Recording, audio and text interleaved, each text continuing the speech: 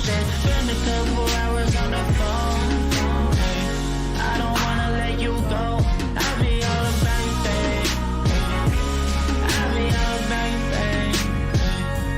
Saying so unless you don't know, they won't find what we got, and that gon' drive me crazy. Yeah.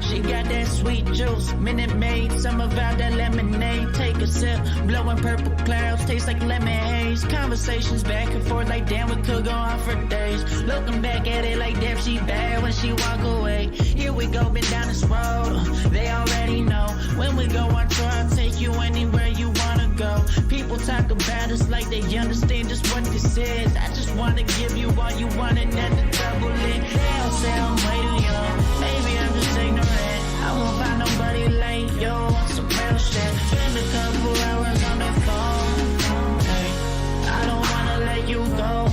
I'll be all about you, babe. I'll be all about you, babe. Saying so unless you don't know, they won't find what we got, and that gon' drive me crazy. No need to rush, I'ma still be here tomorrow. Had to take my chances, baby, I just struck the lotto. And I'll be so gone, don't know where I go wrong. Don't remember last night, I blame it on the bottle. And I'm just living life, I would rather not question it. All the time invested, you could see that we was next to win. Over anything, I'll still be right here when they gone. I just had to put you in the sun, don't get me wrong. They all say I'm way too young, maybe I'm just ignorant. I won't find nobody like you on some real shit. Spend a couple hours on the phone. I don't wanna let you go. I'll be all about you, babe. I'll be all about you, babe. Saying so unless you don't know, they won't find what we got, and that gon' drive me crazy. Yeah.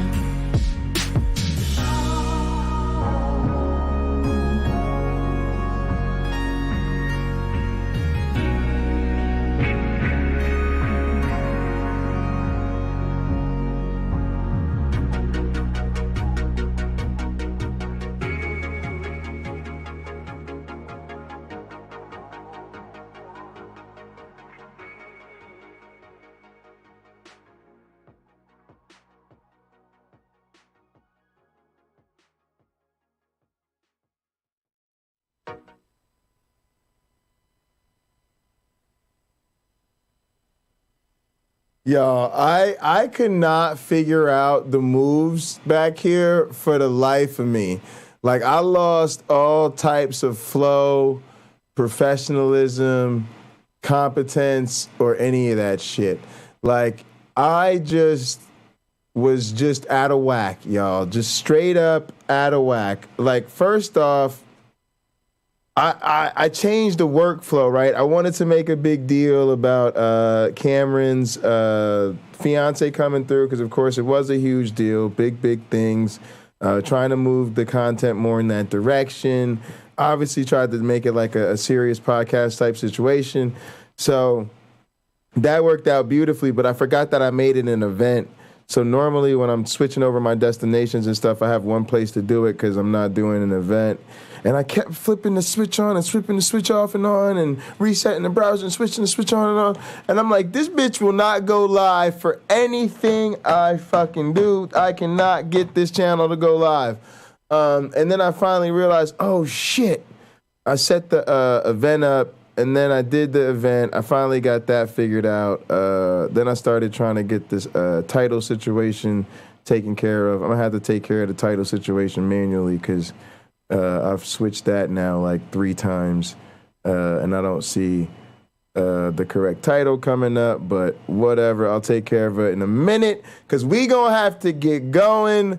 Folks, I have a brilliant idea about the way we finally settle all of this nonsense between theist and atheist and this philosophical predilection and that philosophical position.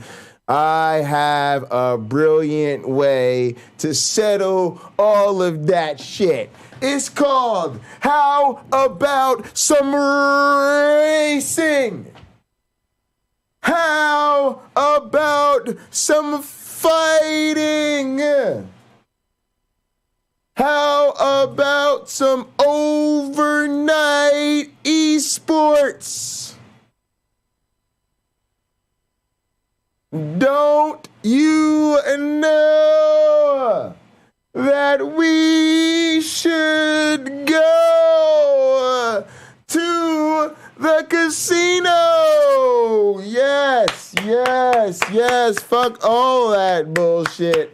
Let's go to the casino and let's get into this Gran Turismo World Series, because running around on the virtual tracks for some very real motherfucking high-level intense esports action is so much more important than philosophical that blase flavonoids, this other nonsense. It is time to get into some action. Ooh, this game beautiful. Oh, that bitch sexy. Oh my God, look how beautiful. What? Oh, it's my first time seeing this game and I own it. I don't believe I own this game. I own this game. Holy shit, this game is sexy. Holy shit, I love this game. Yo, I forgot to tell y'all, Gran Turismo is like car porn for me. I know I introduced y'all to iRacing and I told y'all iRacing is like the best high-level sim racing in the world. That's because it is. It's just true. It is. That's called sim racing with the hardcore and the blase and the flavonoids. And then there's the arcade racers and turbo and the Mario Kart, and all of these can be the best at something, but the Gran Turismo, this game is car porn. It is just a celebration of the beautiful and the elegance and the woo! Oh, I love the art. Oh, this game is so gorgeous. Oh my goodness. And the music, the orchestra, oh come on. This is a celebration of driving. This is how you celebrate driving. And then you get the best in the world to do it. Come on, let's go. Let's go, I'm hyped, I love it. That's proper. That's fucking classy. That's fucking proper. That's classy. Oh yeah, and it's a round one final, yeah, let's get it. Watkins Glen, come on, Watkins Glen. Well, it certainly has been a long time coming, but we're back in action in 2022 for the Gran Turismo World Series. Here we are then, ready to go for the first Manufacturers' Cup race of the year, and here is how our grid. Also, Cameron Bennett, man, so much thank you for linking me up with the fiance, man. That was an awesome opportunity. What a tremendous woman, man. Just that was dope, y'all. I was so excited about that. There's some nights that are a real treat for you as the content creator. Try to make every night that way. Man, this was definitely one for the memory books. That was super fun, super exciting. Also, y'all, this is a dream come true, man. I've always wanted to call iRacing, call esports, call fighting game competitions. These are some of my streamer nerd fantasies. And I said, I'm never going to get those opportunities or get good at those things. Y'all know I just love broadcasting. I live to be live. And so I always wanted to start to bring y'all some of these other parts of me as a streamer and a broadcaster, because they will all tie together eventually, especially when we start working on Sacred, which is going to be my animated, scripted show that's kind of based out of Los Santos and GTA, and it ties together my whole story of my club, but weaves it in with my real life and then all these other gaming communities. So it's going to be a whole big deal, and the idea is to use that, right, as a really, truly unique way to grow our content and grow this community. Like, it's the type of thing when we start doing it, it's going to be, this puts it all together. This brings together the churchy shit and the counter-apologetics and the multimedia production and the streaming and the creating the content and the animations and the gaming. It brings it all together and ties it up in a bow. And we're going to be doing something that nobody in the world is doing. It's going to be crazy. It's going to take a lot of time to do and a lot of time to put together. That's why we're going to stream it. But we're seeding some of the opportunities down the road to get much more heavily involved in these type of things by getting our chops in and getting some experience and getting our community to sort of share some of these other passions as we go. So thank you guys so much. Let's go racing. Is going to line up. It's Igor Fraga with a brilliant pole position for Toyota. Hafidi lines up in the Nissan alongside him on the front row of the grid. Takuma Miyazono with Subaru. Oh yeah, well, Gran Turismo, you need a racing game. This is a great way to go. Team alongside him. Depends how you want to go. This one's still considered a video game, but I consider it sort of a sort of starter sim. I love it. I love it. I love it. The cars are beautiful. If you want to go full sim on your console, go something like Project Cars. Or just kind of look it up based on your platform.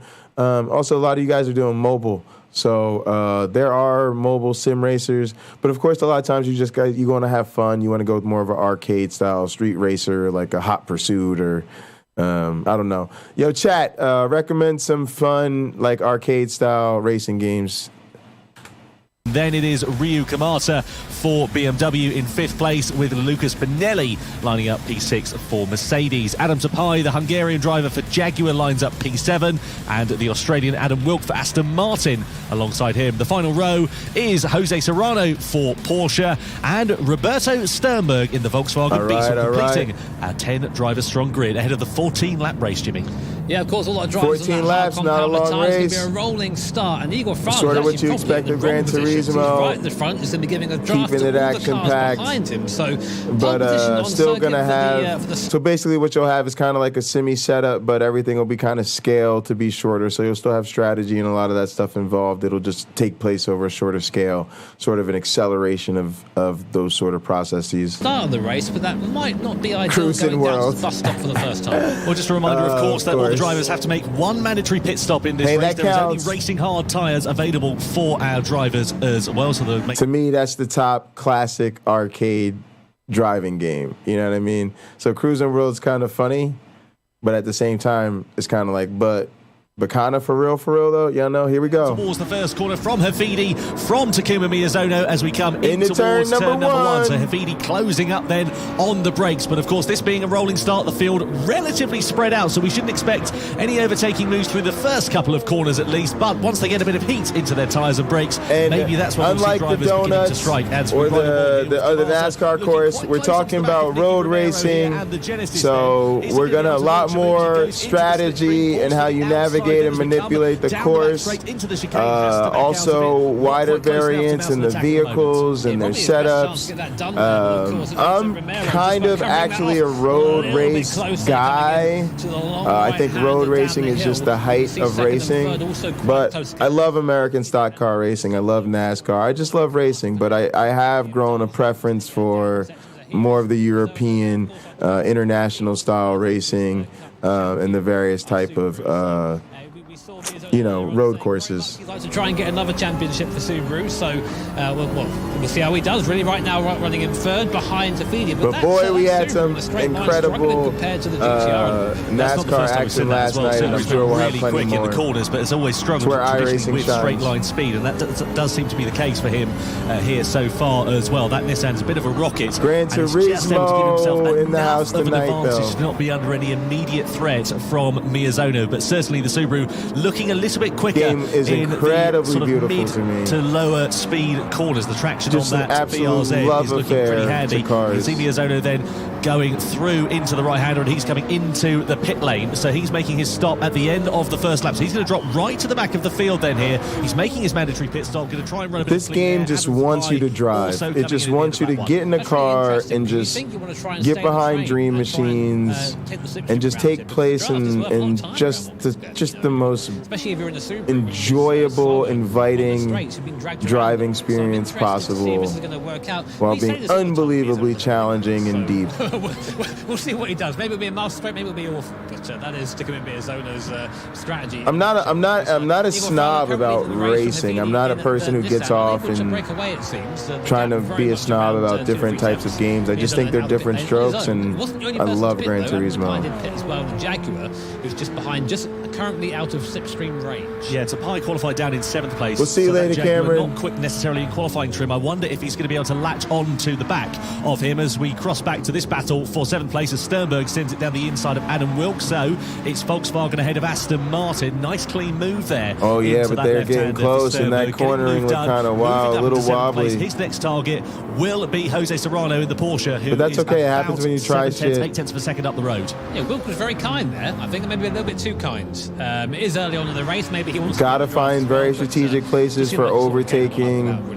Takes a lot of discipline to do this road racing. With Wilk, looking at the back of Sternberg. But at the same time, this Aston Martin says he loves the Aston, he loves the luxury car brand, but right now not having a great race. The shorter format still makes it exciting and kind of makes the sprint condition really lose time when you get that squiggly shit, get a little loose, get off your line a bit. Have to make corrections then of this lap as well, because Roberto Sternberg, I should say, also into the pit lane then, so they're making their stops from the hard tyres onto their next compound, of course, of hard tyres, the only tyre available here this tyre strategy manufacturer series, so that is 4 drivers who have now made their stops in this type of racing. We are now on lap 3, and it's the status quo at the front. Igor Fraga running a good race, but as you said earlier on, over time we'll get into tyre strategies. Sat at pretty much for the entirety of this one. Benelli comes out ahead of Adam Tapai as well.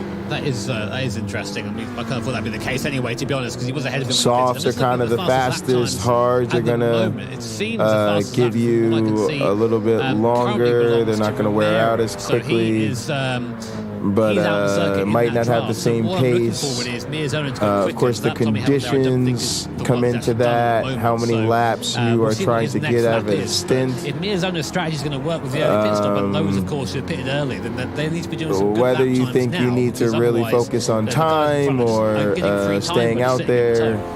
Lots of strategies. We talk about strategy a lot in these races, and though a lot of it comes down to tires. It's really important to see who pits where if you drop out of that slipstream train effectively, and that could really compromise your race, couldn't it? We have to remember this is a brand new set of physics for these guys in Gran Turismo 7. That's right. Let's get it. Man, I can't believe I've owned this game pretty much since it was new. I still haven't played it. I still consider it fairly new. It's an awesome game. I've just been super busy, but I wanted to get it right away. I just couldn't wait to own it. It's one of those games I don't care if I never play it. I'm so happy to own it because it's gorgeous. And I want them to take my money. Into the pits with the GTR.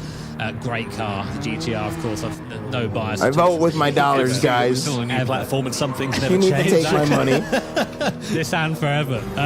But yeah, interesting to see him pit now, because what we want to see now is where Miyazono comes out in relation to Afidi in the GTR. So it's coming around the corner now, and I don't see. Oh, there you go. So interesting. Miyazono comes out ahead of Afidi, so that's actually worked out for Takuma Miyazono, who's just set the fastest lap too, a 44.9 in clean air. So as usual, he makes us look like idiots up here in the commentary booth, and does a strategy I think won't work, and then it's working. Also, guys, come over to the Casino Theater. I'm turning off the Pocket Locker stream after this race. Gran Turismo 7 as well. Soft tires wear a lot quicker now. We'll stay live on Pocket Locker through this race, and then we'll turn off the Pocket Locker 86 machine, and we'll be live on the casino overnight. Come join us at the casino. On those tires compared to Hafidi, so they are going to be a little bit more worn towards the end of this one, and we'll have to see how it all works out. But if they're running as close as they are before the end of this race, if Hafidi's there, you can guarantee he's going to try and make a move. Yeah, so for some context for you guys right now, Miyazono on the alternate strategy, putting on lap 1, there's a 44.9 on this last lap, whereas our leader Igor Fraga, is on a 45.7, so 8 tenths faster. Yeah, really, really impressive stuff there for him as we ride on board here then with Igor Fraga coming through into the final sector. Fraga just continuing on his normal lap. It's pretty easy to tell when a driver is going to pit here because, of course, you can see the pit line comes through that final corner and drivers have to go into that pit line as soon as the opportunity opens. So as soon as you can see the pit lane line, you have to go into that. You can't decide to go around the final corner and then dart in at the last moment. That's the regulations that everybody has to play for. Makes it a little bit easier for us to follow here in the commentary box as well. Meanwhile, Igor Fraga then says he's just increased his advantage to just around about a second over Nicky Romero. So I wonder whether that Genesis is a little bit hard on its tyres compared to Fraga because, of course, it's a new manufacturer. Maybe the balance of performance hasn't quite worked out. Maybe the team haven't got the right setup compared to the likes of the Toyota, which, of course, they'll have had data from, albeit, of course, on a previous platform with GT Sport. I mean, you say that, but his last lap, Romero was actually quicker than Igor Fraga by about a tenth and a bit. So the pace is definitely there. We'll just have to see what you can do with it. We're on board with Takuma Miyazono showing us the right way to go through the bus stop there. Although there's pace and there's consistency, right? Mantra that I live by most of the time. It doesn't stick.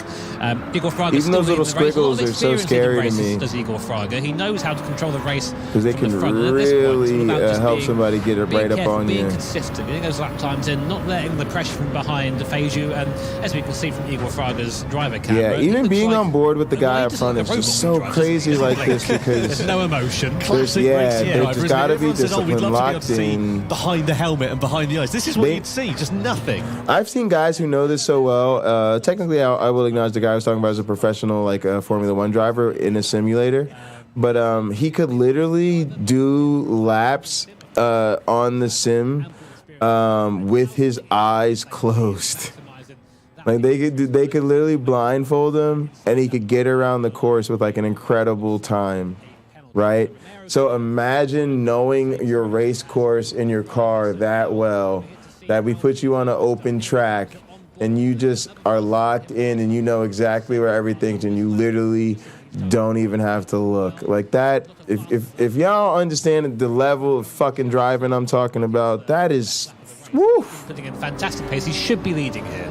Let's see where he comes out then. So Miyazono does emerge ahead of Igor Fraga, and he does emerge ahead of Nicky Romero. This is Fraga versus Mehdi Hafidi then side by side. So Nissan versus Toyota, and Hafidi then, who got the undercut, has managed to make it work against Igor Fraga, and now is up into effectively a net second place because, of course, the drivers ahead, the top three, have not made their pit stop. So Fraga needs to retaliate as quickly as he possibly can on Hafidi because, of course, the disadvantage here for Fraga is that his tyres are going to be a little bit colder than Hafidi's, who will be up to working operating temperature. So he needs to get past and make sure that Hafidi doesn't clear off into the distance. Yeah, I mean that's pretty much it now. This is the challenge with different strategies, as you sometimes find yourself. Right, so you've got the compound, so you get hard, medium, soft tires. That's referring to the compound used on the tire.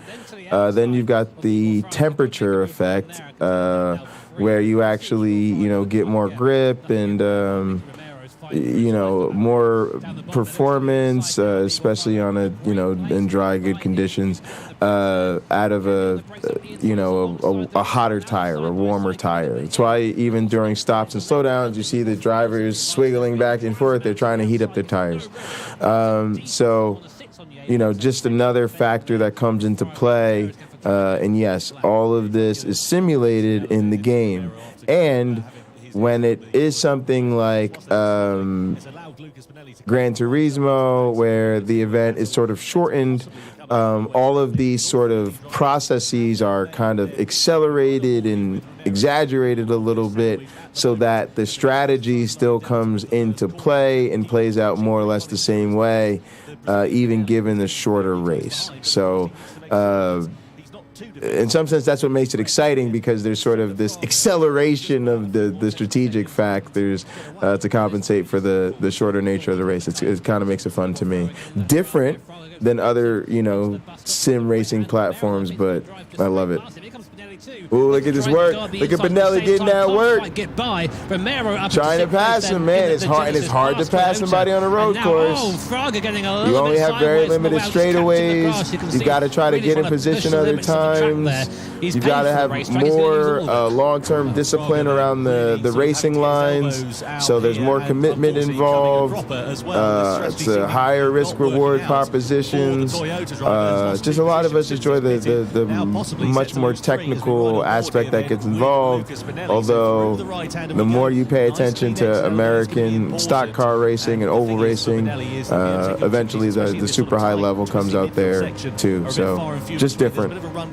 But Benelli, though he's got good confidence under braking, not quite close enough to mount anything of a serious challenge right now, but you can guarantee that if an opportunity presents itself, he will be going for it. So he just needs to drive his line as nicely and as smoothly as he possibly can, close up sort of half a tenth here, half a tenth there, and then try and mount a challenge into the final sector, and this onto the start-finish straight could possibly present itself as an opportunity. What I find really interesting is we look at the difference between Fraga and Benelli on the wheel. Benelli's constantly changing settings on his wheels, constantly changing brake bias, maybe traction control, and just trying to get the most out of his car. Maybe I don't like the fact that these guys have the same shirts, T1. Again, and one's on a Toyota team and one's a Mercedes team.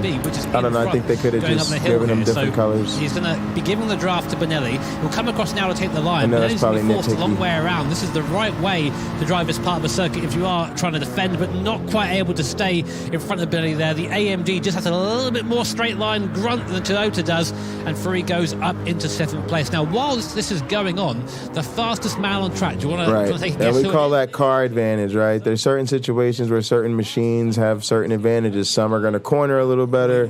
Some are going to have better straight-ahead performance.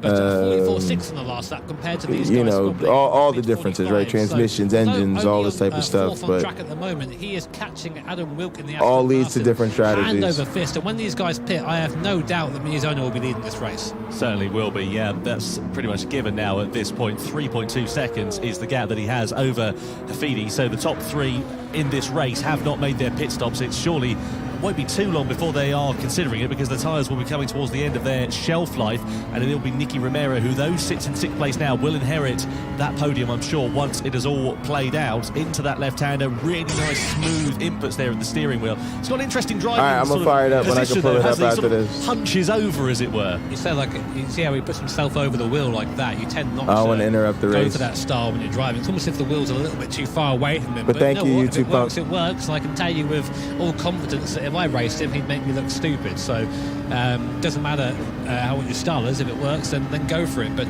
right now, I got it pulled up on the other screen. Genesis's debut here in the Gran Turismo Manufacturers Cup. So good to see them doing so well. Of course, I think he has the potential to get onto the back of the Fidi and maybe get by. But I think that Miyazono is at this point just uncatchable. He's got to make a mistake. It makes you wonder if he made a mistake in qualifying, because his single lap pace is so much quicker than anybody else. I wonder how he qualified so low. Yeah, it certainly is going to be a bit of a point of contention. Taking these uncatchable, so the goal then is to chip at it. That's what you got to do. And you're running out of time. As you said, made a mistake. You've only got 5 laps to close these gaps. A bit more for that, but yeah, very interested to see how it is all going to play out then here. So Nicky Romero riding on board with Still.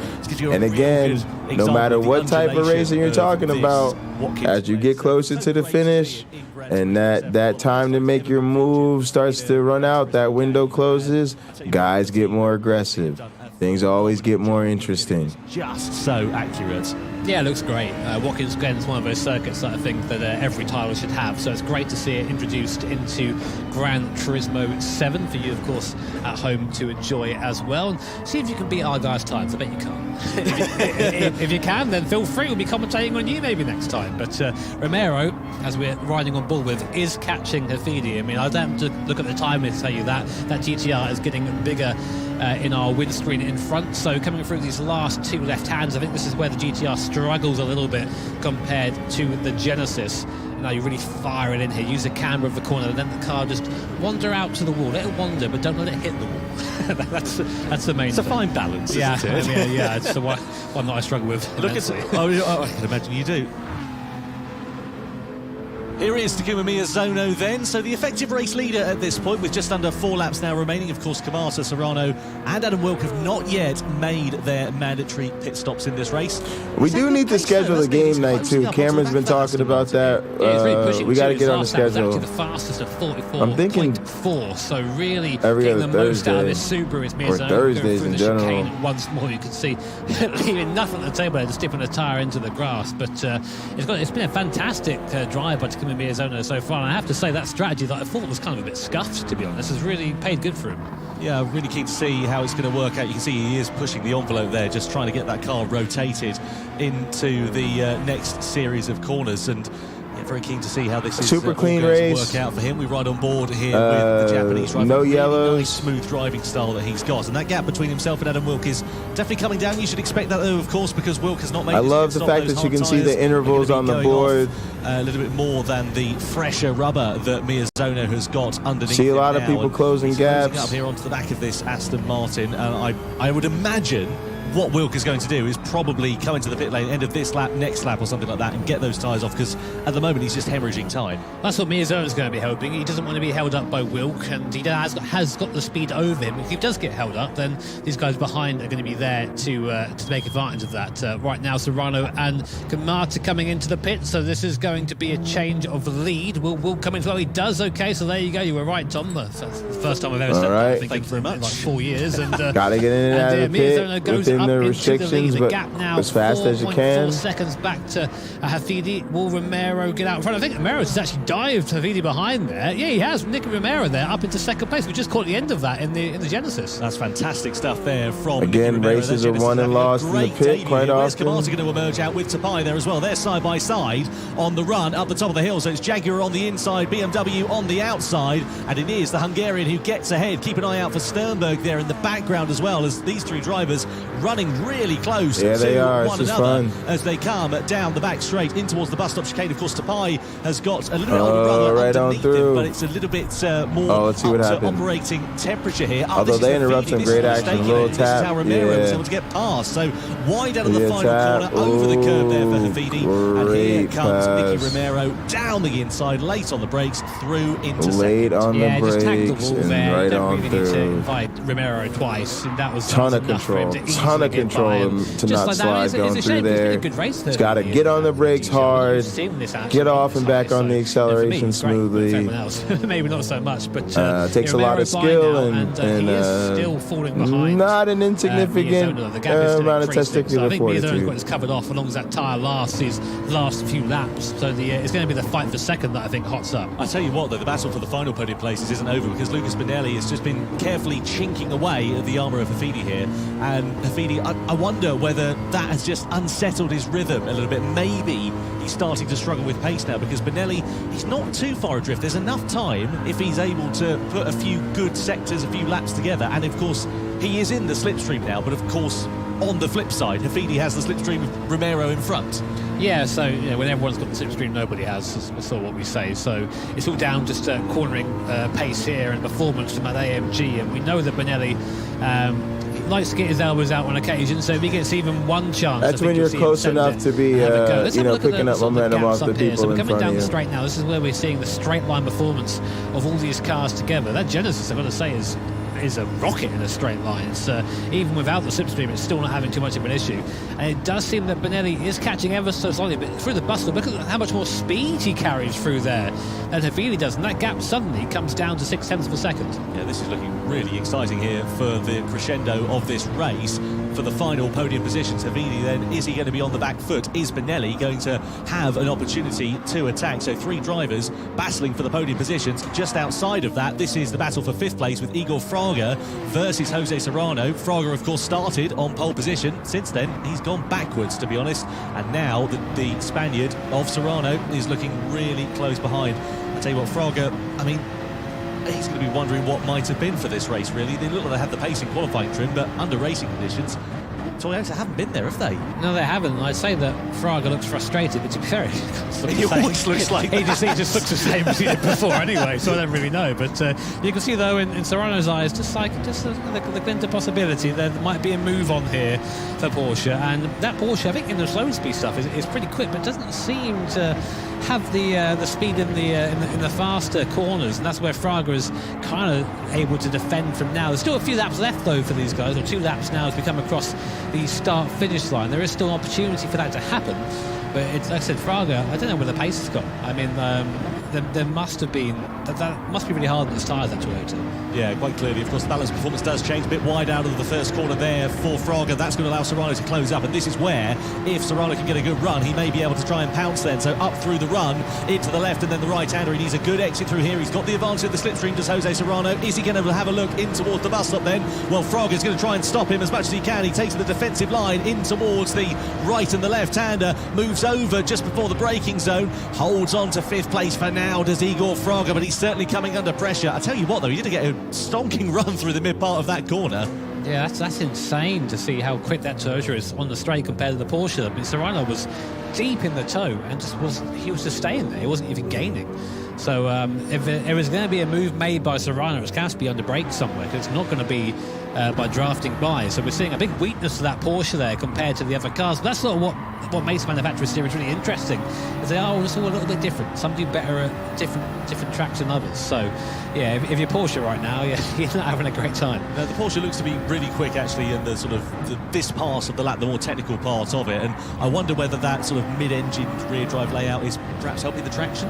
Yeah, possibly. You know, I say that Watkins Glen's a bit of a glorified oval most of the time, so you know, round here a car with a bit of oomph is going to do well. But a good battle this, and Serrano's still hanging on there. I mean, I think this time last lap was a little bit closer, but you can see a mid corner there, just closed up a little bit. But you know, Fraga he's a clever boy. He's been racing. All right, guys, I'm dropping this link to the Casino Arcade. So come on over. There's only like 2 laps left. I'll pin the comment. Come over. Come to the casino. I'm going to end the Pocket Locker stream. 5, and of course this doesn't count for any World Tour points, but it's thank y'all so much for over 300 subscribers. Of the very best that we have here in the GT World Series, and it's going to come down to this last lap to decide who will finish where. Serrano once again close on the rise up the top of the hill, but we know that Toyota is an absolute weapon in a straight line, and as such Serrano, despite having the slipstream, is not able to... Yeah, sorry. I'm pinning the comment. Come to the casino. Come to the casino. As they come through there, a little bit skittish for Fraga. A bit of time on the exit of the corner, but I think if he can place his car right here, he'll be absolutely quids in. The link's in the description. It's also in the pinned comment. Come over to the casino. Come hang out. We're going to hang out. We're going to do some more esports. This stream is live overnight. I'm in the chair for the first portion of it, and then we all lurk together and watch it and hang out in the chat and pass out, wake up, come back, and do some more esports. Super fun. Come join us. The braking zone now is probably the best chance they both come across. Here we go. Defend. Fraga keeps the place for now, but let's get to the checkered flag. Time. Yeah, this is looking really exciting between these two drivers then as they come through into the final series of corners at Watkins Glen in the first race for the Manufacturers Cup.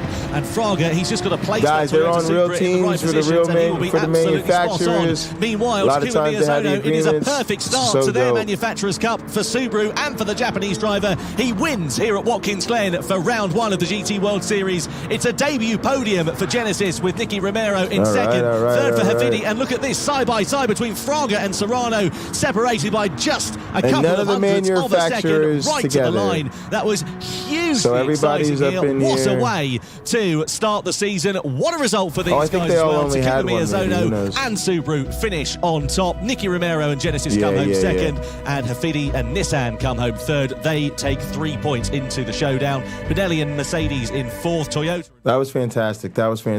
Good little road racing course.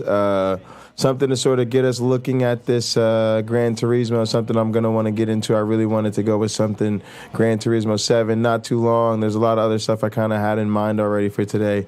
But when I thought about racing, I really wanted to see something from Gran Turismo. So we started off with that, gave me something in the chair. I'm going to go put my calzone in the oven so I can, eat some dinner here.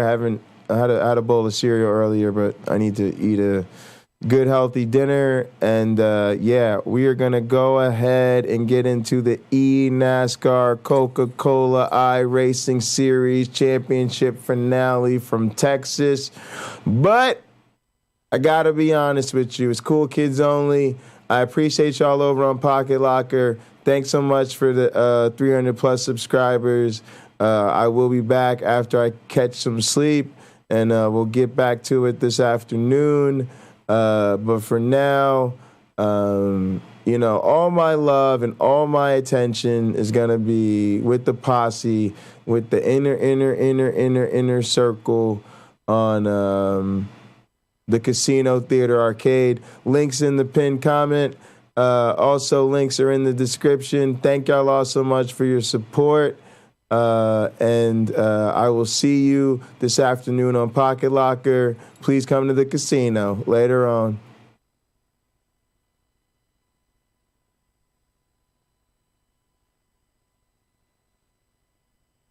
All right, y'all. We are alone. It's just us here at the Casino Theater channel.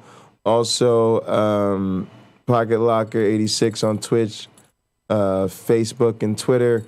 I want to thank y'all so much for supporting the Pocket Locker channel. Most of y'all are, subs over there. Really appreciate y'all. Let's get this stream going. Let's have some fun. I'm going to make my food. I'm going to sit here and eat. And then I'm going to get ready and get into my night routine. And we're going to have this thing going overnight. Let's go ahead and get into this NASCAR Coca-Cola iRacing championship finale from Texas. I'm expecting great oval action. We did a little road. Let's do a little oval. We did a little Gran Turismo. Let's do a little iRacing. Then we got Ultimate Marvel vs. Capcom 3 tournament. Guilty Gear Strive tournament. King of Fighters 15 tournament. Capcom Pro Tour 2021 Street Fighter 5 tournament. Come on, y'all. Esports action all night long. Let's get it. Welcome, everyone, to the Texas Motor Speedway. In the Lone Star State, there can be no more fitting setting when tonight only one star will shine brightest.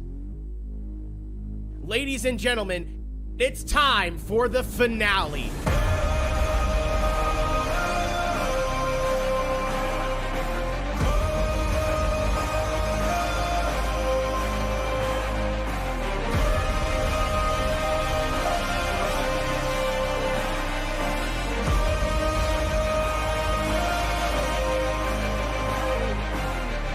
Before the green flag drops tonight, let's take a short look back to the past to see how this 2021 season took shape. Michael Conti wins this season.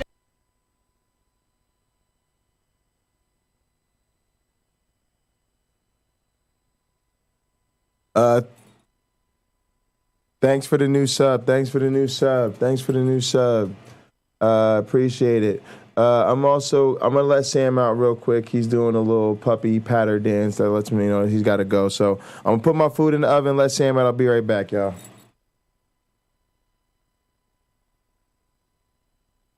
Let's make sure I don't miss the start of the race.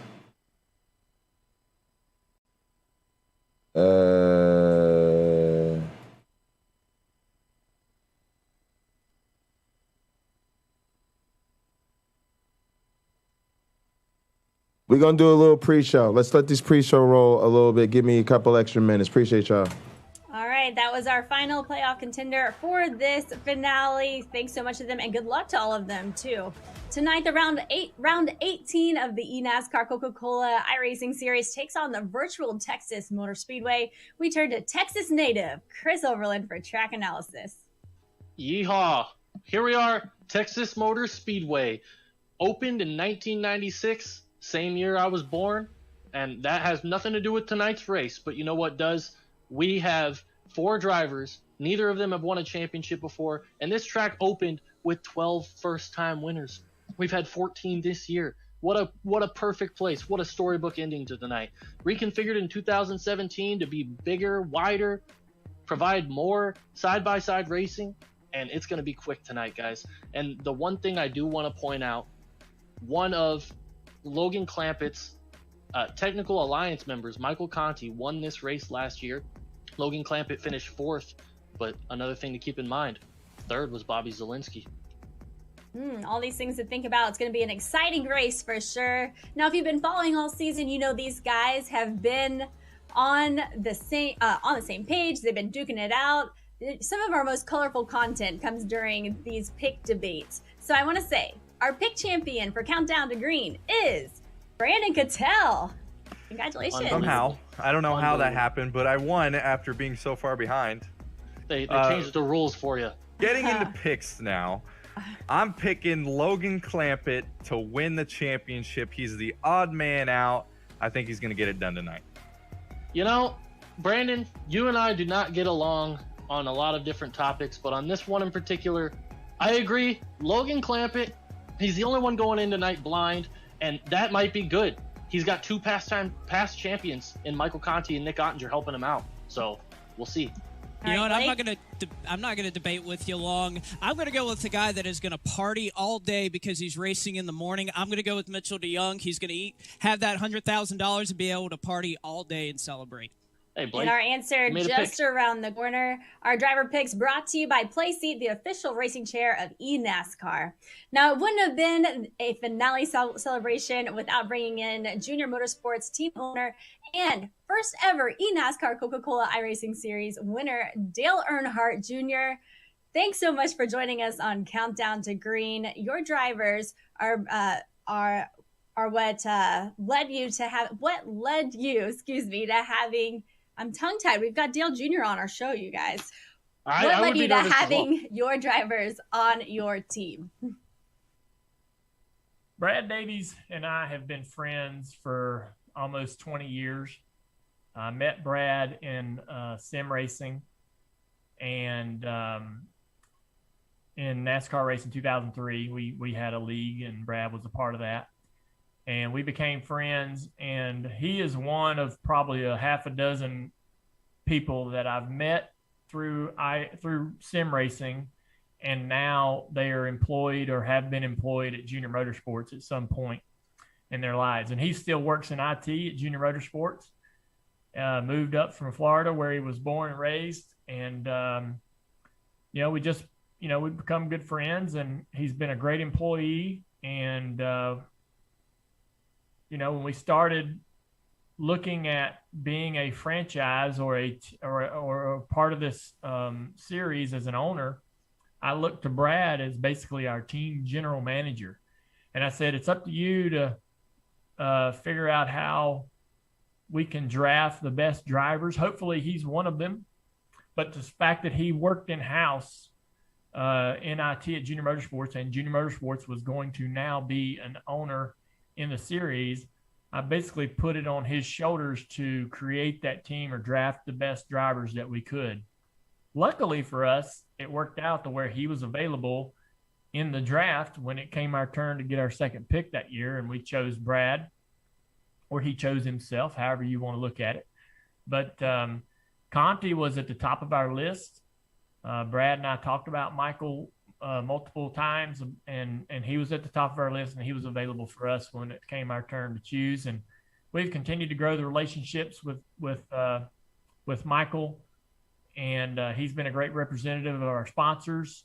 And one of our partners, WR1, Chad Wheeler, builds sim rigs out in the Midwest, and that's been a great relationship. He started that company from scratch right around the time we came into the series as an owner, and so with me and him and Michael, we've kind of all done this together, and his company is thriving. So it's been kind of fun to see all that's came from being a part of this series, and we hope to continue to work with Michael going forward, and Brad as well. Brad's been around the series for a really long time, so I never know when he's thinking about retiring. But it's been fun working with him, and I think that with our guys, I just know what I'm going to get when it comes to performance on the racetrack, when it comes to social media promotion, managing the team. They're never going to disappoint me, and they're always going to represent us well. All right. Thanks so much, Dale, for joining us here on Countdown to Green. Fans, there's much more Dale Earnhardt Jr. later in the broadcast, as he is the Grand Marshal for tonight's big finale, Texas Motor Speedway. thank you so much for an incredible season. It's been a great time with the Countdown to Green crew. Any final thoughts, guys? Man, this has been great. You know, quick shout out, Michael Guerrilla couldn't be here tonight. Michael, we love you. We love you, buddy. James, Blake, everybody. Man, we're in for a Drew, show. Cisco, everybody behind the scenes who edits everything. Thank you so much, guys. iRacing. It's been a pleasure. Yeah, it really has. True pleasure. Thanks so much, like they said, to everybody behind the camera that brings the Countdown to Green to life. My expert panel of drivers, Brandon Cattell, Chris Overland. Hey, good luck in the Contender Series. Blake McCandless, glad you're with us tonight. Tonight, an eNASCAR champion is crowned. Round 18 at the virtual Texas Motor Speedway is next. Enjoy the race.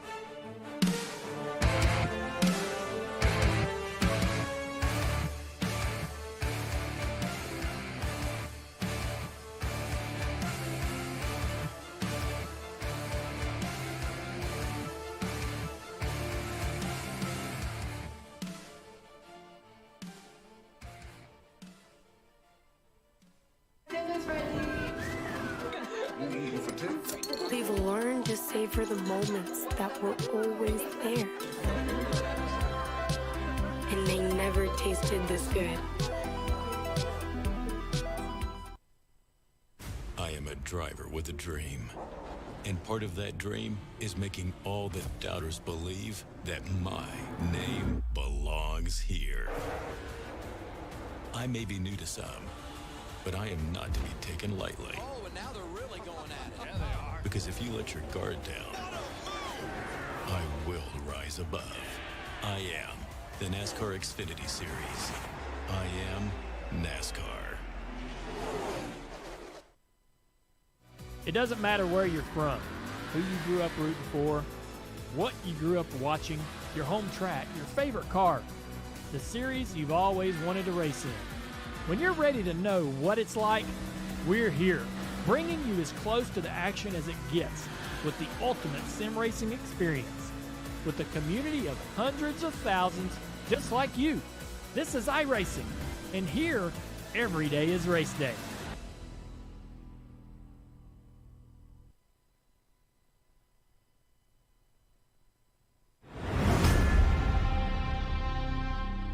Welcome, everyone, to the Texas Motor Speedway. In the Lone Star State, there can be no more fitting setting when tonight only one star will shine brightest. Ladies and gentlemen, it's time for the finale.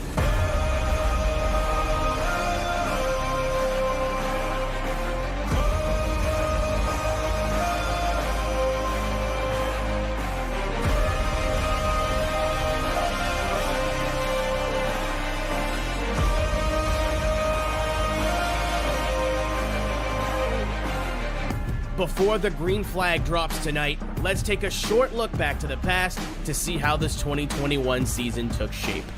Michael Conti wins the season opener at Daytona. Keegan Leahy, your 2021 winner at Homestead. Logan Clampett wins at Atlanta. Out of turn 14 for another dominant performance, Mitchell DeYoung wins at Road America. But Bobby Zelensky wins at Darlington. Keegan Leahy emphatically dominates tonight at Bristol and will lock himself in to the championship for... Everybody knows what the stakes are tonight. $100,000, an eNASCAR championship, and eternal glory. Will it be DeYoung, Leahy, Zelensky, or Clampett? Ring the bell. 4 drivers walk into Texas Motor Speedway with only one being able to leave a champion.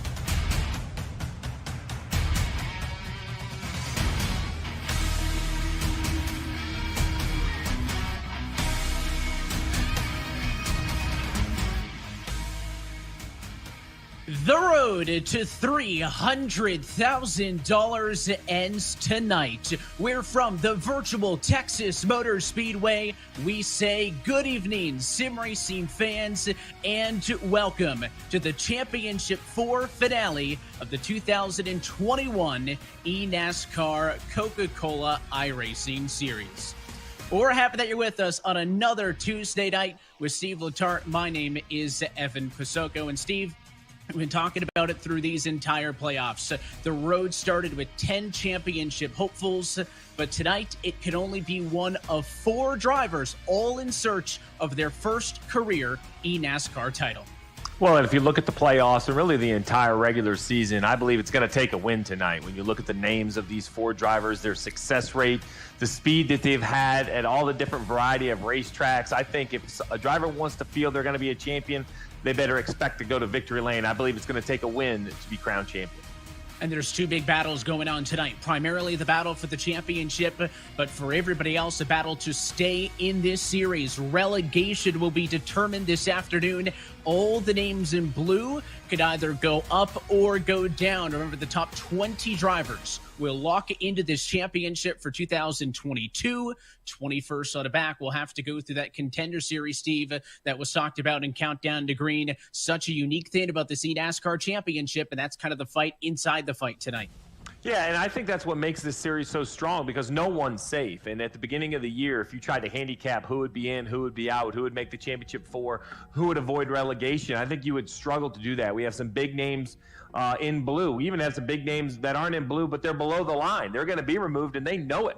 They know they're not moving on. So you don't have to look any farther than Ray Alfala right there in 22nd. Hard to believe that name is below the red line, but he is, and he's going to have a good night tonight to guarantee a seat back in this series next year. Yeah, by my count, 3 past champions in that bubble fight tonight. We'll be monitoring that as well. But we are ready to go racing for the 18th and final time here in 2021. So let's hand things off to tonight's Grand Marshal, a past Coke Series winner and iRacing Executive Director, Dale Earnhardt Jr., for the most famous words in motorsports.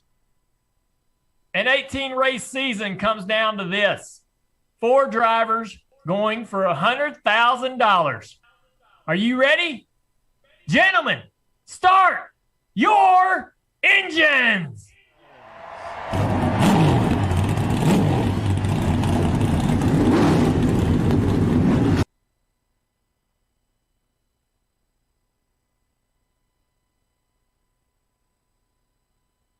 Oh, sorry. All right, YouTube Punk, we'll play that clip tomorrow. I was actually just thinking of coming back to play that.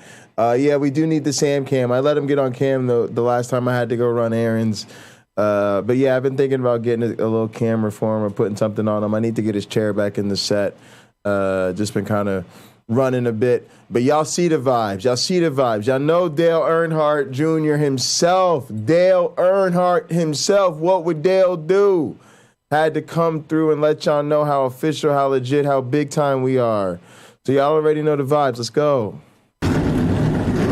Look at these cars. Look at this game. This game is incredible.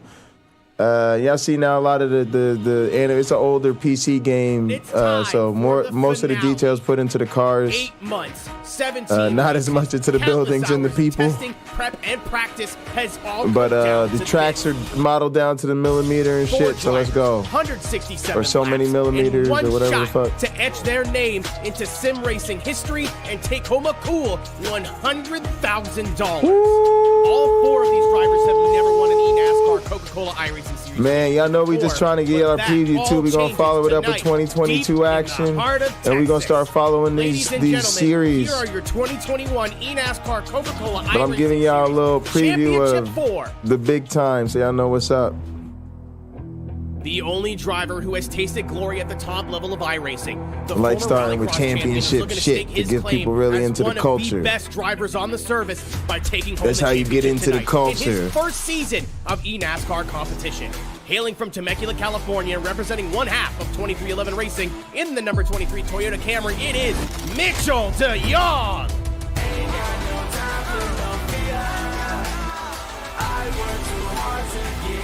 Oh, that's dope. That's dope. Oh, this is intros. In tonight's Championship 4, hailing from the shores of Halifax, Nova Scotia. Having come so close in 2019, taking home second place, he's trying to replace that silver with gold here in Texas in 2021. VRS. 32 Toyota Camry, and representing the other half of 2311 Racing, it's Keegan Leahy. They should have made him the 11. But the virtual racing school is in the building. 3M, shout out to 3M. That's a Minneapolis. That's a Minnesota company. They do a lot for the University of Minnesota. Go Gophers. 5-year veteran to the eNASCAR Coca-Cola iRacing Series and one of the most successful of your Championship 4. Over the last 4 seasons, his average championship finish 3.5. Suffering a heartbreaker last year, he's looking to prove to everybody that he deserves the top step of that podium tonight. In the number 83 Letarte Esports Chevrolet from Fresno, California, Bobby Zelensky.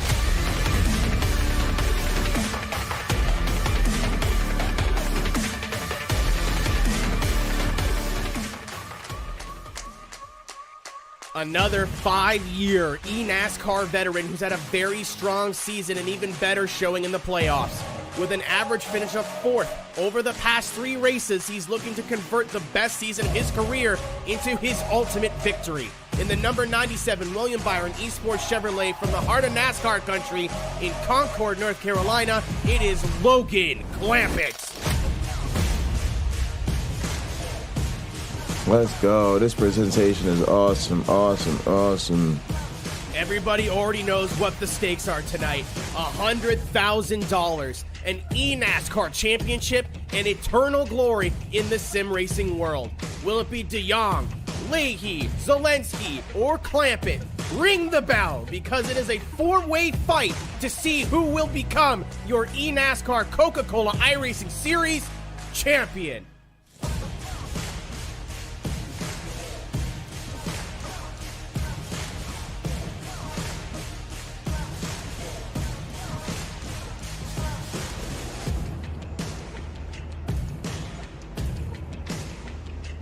And let's go trackside and take a look at your Coca-Cola starting grid, and it is a 2311 Racing front row walkout dope. for the 6th time DeYoung this is dope. season. I'm Mitchell excited. DeYoung is on pole position, DeYoung. I gotta say and that his shit right. championship counterpart and teammate Keegan Leahy's alongside Teammates in the front. Let's then a lot go. of big heavy hitters, but non-playoff drivers on row number 2 is Ryan Lewis. Y'all seen Kerwin get that win? You know he's an upsetter. Past series champion Conti's serious. P6.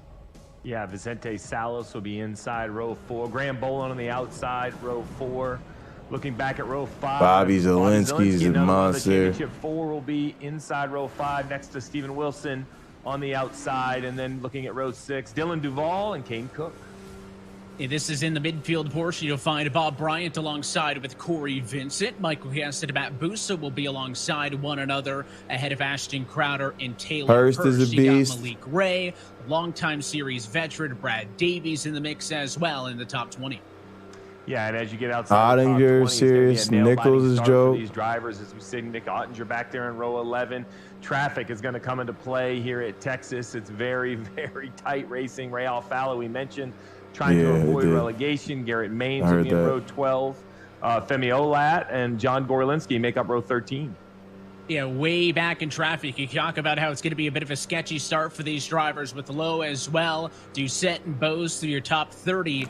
But this is the big storyline, I think. Row number 16, Logan Clampett in the 97 is starting this race. All right, I'm going to grab my food probably before they go green flag racing. Average starting spot on the intermediates in 'cause I don't wanna miss the 2021 race. amongst his championship 4 counterparts. And he is way off the mark tonight, Steve.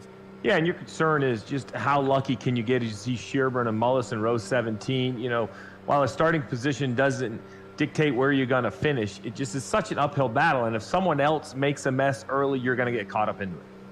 And on the back row, you see Justice and Matheson that rounds through your 40-car grid. So we talk about the qualifying struggles for Clampett. Well, Mitchell DeYoung has been the opposite. He has qualified in the top 3 for every single mile-and-a-half race this season, Steve, and he is on pole tonight at Texas. You're dialed up with the drive of the 23. Mitchell, I feel like you and I have become first name basis with your unbelievable qualifying this year. I talked to you before every race. Well, let's talk to you about it. 18 races or 17 races in. This is the final one with the championship on the line. Where's the confidence? Where are the nerves?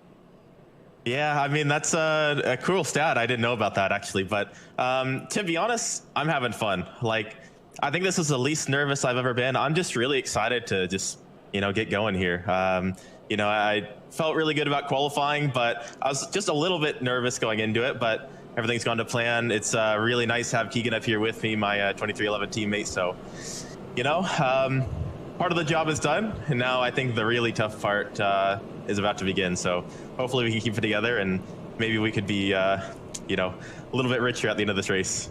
Well, you lead me to my second question, and that is your teammate. On the outside, your teammates, but you're competing for one championship. I know you want to bring it in to the 2311 banner, but I'm sure you would rather be the champion over Keegan. At what point do teammates go out the window and you have to race for yourself in the closing laps?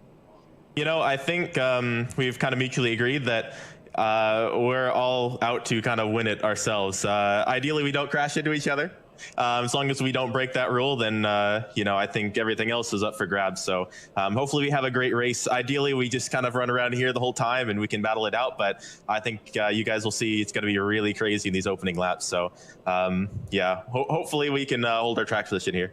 Well, it's been a great season regardless of tonight. Congratulations on that, and good luck on the next 167 laps. Thank you. Appreciate it. So that is the words from your pole sitter, and this is just the third different racetrack, Steve, that will host the NASCAR Championship. Charlotte hosted it way back in 2010, but it has been Homestead, Miami from 2011 through last year in 2020. Texas makes its championship debut. 167 laps, 250 miles. 167 laps, 250 miles. We see that pit lane about 20, 23 seconds. All right, y'all, I'm going to check on my food. I need to eat. I'm so hungry, and I want to catch the start of the race. Don't believe these guys. When they got to stretch it, they find a way to get some great fuel efficiency. Always interesting how they do that, right? It looks like sunny, clear conditions at...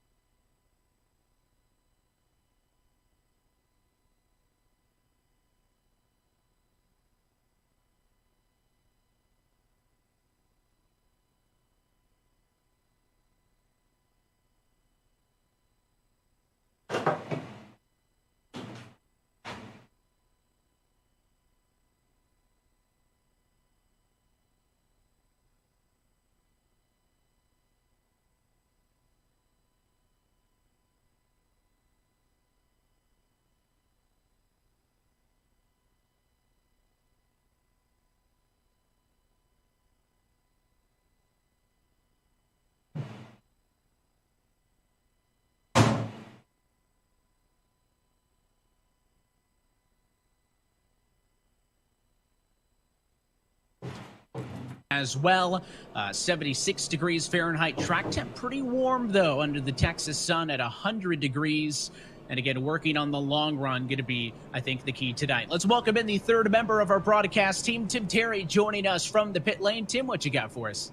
And Steve hit the nail on the head there, Evan. A lot of these teams already talking about fuel and trying to stretch it on the fuel mileage here this evening. The one other thing that I've been hearing from these teams is trying to track this track temperature and track this ambient temperature. It's been dropping since practice. These guys are playing with tape. We may see a couple of these drivers gamble, and we might see a couple overheat, not only in these race cars, but on the racetrack.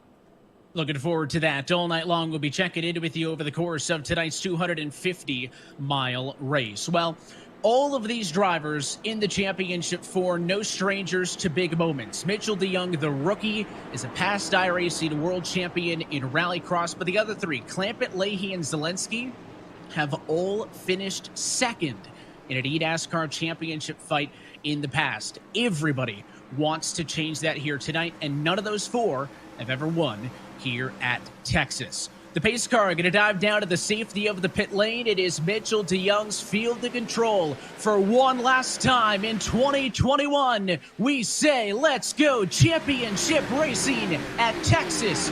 Green flag in the air. DeYoung gets the lead to turn number one. It is he and Keegan Leahy clear for the first time as we wind them up to speed through the gears and out of turn two.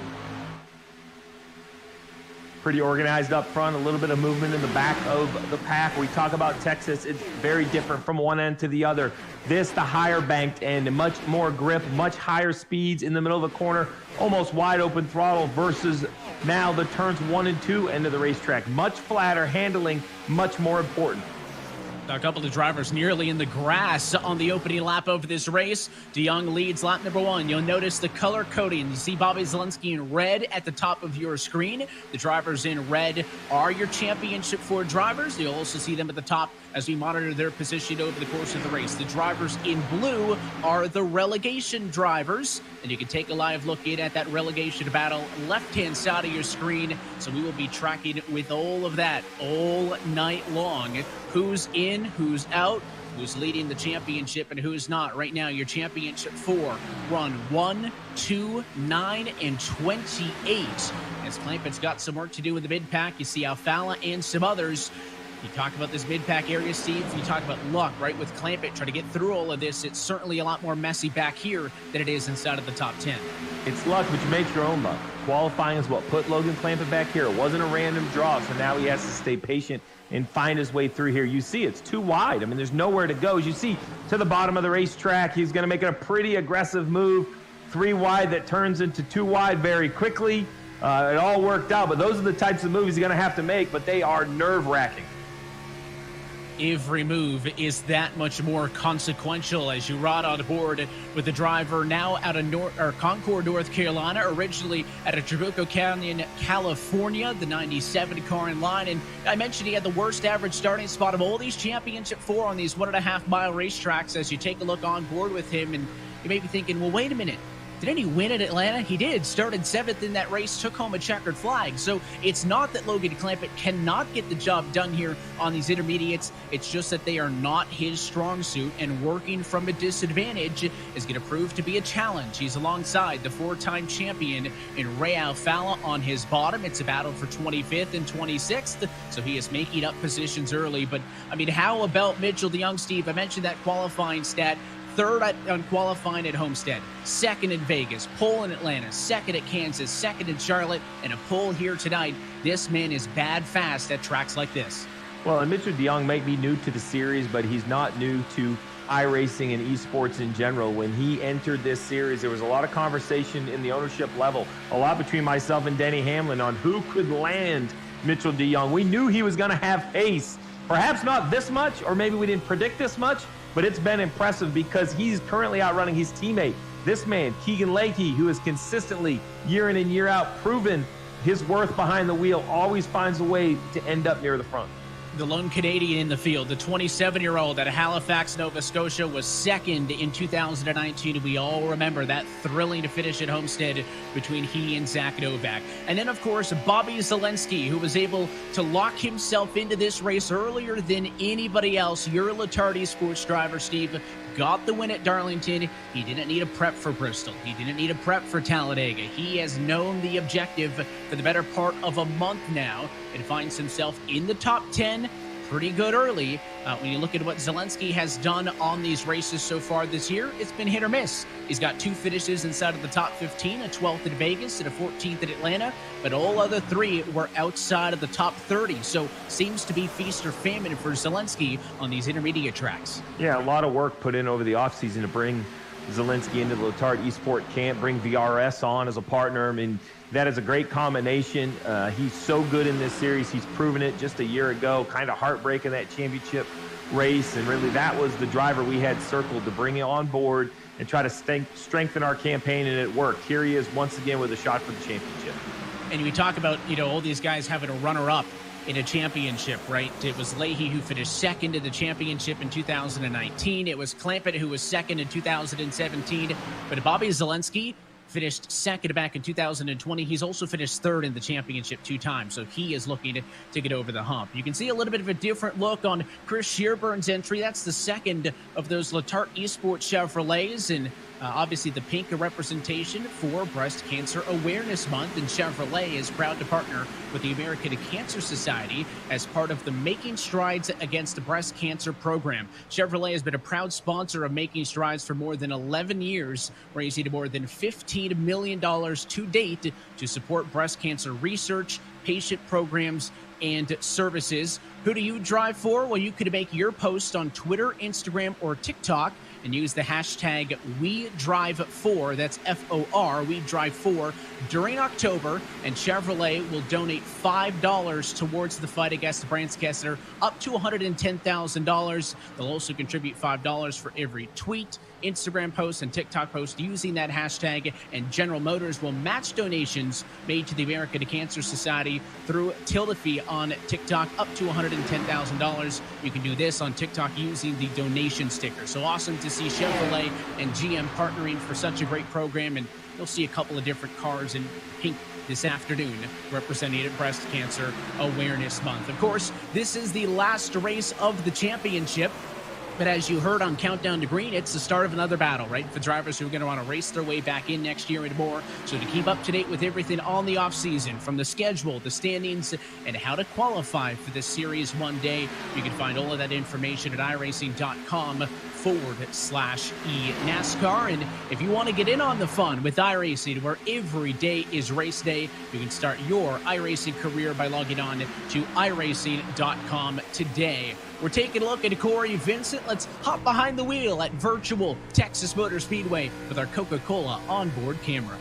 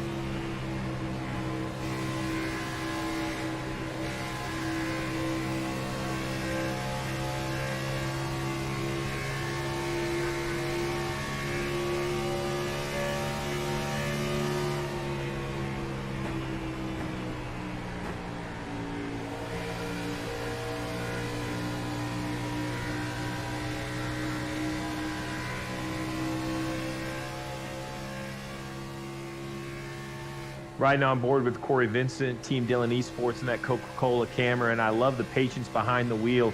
You'll notice as he goes down into the corner, he works a little bit lower than the car in front of him, trying to keep some of that air on that left front fender. If you follow dead on the tire tracks, you're going to get aero tight, just like in the real world. But here we go. Now the car in front of him goes to the bottom. He still takes his normal arc in, gets all the way to the white line. Now he's going to have some patience and decision time off the corner. Is he going to run high or going to run low? Looks like he's going to run high and try to take the position. Yeah, Corey Vincent, a perennial top 10 guy in the points in this series, and in a pretty good spot tonight to defend his spot in the championship headed into 2022. You can see Zelensky side by side with Michael Conti. So Zelensky trying to make up some positions here in a battle for P7. But let's bring back in our Grand Marshal to the conversation. And I had to pull out the stat that he was the inaugural winner in this series some 12 years ago. Just looking at it again, the date back then was February 9th of 2010 when Dale Earnhardt Jr. won the first ever race of this eNASCAR Coca-Cola iRacing Series. Dale, appreciate you being a part of the show tonight. And I also introduced you as the executive director at iRacing. So just tell us a little bit more about how that came about. Really, ever since I heard about iRacing, I begged to get on the beta and got a chance to get on beta. And I joined this group of guys, and they're spending every night of the week racing at VIR with the Skip Barber car, which was the only track and the only car that they had in development at the time. And basically, that's kind of where it started.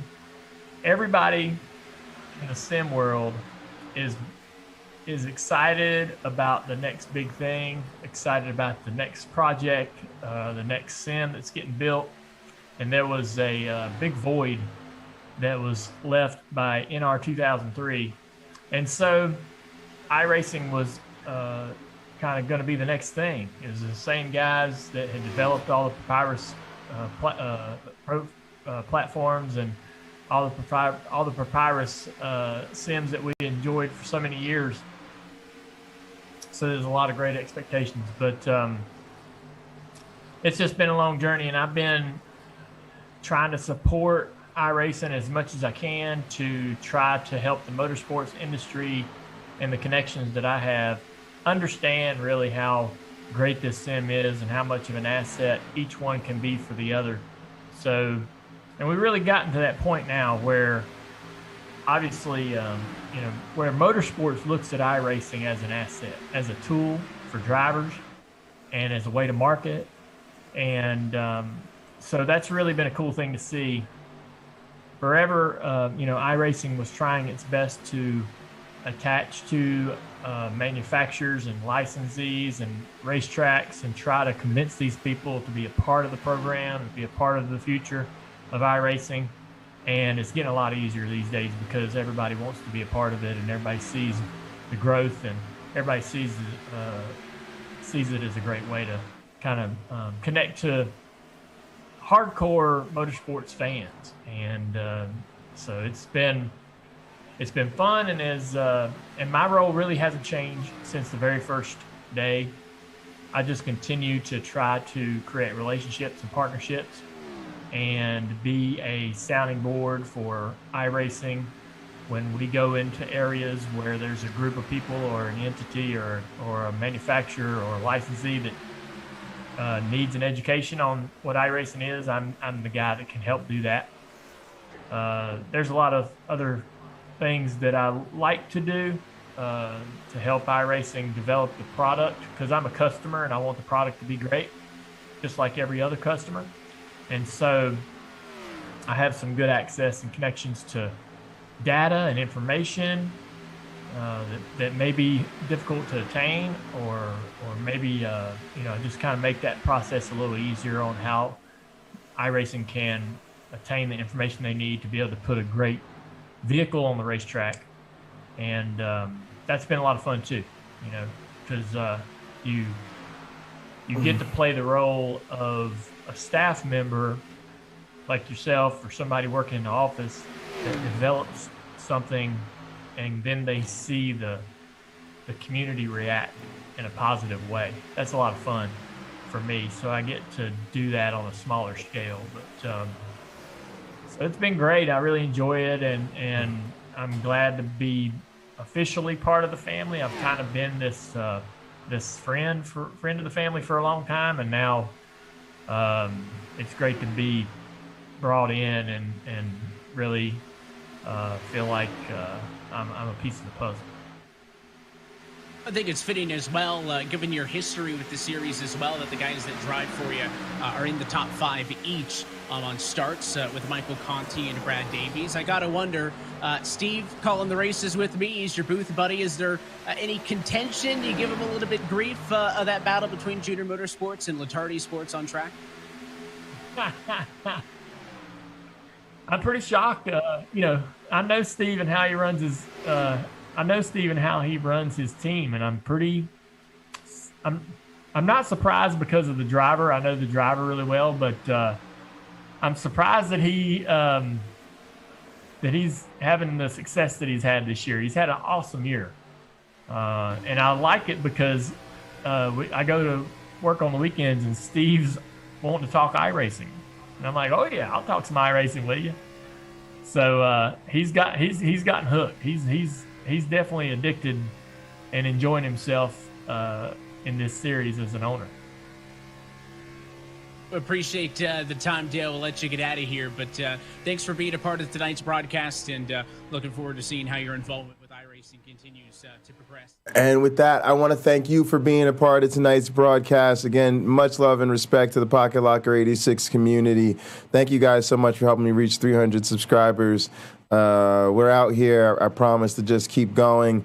Thank you so much to the growing, budding, cool kids that hang out at the Casino Theater. We are also growing and budding. I appreciate you guys so much. Come on, join us at the casino. Be part of our first 100 subscribers.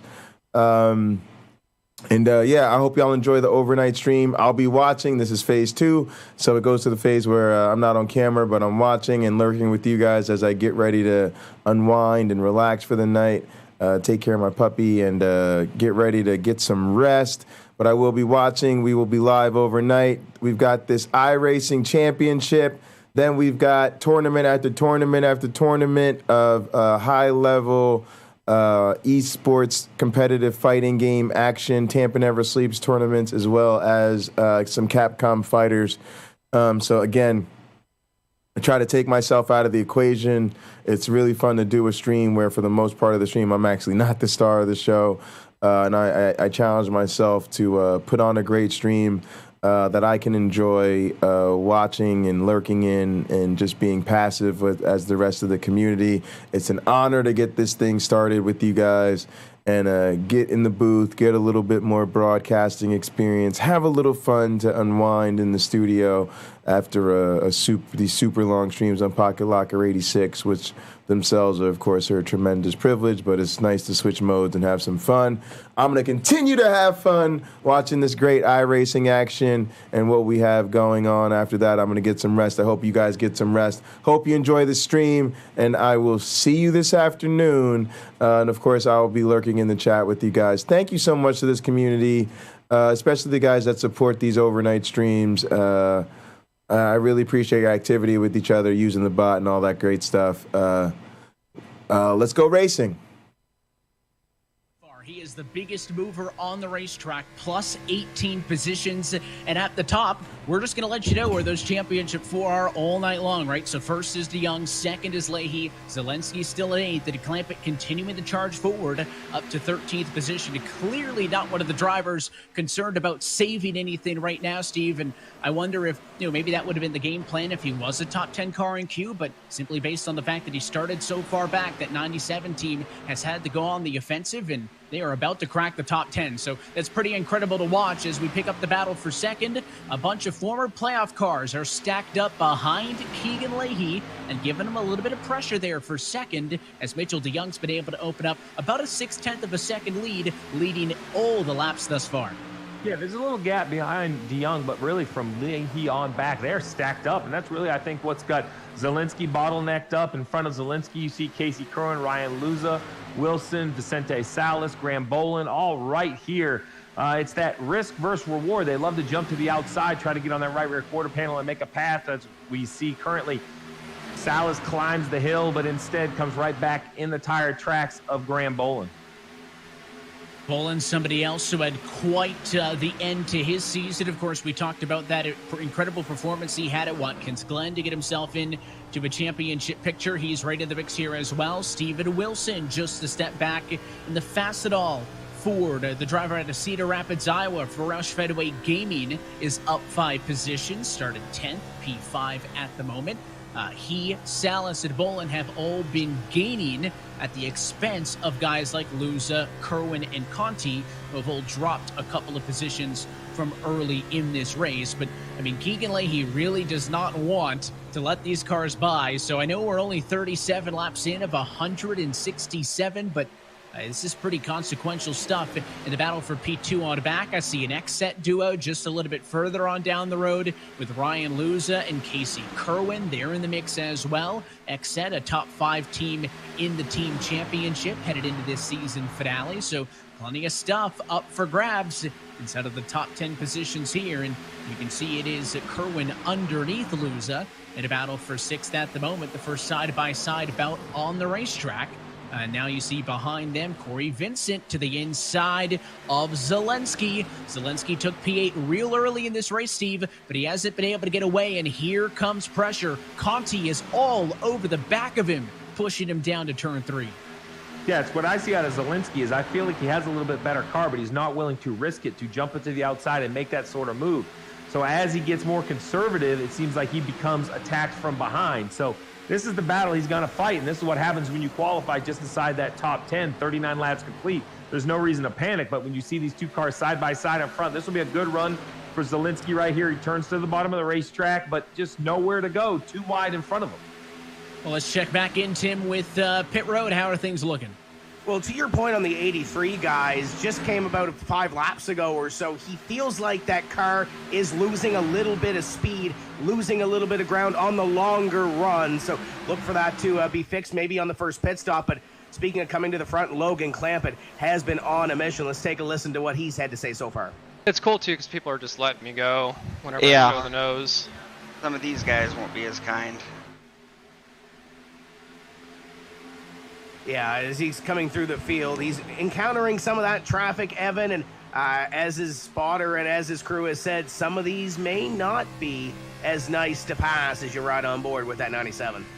Well, that's something interesting, Steve, and I want to ask you in this because it's the same thing you guys see, right, with the Cup Series races on NBC, how the non-playoff guys interact with playoff competitors, and I feel like that is heightened so much more, especially tonight when it's the Championship 4. Well, it's heightened, and I believe it shows mutual respect from the front to the back of the field. They're not just pulling over and letting them go, but if Logan does get, inside that rear bumper, breaks the rear bumper plane, they also don't race him. He's earned the right to race for this championship, and every driver in the field wants to be in Logan's position. They want to have a chance. We see it on Sundays on NBC. Drivers know what's on the line. Now, listen, we have some feuds. We have the Chase Elliott, Kevin Harvick. We had Reddick getting into Byron, so it's no guarantees, but you definitely see the respect. But respect, one thing, racing's another, and it is a hornet's nest in front of the 83 right here. 3 wide in the middle, or at least 2 wide on the top. Nerve-wracking laps for Zelensky. Yeah, big pickups for Keegan Leahy. Remember, they were all stacked up behind him in a battle for second. But I mentioned that Mitchell DeYoung has been a driver who has qualified well on these intermediates, but needs to work on the long-run pace, and Leahy has started to reel him in. So these drivers, Bolin, Salas, both on boards on the left-hand side of your screen, this is now the battle to watch, and they're a little bit ahead of the chaos as it simmered down in the last trip around the racetrack. There was about 3 sets of 2 wide inside of the top 8 last time around. This time they seem to be more in line, and the action's just kind of tailed outside of the top 10, but there's something to watch. We talked about the fuel number. In theory, about 2/3 of the way through a green flag run here. What is going to happen as these positions pick up and fall off? And talking about pick it up, Bobby Zelensky picks up a position. He's up to 7th, but Logan Clampett is now in 9th. He is plus 22 spots, and he is within 4 car lengths of Bobby Zelensky. What a drive for the 97 Chevrolet, Steve. I asked earlier today on Twitter who everybody thought was going to be the champion, and a lot of votes came in for Logan Clampett. He was leading that poll on Twitter for much of the afternoon, and he has got a lot of speed in this race car. Well, we see the focus on the 2 drivers' faces on the left-hand side of your screen, but when we ride on board with Clampett, it's clear to me his car is just working really, really well. He can go to the bottom of the racetrack. Now you see him up a lane. He's going to work a little bit of a diamond, try to get that momentum on corner exit, little wiping the sweat off the brow for Logan Clampett. And this is where you see turns to the bottom of the racetrack in turn 1. That shallow straight entry will give him the inside position on Ryan Luza in the 4. You see Luza giving him a lot of room on corner exit. Maybe not happy that he stayed with him side by side there off of the corner. One thing I'm noticing, looking at the camera, Steve, is Bobby looks exactly how he always looks. Logan looks super intense, I think more than normally when we take a look at him. Yeah, I mean, Logan is definitely focused and dialed in. And Zelensky, I don't know if he ever changes. I imagine he looks just like that when he's practicing as well. That's a pretty standard look for Bobby Zelensky. Locked in, using that open wheel, wheel setup that we've talked about several times, the pros and cons of using that on ovals and on road courses, and how on the sim you can customize the hardware of your sim setup at home to whatever you want. And that is something that Bobby Zelensky has been true to for this entire season. Let's see as Clampett closes back in on the 4 Luza if he can do anything. I mentioned, of course, that none of the drivers in the Championship 4 have a title in the eNASCAR Coca-Cola iRacing Series, and none of them have won a race here at Texas either. Well, Ryan Luza is a 2-time Texas winner from 2018 and 19. You got Michael Conti, who Clampett just got around. He was the race winner here in 2020, so these guys are keeping pace with the drivers who have historically been very good at this racetrack. Oh, you see tight racing right there from Clampett as he works to the inside. Oh, man, is he going to have the position? We've seen this before. Ryan Luza raced him off the corner last time. He races him off the corner again, but this time Clampett stays on the inside. Nope, back in line. Has to reset and try again. Looks like the 97 struggling to complete that pass on the bottom. This time by, we'll be working lap number 50 at Texas, and a decision on pit strategy is looming. You're watching the Championship 4 finale of the 2021 eNASCAR Coca-Cola iRacing Series.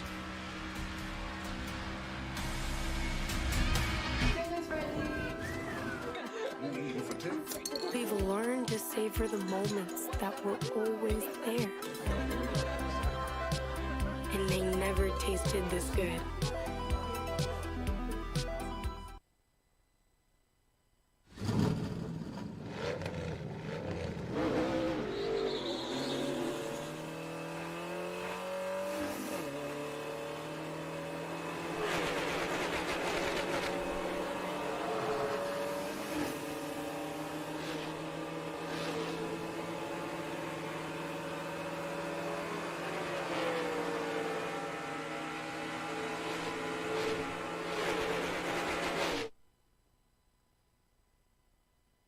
It doesn't matter where you're from, who you grew up rooting for, what you grew up watching, your home track, your favorite car, the series you've always wanted to race in.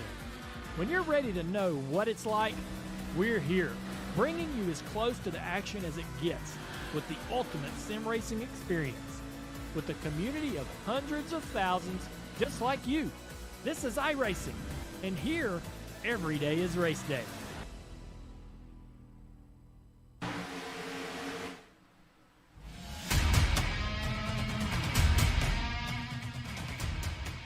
And back live for iRacing's virtual Texas Motor Speedway coverage of tonight's race is brought to you by Coca-Cola, the official fan refreshment of eNASCAR.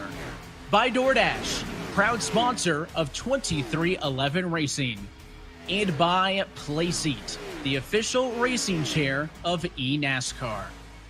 Your race leaders are working lap number 54 of 167 in tonight's Texas 250, the 18th and final round of this 2021 eNASCAR Coca-Cola iRacing Series. Your Championship 4 drivers, DeYoung, Leahy, Clampett, and Zelensky, running 1, 2, 8, and 9 at the moment.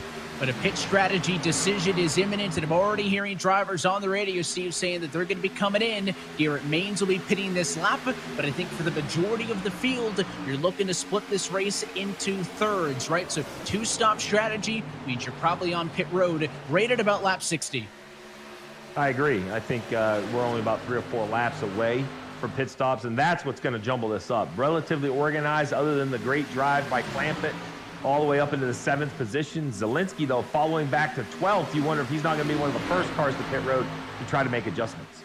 He's slotting on the back end of this one, and the driver who has had the best view all night long is the guy up front, Mitchell DeYoung. Let's ride with a DoorDash onboard camera.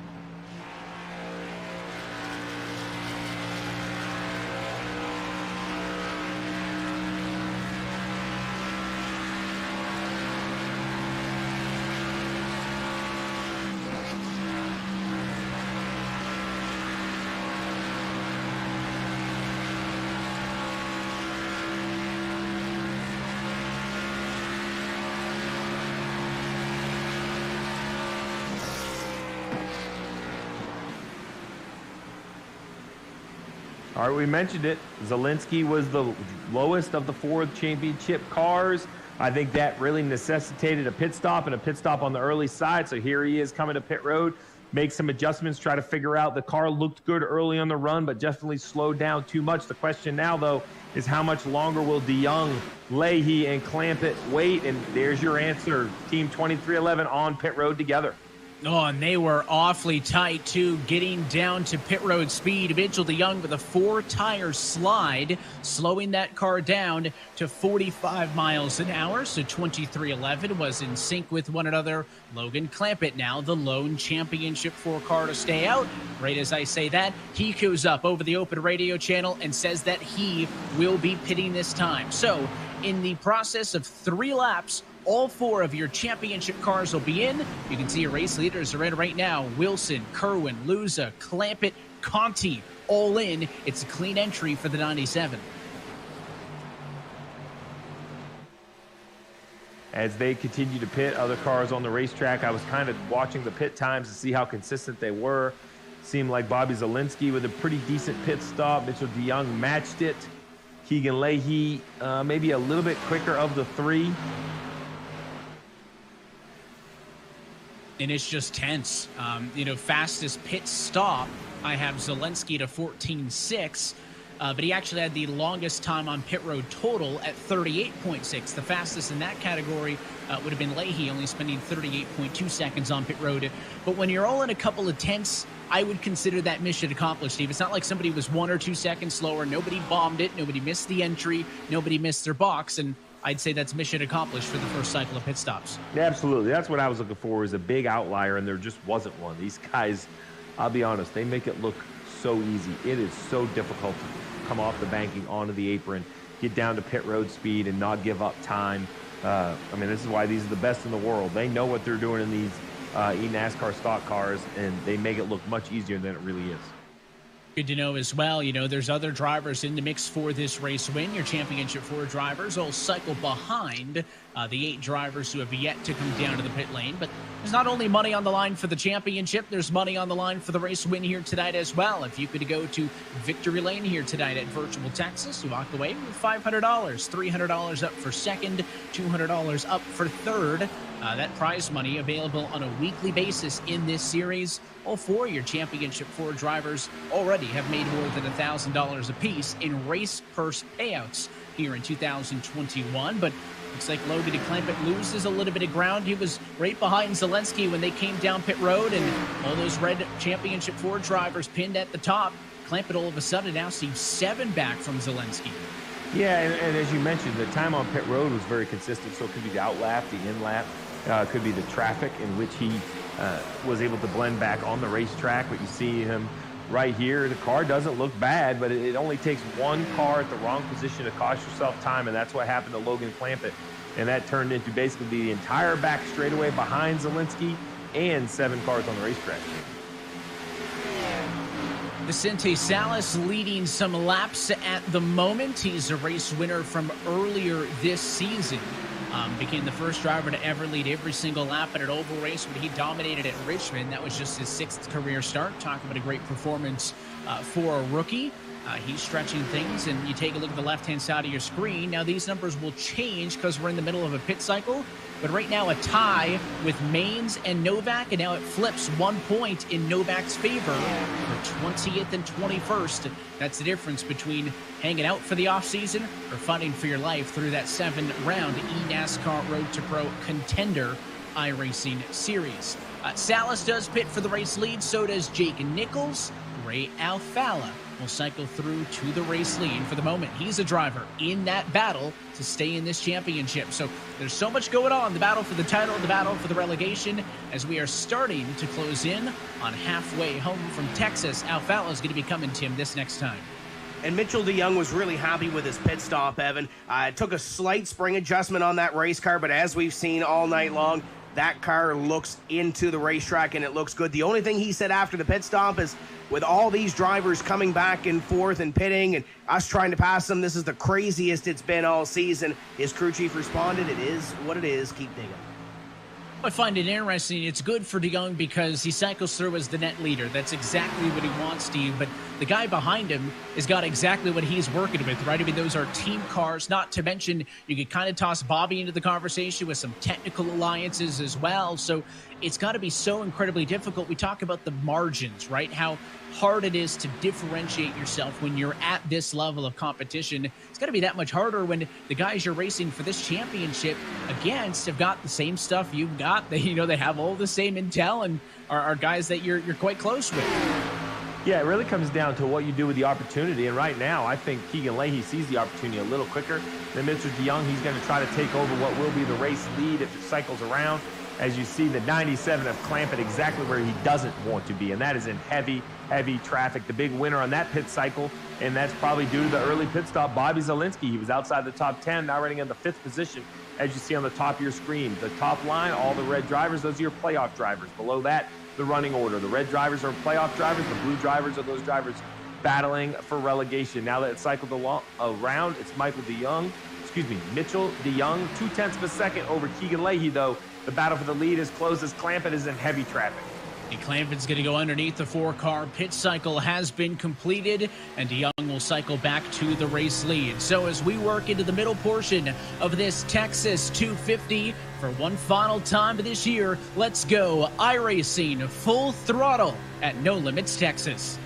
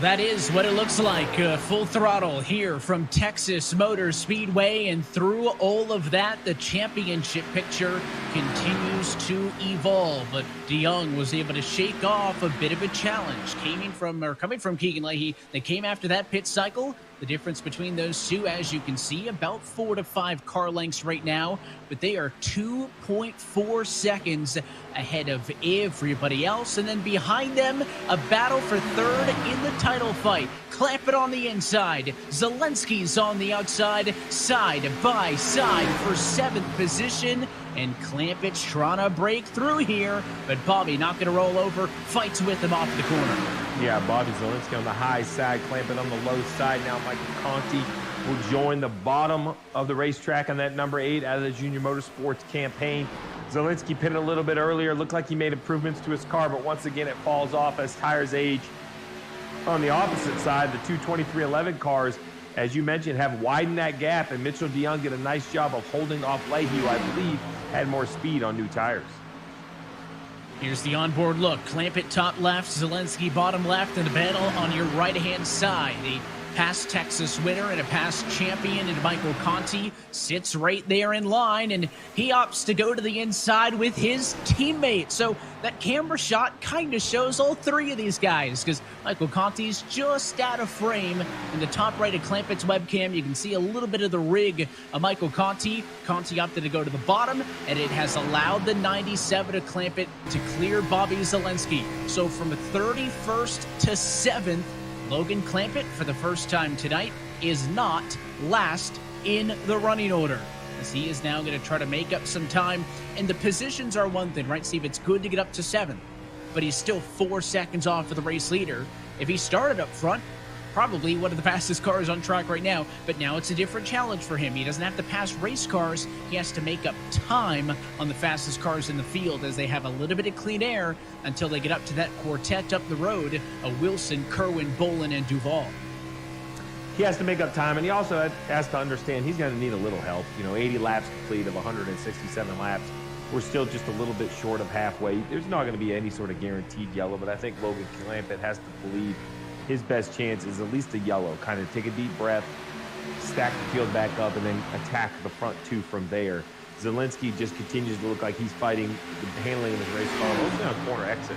Looks like it's a little bit free from the middle of the corner off. He's just really unable to keep the power down and commit to the steering wheel like he would want, and I think that's what is hurting him.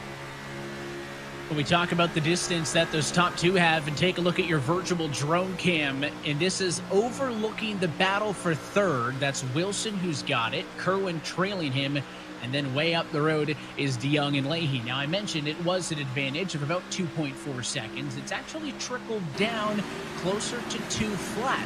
Last lap, Wilson ran a 31.064. It was a 31.146 for DeYoung at the front of the field. So keep that in mind. Maybe the drivers in 3rd and 4th, keeping them honest at the front of the field. But, I mean, certainly the best advantage we've seen all night, and kudos to the 2311 cars for being perfect on the pit cycle. Good to see Wilson sporting some different colors on that Facet-All Ford for Roush Fenway Gaming.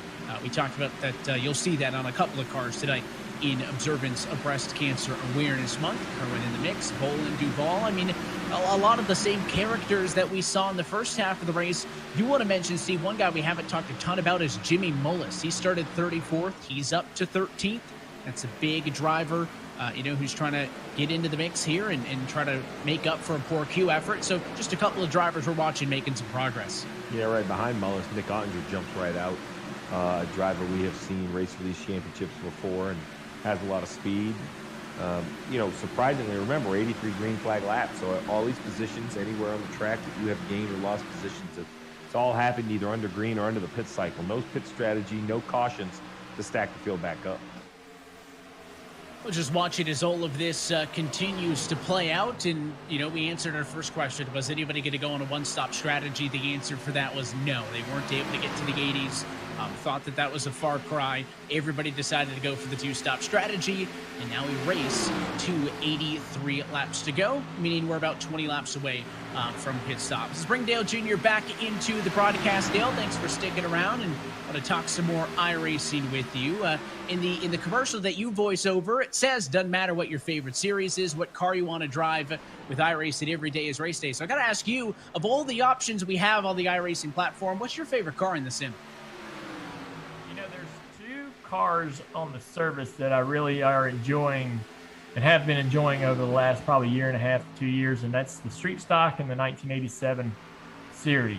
So I race in a league with some friends with the Street Stock car, and that's been a lot of fun. And that car has been enjoyable because it continues, like all of the products and all of the software on the service, it's always sort of updating, changing, tweaked, massaged, and so it's never just the same thing over and over and over. Even if you're racing the same car at the same tracks week after week, the sim continues to be updated and improved, and whether it's a tire model or the car physics or whatever, it's always kind of this nice new thing, and has a new feel to it. So I like that. It's almost as dynamic as real life racing, as far as how tracks age and change. Well, this service does that as well.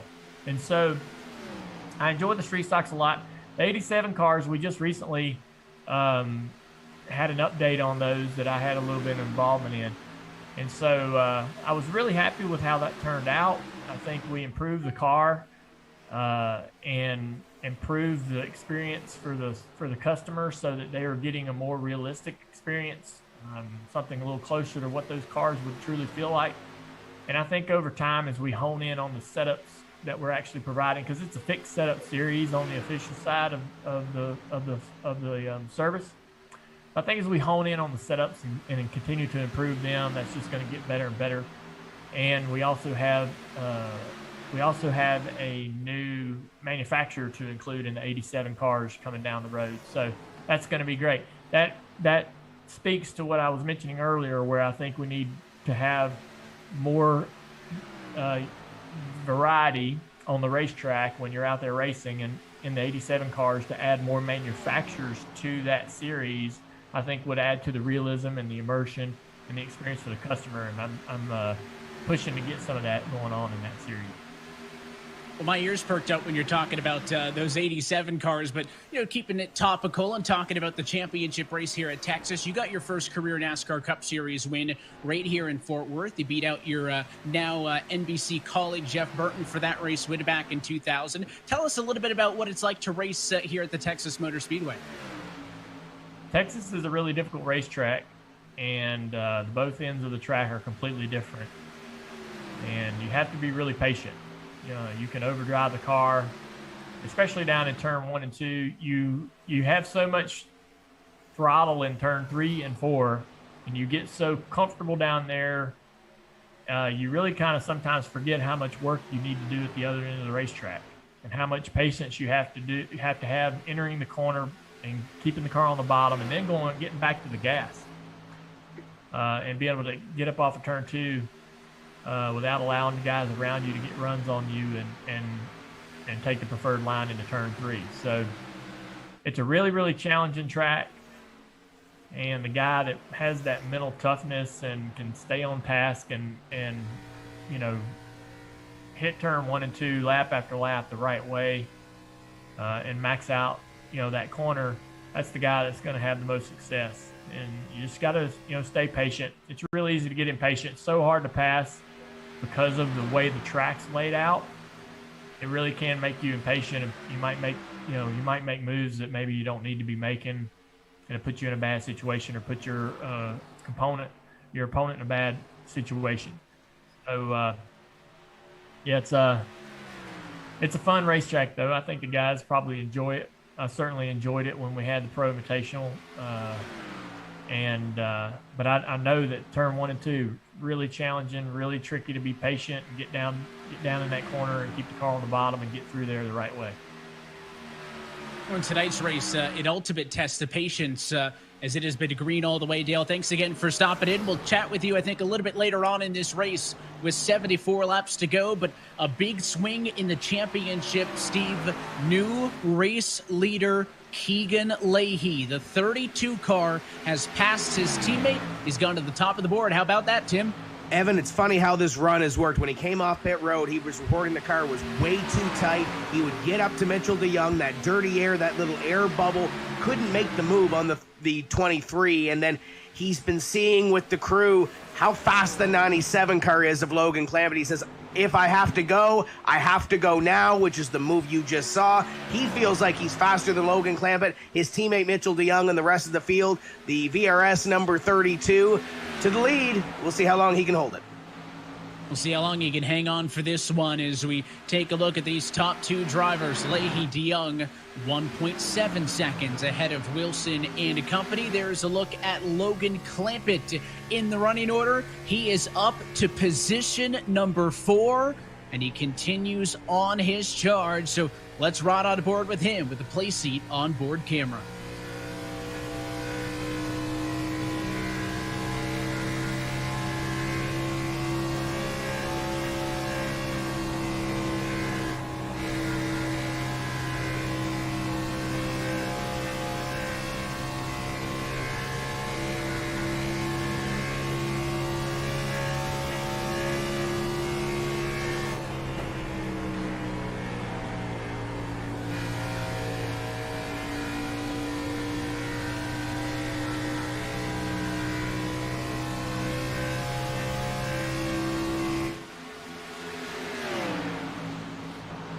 Well, the next big pass is going to be for Steven Wilson, Steve, and at that point he'll be unobstructed to try to get to those top two. I was going to say that Zelensky has started to slip, but he really hasn't, right? He's in P8. That's where Bobby's been all night long, but, I mean, Logan Clampitt just continues to have, I think, the best car on track. Well, we heard Tim report Keegan Leahy was concerned about the 97 speed, and I think it is an accurate concern. I believe the 97 clean air to clean air has more pace than the 2311 cars, or at least they did with Mitchell DeYoung and the 23 leading. Now that the 32 has taken the lead, he's a half a tenth quicker. He stretched it to 0.4 of a second, and he has been a touch faster than the 97. Now, I believe the 97 is being held up by this car right here, Steven Wilson. We'll see if Logan Clampitt can find his way by him. But let's remember, with 69 laps to go, how poor it was the last pit cycle for Logan Clampitt. Logan is going to have to do a better job through the pit cycle if he wants to have a chance to win this race. Yeah, he's doing this good in spite of the fact that he didn't have a great pit cycle, and he's going to have to get around Steven Wilson, but Steven is not going to be an easy guy to get around. He's locked into this championship for 2022 and has been one of the best drivers not to win a race this year. He's got 8 top 10s. That's more than most of the guys who made the playoffs. He's got 5 top 5s this year. That's better than most of the cars that made the playoffs. So really a great campaign for Steven Wilson, the driver out of Cedar Rapids, Iowa. Started this race 10th. He's driven his way up to 3rd. That is balanced out at about 1.8 seconds off of the Leahy and DeYoung battle, and is staying out of arm's reach of Logan Clampitt at the moment. The 97 still in 4th position. Clampitt may actually have to deal with a counterpunch by Bolin if Bolin wants to get up and into the mix. But, you know, this is the point that I made watching Mitchell DeYoung. You know, he has a couple of wins in this rookie tenure, Steve, but they're all road course wins, right? And that's kind of how he locked himself in. One at COTA and one at Road America. But I talked about how good he was in qualifying, right? Always in the top 3, 6 for 6, counting tonight on the intermediates. But his finishes hadn't always been there. He doesn't have a single top 10 finish on an intermediate track this year. But the last time we saw him on an oval like this was Charlotte back in May. So it's been a while. And one thing that he has worked on all season long has been that race pace. But I mean, what Keegan Leahy is doing has got to make Mitchell nervous, despite that the 23 is having his best career performance on an oval. Well, he's having his best career performance, but it's not good enough currently. He wants to be a champion, and Keegan Leahy has a little bit more pace. I really think when you look at Mitchell DeYoung and his mile-and-a-half kind of skill sets, it's not a pace issue. It's not even really a pace issue in the race. It comes down to those shorter runs in the end when it's 2 and 3 wide in the restart area. That's, I think, where it becomes a little bit more hectic for Mitchell DeYoung. 65 laps to go from Texas. We'll step aside, and when we come back, the final pit sequence is on the horizon. Keegan Leahy has taken a lead in the battle for the championship, seeking redemption for a runner-up finish in 2019. Stick with us on the iRacing Esports Network.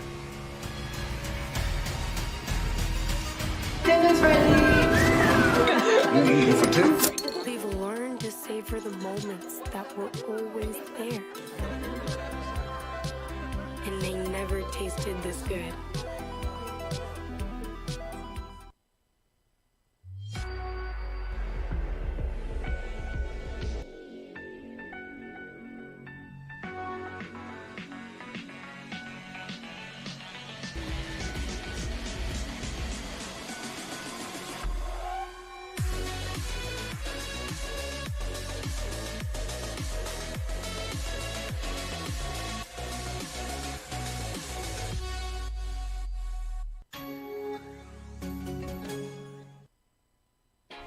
You're invited on a crisscrossing journey across the world of speed, setting it ablaze. We're underway with full throttle insanity. Oh, we got trouble on the front straightaway. Oh, get moved, bud. Where will it end? Who will rip up Phoenix with donuts and joy? Man, that was wild. Time will tell. But for now, ride with me. The NASCAR playoffs continue at Texas.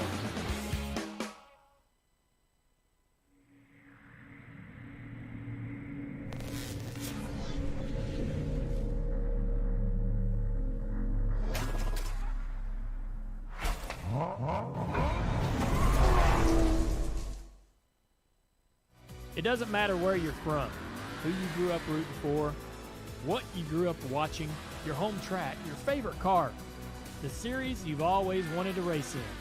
When you're ready to know what it's like, we're here, bringing you as close to the action as it gets with the ultimate sim racing experience. With a community of hundreds of thousands just like you. This is iRacing, and here, every day is race day.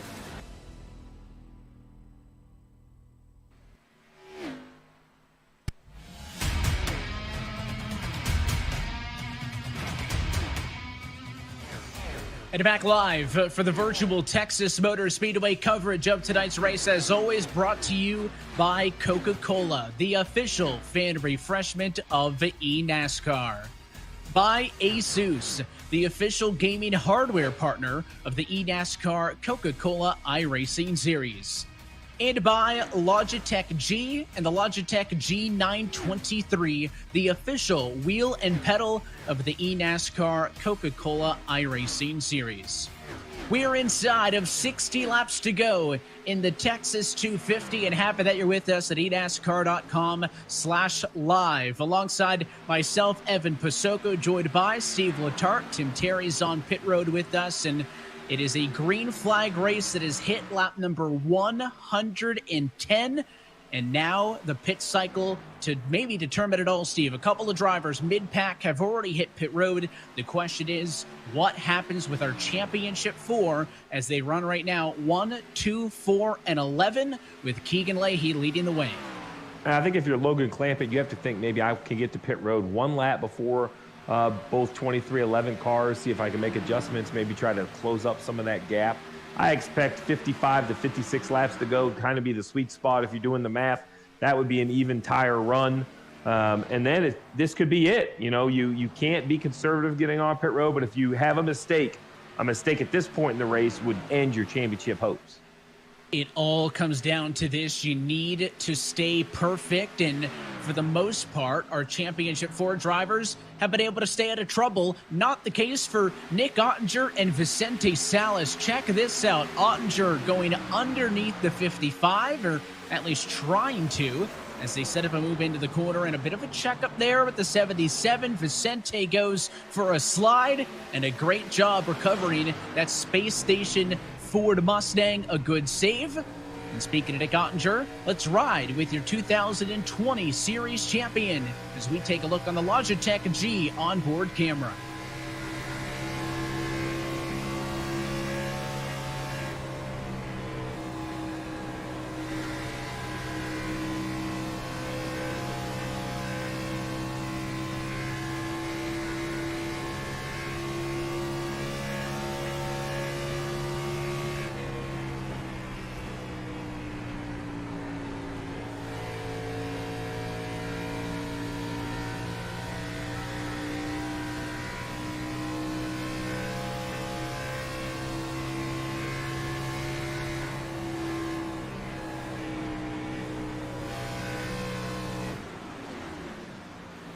Pit stops for Logan Clampett. What a slide as he locks him up coming to pit road. He is the second of your championship 4 to pit.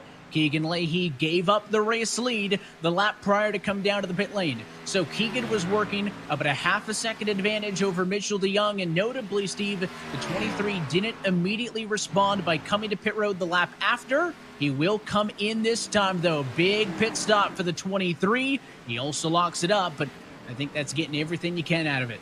It is, but you have to ask yourself if the 2 extra laps at a little bit slower speeds because of the older tires, will it cost Mitchell DeYoung time on the racetrack, or will it be an advantage?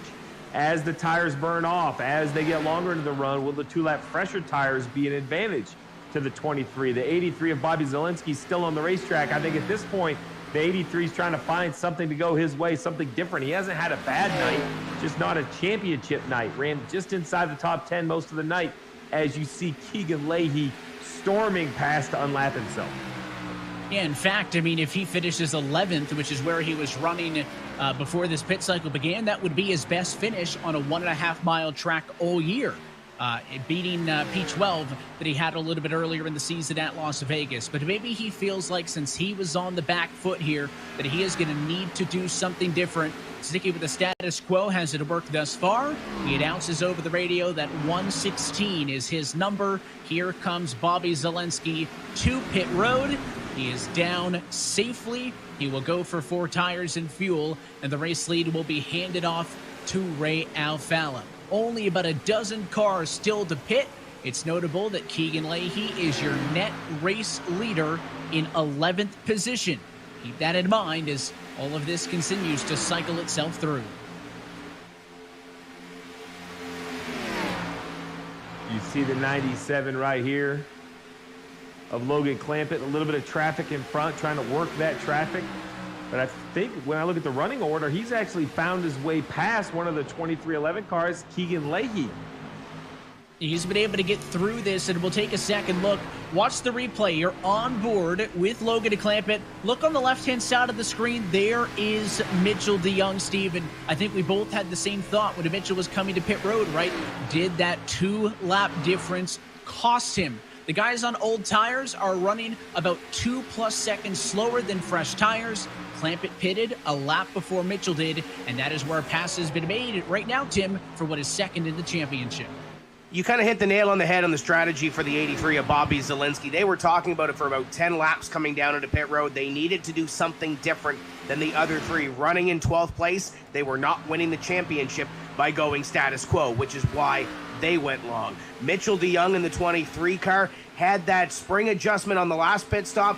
They didn't like what it did to that car on the long run, so they reversed it. They also went down on the tape knowing that they could potentially be running in traffic, and that thing run a little bit hot, because there's been a few drivers out here tonight saying that they are running hot after they add the tape when it comes to the pit stop, including the 77 of Bob Ryan, who had to take it a little bit easy on that last run. And haven't had any caution flag periods to cool these things down either. It has been non-stop action since the drop of the green flag some 120 laps ago. And you take a look at Clampett right now, he is net 3rd place. So that means he's 7th, but the top 4 cars have yet to pit. We're still waiting on Nathan Lyon, John Gorlinski, Derek Justice, and Anthony Burrows to come down pit road. So once they do, we will see him cycle through to the number 3 position. And this is the driver that he was stuck behind at the end of the last run, Steve. He got to Steven Wilson, but he wasn't able to break through. Keegan Leahy is 3 seconds ahead of these 2 cars. So if Logan Clampett wants to make something happen for a championship in these final 50 laps, he needs to get by this 17 2 laps ago. He needs to go. Yeah, you can almost see the frustration out of Logan Clampett. He's looking high, looking low, moving around, almost showing that nose to the 17 of Steven Wilson, because this car, the 32 of Keegan Leahy, is kind of driving off into the sunset a little bit. I mean, look all the way at the top of the screen. Basically, the entire front stretch is his gap. And Logan Clampett knows that. He's pushing very hard to try to get by the Wilson machine.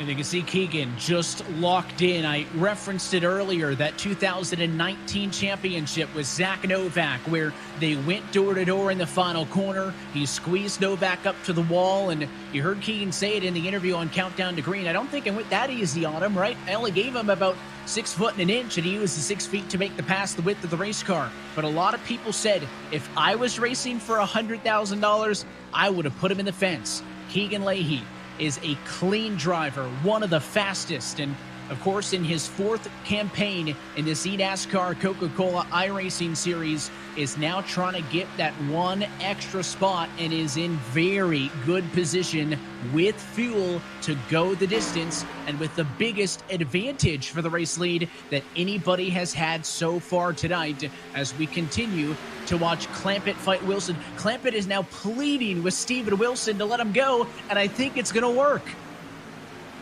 Well, I will say Steven Wilson didn't make it easy. He put up a good fight, but at some point, I love this move. I think it's time to remove yourself from the situation. 44 laps to go. Let Logan Clampett go and try to run down the leader, who's currently in 3rd, but he's the leader of the race due to pit stops. Keegan Leahy, he should cycle to the lead. Take a look at the last 3 laps compared to Keegan Leahy. Losing time behind Wilson now that he's in front in the green. So Clampett has a monumental task to make up about 2.8 seconds.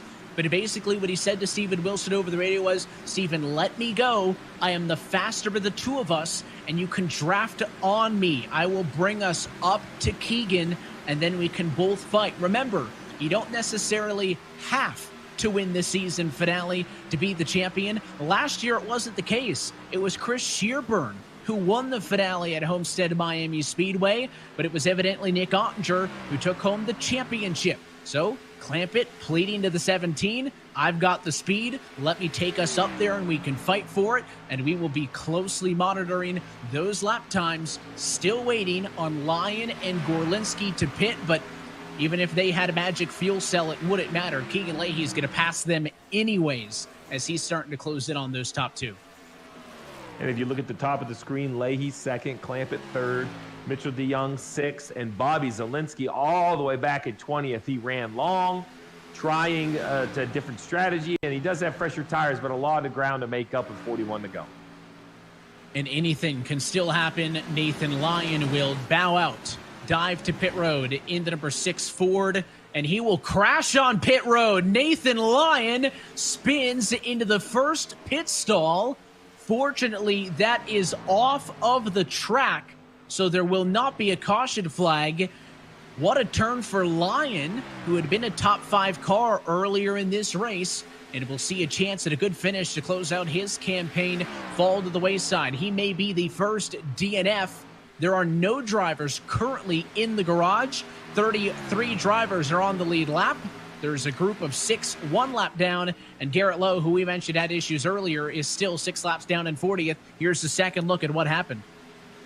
Yeah, looks like he's just going a little bit too quick, has to use too much brake or an early downshift, loses the back end of the car, and around it comes. And jumps out. He hits the escape button to take the toe to the pit lane, so he'll be held for a certain amount of time before he's allowed to fire back off.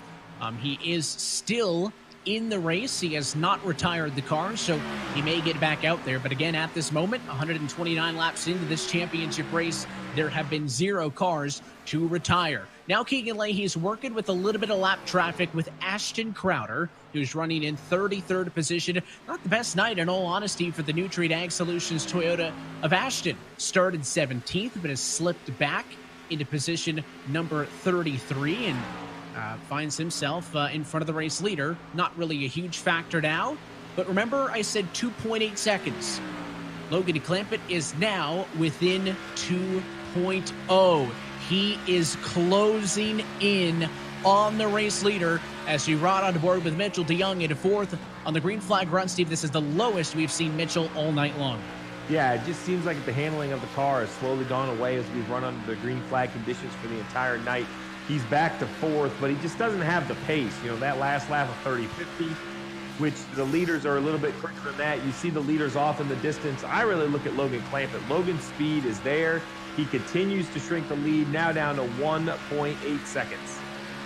Logan Clampett has more experience than any other of the Championship 4 drivers in his 6th season of eNASCAR competition, finished as a runner-up back in 2017, and a miscommunication there. Clampett over the radio telling the 16 to Gorlinski on fresh tires, go high, go high. He was going to move to give him the space, and there was a little bit of hesitation where the 16 started to go low. We'll pass him up top now. Just curious if that may have given Clampett a moment of hesitation. Looks like he doesn't lose any time on that lap, though, so I think all is okay, but that's how quickly miscommunication can put you in a tricky spot. We'll take a second look on the right-hand side of your screen at what happened. This whole time he's saying go high, high, high, high. He'll pull low right as that 16 started to go low, Steve. That could have been a lot worse. Yeah, he was telling him to go high, but the 16, when he got there, he said, man, you haven't moved down, so I'll move down. Maybe I'm not understanding you correctly, and in the end it worked out, but it was definitely an increase in heart rate for those moments. And you see right here the 97 of Clampett. You know, he worked his way past Wilson in that pink 17 right behind him, but just has not driven away. Now, these two have worked on Keegan Leahy. The lead now down to 1.65 seconds. So even though the 97 is in front of the 17, not pulling away from the 17's matching the lap times of Clampett, both running down the leader, Keegan Leahy. Logan Clampett won on an intermediate racetrack very similar to this at the Atlanta Motor Speedway earlier this season. That one was back on March 16th. And as we pick up Mitchell DeYoung once more, Michael Conti, Steven Wilson have gotten ahead of him. This is a three-way battle for third, fourth, and fifth. And if you're just joining us late in this Texas finale, we are following several things tonight. The battle for the championship amongst the drivers highlighted in red on the scoring ticker at the top of your screen, and the drivers highlighted in blue battling for the relegation bubble to stay in this championship next year. And I alluded earlier about the battle amongst the teammates. Well, now we can actually see Michael Conti. He is in the background of Clampett's shot, but those are the teammates. Logan Clampett, the driver, originally out of California, but a newly resident as of the last couple of years in Concord, North Carolina, running with his teammate Michael Conti, both cars inside of the top four. And Clampett wants to bring a second eNASCAR championship to that house. Well, he has a decent shot at it. His pace continues to improve. The lead down to 1.3 seconds. Michael Conti doing a nice job, not purposely doing anything, but as he runs in front of Mitchell DeYoung, it slows DeYoung down, or at least doesn't allow him to advance, takes a little pressure off the rear view mirror of the 97 of Clampett, allows him to focus forward. But it's a solid 1/10 of a second per lap, every lap. The lead, 1.17 seconds. Keegan Leahy losing ground to Logan Clampett with 30 laps to go. Significant ground. It is 2 to 3 tenths of a second every single lap in favor of Logan Clampett. Last lap ran a 39.60. It was a 31.209 for Keegan Leahy. Remember, Logan started this race in 31st position. He has not had any restarts to aid him. He has driven himself through the field on his own volition and is going to have to work around lapped car Chris Shearburn. That's the pink car immediately in the foreground. Behind is Clampett. This is a look off of the back. A race leader, Keegan Leahy. Now it is 9/10 of a second, coming to 28 laps to go. This is shaping up to be an incredible championship fight. And what a drive by Logan Clampett. You just mentioned it. From deep in the field, so many opportunities to make mistakes, to misstep in traffic. He did nothing of the sort. He has been rock solid. Right away, we knew he had a good car as he moved through traffic, but here it has been through 2 green flag pit stops, the first in which he gave up more time to the leaders. But on the racetrack, the old-fashioned way, he has run down Keegan Leahy. That's the next car you see in front, less than 0.8 of a second apart. Both drivers looking for a first career championship. Both drivers feel like they're the one that's deserving of it. Both of the drivers feel like that it's due to them, right? They paid their dues. They've been in this series for multiple years. Logan Clampett, the 21-year-old, the youngest of the championship four, trying to hold off the most senior, and Keegan Leahy, the 27-year-old. This time by, let's see, it was 0.744 last lap. It drops to 0.635. Logan Clampett is undeniably the fastest car on track. And we have a race-winning fight and a championship-determining fight, I think, about a half a dozen laps away or so, because Clampett's going to get there, Steve, but catching the 32 is only going to be one part of the problem. We talked about Clampett, and you heard some of his radio communications earlier in this race saying, oh, it's nice how these guys are letting me go, right? We talked about how he was talking to Steven Wilson on the radio, asked the 17 to get out of the way, and Wilson obliged so he could go and fight for this championship. Logan Clampett is not going to get that same treatment from Keegan Leahy. He's not, but with lap traffic in front, we'll see if that allows the 97 any sort of hope. Tim. And the main point that Evan was saying about that lap traffic, Logan was frustrated with that lap traffic, and John Gorlinski was one of those last pieces of traffic to get by, and John had just said there was no communication as to where the 97 wanted me to go. You saw on that onboard a couple laps ago, they got 3 or 4 lap cars ahead, so keep that in mind as we work forward in these final 24 laps. And oh, by the way, the 23 of Mitchell DeYoung, you wouldn't know that he's out of the championship battle or out of this battle right now when you're listening to their radio, because they think they have plenty of time to get up here too, and they think they have the pace to do it on the long run. And if we start to see a fight for the race lead, they'll start to slow each other down. DeYoung is only 1.8 seconds off at the top position as Leahy has some traffic. There are less than 23 laps to go in this Texas finale for the 2021 eNASCAR Coca-Cola iRacing Series. Alongside Steve Letarte, myself, Evan Pasoko on the call, reminding you if you want to get in on the action, there's several ways to do so. First, to keep up to date with the eNASCAR Coca-Cola iRacing Series and the Road to Pro Contender Series, which will be kicking off next month. You can find all that information and more at iRacing.com/eNASCAR. And with iRacing, every day is race day. To start your sim racing career, go to iRacing.com for more information.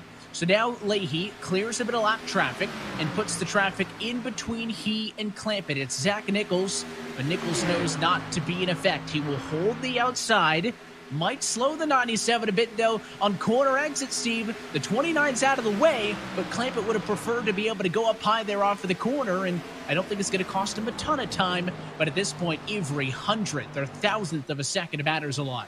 Yeah, he didn't do anything wrong, but he also didn't do anything outside to do anything right or help him. But this is part of it.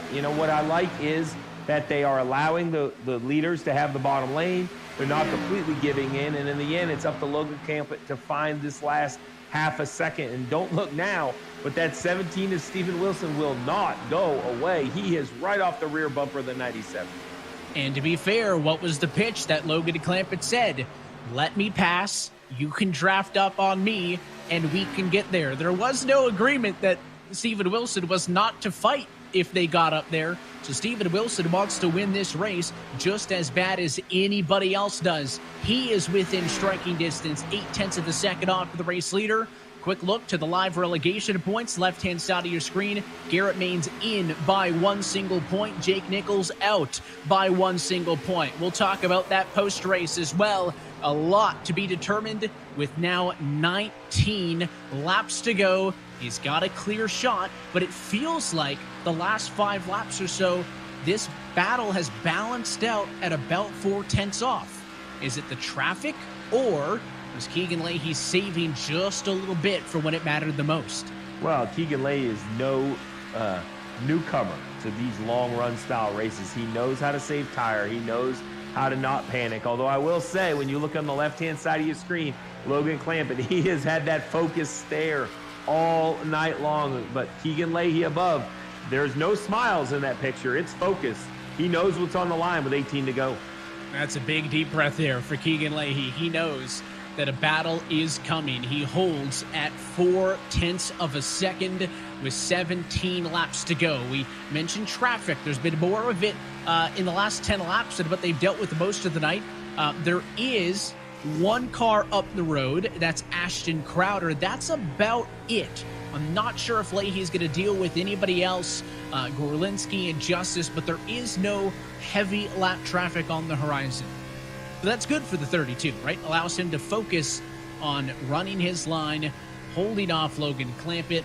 And again, they are very, very even. And I wonder if you get to the point where you're Logan Clampett, where you can make it up time at the rate you need to. If you don't start taking chunks out now, you're going to have to get creative. How long does Clampett stick to this very inside? He drives it in really deep that time. He made up almost a whole 1/10 of a second on the entry to the corner, and he gave all of it back on the exit. So two very different strategies to what these drivers are doing attacking these turns. But I do love this view. It just shows the work that Clampett's putting in. It's inch by inch. It's not even foot by foot, slowly but surely. But as we continue to say, here comes Steven Wilson on the rear bumper of the 97. Now, if Steven will stay committed to the 97, I actually think he can help him along a little bit of draft down the straightaways, maybe some overall paces. Now the lead is under 0.3 of a second. He is the closest he has been all night long. Wilson in third. Quite a conundrum that the 17 car has to decide with. Yes, he wants to fight for the race win, but I'm sure if he tries any move on Logan Clampett, Clampett's going to make that 97 Logitech G Chevrolet for William Byron Esports as wide as humanly possible. He does not want the 32 VRS Toyota for 2311 racing of Keegan Leahy to get away from him. They are separated by only 6 car lengths as they head off to 3 and 4 again. You mentioned William Byron Esports. That is the team owner for Logan Clampett. William Byron eliminated from the NASCAR playoffs with an amazing drive at the Roval, leading late, and things just went away with a late caution. Can the fortune switch? Can his driver Logan Clampett find his way in and win a championship today? A great corner, nice and tidy around the bottom as Keegan Leahy opens up that entry. Oh, it looked like the 97 slid a little bit turn number 2 that time, and the numbers don't reflect that he lost any ground, but it looked like he was starting to slide it. I mean, you're looking at guys that have about 42 laps on their tires. Logan pitted 1 lap earlier than Keegan did, so there is a microscopic advantage in favor of Logan Clampett, who went for the, or I should say Leahy pitted a lap before, Logan Clampett a lap after, so he's got the 1 lap better tires, but I don't think it matters 40 some odd laps in. The difference is going to come down to how you've treated them, and Leahy has been able to be much more reserved on this run than Logan has. Remember, he has driven past about 4 cars since they left pit road. He has erased 3+ seconds of differential to get to this moment, but he's still stuck at 4/10. You can take a look at the gap. His last lap to the leader's last lap, the gap is right there, 0.4 of a second. The lap times are within 6/100ths of a second of each other. It is hard to differentiate the two right now, and I think that puts obviously the advantage in the court of the 32. But let me direct your attention to the line of cars now behind Keegan Leahy. That is Logan Clampett, Steven Wilson, Michael Conti, and yes, Mitchell DeYoung in the 5th position, consistently faster than the 2 leaders. We heard the report. They thought they had car left. Well, here it is. 10 laps to go. They're within 1 second in the 5th position. He's exactly where he wants to be. Here is the onboard perspective of the 3rd place car in the championship, Mitchell DeYoung, who started on pole here this afternoon, his 6th pole of the year. We talk about 2311 Racing. They have more than half of the pole positions in this series this year. Incredible stuff that they've been able to do. DeYoung fell on the back foot through the latter half of the 2nd run and into this 3rd, but all of this battling has brought him back into the conversation, and here comes Michael Conti. Conti will go to the outside of Wilson. He will make a pass to get around for 3rd. Conti won here last year at Texas. He is in the mix to play spoiler. It seems like nobody really wants to take the battle to Clampett, giving him the space he needs, but he's unable to make any ground, and I think the laps have run out. The patience have run out. The cars behind Clampett as we see Mitchell DeYoung move into the 4th position. DeYoung makes a pass. He's around Wilson. What does he do? And these are teammates now running for 2nd and 3rd. I just don't find any situation where Michael Conti is going to put a move on his teammate and roommate, I should say, right? Logan Clampett. He pushed him basically that time in turn number 3. But the intervals have started to go in favor of Keegan Leahy. It was as much as 0.6 of a second a lap ago, the difference between those two. So I think the 8 car is going to play blocker. Not only does, the battle for the championship mean the most, but there's a big pay difference in this battle we're watching behind. Second place in the title, Steve, gets $25,000. Third gets $15,000. So those are both good paydays. But if Mitchell DeYoung can get around Logan Clampett or Michael Conti to fight with Logan Clampett, that could be $10,000 on the line between the battle for second and third position. Maybe Michael Conti has a deal with the 97, his roommate, saying, hey, if I can keep you in second, you could pay rent for a few months. And it just looks like it's a strategic play by the 8 car to push the 97 however he can. But the lap times do not lie. Coming to 5 laps to go this time by, Clampett is still stuck a half of a second off of Keegan Leahy with $100,000 hanging in the balance. DeYoung still in 4th. Let's see if he tries to make a play for the 8 car.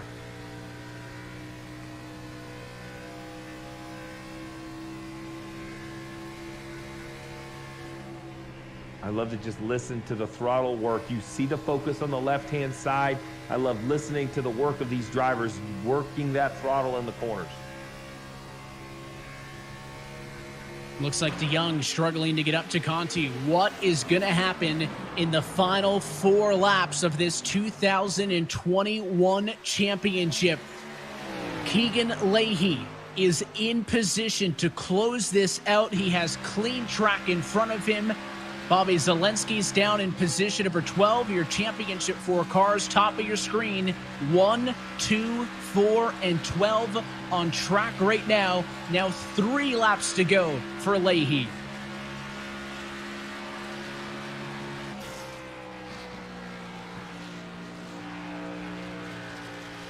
Leahy continues that wide entrance into the corner, which gives him a great drive straight off the bottom. They are stacked up behind Logan Clampett. Michael Conti in the 8 doing all the work he can to push the 97 and hold off the other 2311 car in 4th. Mitchell DeYoung, that number 23 car.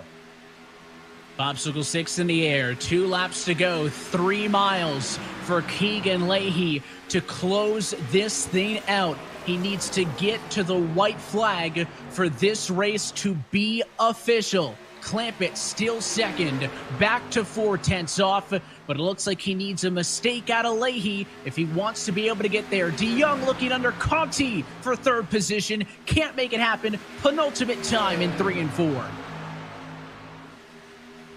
Leader Keegan Leahy leaves turn 4 and sees the white flag. 1 lap to go, about 0.4 of a second between him and the championship.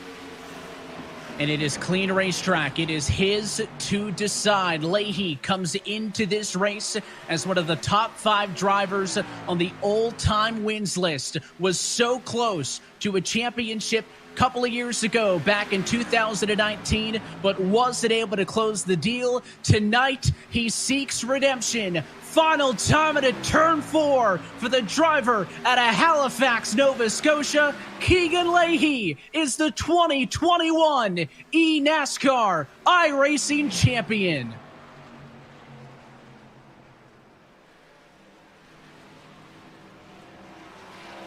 And finally, Steve, an opportunity for him to let it all out after being locked in all night long. A congratulatory bump from Logan Clampett there, and they share words on the radio right now congratulating each other. Keegan Leahy has done it, and in the 12th season of eNASCAR Coca-Cola iRacing Series competition, he becomes the 9th different champion. This one goes without saying. This winning moment is brought to you by Coca-Cola, the official refreshment of eNASCAR. It's awesome to watch the emotion, the jubilation on the face of Keegan Leahy. We saw so close in past years, but always race clean. Tonight, a complete green flag race, and Keegan Leahy puts on a masterful performance for a championship. and talk about the teams that finished 1, 2, 3. Keegan Leahy for 2311 Racing, formerly Denny Hamlin Racing. You got William Byron Esports in second, Junior Motorsports in third. All of those team owners so involved in the sim. Awesome to see this success, Steve, but I'll give this one to you. We are on the radio with your 2021 champion, Keegan Leahy. Keegan, congratulations. We saw the emotion. Very simply, what does it mean to be a champion? I have no idea. It'll take me about a month to process this, I'm sure. Hi, Mom. Hi, Nana. Everyone's watching it. Like, my whole family's watching this, seriously. And I'm sure they're cheering louder. I can probably hear them all the way from Jador or wherever they're at. So, yeah, this is so huge to me, so huge to my organization. I'm sure it's huge to 2311. I don't know where to start. I guess thank you, everybody. Well, let's start with this race. Your teammate led early. You got by him about at the 2/3 mark, but Logan Clampett on a green flag race goes from the back to second. He made it difficult, closing down to within a half a second at times. How nervous were you over those last 25 laps? Oh, man, those last 25, call it the last 50 or so, I knew Logan was very fast. He blew by my teammate Bobby LNCA on the same setup, and then my 2311 teammate Mitchell DeYoung couldn't really do anything with him. So I didn't know if I could hold him off. My plan, which worked, I think, was to just save tires until he got to me. And whatever happened when he got to me, hopefully we got even cars to race. And luckily I was able to hold that little gap. Well, it's been 18 races, so many ups, so many downs, victory lane, pole positions. You have proven time and time again that you're a deserving champion for the sport. So this is your moment. Who do you want to thank? Congratulations. I know it takes a lot of people and partners to make this happen. Yeah, of course. Thanks so much for the opportunity too. Virtual Racing Schools on the hood, Declit, or wherever. I got to thank them for not only allowing me to make this into a career. Like, I'm working for a virtual racing school full time, and this is why I'm able to compete at this level. Got to thank them also for their hardware. I can hit this thing as hard as I want. It's not going to break. So thanks, Virtual Racing School. Logitech's not on the car, but I appreciate them and all the gear they've given me over the years. And yeah, just 2311 and especially Denny Hamlin for believing in me. Hi, everybody. I told everyone I'd say hi who's watching at home, but I really can't go through every name. I'm sure there's so many, but thank you all so much. Well, Keegan, congratulations to your 2021 eNASCAR Coca-Cola iRacing Series champion. Oh, let me say this. Whoever's at home, wait for me. I'll be there in 45 minutes. All right, there you have it. Wait for the man. 45 minutes, and he will be there to celebrate. Well, Keegan Leahy went to victory lane as the champion, but Logan Clampett perhaps put on the drive of the night. Logan, I know it's disappointing to come so close, but from nearly last to second, an amazing run all night long. Congratulations on a good year. I know it's bittersweet, but you have to hold your head very high with the performance you put on. Yeah, Steve, that was, I wasn't even expecting to get second that race after we qualified 31st there. I qualified 31st and my heart sank, and, we were up to like 25th by lap 10 or 21st by lap 10. It was just, God, man, it was a fast car, great season, to, run up again, second time. I mean, it means a lot more this year for sure, just because of how big the series has grown. But it is definitely bittersweet to come up that short, 5/10.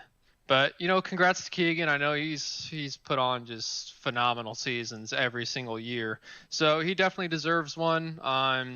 Hopefully, my time will come. But yeah, second is what we'll have to deal with tonight. But we thank you to Nick Ottinger, Michael Conti, Matt Busa, all the Coke drivers there for helping me out. We just compare lap times every single week, and it makes me challenge myself to get faster. And our other guys, Brandon Hastings, crew chiefs for Ottinger, Jason Brophy, crew chiefs for Matt Busa, Dustin Hall, crew chiefs for me, and Jason Loafing, spots for me. Jason's been there all season long. Dustin hopped on during the playoffs. Adam Benefield, he spots Michael Conti, and Brandon Wilkinson, he spots Nick Ottinger. You know, we have just such a great team all around. And thank you to the fans for watching, you know, every other week. To those dedicated fans, thank you so much. You guys are, you know, what helps our series grow. So, you know, just, yeah.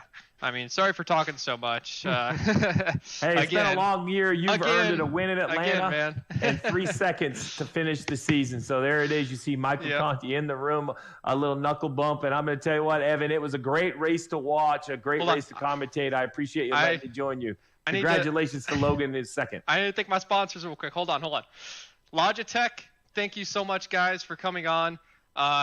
It sucks we couldn't win the championship like Nick last year, but to get second is amazing.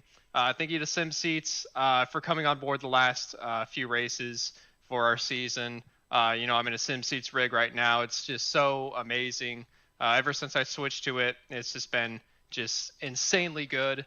And thank you to William Byron Esports, and Jody for all the help and picking me up all season long. And thank you to you guys. Thank you to you guys for, you know, being in the broadcast booth. I hope you guys really enjoyed commentating this season of the eNASCAR Coca-Cola iRacing Series. Well, congratulations, Evan. An excited second place finisher. It seems like a smidge of disappointment to be second, but a great way to finish the year. Congratulations, Logan. 3 seconds to end the year. It's an impressive run. Thank you, guys. He was so good, Logan. Thanks for giving us some time at the end of this year, and probably was the best car in this race. What an incredible drive for him to end up in second. So for the last time in 2021, let's take a look at our Coca-Cola move of the race. Remember, early in this one, it was Mitchell DeYoung who had dominated it, with Keegan Leahy following him through, Steve. And then at the midway point, the 32 finally saw an opening, took it, and never looked back as we look at it from the onboard. Keegan was patient, but he knew the 97 was coming, so he made a move. That's that high entry we saw in the closing laps, was allow him to get a good run off the bottom of the corner, uses that run, that momentum to drive up to the door of the 23, and Mitchell, wisely at this position of the race, doesn't put up much of a fight. He understands it's better to get in line and continue to run nose to tail, try to make the fastest lap times possible. Who knew the race would run green from there? And it was all said and done, a caution-free race at Texas. First ever time the championship has been determined here in Fort Worth. Let's take a look at your Coca-Cola full race results. Championship finishers 1, 2, and 5.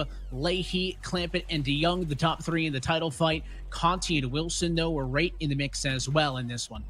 Yeah, you see Bolin, Luza, Duvall round out your top 10. Bobby Zielinski back there in 12th. That was the 4th championship contender. He just never seemed to have the pace. Tried some alternate strategy, ran a little bit along, but in the end never had a caution that would help him. He came home in the 12th position. And continued on down through ahead of the likes of Nichols at the midway point in this race. Guys who had good starting positions, like Vicente Salas was a top 10 car. We saw guys like Michael Guest and Bob Bryant have good starts, just really not get the result that they wanted in the end. And unfortunately, at the very bottom there, Nathan Lyon, 40 laps down, Steve, but didn't technically go to the garage. So all 40 cars who started this race, or at least in one piece at the end of the night, all 39 of them ahead of Nathan Lyon on track. That's pretty impressive. Very impressive. 31 on the lead lap, so it was unbelievable. And this was the conversation, the race within the race. Who would make it? Who would be relegated in the end? Garrett Maines gets the final position in the 20th spot. Jake Nichols, unfortunately, the first driver out. He'll have to find his way back to the series. And it's big for guys like Alfala. They don't need to fight their way back in. So past series champion Alfala stays in. Novak stays in. Luza stay in. So that'll be 3 drivers with championships on their resume back here again fighting in 2022. And for the drivers below that top 20 cut line, well, they're going to have to fight in the offseason through the eNASCAR Road to Pro Contender iRacing Series. They'll be joined by all of these drivers. Yeah, this is the rest of the top 40 guys in this series. As you mentioned, all of these names right here go back Road to Pro and try to find their way back. And they'll be fighting against the top 20, of course, from the contender iRacing series, or the qualifying iRacing series, I should say, in that contender series. That's going to be a fun bit of action here during the off season. But as our 2021 season comes to a close, we want to say, thanks to everybody who's been a part of this, Steve. And I'll say first, thanks so much for you for joining us, right, and covering these races with us.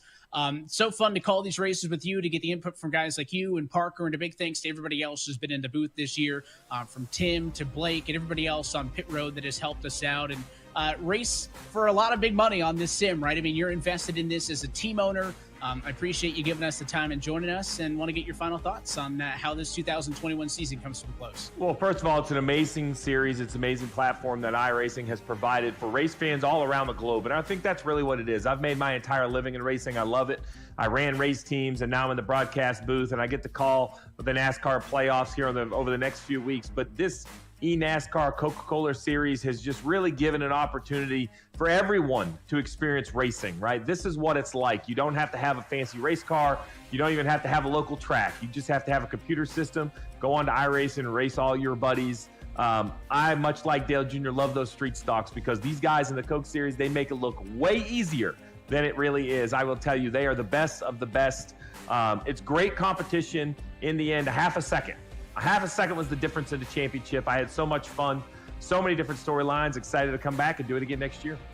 Ready to go for year 13 coming up next year. Of course, would it be possible with everybody else behind the scenes so you don't necessarily see? There's the whole team at iRacing headquarters. You got Drew, Cisco, Joe, Sean, Tyler, Corey. Everybody else has been a part of these shows tonight. For everybody behind the scenes as well, a lot of people remote into these broadcasts to help us out. For Jay, Tim, Alex on the cameras, David and James helping out behind the scenes, Tim Terry, Justin, Bo, Ryan, Zach, Taylor. You got Amy Long, Brandon Cattell, Chris Overland, and Blake McCandless as well, joining us on the Countdown Degrees show. Everybody makes these shows possible. I don't think most people, Steve, know all of the work that goes in behind. So I want to give a huge thanks to everybody else for making us look good.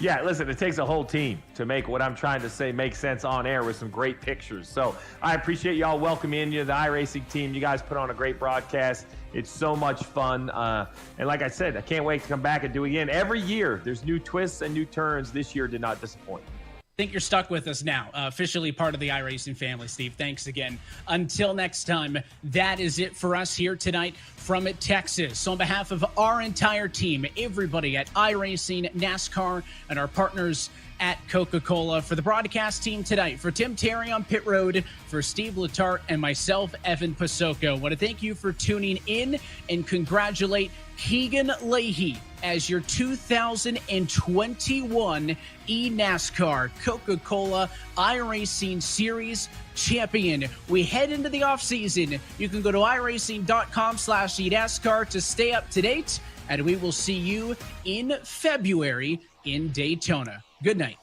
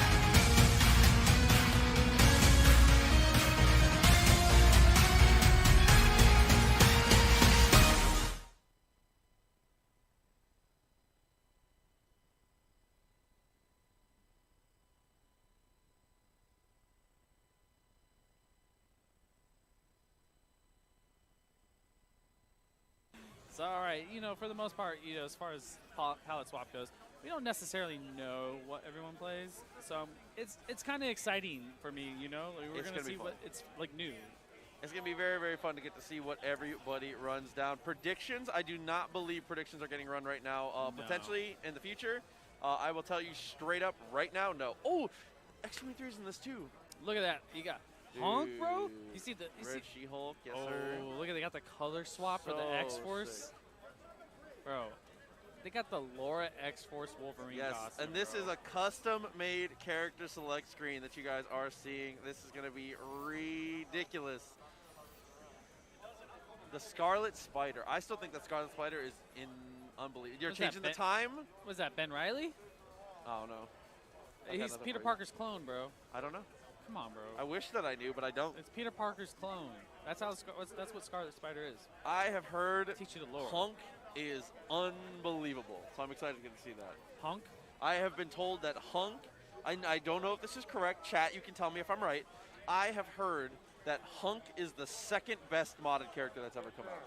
Real talk. I would love to join Real talk. I mean, I've seen what I've seen on Twitter, but I haven't seen too much as far as the character Hunk has gone as far as competitive play. But we're about to get started here. Nick Bad versus Ronan Healy. Let's see, though. Monster Hunter puts out that big damage, though. Big buttons and an early open up here from Ronan. Yep, OTG. Keep it rolling. Can we have the scoreboard down and to the left? It's like right in the screen for us. Yep, right there you go. She-Hulk. Oh, no, the DHC out. E, okay, and the swap in. All right, we got the early open up there, but the unfortunate drop. That's okay, though. Zone them away a little bit here. Continuing on with the Monster Hunter jumps in. Got the hit. Yes, sir. Wolverine out of there. Nick Bad. Not looking very good, you know what I'm saying?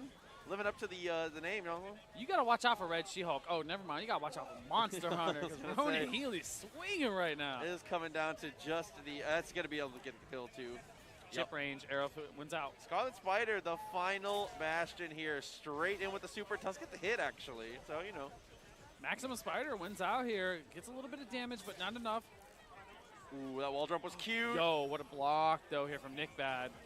All right, never mind. What a Come on, Ronan. Ultron cheating, bro. MVCI, you know what I'm saying? OTG straight into the super. Takes the kill. Ronan Healy, first game. Close them out. What a way to go. Man, Ultron looks so clean, man. I love this mod. It looks too strong. He should have been in Marvel 3 from the begin with. Let's be real here.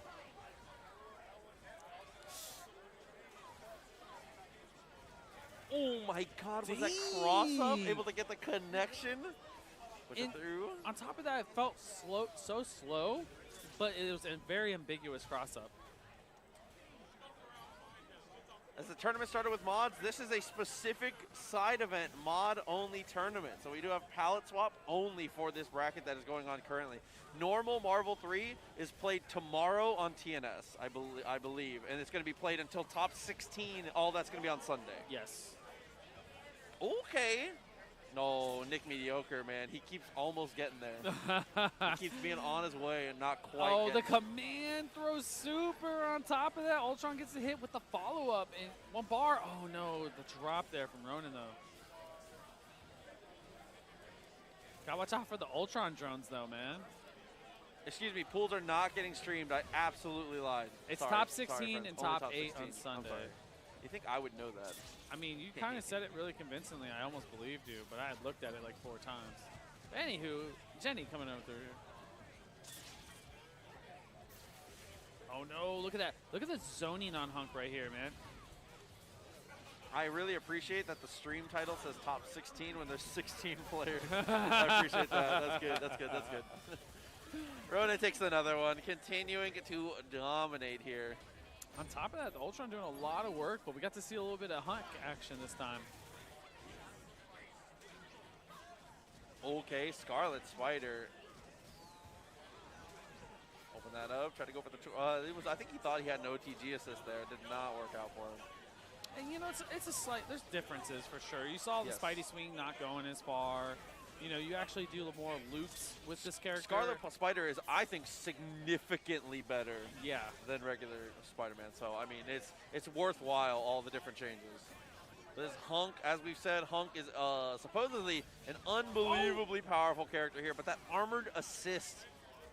It almost looked like Nick Bad actually had a happy birthday right there, but Monster Hunter was not having any of it, but Laura back on it again. Dive kick, get the confirm. Missed the super, though. Tab, I believe we have 15 or 16 players. It is an almost full bracket for this. Yeah, we got 15, 16. right? 15 players. Not too bad, man. Everyone wants to check it out. It's fantastic to watch in person as well. And you don't have to play it on Parsec, bro. Dude, playing it offline hits way different. You know the deal, man. You get those clean planks, bro. Like, you never thought you would actually see this. That's why this is amazing that the community is able to do this type of stuff. Look at that monster hunter assist, bro. It continues to dominate. Bro, Ronan Healy's Ultron is strong. Look at that. Empty jump low. I'm glad he has a good Ultron in this because he didn't in Infinite. OTG Super, that's going to take the kill. Ronan Healy. 3 in a row for your boy. He's going to take it down. That's that Ultron, man. You know, to be fair, though, the Monster Hunter played really good neutral throughout all the set right there. Absolutely. Ultron was on cleanup duty, though. Definitely. And Hunk just decided, like, I'm going to sit on the bench for this, guys. I take care of this on my own. Can we turn our headsets down a tiny bit? A little tiny bit. It's a little too loud. And Shattercoin, thank you for coming through, man. We appreciate you so much. 10 months. Literally perfect. We've been adjusting audio up and down, back and forth all night, and the Fable Sandwich somehow just managed to accidentally get it perfect. He did. Unreal. Unreal. Point, this man. guy is nice with it. It's like he's a future teller. But again, guys, huge shouts to everybody who is hanging out with us on this late night here at CEO. We are here in Jabali Land live with the Palette Swap Offline Tournament. And Fetus, you've only missed one match. You are just in time. time. You only missed one. You missed Ronan Healy versus Nick Bad. So you didn't miss much. You're good. You in time. Tupperware was good, homie. Tubbo. Dude, the name I'm excited to get to see. Good to see you, man. Can't wait for the announced Marvel 4. Yeah, we're going to announce Marvel 4 right after this tournament. Bro, this is like Marvel 3.5. Let's be real here. All right, who's up next? It looks like we got Dobby. Oh, okay. So Dobby and Luna. My boy Luna. Oh, my days. Let's see it. You know, can play She-Hulk still. Red She-Hulk's kind of good. So this is here in the chat. Senor Harmon, you did not miss anything. You missed one match. That was a quick one. It was Nick Bad rolling over. My boy. It was not a Love lot, that guy. man. Like I said, like Proxy said, you were just in time for this action. It's Yeah. palette swap action tonight.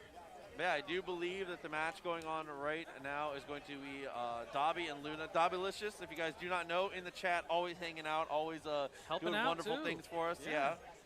Versus Luna. Luna kind of a troll. I'm not going to lie to you, bro. Love that guy, though. Said, Luna, who you going to play? I'm going to play a cast. Yeah, okay, whatever. We play She-Hulk.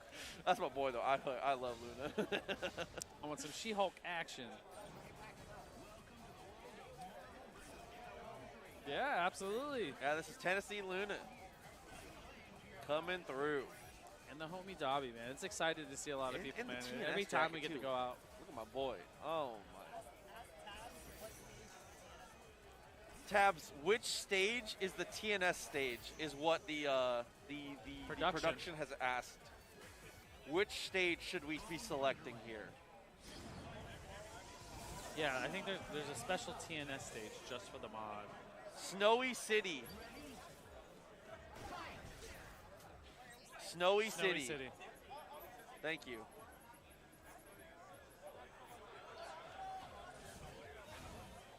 Thank you, Tab.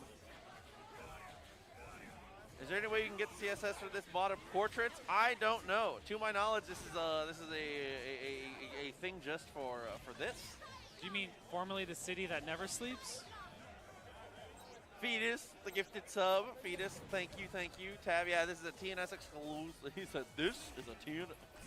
It said city that never sleeps, Roberto. 3C answers? I got nothing for you, bro. I got nothing for you. Let's see. Look at these palettes, man. Look at how good they look. Rashid, Dante, and we're locking in the Thanos? Okay. Bro, Thanos is fire, bro. You hit someone with some palm breakers?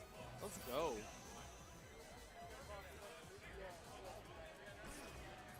So we got Ryu, Psylocke, and Ken. Listen, I think Evil Ryu is sick. He's one of the characters on my personal team. So I'm definitely a big fan of that. I'm about that Cyclops, bro. You know what I'm saying? Cyclops is like the type of stuff I like to see.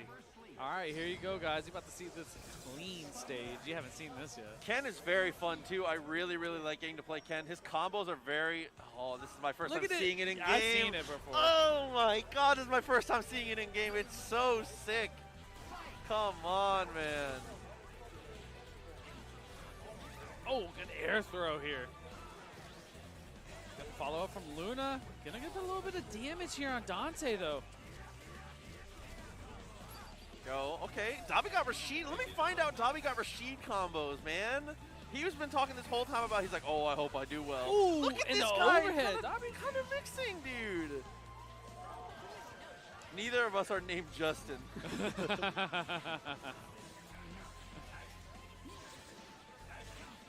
All right, got the throw. Okay, a little bit of teleport, a little mix-up game. This one's out.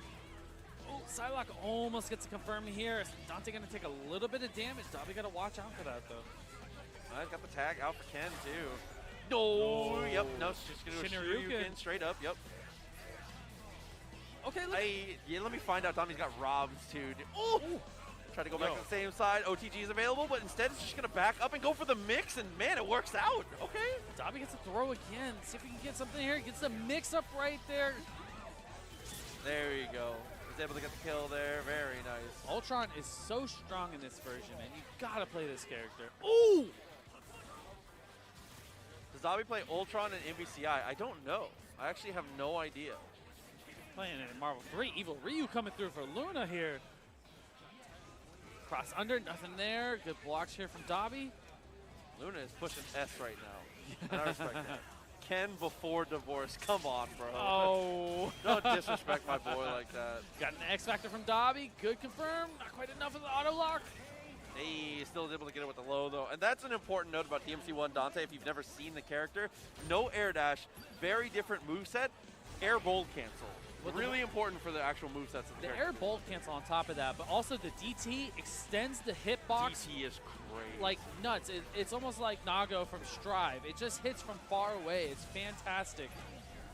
But here we go. Dobby's Rashid put a little bit of work. We get a hard tag from Luna here with the Evil Ryu. Tatsu catches both right into Hadouken. Looking good. A lot of damage on Dante here. Very good amount of damage down. Dashed up, got the throw. OTGs. Oh, no. Yes, sir. It does OTG. Dang, that's Straight amazing. line. I love Power Swap now. Hard tag Ken. Okay. They're going for the DP. Not working out. It's going to land. And nothing really afterwards. Just going to hang out here. I like this from Luna. Kind of slow it down a little bit, you know? Yep, but there's the super. Double super to go through. It's actually not going to get the kill. Ultron going to put a little chip. Actually catches Evil Ryu there. Oh, okay. Oh my goodness, lost Ken on top of that. Ultron has X Factor still. Psylocke has to stay alive for a little bit here. It's gonna work. Yes, it does. That's a lot of damage and X Factor and a follow-up, but a little drop towards the end. Yeah, I missed that ending situation. Wasn't able to quite close that one out. Continuing to try and go for the zoning here. Psylocke is a very strong zoner, and the fireball game is being able to throw the different angles is so tough to deal with. Well, I mean, she kind of reminds me of like a Trish archetype. She can throw the fireballs, run away, teleport, and just kind of make you overextend yourself and then just put yourself in bad situations. Look at that. Like, fireballs cover 45-degree angles. Yes. Like, those are some of the best angles in a Marvel game. Look at that, Dobby trying to hit the big buttons right there. Can't quite with the weasel shot. And they're both so low here. Love that from Dobby. Doesn't go for the super cancel. It's going to go DT now, so you can see the normals here. Dude, the DMC1 DT fireballs, his dad, Sparta, would love what he sees right there. Oh my god, dude. The machine. No way he got the Uzi. Oh my god. Bro, he said, I'm just going to use my red orbs as currency, and a happy birthday with the open up from Dobby here in the X Factor. But Evil Ryu hops out. OTGs, nothing else. Gets the tag, actually, but there's a throw. Very nice from Dobby. Go for the chase down a little bit. Oh, off the assist there? No, but the DI back is just a tad far. What is Power Swap? Power Swap is modded Marvel coming through. These are characters created specifically for Marvel 3 to be able to access and get played. Like Rashid and Dante. Rashid and Psylocke are not in this game. They are specifically added. They are incredible. But they are in Palisop, and you know who else is it? Rashid. Right now, Dobby is showing you some good Rashid action here. Okay, I like the flight. Trying to escape a little bit here. Luna really trying to get himself back into this one. It's a good amount of chip, but not actually going to do anything. I mean, that's the one thing. If Luna could get a clean hit just like he did here, Evo Ryu does hella damage, especially in X Factor, and you have 3 bars on top of that. You can make it happen. Okay. Not too much no afterwards. follow-up. Yeah. You know what that move is called? I do not, because it's one of those ones from DMC1 that I don't use. I just figured you maybe did. If anyone I knew would know, it would be you. It's been a few years since I played DMC1, so can't quite get you there. But you know what? Dante, been a few years since he played Marvel 3, because he's gone, and now it's up to Rashid here. And Luna said, I'm going to just play normal Ryu, bro. Trying to keep himself in this. Super comes out. Dobby, it is enough. 3-0. Little dub for your boy Dobby. I respect bro, that. The turbulent wind, too strong, bro. You can't handle it. Yeah, I mean it's pretty decent here. But that is the homie Dobby going to be taking that one down. Shouts to Ronan Healy. I see you running around. Yeah, exactly. You know, it's very nice to see everyone around, man. Especially Ronan. We get to see Dobby, Luna. And looks like we got KJ masked up next here, okay, well, and Steek. I'm gonna keep it real with you. KJ, he don't play this. Well, Steek plays this. Steek We're about to plays see it. We're about to see another Rashid. Steek is a Rashid player. Steek is a Rashid main. My boy Steek. Steek is, for those of you that do not know, S-T-E-E-K. He is formerly known as She-Hulk player. He's also a Padawan of the Turbulent Wind. He is, if you ain't familiar with Rashid. So he's about to show you what's up. I know he plays the character pretty well. Also has lapped it out enough to at least know what to do with it. She-Hulk player, a.k.a. pile of clothes. Pile of clothes. My boy. Bro, I was going to say, is Carson in here? Because not many people know that. There's like 20 people that understand that. Maybe Rib or Xavier knows. I think Rib does. Only like 20 people know Last time the you lore. saw him, he gave you boba. That sounds like something he would do. You know what?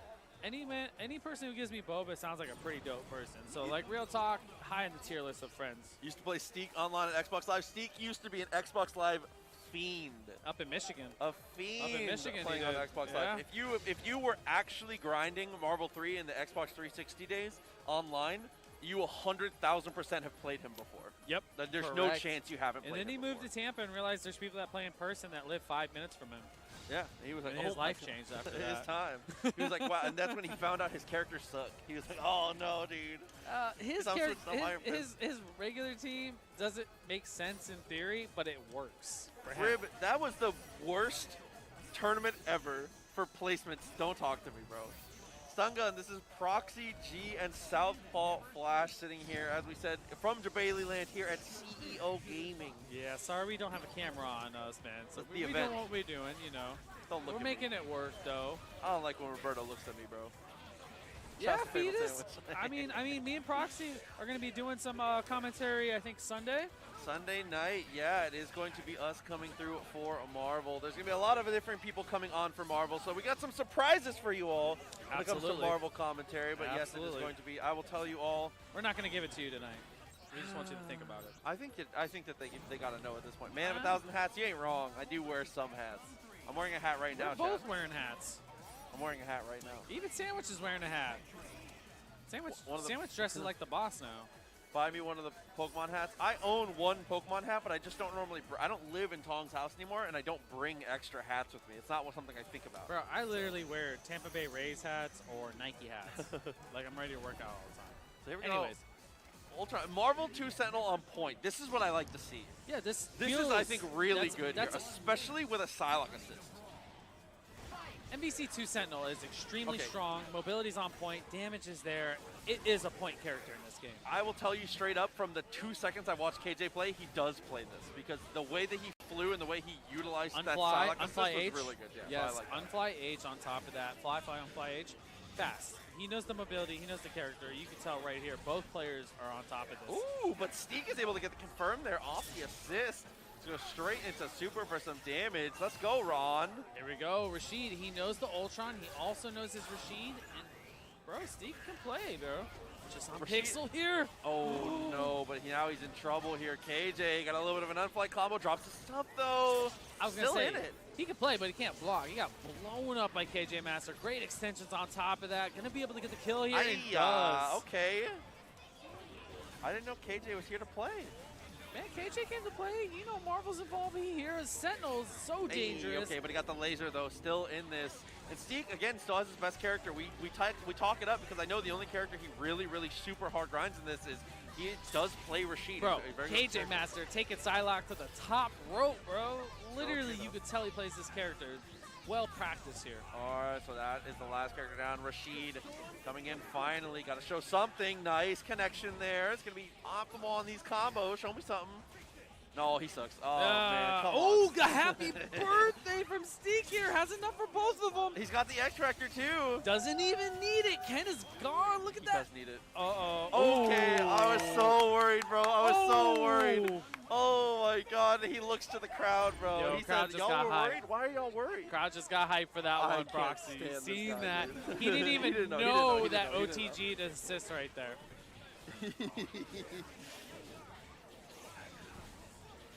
Look at that. Oh, my goodness. KJ Master just popping Ultron, but no, it fell out, though. Yeah, mistimed it. Nice jump over. Play a little bit. Psylocke assist does connect. There's the low. Drops his combo, though. Look at that. Oh, and chip range. And Steak loses Ultron here. KJ Master in great position. Was in great position. Nah, still fine. Oh, my God. Straight in with it. And he's The got Eagle the Spike. install. He hit the Eagle Spike full screen. He misses the OTG, though. Oh, no. Hyper Sentinel Forest going to do the damage. No, went for the reset there, but nothing there. Yeah, just dropped his combo, unfortunately, here. Eagle Good Spike. dive kick out. Yeah, went down, which unfortunately didn't get to actually answer. There we go. Good blocks. Here comes some Dark Hardo. Blocks on top of that. Assist takes the hit, and Evil Ryu just gets it with a rocket punch. Eli, and not only does it have the MVC1 Colossus assist, it has the multi-hitting. Yeah, the MVC1 assist, that multi-hitting one, dude. She's so good. She is good, man. Absolutely. All the care and love have been put into these characters. They look fantastic. Okay. I like the X-Factor cancel there. Crouching medium is a risk as Sentinel. I was going to say, Steak looks fantastic there, man. Gets a kill on MVC2 Sentinel. He said, oh, no, dude. Not for long, bro. Not for long. KJ Master not going to let this happen. We got an install here. And then a pause. It looked like Steak paused. Hold, player one pause. Because he's a man of honor. He said, hey, I did it. Oh, they're going to play through? Yeah, it's pallet swap. No way you take those. This is like one of the only times I'm such an advocate for we take those. That is not a we take those moment. Not at 11 p.m. pallet swap Marvel. That's the one time you don't take those. I don't know, bro. Winning is winning, bro. I don't know. I'll probably take This it. is the one time you don't take those. Bro, that's like throwing Tyson, I rock know twice. you would take it. You. Yeah, Tyson's a smart man. Rude. Tyson's smart. You In take any that. other scenario, I'm a big advocate. Always take it. He also was going to win no matter what, so hold that. I don't know about that, man. This Marvel, anything can happen, even in Palace Swap. We all know this.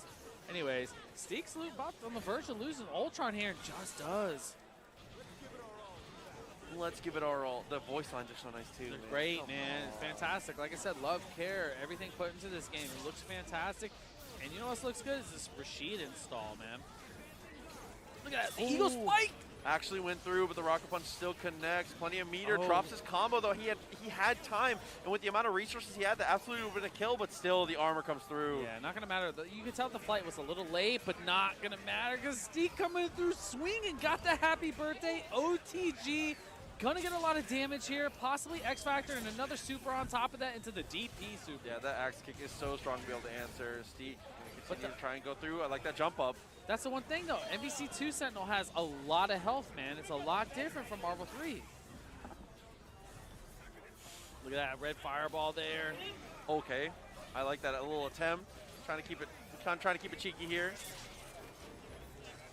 Ooh, not enough, though. He dropped his combo again. KJ doesn't know how to do Hyper Sentinel Force more than once. You also got to remember, though, this is offline. A lot of people are used to doing this stuff online. So that could be a factor as well. That is not an excuse.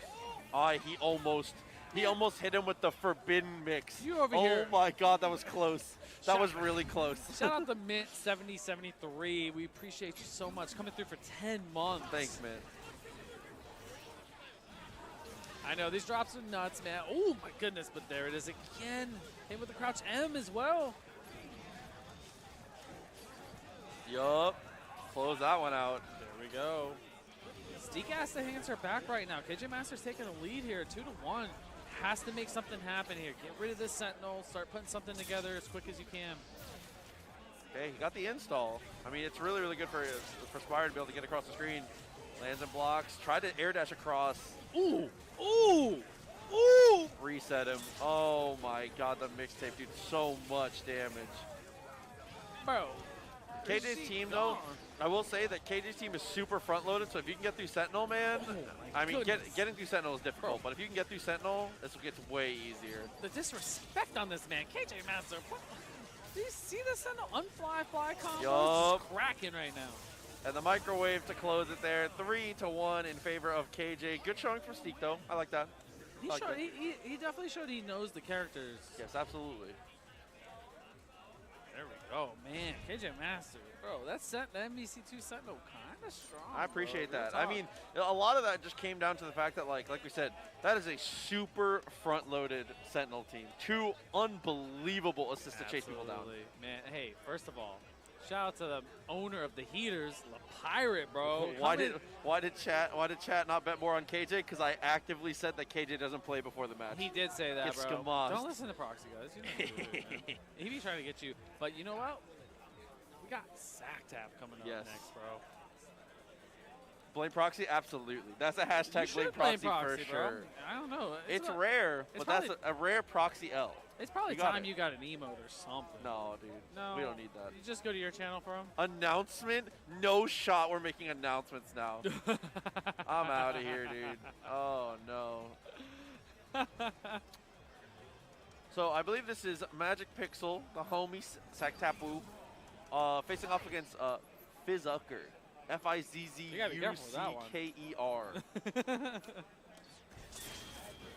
So, yeah. Sack-Tap, Thanos. Yeah. You already know, man. The heater couldn't make out of the state pirate? No, dude. Oh, bro. Dang, man. I'm sorry, man. We wish we could have seen you, dude. Say he's guilty by proxy. Dude, I have messed up so badly by making my tag proxy and being in card games, because when people talk about it, I'm snapping looking around. I use that word when you're not around sometimes. Just to feel something. No. That's not true. I go in the mirror every day and go, proxy, proxy, proxy. And you never show up, so. Street Fighter stream tomorrow? I'm not sure what is TNS's first thing they're streaming tomorrow. I'm not exactly Lucas. sure. I haven't looked at Saturday as far as everything goes. I can find out. What's the first thing on TNS stream tomorrow morning? KOF tomorrow on TNS. Yes. Everyone. All right. KOF till top 48. I got you. I got the schedule right here. So KOF in the morning. 10 a.m. KOF. Yeah. So yeah, tomorrow's KOF for us. And Guilty Gear. And then after that, we're going to be Guilty Gear top 96. So yeah, KOF pools in top 48 into Strive tomorrow for everyone on this channel. Yeah, so come check it out. It's going to be some hype action. You know the deal. Even Strive is fun to watch. KOF is fun to watch. I love both of those games. KOF is my game right now, dude. I love Bro, it. this team color synergy for Fizzucker looks fantastic, by the way. Sack-Tap, Thanos, as we've said. With Orange Hulk, no less. Oh, yeah, you know the deal, man. But we got some palm breakers. God. But the Stars Wesker assist is actually very strong to be able to interrupt. Look at that empty jump low from Fizzucker here. Rashid just doing some work. Oh, missed the OTG, and he's going to lose the whole team for it. Oh, no. Uh-oh. Here's some palm breakers. You know, those look so damaging, man. Thanos and cleans up the Rashid as well. Oh, my God, what an answer. That's crazy that Chris can hit like a 35 angle. That's a little different, man. Chris Stars is, I think it has more mobility as far as the guns go in this game. But the green-orange Hulk, I don't like it. Green-orange Hulk doesn't make sense. I don't like it. Yes, it should be orange. But is there a bracket? Exclamation mark bracket to pull that up. Absolutely. And that's the one thing that, like, you know, Orange Hulk can plink dash, can get across the screen very fast, but the armor is not there. Hey, close it out. Should be able to kill off this. It's going to be close. There it is. Very nice. Zach Tap, get on the board. After this game, I need to go to the bathroom. Can we have like Ronan put on for Oh, look at that, man. Zach Tap coming through. Gets the OT, or gets the wall bounce here with Thanos. Definitely knows with the assist and stuff. Goes to the air reset. Gonna get the kill on Rashid here. Yeah, again, that throw working out really, really well. It looked for the extension, but I think he thought he was in the corner there. Closer than you thought, man. Went for the palm breaker. Not enough. The hard tag out actually saves Rashid. Oh my God, almost got a crazy answer there, and that is going to connect there. Magic Pixel continuing to dominate. Doesn't even want to go for the full palm breaker loops. Instead, just cashes out the super. Very nice. Got the OTG, gets Orange Hulk in. Here we go. Oh my goodness. Did you see the delay on the assist call with the jump light? Stars Wesker coming in for the finale, but is not going to get to play a little bit more. He's going to go for the X. Actually drops the combo, but still is able to get the reset.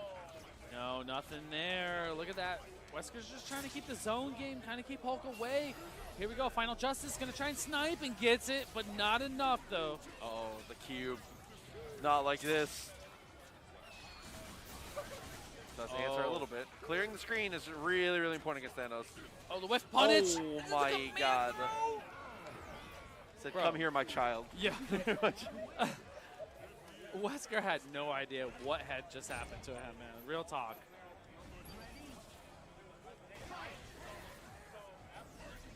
Let's see, potential final game here. Cube into tag and gets the hit with Hulk. There's just no way. Bro, like we said earlier, new life into the game, man. You're seeing interactions you never get to see normally. Look at that. Wesker come out, pop him up. Hulk with the Orange dash. Hulk can plink, by the way. Exactly. In case you're wondering. And there's Rashid in this game, man. Look at that. That's the best part. And this Rashid looks fantastic, man. You know, modders, tabs, all you guys doing fantastic work with this game here. Yeah, everybody has been ridiculous. I'm so excited to get to see what else comes through. Remora, it's just because he picked the green color. Legit is the only reason. Ooh, couldn't quite get close enough, though, to actually extend farther. Another tough situation here. There we go. Kiss on a run. Get the OTG here. Goes into level 1 super, but it whiffs and falls out. Okay, super came out. Level DHCs actually. Snap comes through. Doesn't connect with anything but the wake up launcher. Looking good right there. Oh, and the confirm off the assist. Sack tap on top of it. Gonna be able to get the kill here. Oh, drops his combo though. Another tough one. And Stars Wesker getting to work now. Missed it though. Stars Wesker does have like kind of a system of Rekkas essentially. Yes. So it works out really, really well for him when he's able to convert on things like that. Look at that, right off the cube. But unfortunate, the DI was just a little too far in front. So he kind of got in front of actual Chris. What does Snap do? And a ton of damage and is unblockable. Couple grenades, goes for the shotgun. And a zone out this Orange Hulk. My God. Lit Hulk up right there, man. Chris Stars, the X Factor, level 3. Bunch of damage, man. Be careful. Uses the missile launcher there. He's going to go for it again. He gets shot up for his troubles. Gotta be careful. And on top of that, anytime Wesker Stars gets the reload, it can mess you up if they get the hit. It's just Chris Magnum better. Exactly. And that is going to be Sack Tab. Closing it out 3-0. That's a really good set, though, actually. You know, I know it says 3-0, but did not feel like it. Well, no, that was a really, really good set. Absolutely. For sure. It was competitive. It was back and forth. And you know, that's the coolest thing about this. You know, some of these people play this. Some of these players play it. They practice it.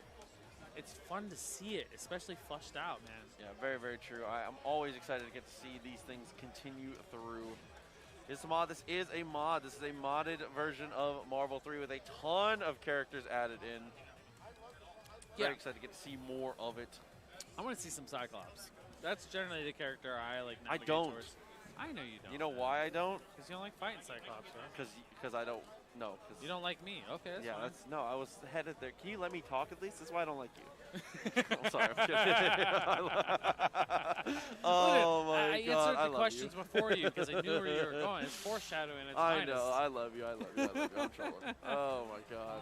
Shout outs to Jamal. You see him right there, man. Roberto Sandwich walking around as well too. Everybody's been hanging out too. It's been really, really nice. It's good to see all the Marvel family all in one place once again. I'm going to be hopping up for just a second here in a moment. Absolutely. I need to make a quick little errand run. It's been a long day, man. We've been on our feet all day. Proxy's been commentating KOF all drive day, today, bro. He's been on. He's no, been doing I a great job. I only did 2 blocks today. Hey, man. It don't matter. He's been doing a great job. He's been at it all day. It's been fun, though. It's been fun. It's always fun to get to continue to do these things and get to, I don't know, just have a good time. I really genuinely find a lot of enjoyment getting to do this. Okay, so I will be right back, chat. I'm going to hand the mic over to someone here in just a moment. We'll have somebody here chop it up with Southpaw for just a moment.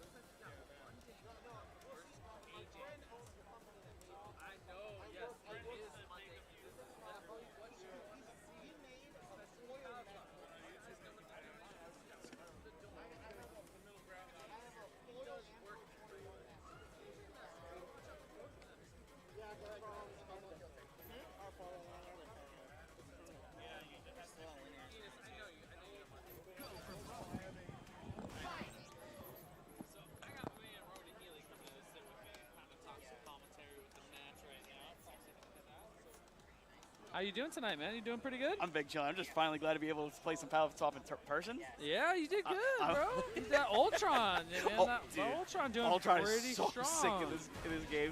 It feels like when you play Ultron at first, it's exactly how you wanted him to feel in Marvel 3. You know, like that's exactly like Ultron felt good in NBCI, but it felt like something was missing. But he looks like he has the speed in this one. Oh no! Like in 2017, that was everyone's first question: why can't I play in this game? 5 years later, I can now play with Ultron. Yeah, and he feels great, right? No, he's fantastic. got like the only thing was since I played Ultron Sigma in NBCI, it took a while to get used to like kind of Ultron's flow in this one. But like it was amazing how Tabs like really did make sure the NBCI routes were in Marvel 3. Yeah, absolutely. You know, Tabs takes care of that. You know, and that's fantastic because I played Ultron a little bit. I see it and I'm like, I remember the button layout, what I'm doing, and everything. But here we go, man. We got Mundink versus KJ Master. So I'll be honest, I didn't know KJ played Palette Swap like that. And then he's like, "This KJ, no, bro." He told me the team, and I was like, "Oh, that sounds pretty good." And then I saw the Tatsu shenanigans with the kid assist. I was like, "Oh, this is really good." Yeah, and the best part, man, we get to see some Captain Marvel action. That's one of the characters I definitely like to see. She's so sick, but man, I hate fighting her. She's annoying, man. Like, Binary. dude, It's hard to mess with the install and everything like that. But KJ Master, point just swatting MPC2 Sentinel, man. Hella work. Got to be careful. Oh yeah. Mundink, you could tell that he would play a Rashid character. You know, the speed there, the dive kicks on top of that, a lot of damage. It makes sense to me to see him play that. The meme, like me, Mundink, and Aces had, which is everyone's gonna pick up Hunk just because of the guns assist, because Hunk is kind of cracked. It kind of reminds me of like Winter Soldier a little bit. Definitely, you know, not as crazy, but definitely, you know, with the zoning and just kind of trying to take care of characters and whatnot. Also, I definitely like that like 35 to 45 degree angle where you can machine shoot? gun. Fantastic button, but You know what else a fantastic button? Whatever button just caught KJ Master. Whatever button fires the trigger. Exactly. Honestly. Here we go. KJ Master about to lose Sentinel here. Psylocke's coming in, but we get a hard tag, so a little hard to try and set something on the incoming. Yeah, honestly, it's been great seeing Rashid more often throughout this bracket because I hadn't seen way too much of him early on, but his speed is honestly showing off, and just with juggling and the assist there. I think Rashid is an awesome character for this type of gameplay, right? Oh, definitely. I think Rashid is perfect. It would have been perfect in Marvel if we had a new version in the game as well. Oh, the level 3. Shinryuken. Oh my goodness, a lot of damage to the Hunk right here. Assist wins out, but not there. X Factor canceled just to take care of Hunk. I think that's the right decision, just to get some health back for Psylocke. And great jab there from KJ Master, just kind of getting him on the way down. Honestly, kind of backs off of the incoming and just about to chuck him right there. And a great X Factor here from Mundake there. Gets the throw in between the Tatsu, knows you can do it, and that's a dead Ken. It was a dead Ken, and it is now again. It's a dead Ken. Exactly. You know how the transitions go, but now Psylocke has to make this happen. And a great teleport. Psylocke is kind of that Trish archetype. Run away from you, but you can't run away from Mundake. That speed, so that fast. Speed on top of X Factor, you're not getting away. You can't run away from Mundake. He goes, you can outflank me? Nah, not going to happen, man. No, but honestly, I think Mundake has just kind of made sure KJ can't get anything started with Sentinel, but I want to see, just one overhead is all it takes from Sentinel. Absolutely, and a great air throw here from Mundake, catching it, but we're going to probably get a reset here. Oh no, but the drop. What an answer. What a box.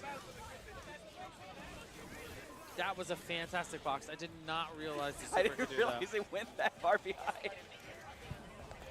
There you go. And the Eagle Spike actually catches out right there on the tail end of it.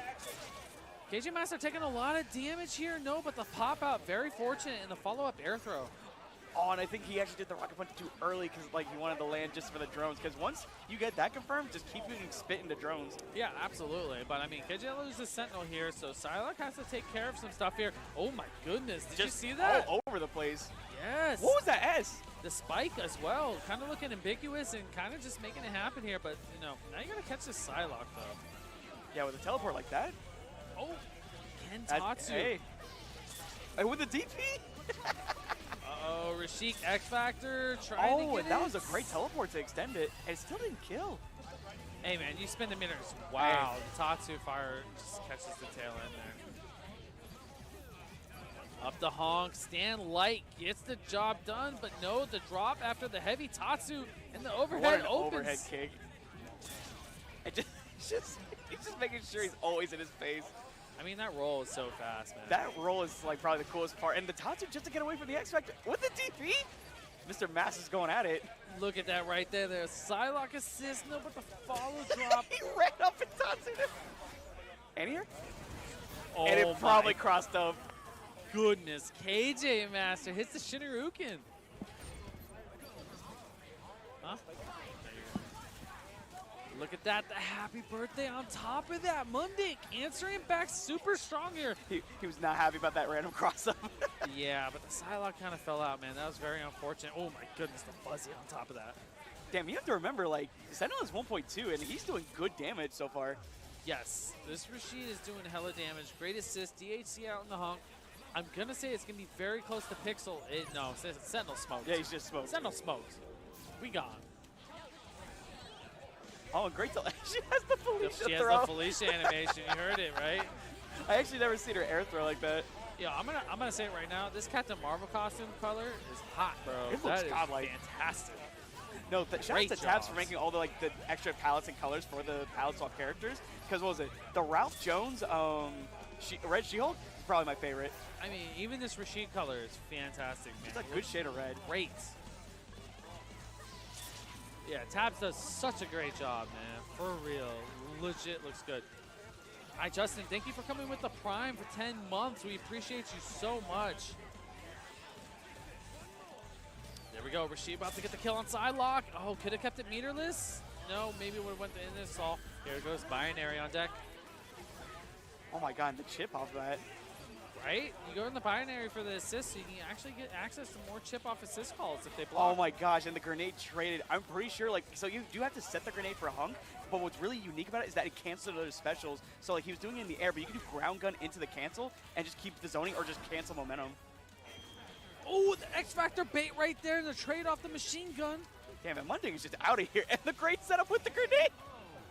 Munding said, I got to end this now. No, and it's crazy because, like, with Hunk, you can actually throw it at certain trajectories, so some of them bounce off the wall, some of them lay on the ground, and that was just great foresight from Munding. Absolutely. You know what else is great? Munding's Rashid just coming through with the happy birthday.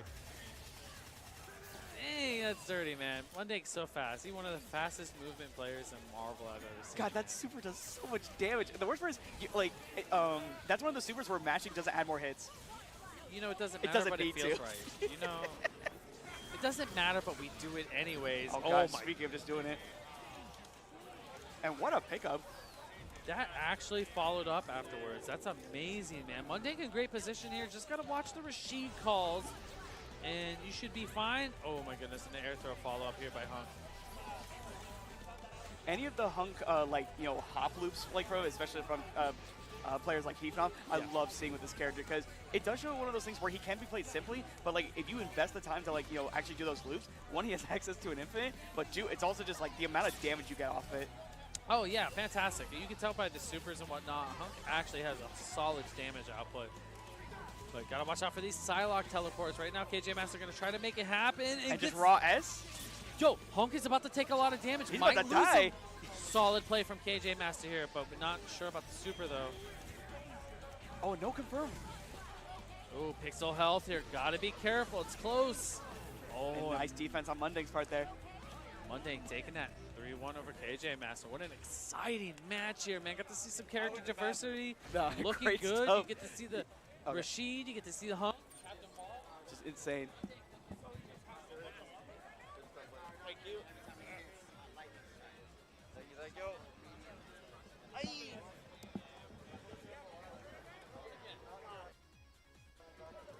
Every time you see Sandwich lean over like that, he's muting and unmuting him. Oh, hey, put that in front of the camera real quick. No, put it in front of the camera. Don't show them. Don't show them. Don't show them. Wow. No product placement. They've already been talking about it, man. No They've been free talking clout. about it in the chat the whole time. No free clout. Shouts to Tong Lee, by the way. You see his legs coming through. You see him. That's my He's boy. wearing shorts at least, guys. It might not be pants, It's but not it pants. is shorts. It's not pants, chat. Don't worry. It is shorts. We're trying to find Luna, bro. Luna was watching the Forbidden Game on the other Is side. that Melee? No, they have a setup right here What of are a they game playing? that I dare not speak of. Naruto Ninja Storm? It starts with a D and it ends with an F. DNF Duel? You know. Is it here? No. But I wasn't wrong with the spelling. Oh, well, I don't even care no more. He was spectating something. DNF Duel, yes. Yes, Tab. Lo, shut up. Oh, my God. Everybody knew what I was talking about, so I would like everyone who is making fun of me for what I just said to apologize. Thank you. Don't apologize, Sammy. Let's be real, man. Let's be real. Melee. Yeah, Melee ends with an F. I'm out of here, bro. The spelling's on point, man. Not the no smile, dude. The logic. Oh, my God. The logic makes sense. That's tough. Do Melee. There you go. It starts with a D and ends with an F. Yes, Melee. Well, we got one of the favorites to win the tournament here, Aces. Aces? Sitting down, facing off against know the deal. Luna. These two are both, you know. You definitely know the deal. You know, Aces plays a lot of characters in MVC3. Yes, actually, so does Luna as well. But I know Aces does actually play a little bit with the power swap as well. I mean, Aces is definitely one of those players where he is, like you said, he is one of the more dangerous random select players in regular Marvel 3. So he is very talented at being able to pick up multiple characters. Oh, we'll take full advantage of you. Captain Marvel, Scarlet Spider, I think are two expected picks here. He's pretty fantastic with both the characters. Luna with the peace sign, I respect that. Looking cute. Here we go. Captain Troy, hold up. Yeah. Got some Scarlet Spider here, some Captain Marvel. Love some Thanos on top. That Cyclops, finally. See, bro. Remora single-handedly made us take TTS off. That is why he is the bit leader currently. Scarlet Spider on point. Evil Ryu second. Bro, Tennessee Luna, man of the people, man. Playing Cyclops here. Looking to zone out Scarlet Spider here. I love that run up. It was a great idea from Luna, but he couldn't quite get there. Oh, gotta watch your feet there. Right after the little optic blast gets blown up here. Gonna possibly lose Cyclops because Aces knows these combos. Zeta. Oh my god. Oliver coming through by the way. Oliver 94, appreciate you. Thank you very much for the subscription to Prime. Thanks to everybody who's hanging out. I appreciate y'all. Bro. It's very fun to get this action going through. As Ace is showing off the loops with Scarlet Spider into the super. Plenty of meter. Should be a kill. You know, one cool thing about Thanos, that color palette looks fantastic, by the way. It does. But Thanos getting smoked here, man. Captain Marvel coming through. Meteor incoming gets the hit here. Aces is Scarlet Spider doing hella work right now.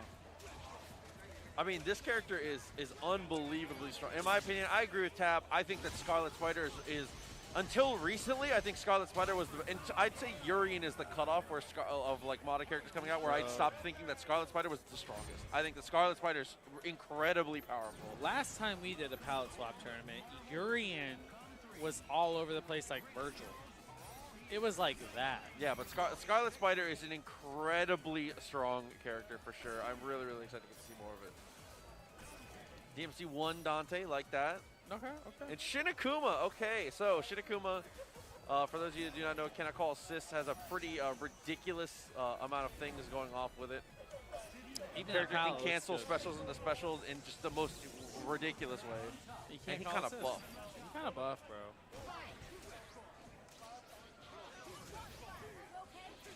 At this point, don't you think they should have just made that like Oni or something? Look at that. Double fireball in the air. Great for NBC action. Yeah. You know the deal. Absolutely. So let's see. Is Aces going to snap? Does he know? I think you do because the Shinakuma you can't call him as an assist. So you have to only play with one thing you know the variable of. I think it's the right decision. But if you can kill on one touch, then you definitely take advantage of that. I mean, it's tough to kill Shinakuma in one touch, though. That life bar kind of meaty. I mean, taking tons of chip here. I mean, at this point, you're only going to have to work on 60%. I think Aces would look like... Oh my days. Okay, so let's see if... so Luna is just doing Marvel 3 Akuma combos. I don't think that he knows the special ones, and he's going to lose his Akuma for it. Good tech forward here from Aces and takes full advantage of it. And going to get the combo on Shinakuma and possibly get the kill here as well. Ayy, and closed it out. Very nice. Meteor incoming here, looking good. Oh my goodness, the Helm Breaker, bold cancel, but then Aces is on top of that and gets the cross up here. Full damage, has 5 bars on deck as well, so as long as you can actually get the combo, you would have been able to kill there. Snap on Wake Up, doesn't work out. Aces continues with the maul here. There, the snap works out, gets the hit on Captain Marvel. Oh. Luna had some sauce there. I respect that. That's a lot of damage. DT activated, and as you know, the boxes get huge for Dante. Good Tiger Knee on that Hadoken there. Oh, didn't work out though. Snap again. Luna has a game plan, and it's quarter circle with the assist button. He's really leaning into that. Absolutely. Look at that, Meteor incoming. Great blocks here from Luna, and on top of that with the Hado behind it and the assist call. Yeah, dashing underneath there actually made that even more difficult to block, so credit to Luna, really good defense.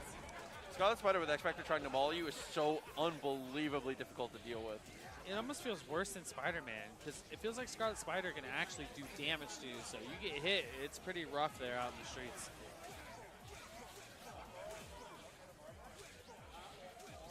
Looking good there. Look at the zoning right now. Time is going to be a factor here, possibly. Yeah, I mean, I don't know if Luna has the combos to get the damage out to actually be able to close the gap on this one. And it's not going to matter. It's going to be Aces taking another one down. Man. Strong showing, man. Scarlet Spider looking like Ace's best character here, man. Yeah, Remora, that's the key to DMC1 Virgil. It's definitely more like DMC1 Dante. It's more like Virgil than Dante. If you go DT, you just are a unbelievable zoner. That's like Nago, bro. Like, that's from Strive. Hold up. He literally is Level in 2 blood Bloodlust, gauge. bro. Yeah. That's 100% what it is.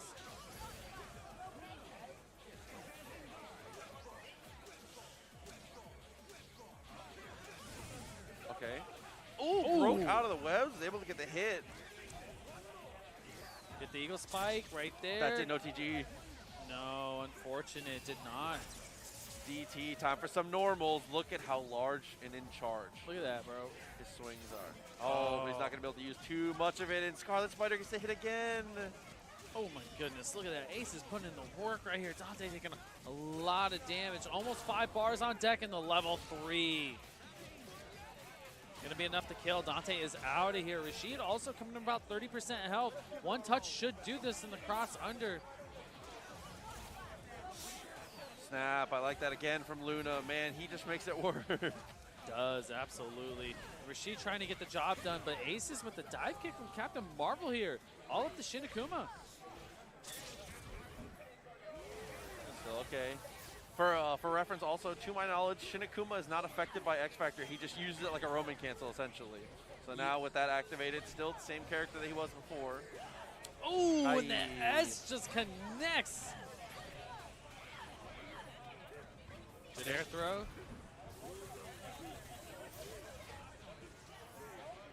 Ooh, he tried to do. You see the Tatsu after? Okay. You see that? He was looking for the flip kick on him, didn't quite make it there. Ace is about to. He lost Captain Marvel here. Still has a chance here. Oh, that overhead just too slow from Evil Ryu there. And Tennessee Luna takes full advantage of it. Yeah, Luna trying to do something here. You see the sh movement. He's trying. Oh, you see it. You see it. Looking for the can opener too. Shout outs. Eee, that combo's no way. Bro, you can tell when an MVC player is feeling themselves. Luna's Right now, kind of Luna's starting to feel moving. cooking right This now. is actually nasty. Oh, was he did cooking. the launcher. Was cooking. No, he dropped. Oh, the feet right there. Luna, I'm not going to lie to you. Luna was kind of mixed in that last game. Yes. He was in there. If he had just played like that the whole time. It was just that late X Factor cancel that took Aces took full advantage of. Took care of the, literally hit him in the sandals, man. Got the job done. Agreed. A tough one for sure, but that is going to be the close out. Luna, nice try. Oh, Scarlet Spider. So, you know, hey, that's a nice jacket, though. Makes standing That's a dope jacket. S whiff cancelable. That'd be fire. For Shinakuma, that'd be awesome, actually. I'm down to make Shinakuma just unbelievable. That is like, that's the juice. They actually for sure. nerfed him. Yeah, a lot. They nerfed him. Aces definitely looks like the favorite. Listen, all I'm saying is that someone came up to me and asked who I liked, and my answer was immediately Aces. So. Okay. I said that it's Aces Doink Grand Finals. Aces gets the better of Doink was my prediction, and I think it's a good prediction. I don't know, man. Aces or Monday looked pretty damn good earlier, so that could go either way. You actually don't know the power level. Do you have a scouter? I don't think you do. Let's go, Ron. Is this going the entire night? This is only going to be going until the tournament is ended. We're just playing through the tournament here. We have 2 setups rolling, so there are a couple matches going on off stream. But for the most part, most of the tournament is being played all on stream. You guys will get to see it. I believe all of top 8 will be on stream, so you don't have to worry about that much. Absolutely. We got Chewy versus Ronin going on next, man. Papa John sponsoring. Yeah, we've been here at, this is the official CEO overlay. We're streaming here in Jabali Land right now at CEO Gaming, a fun tournament that we were having a good time at. This is just a little end of the night nightcap, little modded Marvel action. Modded Marvel offline is so fun. Absolutely. Modded Marvel online, modded Marvel is fun. Offline, this is absolutely cracked. It's so fun. It's great, man. It's fantastic to see this It in is. person because we've only ever done it on Parsec ourselves. Yes. This is different.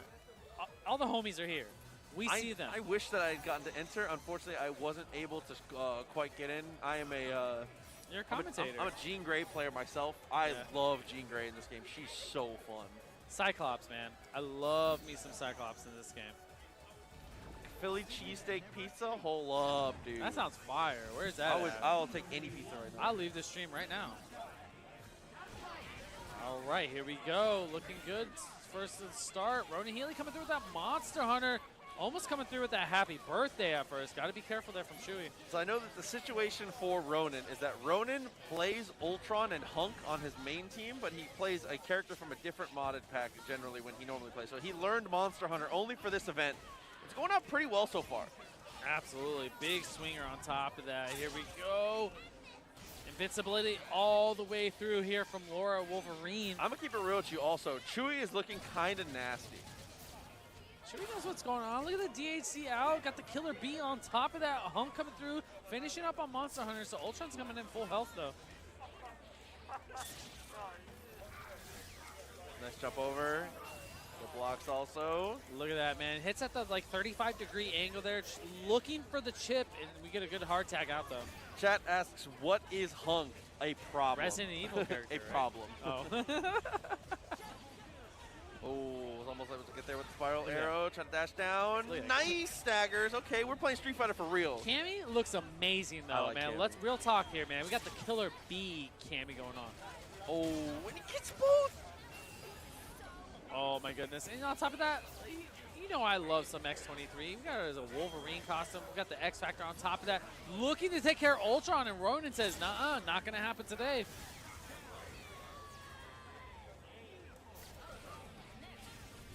Dive kick.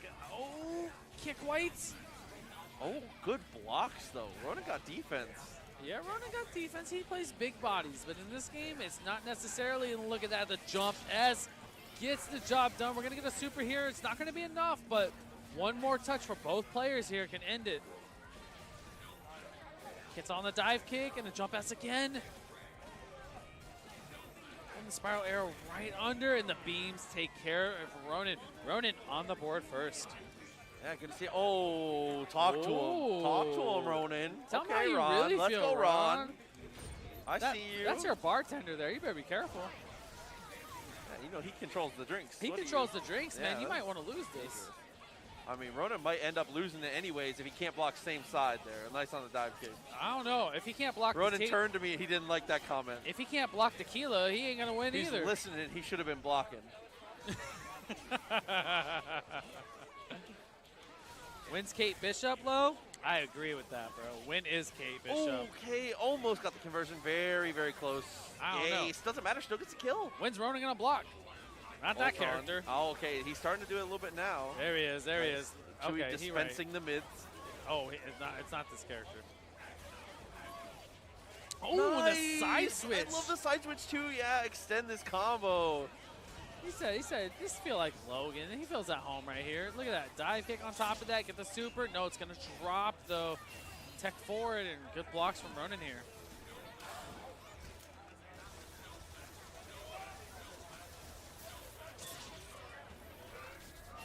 Oh, DHC out. Hunk's going to try to put a little bit of damage. Not much chip, though. It is just actual warfare back and forth, dude. I think 5 bars of meter were spent there, and no one got hit once. Okay, good answer, though. OTG. Gonna lose the Wolverine Laura here. Chewy's gonna come into the Hunk on incoming there. Grenade block and an air throw from Ronan. Off the assist. Great confirm. And the happy birthday there. Taking a lot of damage. Dude, it's just working out here. X Factors just to make sure. Oh, so close. All Chewy needed was just that, like, 18th of a bar right there. It would have been able to actually take care of 18? Did you measure that out? 1/64th of a bar. Oh my days. I can't believe my commentator is a mathematician. Bro, you know, honestly, when you work with a tape measure as much as I do, you'd be surprised. Is Hunk cable? I don't know. I would love to see actual cable. I had a conversation about that today. Nice. Oh, off the assist there. Chewy looking very strong, taking care of Monster Hunter here.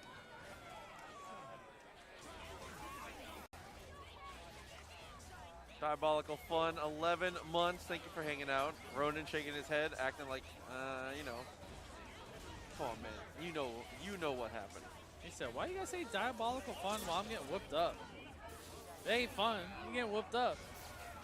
Go, one character remaining, and it happens to be the best on the team here. Try to go for the instant overhead, did not work out. There we go. Is able to get the connection again. It just felt like Laura had faster buttons in that instance. You were able to get the dash in before Hunk was actually able to press something, and you still beat him out once he did standing still. Oh my god, he baits out the swing. Chewy. That perfect? Kind of dominating on that one. No, he took a little bit of damage. That comboed? What? All right, get destroyed. Dang, Cammy just lets you know what's going on, bro. Let's go, Ron. I have never seen that before.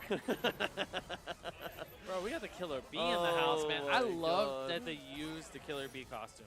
That is such a great thing. Ooh, a little red She-Hulk action coming up. I respect that. Ronan said you got to change something up, man. We got 6S. We got 6S. 6 heavy slash, right? I mean, Red She-Hulk is one of the most fun characters to play, in my opinion. I think he's super strong. I will say also that after playing against certain people, I think if you're going to play Red She-Hulk, I think that if you're playing normal characters as well, Strider is a ridiculous pairing for this character. It sounds great, but this is a palette swap only. So hey, I'm just exploring all the options. I know. No. Yeah, Strider Red She-Hulk is so strong. Yes, just because she has accessibility to OTG easier. Okay. Got the low open up here. She was going to lose Wolverine here, Laura. Oh, at the OTG. Had to go for the super. The DHC, more than worth it. Bro, I love all the plasma on the screen. That's why Ultron looks fantastic. And you have the Iron Man color on top of that, and the Ultron bot actually hits.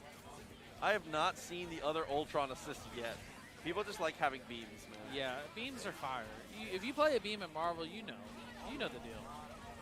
I don't even know if they're good. It is how little I've seen them. Is that going to trade out? Oh my goodness. You see the spiral arrow? Very strong for Cammy. I mean, the first round of blocking was actually really good there from Ronan, but Chewy stole the turn like a maniac. That was awesome. I love that kind of aggression, especially if you're playing Cammy. Might as well get in there. That's the one thing. Ronan is a veteran Marvel player. You got to take care of him. He will take advantage of you if you give him the chance to live, even if it is in palette swap. Uh-oh, almost there. That's all you need to be a degenerate move in versus games. Move forward and hit low. Shouts to Nova crouching medium. Almost got the side switch on top of that. Ronan taking a lot of damage. Super, does that work? Checkmate. Oh my goodness, Hunk firing back oh right there. My god, dude, this game is trash. Yo! That's amazing! Oh, dude, that's actually amazing. That's amazing! Trying to go for the OTG a little too far. Bro, I can't believe what we just watched right there, Proxy. That was fantastic, man. Look at that, trying to get the chip going, and that might be enough with the alpha counter. I like the alpha counter a lot. It's a good call. Yeah, but we don't have X Factor here, so you can't get hit at all. Cammy's in chip range, 45-degree angle at the start, takes care of her. Ooh, chuck a grenade, and just shoots it up again. Game 5. This is a good set. I'm not going to lie. This is good. Ronan, I told you, do not give Ronan an inch of room, man. He will make something happen, like taking you to a Game 5. I see Let's Go Rons in the chat. I respect that. Appreciate y'all. Oh! So Ronan Healy back at it again. Yup. There we go. Do it again. Super. A lot of damage here. Ultron coming through. Gonna be able to kill Laura. Couple good follow-ups in a row. Got that tag. That's not gonna connect. Oh, the X Factor caught them both, but She-Hulk actually fell out late. Ronan just pushed 2H. That just connects. Love that swing. Yeah, but we got to drop on both sides. But Ronan Healy actually a button placement. Perfect spot here to hit Cammy. No drops.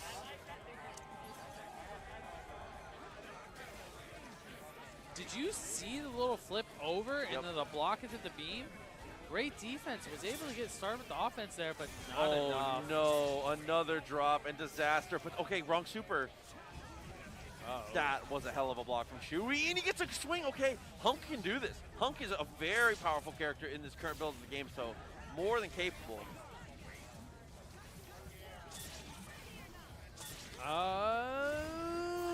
I don't know, man. This is rough right here. Hunk is almost in pixel damage. The guns actually went out and get She-Hulk, but you still have an Ultron to deal with here. All out the drones. Oh, God is able to close it. Ronan Healy, 3-2. Is able to take it over Chewy. Actually, a very good set between the two. Absolutely. That's Ronan bringing it back, like the dude. most competitive, fun set I think we've had so far. I like that. Chewy was up on him by 2 games. Ronan brought it back. Should have closed it. Yeah, that was hard. It was like we were saying earlier. You can't give Ronan an inch. He will take a mile every single time. He's a veteran Marvel player, just as Chewy. But Ronan will take that inch to a mile real quick. Well, looks like we're waiting on our next 2 players to roll up. Ronan Healy gave me the thumbs up. He gave me the, the fresh maker. He knows. He knows he just stole one. He knows. He definitely knows he just stole one. So we got like possibly Ace is up next. I'm not Chad, sure I have yet. a confession to make. Oh God! Don't let him do this. We got to tell him. Tell him. The venue sells Dasani. I might have drank one today. I know. I'm sorry. I'd like to formally apologize. I actually didn't drink mine, Ender. If you're there. I'd like to formally apologize. I didn't drink mine. I pawned it off to Roberto. That was my bad. I didn't mean to. I just got handed to me, and I just was thirsty, and I did what I had to do. You know. Squirrel's drinking Dasani right now. Let's go.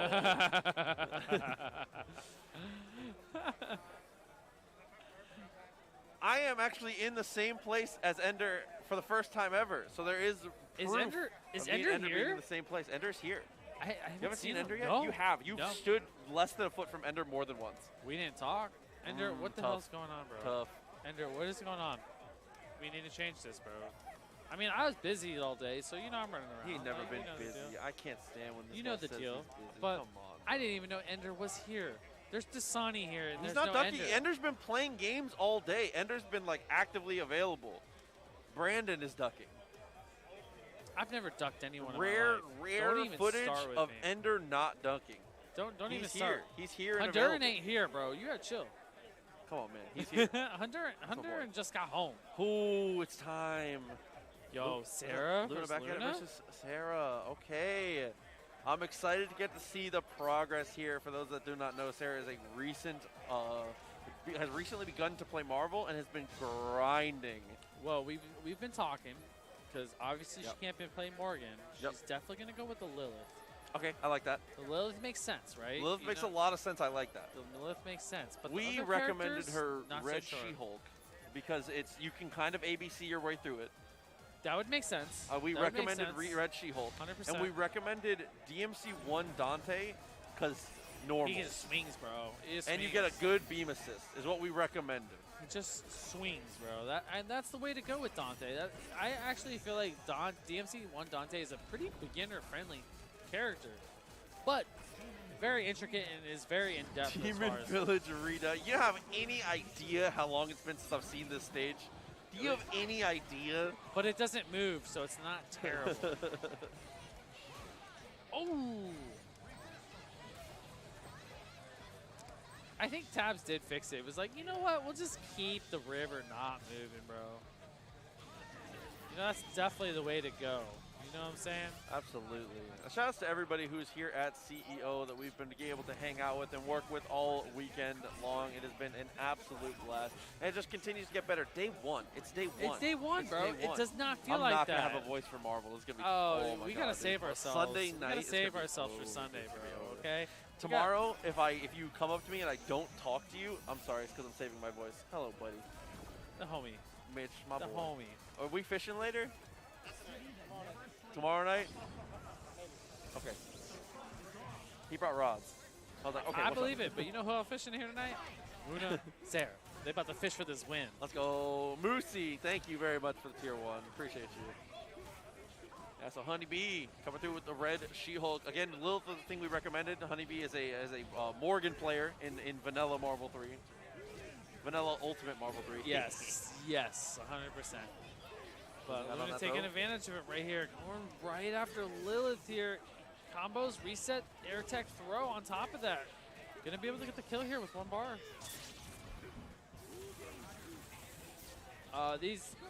Tyson, they should use time. You are 100% correct.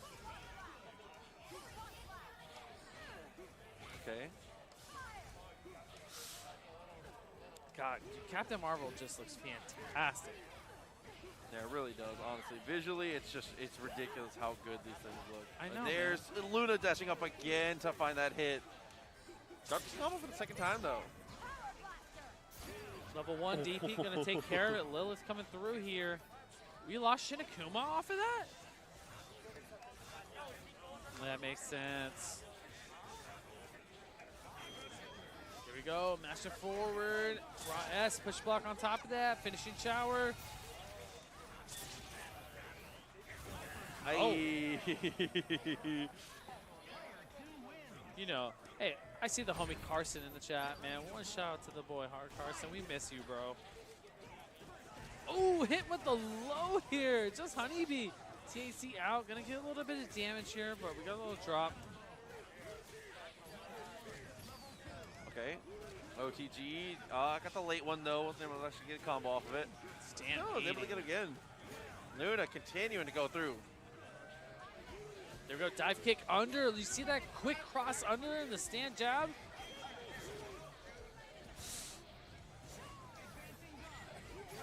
Oh, he finally has unlocked the secrets. We're dive kick Tatsuing. That was deep, bro. That was cross up dive kick, bro. Okay, he knows now. He knows now. He knows now. Oh, and on top of that, you get the double fireballs. DP out. Both supers are not going to hit. Yep, ships in the night. And we don't even have a clash on top of that.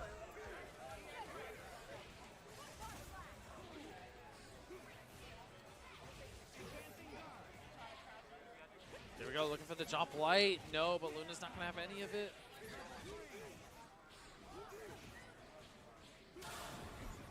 Yo, fireball cancel demon right there. Right into binary install. Oh, okay. All right, Luna. Okay, Luna. Okay. That was kind of sick. Let's keep it real. That was kind of sick. Everybody calm down. It was nice. Luna, oh my God. bro. That was disgusting. Yeah. Oh, my God. Roberto, tell Luna that he can do back quarter circle S. He's not even using the Tatsu, bro. Give me the helicopter, bro. Yes, sir. It's time. Yes, time. Get him. You've unlocked more for the Luna. Skies right are there, protected. Bro. No coaching, bro. You chill out. I don't care. Look at it. Dude, it's OD. I love it so much.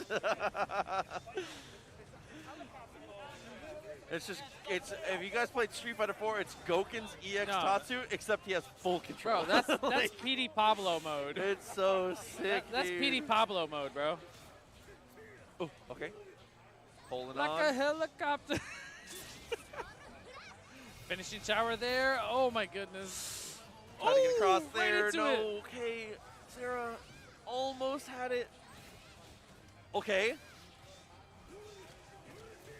Oh my goodness, the dive kick right into that. Oh, and the S. Yup, answered it. PD Pablo should be happy right now. North Carolina. He said take his shirt off.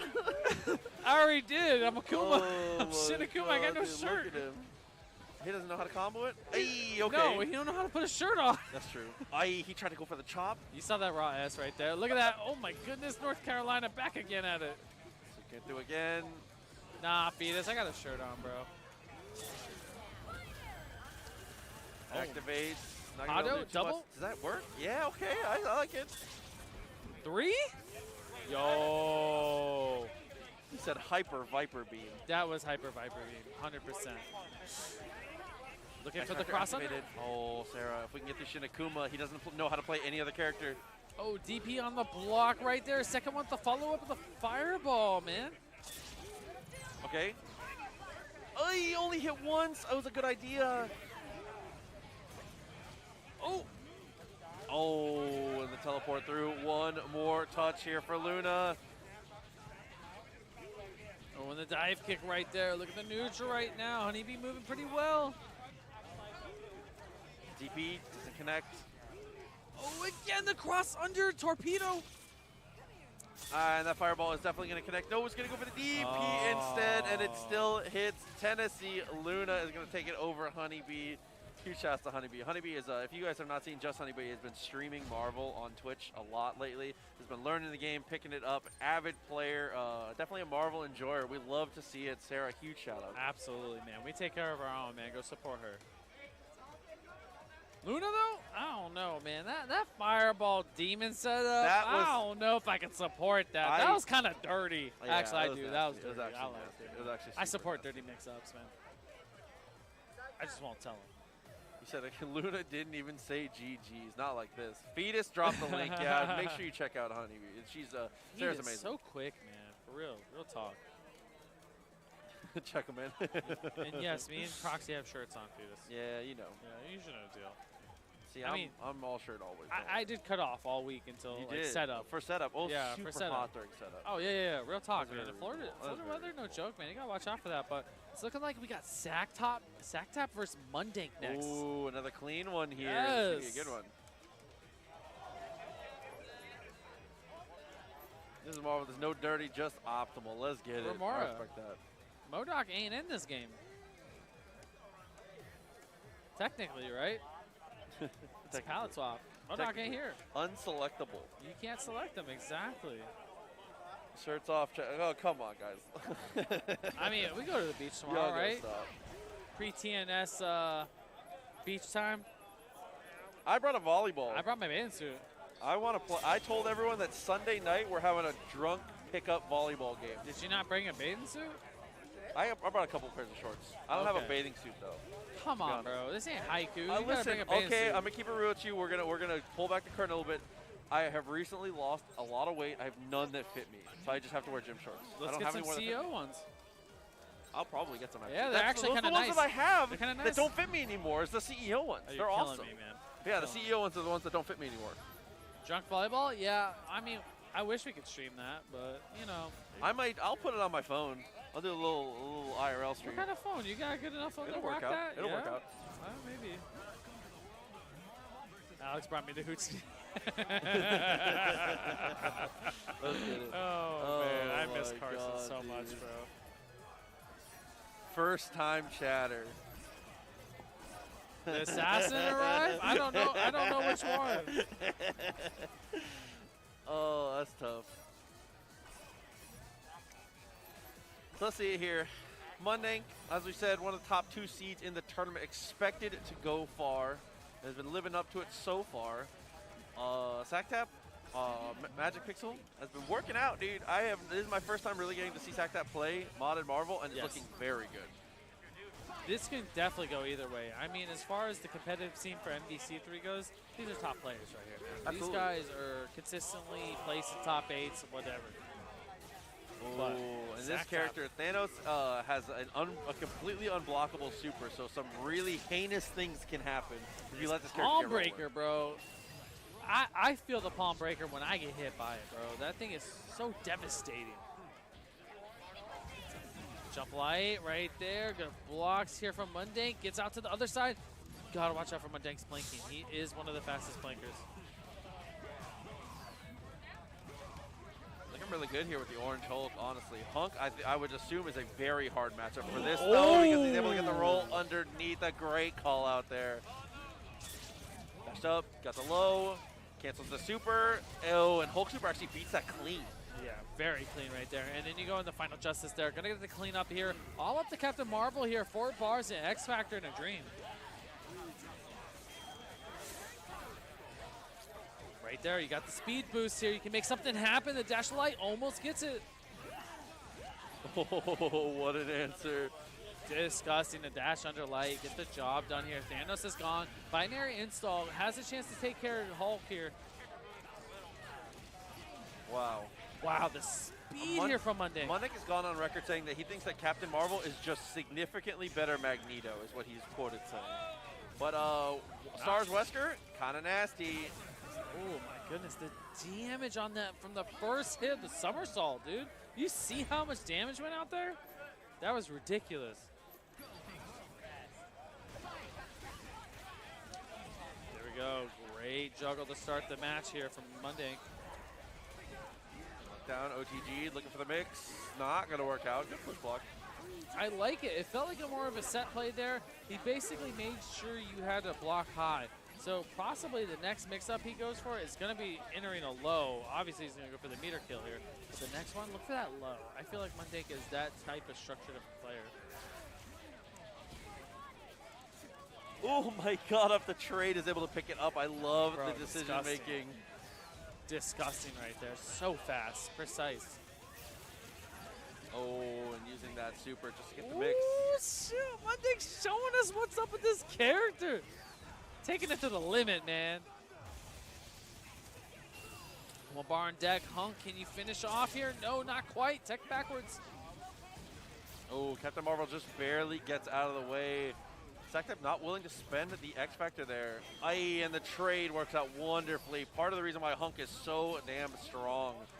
Oh, the drop there. X Factor by the sack tap. Not going to matter here. Hunk's going to be on cleanup duty. Gets it done. Tied 1-1 here, man. Monday convincingly taking it back that next game right there.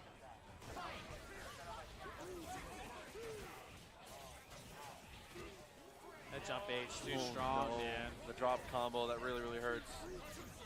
He's got the cube coming. Oh, dude. So ominous. The cube is, man. It's very scary to watch because it's slow, but it also feels a little fast. But next thing you know, you're getting cracked by it, and then you get hit twice. Yeah, with that secondary open up, just a little too difficult to deal with, man. Here we go, Final Justice here. Actually catches Rashid, and the Gamma Wave takes care of Rashid here. Sack tap in great position now, and then just gets the Gamma Charge low with the low.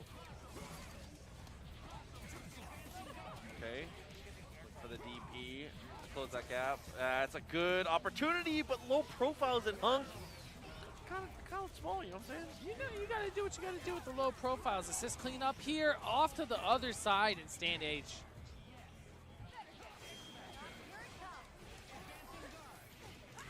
And a low, almost there. You gotta watch out though. Mundake has the X Factor. Speed boost, stand light, gets the job done. Orange Hulk gone.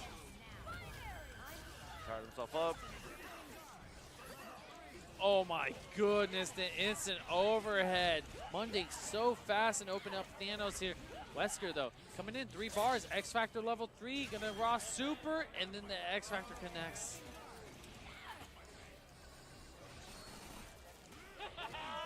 Yo!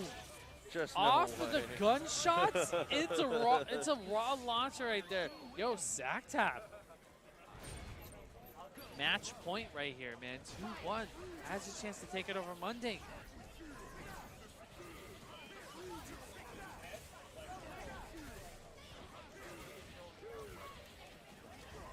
Uh-oh, there we go. Off the air throw, but no, a follow-up drop here from Mundake.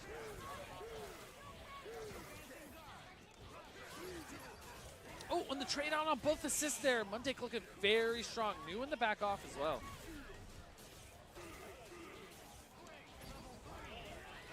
Wow, they open up for the second time, Monday.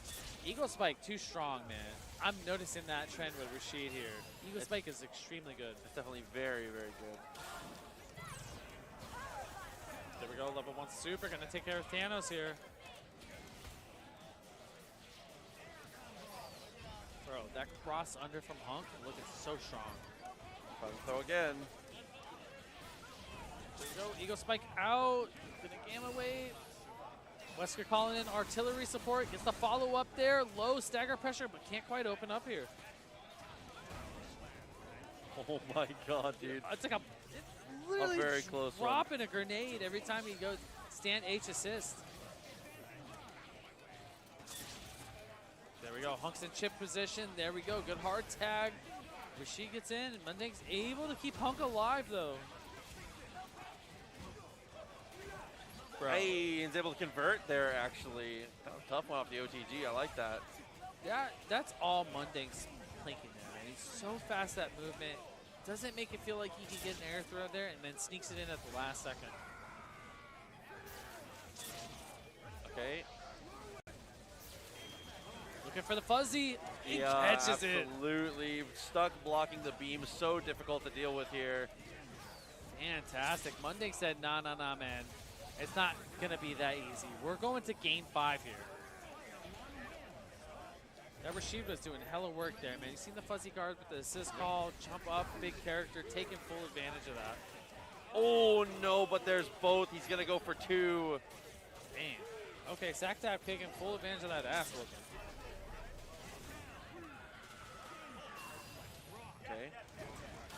Good use of the OTG and the flash kick to get the kill here. All done to Hunk. X-Factor cancel right there. Great blocks from Sacktap here. If there's a character you're going to bet on, though, Hunk is way high on the list for sure. Just trying anything at that point. You're trying to jump up, get some hits here.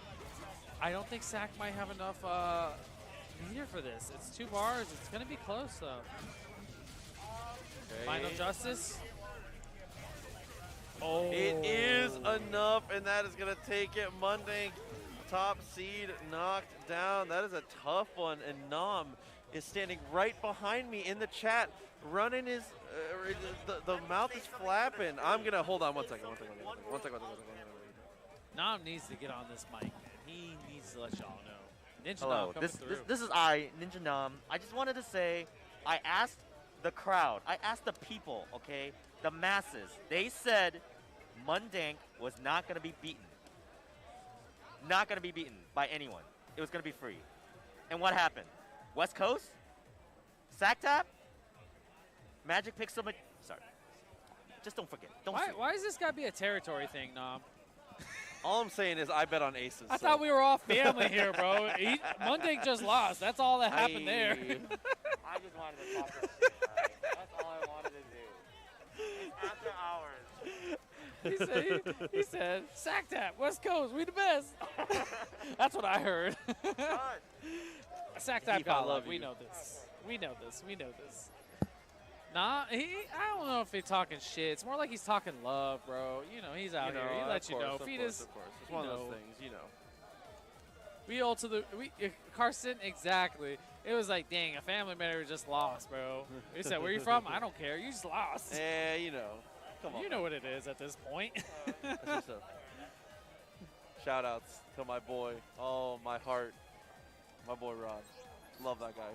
Rodithan. It's my first time seeing him all weekend. Rodithan. Odd Futures in the house over here tonight, guys. You my know boy. the deal. Yes, and Ninja Nam hanging out with us. Jamal, Carson, Tong, everybody right now. Pink Lemonade, everybody here. Ridiculous. It is yes, such a Aces good returns. time. Nick Bad, Ronan, Hurricane Kitten, Lena, Chewy, Luna. All of them, man. It's been a great CEO start to the night, especially for some Marvel palette swap. West Coast created the Sunny. Hold that. Oh, yeah, you all got to hold that. The Sunny, like, Come on, bro. incredibly mid. That ain't it. Sorry, Ender. Yeah, Aces and Ronin give me the next ones up. Among Shadows, I know you Googled that. Your source is wrong. Nice try. Based out of Georgia? No. Still not Florida. Georgia sucks too, though. What happened, Mundink? Don't talk to Mundink right now. He's in a sensitive place. He said he said that team's cheap. Oh my god.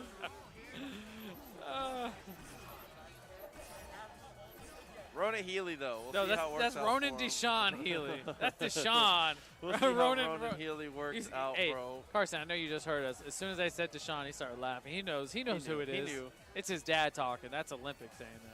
Yeah, this is Ace's return on the other side. Yo, Stan. People don't know about the lore of that, homie. Hold up. All right, let's get it. It is time. Both teams are selected, and Aces, honestly, the two standout characters here for Aces are Scarlet Spider and Captain Marvel are ridiculous. He is so strong with both these players. Definitely one of the stronger Scarlet Spider players. Absolutely. And for Ronan, Monster Hunter and Ultron doing a bulk of the work here. Absolutely. Oh, Monster Hunter ain't doing much work here. Scarlet Spider taking miles and running with it right now. Gonna possibly lose Monster Hunter here for Ronan. Absolutely gonna die here. As long as the combo isn't dropped, that's a tough one. And as you say, you know, the commentator's curse. Hard tag gets away. Ultron in here. Look for the jump H. Oh, my goodness. That 45-degree angle so strong from Scarlet Spider, able to advance and get there quickly. So it looks like Aces has the loops on lock here. 5 bars, maximum Spider. You have one more for Evil Ryu here. That should just be enough right there. Okay. Same side into the command throw, dude. That's so sick. Oh my goodness. There's no follow-up right there, but does not matter. Monster Hunter's out. Scarlet Spider just going to try and open you up either way.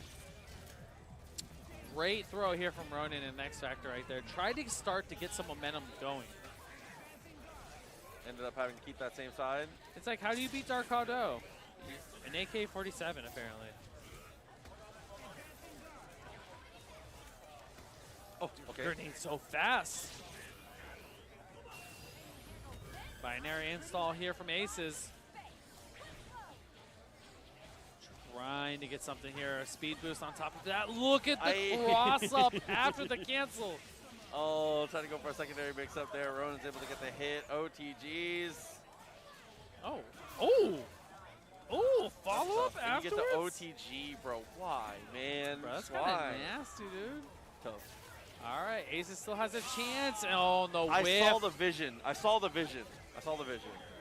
Bro, Ace is taking full advantage of that whiff button right there, man. Ronin just wish he probably had a frame or two earlier. Possibly could have been a little different there. To answer questions I've been seeing in the chat all night, there are a lot of public builds of this palette swap, being able to play it. This exact build is not a public build. So if you're interested in playing palette swap, it is absolutely available. There's very easy ways to get a hold of it. It's very, very fun to play. This exact build is not available publicly. TNS stages and all that, you know what I'm saying? Character select. We need to play some TNS stage, to be real. Oh, great blocks right there from Ronin.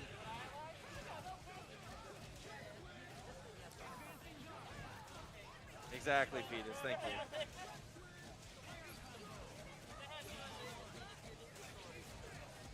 Oh, Bacon in the chat. I see you, bro. That's the homie Brandon chilling there, man. Good to see you. Good to see you. And Rib. All the homies, man. Look at that. Evil Ryu coming through here, taking care of Red She-Hulk. Got the Scarlet Spider mobility here for the battle on Ultron. I think that's the right choice as far as characters go.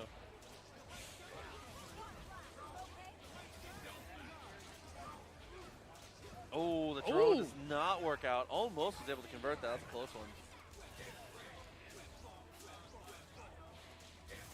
There we go. Just looking in the zoning here right now. A great air confirm almost gets it done here from Ronin. Definitely got to watch out for his Ultron. A very strong character for Ronin Healy here.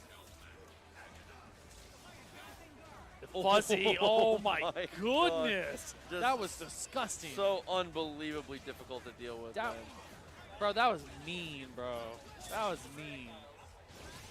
500 bits coming through. Thank you so much for the support. That was disgusting, man. The fact is Ronin's like, you know what? You can have all 3 games. That was too much. Here we go. Come in with the S right there. X Factor on top of the X Factor. And Scarlet Spider, Team Hyper Super with the OTG, but nothing hits. Yeah, the Evil Ryu Super wasn't able to make it there in time. Aces still gets the connection. Couldn't quite finish it again. And Hunk.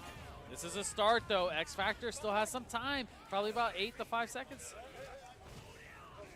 Ooh, X-Kick wasn't able to go for the link. You can combo off of that. There it is. You got the link right there. Aces on the board again. 2-0. Moving to Tampa soon, do we have offlines? We do not have offlines currently, but there are plans to. It's more about finding a venue that can fit, because when we start playing offline again, it's going to be huge. So we don't have a venue that can fit us. Yes, we will get there eventually. So no with an asterisk. Going for the loops here, and I got the drop from Aces. Ronin has to get something started with Red She-Hulk, man.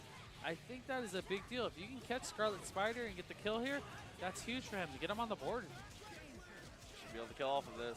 Red She-Hulk still alive, actually. Bionic Arm comes through, not quite able to get the connection. Let's try, though. Looking for the slide here, but Chip is a factor. Gotta look for the hard tag here. I think Aces will be. Oh, just Pixel. Ronan making it happen. There you go. Almost enough. Went for the torpedo. Couldn't get the kill. Just spend the other meter, but instead, there you go. Get the hard tag in. No, and the Tatsu actually cleans up Jenny. Landing. I like that dash up. Aces backs off afterwards. The use of the charged fireball, though. There we go. Hado right there. And actually not hitting anything, but the Shoryuken actually does clean up a little bit. Oh, Ultron too sick here. The level 1 super. Here comes Hunk on cleanup duty. X Factor just going to keep it simple. Take the momentum while you can. Ronan has to find a way to get back into this.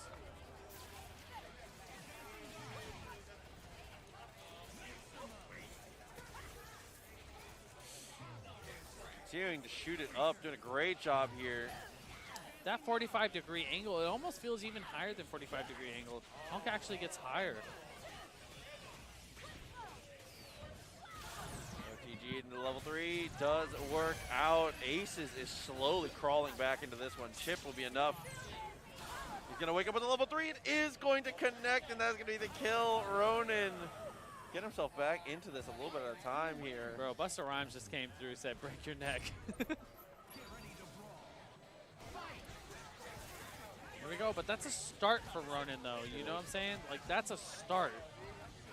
You know, that's one game. He can make it happen.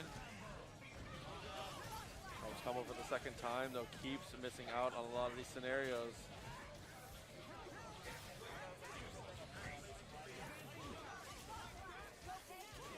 Oh, the clothesline. Red She-Hulk coming through. And Ultron, man, just too sick, too much damage. Going to take care of Scarlet Spider there, and that's great momentum for Ronan until that. Definitely went for the link right there. Got the axe kick for the OTG. Does it again. It gets the stagger. Very nice. Disgusting. She-Hulk is gone. Ultron coming through here. Dive kick, same side. The Captain Marvel assist, and we have an X-Factor on top of that. Aces realize you have to take care of the Ultron here. That is like the heart and soul of this team. Absolutely. Okay, next, dive kick crossed up. Able to get it with the jab. That should be it for Aces. Super simple to be able to get the close out, and that's going to be Aces return 3-1. Closing out of a Rodan Healy. Very strong showing right there, man. Looked incredibly strong. It's like, you see that, sometimes you're like, how do you block that? I don't know. I never have the answer. Oh, I know. That's the best part of this. You actually don't know, and I don't know.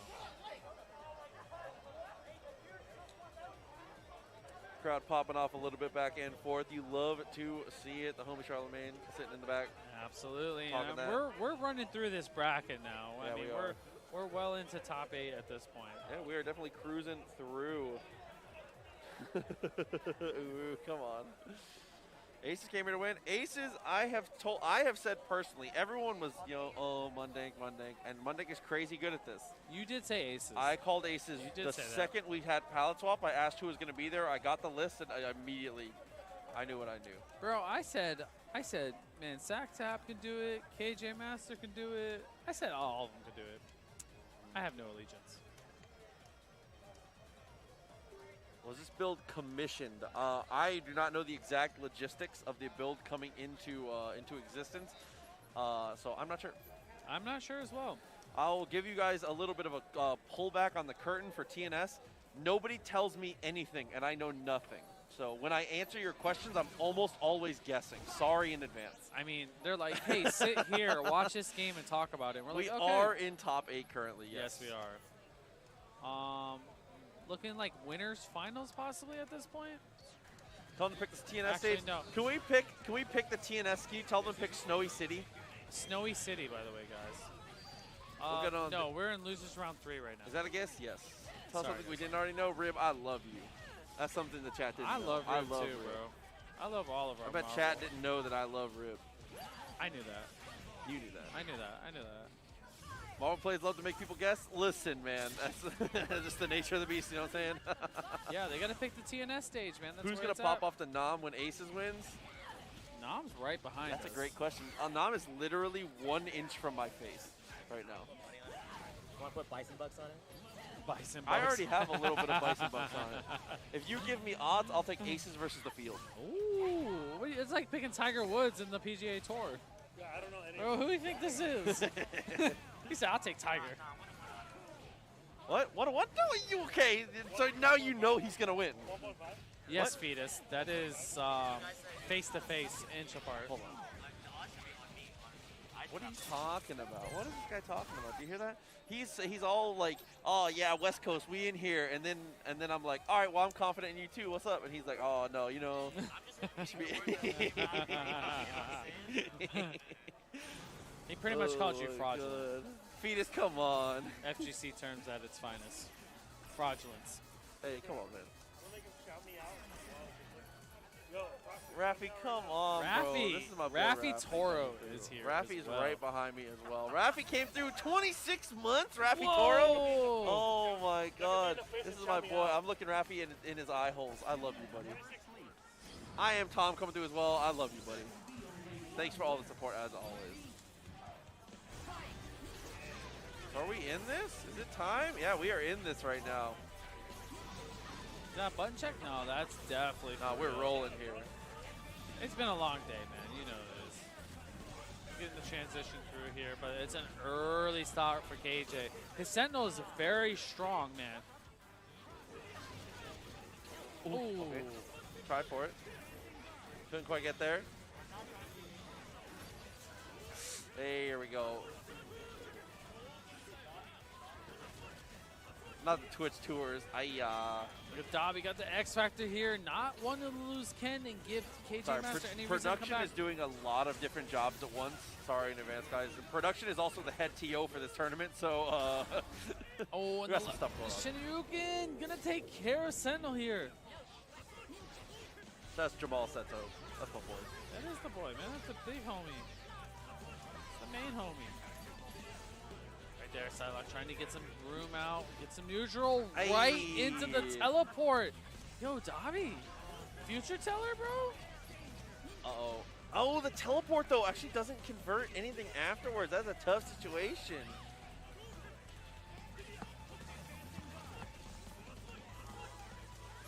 Dancer again. Okay, found that hit again. Was looking for the jump, couldn't get anything afterwards. Super comes out, gets the raw tech, and there's the DP! Taking full advantage of it, man. KJ Master on top of it, and again, the Shoryuken. Bro, Ken doing some damage here, man. Look at that. Do you like the swap here? It goes back to the old, it has the Marvel 3 vanilla background. Yes. That's fantastic, bro. Florida Ken, not Florida Ken, dude. That not Florida Ken. Oh no. That's the Florida Wi-Fi Ken, bro. That throw. Yep, wasn't able to get anything afterwards. Doesn't want to extend too far. Not from that distance, at least. Yeah. Look at that. Oh my goodness. That falling down HM flight right there. Too dangerous. Missed out though. Psylocke continues to do a decent amount of pressure here. Super comes out, not able to connect, and there's a player too possible. We're gonna let it rock. I think it might have been Dobby. We're gonna let it rock, though. I think they're gonna let it rock. Hey, there we go. Palette swap Morrow, man. It's all love. That's because it's Marvel, man. Everyone knows the homies, bro. Oh no, if it's normal Marvel, we take those. But you know, late night palette swap. You know what I'm saying? Oh, and the low right there. A follow up with the Evil Ryu assist, but no, we got to drop at the top rope here. Extend that. Very nice. And that's the best part about Sentinel right there. You can hit from so far and get easy extensions off of Raw S, whatever you need. He just has the long limbs. Okay. Continues to extend. I like the dude. Very nice stuff here. All right, hard drive might be enough here in the follow-up and the crouch M and the rocket punch doing the job here. KJ Master 2-0 right now. Yeah, got another one. Continuing to press forward and doing a great job on this.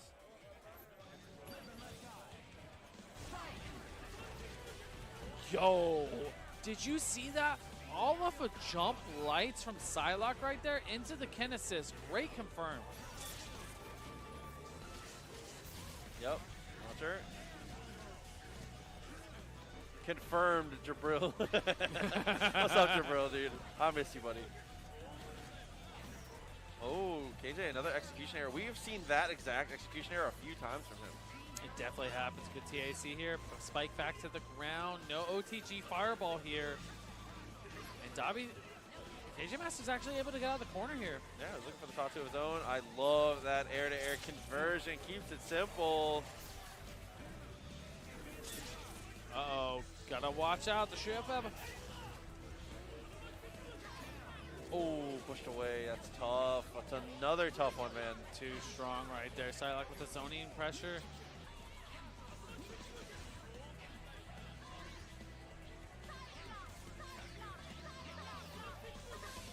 I love those old NBC2 sound bites, man. Look at that. Teleport right there, Ryas. Psylocke assist is very good. Psylocke has no bad assists, I think. It's very good. All of them are good. Here we go. Cannon incoming. Swinging right there. Dobby does. Just one bad assist. Heard that. Oh, that air fireball. Decent idea, but it does not work out. Dobby in trouble now. Oh, Eva Ryu. X-Factor. Demon on top of that. Nothing there. X-Factor tries to go after Psylocke in the air. That anti-air with the low, though. KJ off the super is going to get the kill, and that's going to be 3-2-0. KJ Master, very strong stuff. So we are going to have a little bit of a sit-in here for Southpaw Flash. He is taking a quick little trip around the world, running an errand. Just a little trip. Nah, what's up, bub? Hey, brother, how's it going? Good, good. Chilling. Excited to get to see a little more action. What a night. What a beautiful night. We didn't get any Marvel today, so we're going to start it up nice and early for y'all. Yeah. Midnight right now. Sorry, way past midnight. It's about to be 1, yeah, it's about to be 1. It's getting late. It's getting late for sure. The earliest we can stream some Marvel for y'all, so you're going to have to stay tuned for, much later on during this weekend. There's going to be the tournament happening tomorrow. There's going to be no Marvel on stream tomorrow, but the tournament is going to be happening. We're going to be narrowing it down to top 16 tomorrow, I believe. Top 16 to top 8, and then top 8 will be happening on Sunday. Yep. And you're going to see all of that, right? Top 16 Top 16 to top 8. Top 16 till the end of the tournament. I believe literally every single match will be on stream. Yes. How beautiful is that? That's going to be awesome. That's going to be very cool for sure. And you guys are going to check that out right here on this channel, TNS. It's going to be happening Sunday, I believe 11 a.m.? 11 a.m., I think. East I think so. Coast. Yeah. Early. 11 a.m. to like 4 or 5, somewhere in that range. That sounds awesome, like you said. But you know what else is awesome, though? This matchup that's coming up this right is here. Here. We talked about the tournament. What do you feel about this match right here? Jason, you like your boy? I like my boy. You like your boy? 20? Neither. I know Scarlet Spider is kind of broken. It's kind of broken. It's really good. I'm Scarlet Spider thinking is about it. strong. Yeah, I asked Zach about it, and he was like, Ace is not bad, but Scarlet Spider? Scarlet Spider is so I was good. like, oh, okay. So that's the problem character, huh? For against Aces, yeah. I mean, it goes Scarlet Spider is incredible, and then next in line, I'd say is his Captain Marvel. His Evil Ryu is good, obviously. Yeah. Very, very good. But like Captain Marvel and Scarlet Spider are where the effort comes for him for sure. For sure. The tap of sex. You know what, Jason? Let's shake on it. Right here, right now. Jason, shake on that. Oh, man. So, with Jason? Okay. That's tough. I believe in my man, Magic Pixel Magician. I believe in my man, Professor Puck Sweat. I believe in my man, Sacktap. That's all I got to say. That's all I can say. I mean, he's been doing work. I was not aware that Sacktap was this good at Modern Marvel. I know the guy is a very talented But you're not player. surprised though, right? I'm not surprised. A lot of, EX characters and stuff like that. Definitely not surprised, but didn't know. Right, okay. For sure. This is if you had told me, I'd have been like, that makes sense. I think it's the Stars Wesker that's really making a big splash here in the matches. I don't think people have that same type of matchup. Or Thanos, I guess. Man just came out, didn't he? Yeah, so far, Scarlet Spider kind of nasty on the rushdown, though. That cube is a huge problem. Look at him. He kind of runs you down with it. It lasted so long. It goes so far. Okay. Yeah, it's a pretty incredible projectile to be able to close the gap with. Okay. Killing half of the universe, one cube at a time. Yes, sir. And just like that, but he missed the launcher. Another tough one. Scarlet Spider just a little too small, right? I mean, yeah, that Spider-Man hitbox is so difficult to deal with, dude. Okay. He's actually going to swap out Thanos. Oh, that's right. Capture state. Yeah, I mean, Orange Hulk, even with Orange Hulk, though, Orange Hulk is significantly faster, no armor.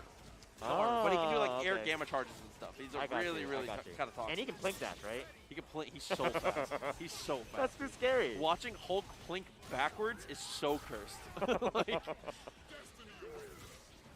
okay, Destiny. Tell him, Thanos. Uh-oh. All right. Never mind, Thanos. No, not like this. Yeah, not looking super good on this one. But like you said, Wesker has kind of been the backbone of the team for sure. Yeah, for sure. And that bust out super is definitely going to be represented the moment he touches the ground. Here it is. Oh, actually, just a delayed web throw got him. He's going to die off this for sure. I mean, Scarlet Spider's damage is really high, too. Yeah, he would have had to drop it somehow. There's just no way he doesn't die from here. It didn't even need a DHC? Like, what? Solo 1 million? Like that? Just like that? Off rift? Hey, you know, I mean, Aces is a... Oh, we're going to start Orange Hulk, actually. I like the idea, but unfortunately not quite working out early on. Okay, this is the character that he was afraid of. It like, Spider-Man never left. Sorry, Scarlet Spider. And if he still stays on the screen, it's going to be a problem. Yeah, absolutely agreed. The super does connect. What are you willing to spend here? Screw it. No! Terrible. Not OTGing with a super good block from Aces, too. Yeah. And I don't think Thanos really has a great... Okay, if he converted off of that, would have left. Yeah, I would have been left. I think a lot of snare... Oh, my God. The helmet is just not helping. How? He's got to swap it out for a different one. No. Yeah. This is how endgame is. Scarlet Spider just destroys him. Meaty on the incoming. I don't even know what Wesker Stars does here. Yep, yeah, the moment he... I don't really know what happens. He has to just mash throw, yes. No, that doesn't OTG? Yeah, off the throw, I don't think he actually gets a connection there. It's tough. Oh. Whatever he knows that. Good push block here. Chuck the knife, but he's just too low. It's the small hurt box, but it's all gonna be fixed right here, right now. Can Mexican of the Magic Pixels make this comeback? I mean, it's gonna be tough. 3 meters. He's got the Magnum loaded up, so he's got a good anti-fireball on deck. Yeah, I was gonna say. I mean, Wesker Stars does have a lot of really good zoning stuff, and he might just be able to chip out Evil Ryu and maybe Captain Marvel. Cue the Gal theme. Reload the knife. See any touch here? That was very close, but Ace is gonna find the hit. He's got so much meter too. Yep, this is gonna be an easy finish. And what seems to be a missed push block or something turns into a conversion of death. Aces goes up 2-0, and I'm gonna need him to step down real quick so that I can get this this quick young 20 out of him. Feel me? But I don't know. It's not looking too good here. Orange Hulk kind of getting rushed down, not having the armor makes it a little difficult to deal with them all. He couldn't push block him. You can't push block this character. What is the point of... Wait. I spoke not too soon. I mean, that's one of the hardest parts about Scarlet Spider. He is so difficult to push block. And the OTG too, talk to him. Yeah, that was way too scaled, but that was sick though. Get an answer and get the hit. Oh my God. Okay, why? That was not necessary. I just... And now he's gonna pay for it? What a fix there to get both characters in that. This is not good for Mexicans, right, at all. But is what I would have said if he is a genius. Okay, you hear Wesker in the back. He can't get caught by the zip. It's just game over the moment you're... you get caught blocking it, it's done. Yeah, you gotta meaty this character somehow. Yeah, now being trapped out. This is pretty much over here. This mid-screen mix-up, not happening. Wait. Okay, everything's on the table now. He almost got launched after his double punch shot. No, the push block again, not like this.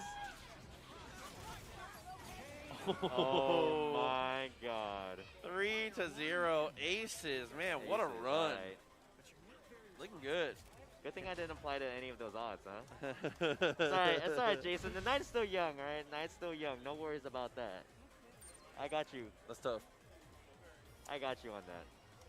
Yeah, so Ace is going to continue to run it forward. Was that winners finals?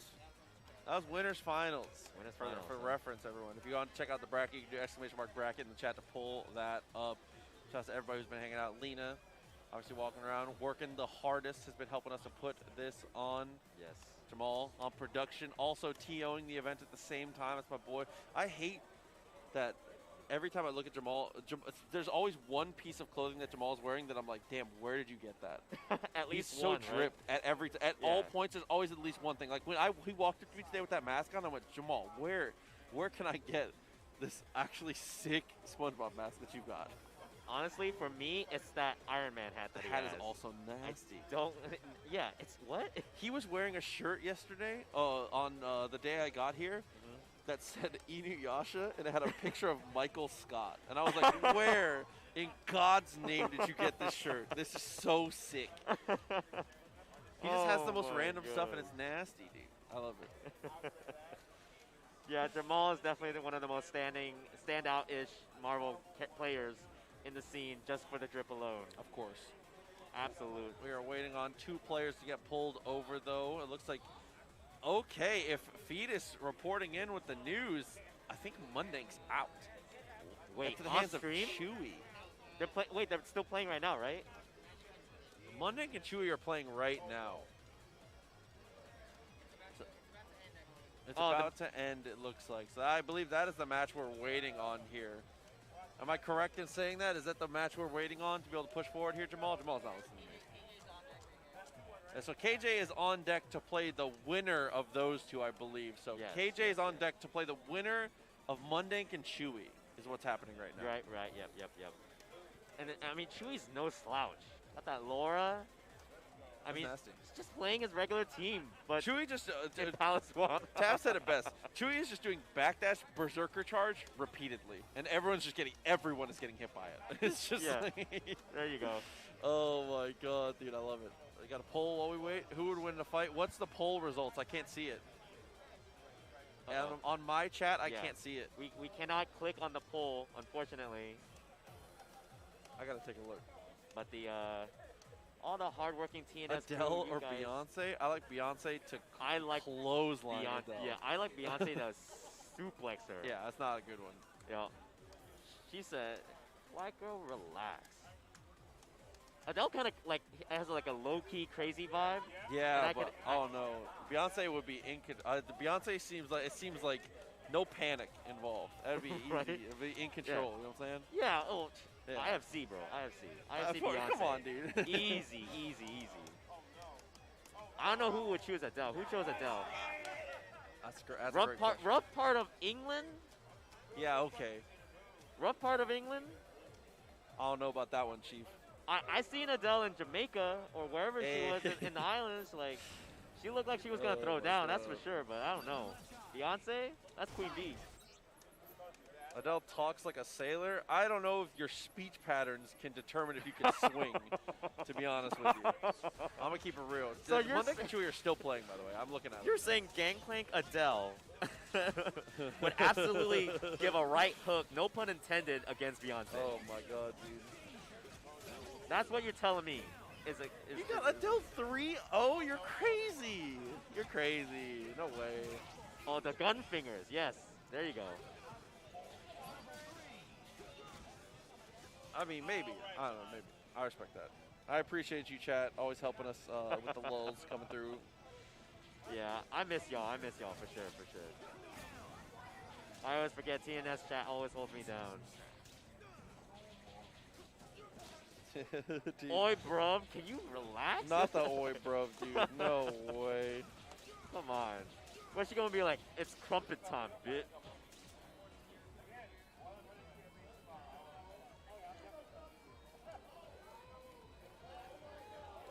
Uh-oh, it's going down. It's going down. It's going really down. Wait, can I see? I'm gonna attempt. Okay, here.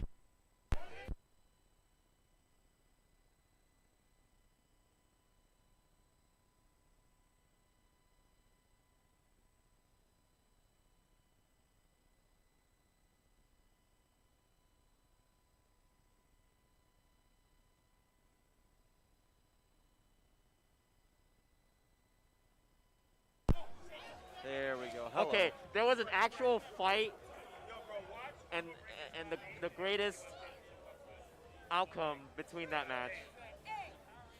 That was ridiculous. Yo, might be. It was not my fault. It was too hype. I swear. Tough. I think Mundank won. Who fought? Beyonce and Adele are in the room right now, Yeah. in the ring, swinging. Yeah, it's and crazy. And Adele's doing a really. Oh, never mind. Holy crap. She got clothesline, like you said. Oh man, camera got dark though. Might have to make a little adjustment on that. I see Jamal already on his way. That's my boy. Yeah, these guys are on the move. And just like I said, Mundank did beat Chewy, so this is gonna be. Is this loser semis? I'm assuming. I believe so. I believe this is losers semis coming through. These two sitting down to get the action in. Yes, it is. According to the bracket, it is loser semis. The winner of this will fight against Sacktap. I'm just gonna call him that. I hate his changing of names. I'm good on that. I respect that. Sorry. There's nothing to apologize for. I understand. It's okay. I'm done with it. We've had Tampa players change their name, and we still call them the same tag, so don't worry. Steak was not always Steak. He will never not be She-Hulk player to me. I don't care. Okay. I'll never not call him. I'll never not call him She-Hulk player. You gotta respect his name, bro. That's my boy. You gotta respect the name, though. No. Steak? Always She-Hulk player. No, he's She-Hulk player. I'm mad. He really should be Iron Fist player. That should be his name. Alright, so it's time. Let's get to it. As we've seen from KJ, KJ's playing a super front-loaded Sentinel team. Yeah. Just two unbelievable lockdown assists to be able to go for them all. Mundank, pretty well balanced in this one, coming through with the Hunk. Hunk has been the standout for him for sure. Yeah, and really, KJ Master's team is very Marvel 2-centric. It's going to be a lot of zoning, waiting for you to run into these assists, right? Especially Ken. Ken is literally a free confirm, and it's like a DP assist. Okay, yes, thank you for proving me correct. Thank you, KJ Master. Both characters drops it though, misses out on the opportunity, and that does not move very quickly at all. Is not able to really follow up in the slightest as Mundank off a throw. Gonna be rocking out on this. Okay, the damage. No, we're actually gonna set up the fuzzy. I'm sorry.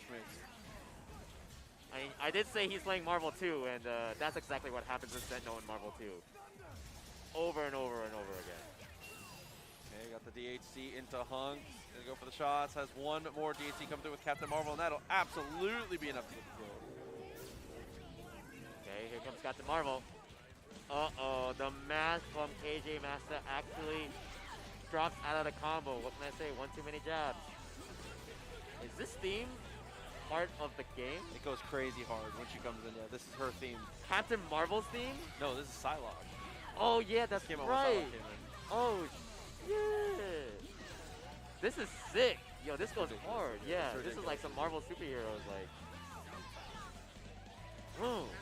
okay. X-Men 90s are the best X-Men. That's all I can say. He ain't wrong. When I'm right, I'm right. Okay. I mean, DC, yeah. Really good amount of damage down with the DHC. Not quite enough to kill, but still a great situation. Yeah. Okay, these blink dashes. Mundank staying alive. Yep. KJ Master coming in with absolutely no health, but one good DP. Nope, no good DPs. Too busy trying to hit that jab instead of DP. Mundane up 1-0. Immediately goes for the overhead. Like, come on. Of course. What else are you going to do? I mean, KJ Master better block. Actually rolls out. Yeah, So- not able to, wasn't able to actually set up a guaranteed situation there. It's a tough one. There we go. Okay, KJ Master moving. Look at this. But Hunk just making it really hard for KJ Master to even start anything as such. It's too active, man. Way too many bullets. That reset, OTG, nothing afterwards. Mundane can't really get anything rolling. Ooh, maybe a GC there? No, not quite. Oh, wow, that went all the way over. Oh, the chip? I was gonna say, Hunk? Dude, oh my god, Hunk, you're right. Hunk is a huge problem. This Yeah. character actually is just so ridiculously strong. Nice air throw to follow up. And he gets, don't tell me he kills up, I was gonna say. It's just, these normals of his are mind-blowing. They're ridiculously strong. And he can cancel just about everything. Like, assuming like task level play, Hunk is unreal, super unfair. And he's even wait, that's gonna go for the level 3, not gonna connect. Wait. Oh no. This is. Oh, okay. All right. Yeah. All right. Okay. Oh, do we get a? No, he misses a dash. Okay, Whoa. nice dash up to confirm there. It's gonna go for the simple. Oh no, TK Fireball. Why would you? What? No, he has a top that ground bounces, and this guy still just wants to go for TK Fireball. That's tough. That's style, bro. That's about sending a message, man, you know? The message that I'm receiving right now is that he's not in a great spot here. Photon Absorber, a little bit extra damage. The offense increased. Oh, but the life is draining, so it's gonna make. Back on. The power up. Oh no. Here we go. KJ Master, you gotta do it for the theme, baby. Do it for the theme. Uh-huh. No, that was that was definitely intentional. It was. So that Mundane would have the false sense of confidence for the punish. He knew. Genius by KJ Master. Easy. He's playing 5D chess, bro. What else can my you do? God, I mean, 5D. listen, look at this. Giving away 2 characters for Ken to be able to get the comeback here. Really just unbelievable stuff from Yeah. KJ as he continues to impress. The foresight is unbelievable. Honestly. Nostradamus couldn't even see that coming Oh on. my god, that instant overhead twice in a row. Oh. Senno not doing anything but giving meter to the opponents. Sage, I see you, homie. The stage is nasty, right? It is. Oh, nice open up again. Mundane, keep it rolling. Cake. Close it. Show me one more time. Ken coming in. Okay, here we go. Ken. Okay. Oh, is this the theme?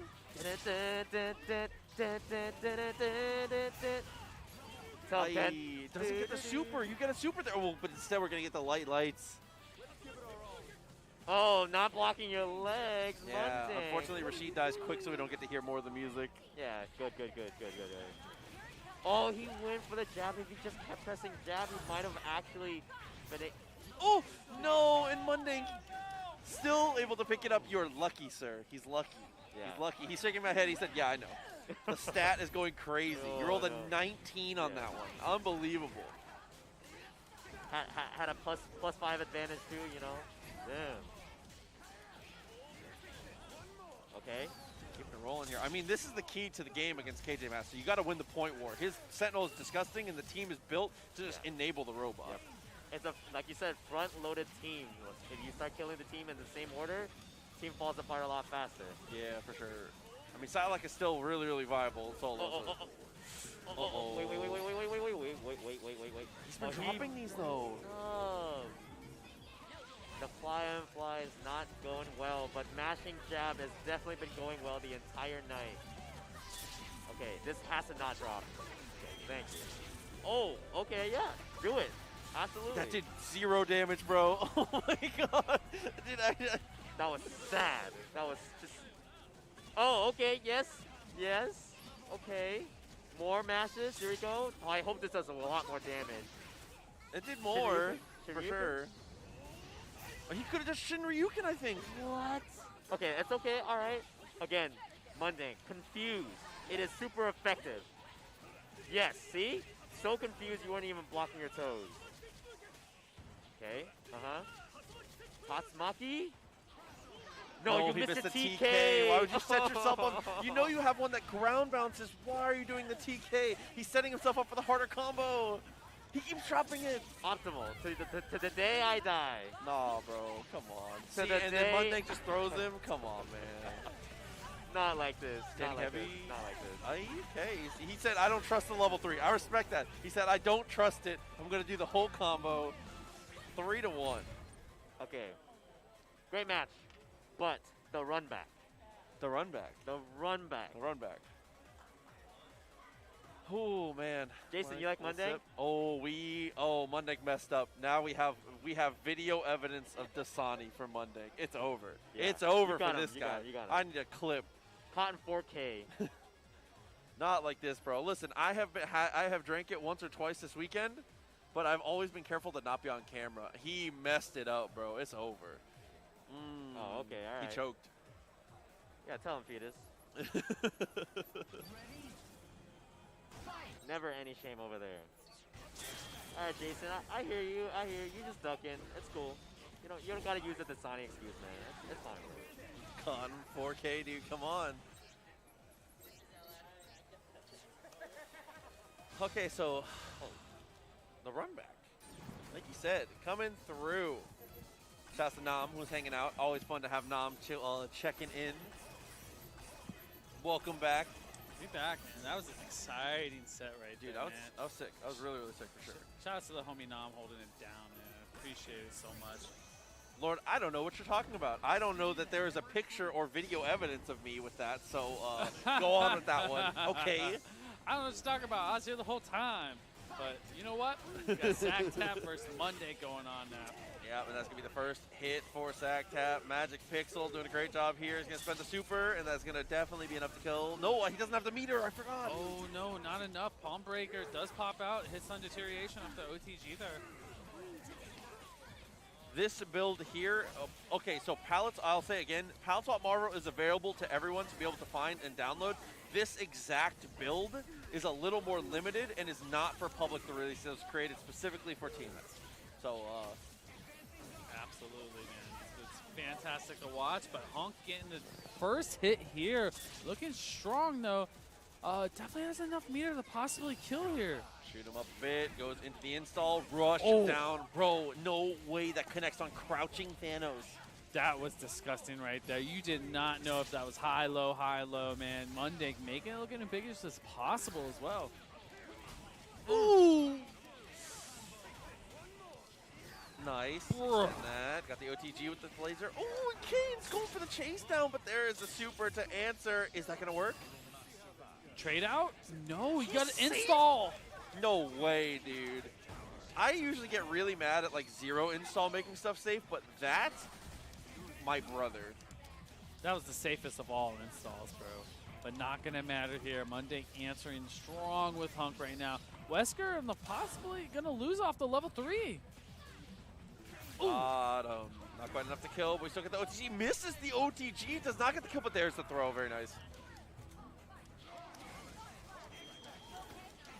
Oh my God, the defense. If that wasn't auto blocked, then he's the best player in the world. I mean, oh bro, that's Sack Tap, bro. You know he has solid defense there. Ooh, talk about defense. Mundane coming with the X Factor cancel block on that. Saves the life, and what a confirm. I feel like none of that was supposed to combo. That was the ugliest combo I've ever seen in my life. I've never seen an uglier Captain Marvel combo in my life. You know, it's funny, though. Even Mundane was like, you know, that was kind of lucky, bro. Oh, my God. I feel like he accidented him. Uh-oh. Thanos almost gets the job there done. Nice. Oh, not quite. Jump up with those H's right there, man. Thanos trying to make his way in. Is this Grand Finals? No, Losers Finals here. Yes, we still have aces waiting in Grand. Yeah, Aces return, waiting in the winners, grand finals, excuse me, winner's side. OTG with the hunk. Tried to reset itself up. Uh-oh, Final Justice. Tons of damage on Rashid. No meter used there. That Hulk assist is violent, bro. Come on. It blows things up, but Zactac taking care of the Rashid here. Same side counter. Yes, sir. Talk to him. He said, bro, you ain't getting away with that. Look at that damage on damage right here. Palm Breaker gonna take care of Hunk. Oh, nice jump over, though. Got the throw. This is a huge opportunity for Monday. Captain Marvel has been a standout for sure. Dano's going to be gone here. Being able to save the X Factor is huge, too. So yes. 3 meters, you can easily kill the whole team off of this. Well, you do binary X Factor right here. You get the speed boost on top of that, man. Monday catches you with 1 touch here, you're going to lose your characters. Because binary is just a damage boost, I believe. It's only damage, no speed. Really? So X Factor on top of it does make it way faster. So probably like a 10% boost on there. There's another binary install. Uh-oh. Somersault's going to hit. X Factor attack. Hey, but he's up backing. He's trying to get aggressive, looking for the throw. Oh, my God. Bro, that's Zac Tap. Answering back very strong in the game, too. All right. Oh, almost there on the assist. Gotta watch it. They said, let that be a warning, and now another one of those situations here. Monday said, let's just get it down to the anchor a little quicker. You know what I'm saying? I mean, if hitting one character's a warning, I don't know what a happy birthday is, because right Jeff now said your sack has been tapped. Come on,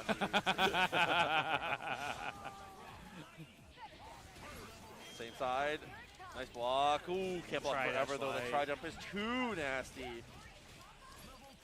Right there, all the damage. Gonna lose Hulk, and Hulk is gone. Thanos coming in here. Binary on the install. What's the mix-up? What in the world was that, dude? Come on.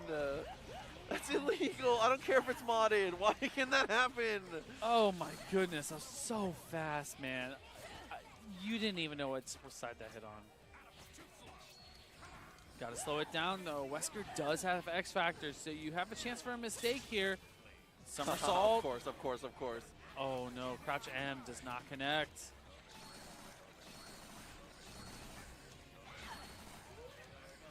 Continuing with the chopper gunner. Well, let me find out Wesker got the kill streaks on deck, dude. Bro, we're going to he said, I'm about to call the AC 130, man. Real talk. Come on, dude. That's how he knew where you were about to be. The UAV is active right now. Monday, try-dash like and open up here. Unfortunately, there's no kill streak for blocking. It's a tough one, dude. If only, man. Oh, my goodness. Zac Tap answering back strong and taking game Honestly, 3. It's just Monday got to clean it up. He's getting the hits. He has all these opportunities. Clean it up. That's it. You know, sometimes when you're in the moment, you know, you don't believe. You're like, oh, there's no way they're going to get hit by that. And it kind of actually surprises you. Oh my God, on the way down, Shoingen. Nice conversion, and it all combos too. Come on, Rashid. That was ridiculous, man. All the fuzzy guards on these characters, man. I mean, Mundane, between Rashid and Captain Marvel, has access to all that all the time. He plays 2 ridiculous beam assists, and we're going to get the tag combo there. Okay, off the Thanos command grab, I like that. Uh-oh, can you fix that? Oh my goodness, the Eagle Spike actually puts him in the right position. Yo, mix-up time. That's pretty nutty. Yeah, earlier he was missing that opportunity because he was missing the dash backwards. With dash backwards into that, was able to put him in such a just a terrible situation. Yeah, absolutely, it's going to be close. Possibly Pixel here. Oh, and it's just enough. Nice. Okay. Not going to be enough unless we unlock access to X Factor here. Looks for the reset, air throw, Zac Tap on top of it. Finish him up. Yup, air gamma charge, get that ground bounce. Oh. I love that. Just waited, made sure that Mudnick thought he had enough room to be able to swing, and then immediately goes up. Got them both. This might be it. X Factor on top of it. Marvel's gone. Hunk. That looks like it's it. Zac Tap. No way, he got him with the snap. 3-1. My man pulled out the Infinity Stones. And he snapped out his tournament life. Yo, I love it. Thanos came out and said, I don't even need the Black Order for this. Oh my god, dude. Remora, he said, let me see you do it. Oh my god, dude. That's tough, bro. That's tough. Oh, that's too strong. So right now, man, it looks like we're going to Sack Tap Ace's returns. And Yeah, this is Ace. Ace is coming from the winner side, obviously, so has a set to give. Oh, he knows. He coming up, man. He said, you know, we talked to him hours before. He said, I hadn't been practicing. I beg to differ on that, man. I think he's been playing. I agree. He told me that, me and Aces talked about this earlier. I was telling him that he is kind of ridiculous at this, but it was tough for him because he did not play a lot coming up to the tournament. I told Aces as long as he didn't lose round one, he was going to win the tournament. He needed one set to warm up. He needed to remember. So now that he got his one game, he was able to get it through the winners, especially since he got it through the winners, so he didn't have to play more matches on the way up. That's important. So. Good showing, by the way. Good showing. I appreciate that. Very nice, very nice. That's like Monday right here with me. That's like the same equivalent to when people say, I don't even play this game anymore. Yeah. It's tough for sure. Shouts to KJ. He's headed to his room. I'm excited to see all the Marvel play tomorrow. It's starting to get a little late. It's about that time. Grand Finals. A little bit of a fist bump there. Aces coming from the winners, as we've said before. We are rocking the Scarlet Spider. Scarlet Spider been doing a lot of work. You know the deal here, man. And starts off early. Good air throw and gets the follow-up after it, but a quick drop. Nom, I see you.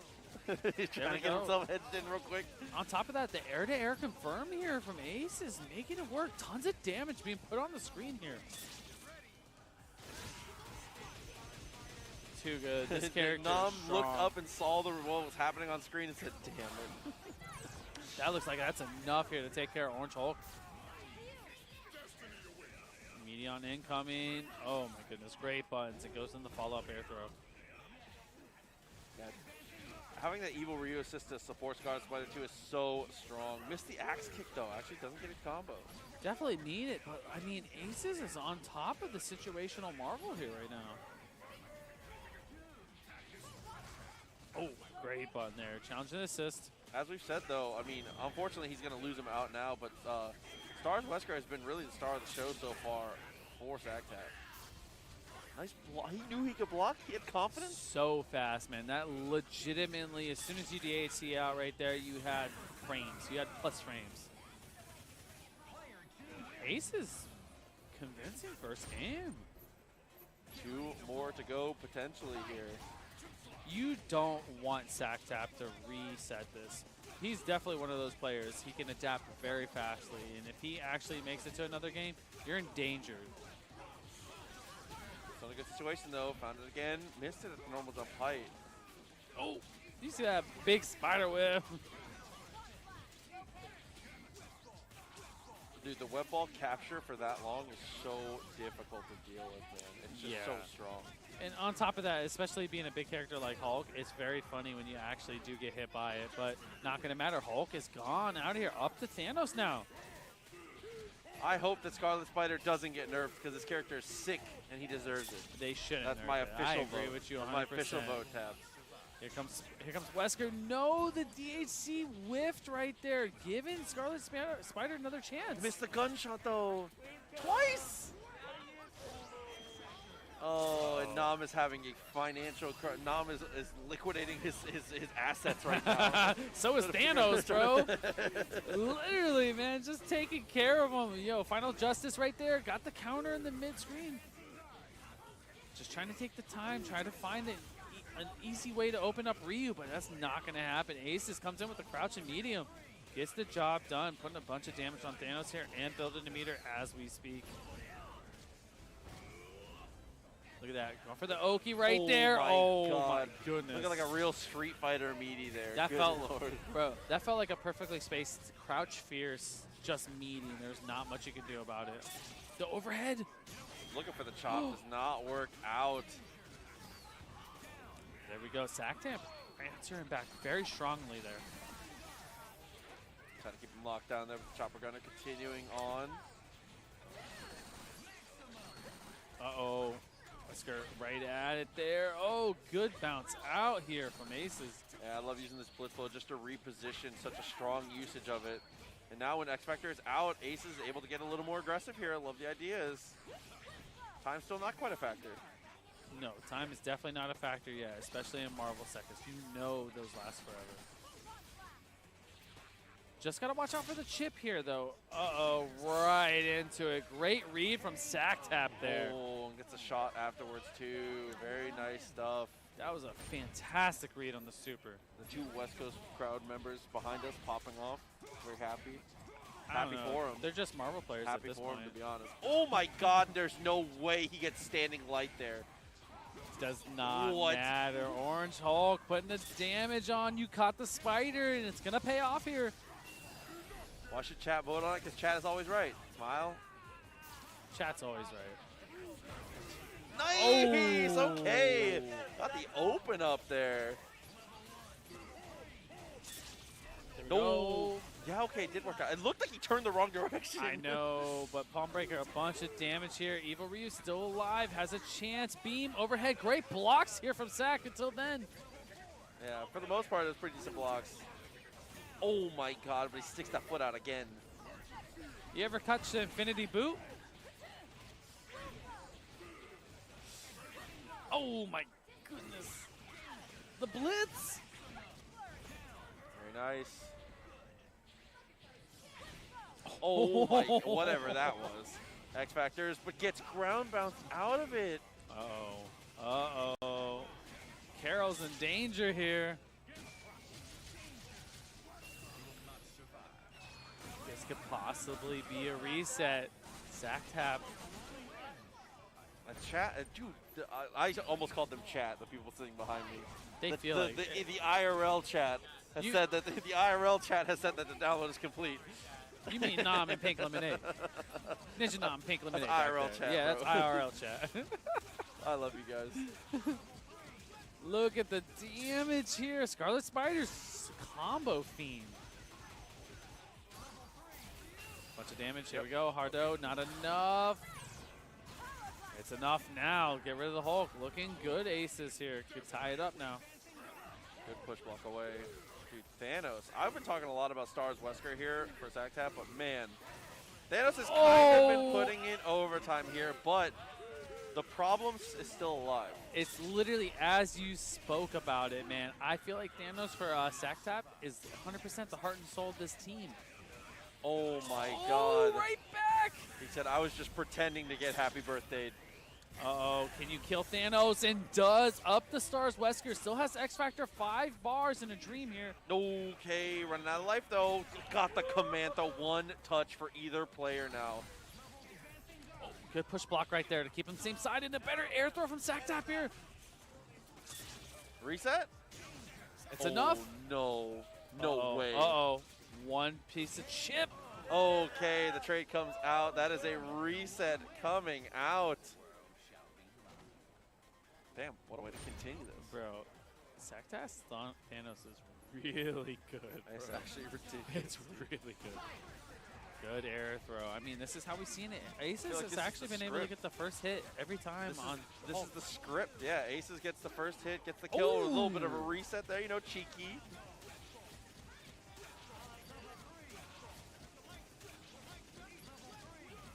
There we go. Follow up. Super. Here we go. Maximum Spider. 2 bars on deck. Should have enough to take care of this character. Absolutely should. I like being able to go for the binary there. No, not enough to kill. Gets the jab. Still that Nova jab. Come on, bro. Hard tag. Scarlet Spider pressing a button on incoming. Don't give away Spider, dude. Be careful. It was too late. Sactap was aware of that. You were not going to get a free incoming at that point. Oh my God, what a block. Try to club him, dude. Bro. Oh, and the counter! And the side hit switch! spheres. No, I need a replay of that. Come Bro, on, man. Sack Tap's a maniac right it missed, now, though. bro. It missed.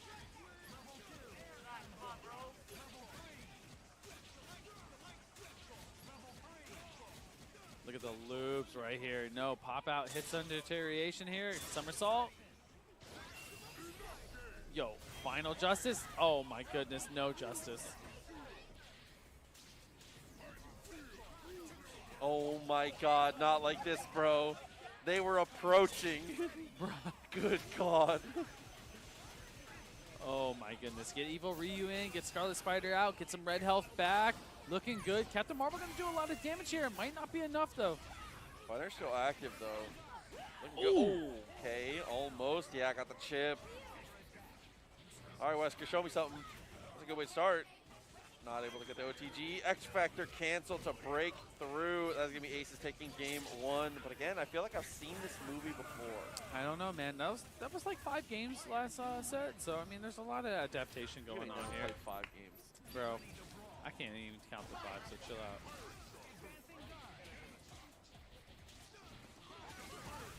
Oh, busting through the air Gamma Charge here. And Aces off to the races. Looking good here, but you know the scaling's going to add up here. We're going to DHC out, it's looking like. No, it's just going to hold on to it. Keeps him in. Oh, no, and the air throw from Sack Tap here. Follow up, no, but the crucial drop there.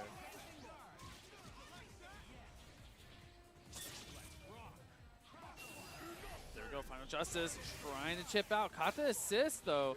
Captain Marvel going to take a little bit of damage there. Don't have to stop anything, though. Oh, great confirm from Aces here. Oh, turns it into the loop. Has 4 bars. Can definitely take care of Thanos here, as you should.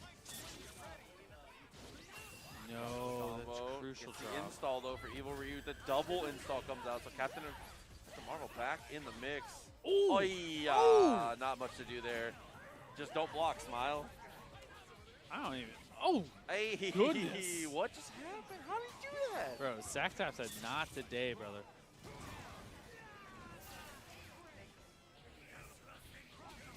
Uh-oh, so scary. Great air throw here from Aces.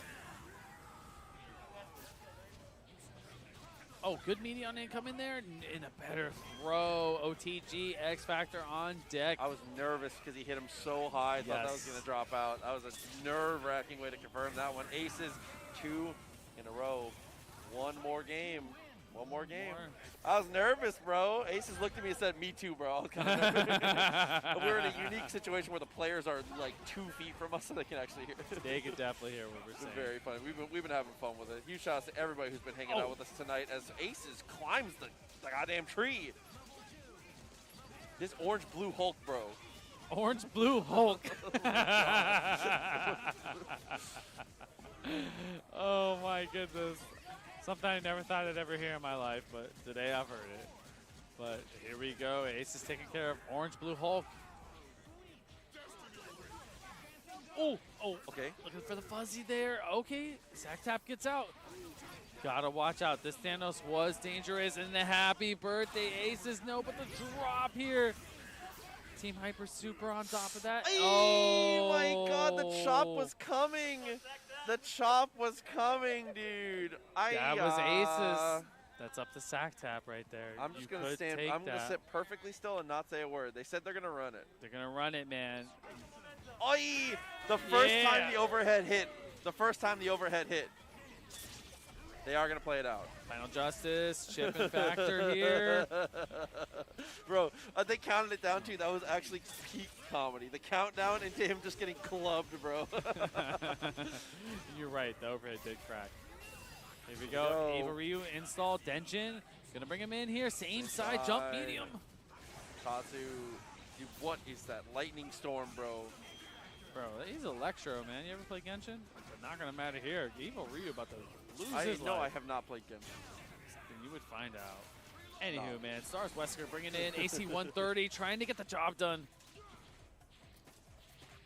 Shoot him up. Don't get too much here. Went over. Chopper blocks the web. Bro, Captain Marvel has no meter. There's no binary X Factor. Oh my Ace's God. return. Hell of a hitbox on the back end of it. That is going to be the end there. Aces is going to take it after the reset. An incredible bracket from everyone. Love to see it. But that is going to be the end of the Palette Swap Marvel tournament. Aces return your champion. Able to take it down. SacTap second place. Magic Pixel doing well. Third place, the Doink. The Doink. Mundoink doing very well. Fantastic Palette Swap tournament. KJ coming through at 4th. But it's gonna be Gold Lewis versus Eno. Okay. Kind of weird, right? Because we're talking about Bridget hype and everything like that, but then we get two characters that I feel like still are not popular on the greater spectrum, but they're both here and they're both fighting. I've rarely seen this matchup before. Yeah, honestly, I feel like this matchup can be pretty good for Gold Lewis just right there. The drone covers a lot of the space that Eno is able to air dash into, and also just Behemoth Typhoon is a really good option to catch Eno trying to move in. Oh, this is actually a safe jump, I believe. Yeah. I hope so. Yeah. That should actually be the first round here for Master Raven, but they drop the combo. They go for the reset instead, but it's going to pay off, and they're going to take the round. Yeah, absolutely good position there from Raven. You know, sometimes these things happen. It's his first match of the tournament. You still got to warm up. They might have just gotten off of work, just got home, and just said, hey, you have to play your first match now on stream. Good luck. Oh, no, dropping the Psycho Crusher. They'll put themselves in the corner, but they're going to be able to get the JH. Nice little confirm here as well. Yeah, and this is just a really hard part for Gold Lewis, just having to block all that sort of stuff and be able to get that first starting game plan. But, ooh, this is the opportunity. But no burst is taking it back to the corner here. He's going to get the super. Bob doesn't even get the chance to use their burst there. He was stuck on the wall forever. God, that was actually pretty sick. I liked what Master Raven did. Actually going down back to the ground for a little bit and just be like, okay, I'm going to do this super again. I still have time. That's just good confidence over your own character in that own situation. And you just love to see those little nuances between players.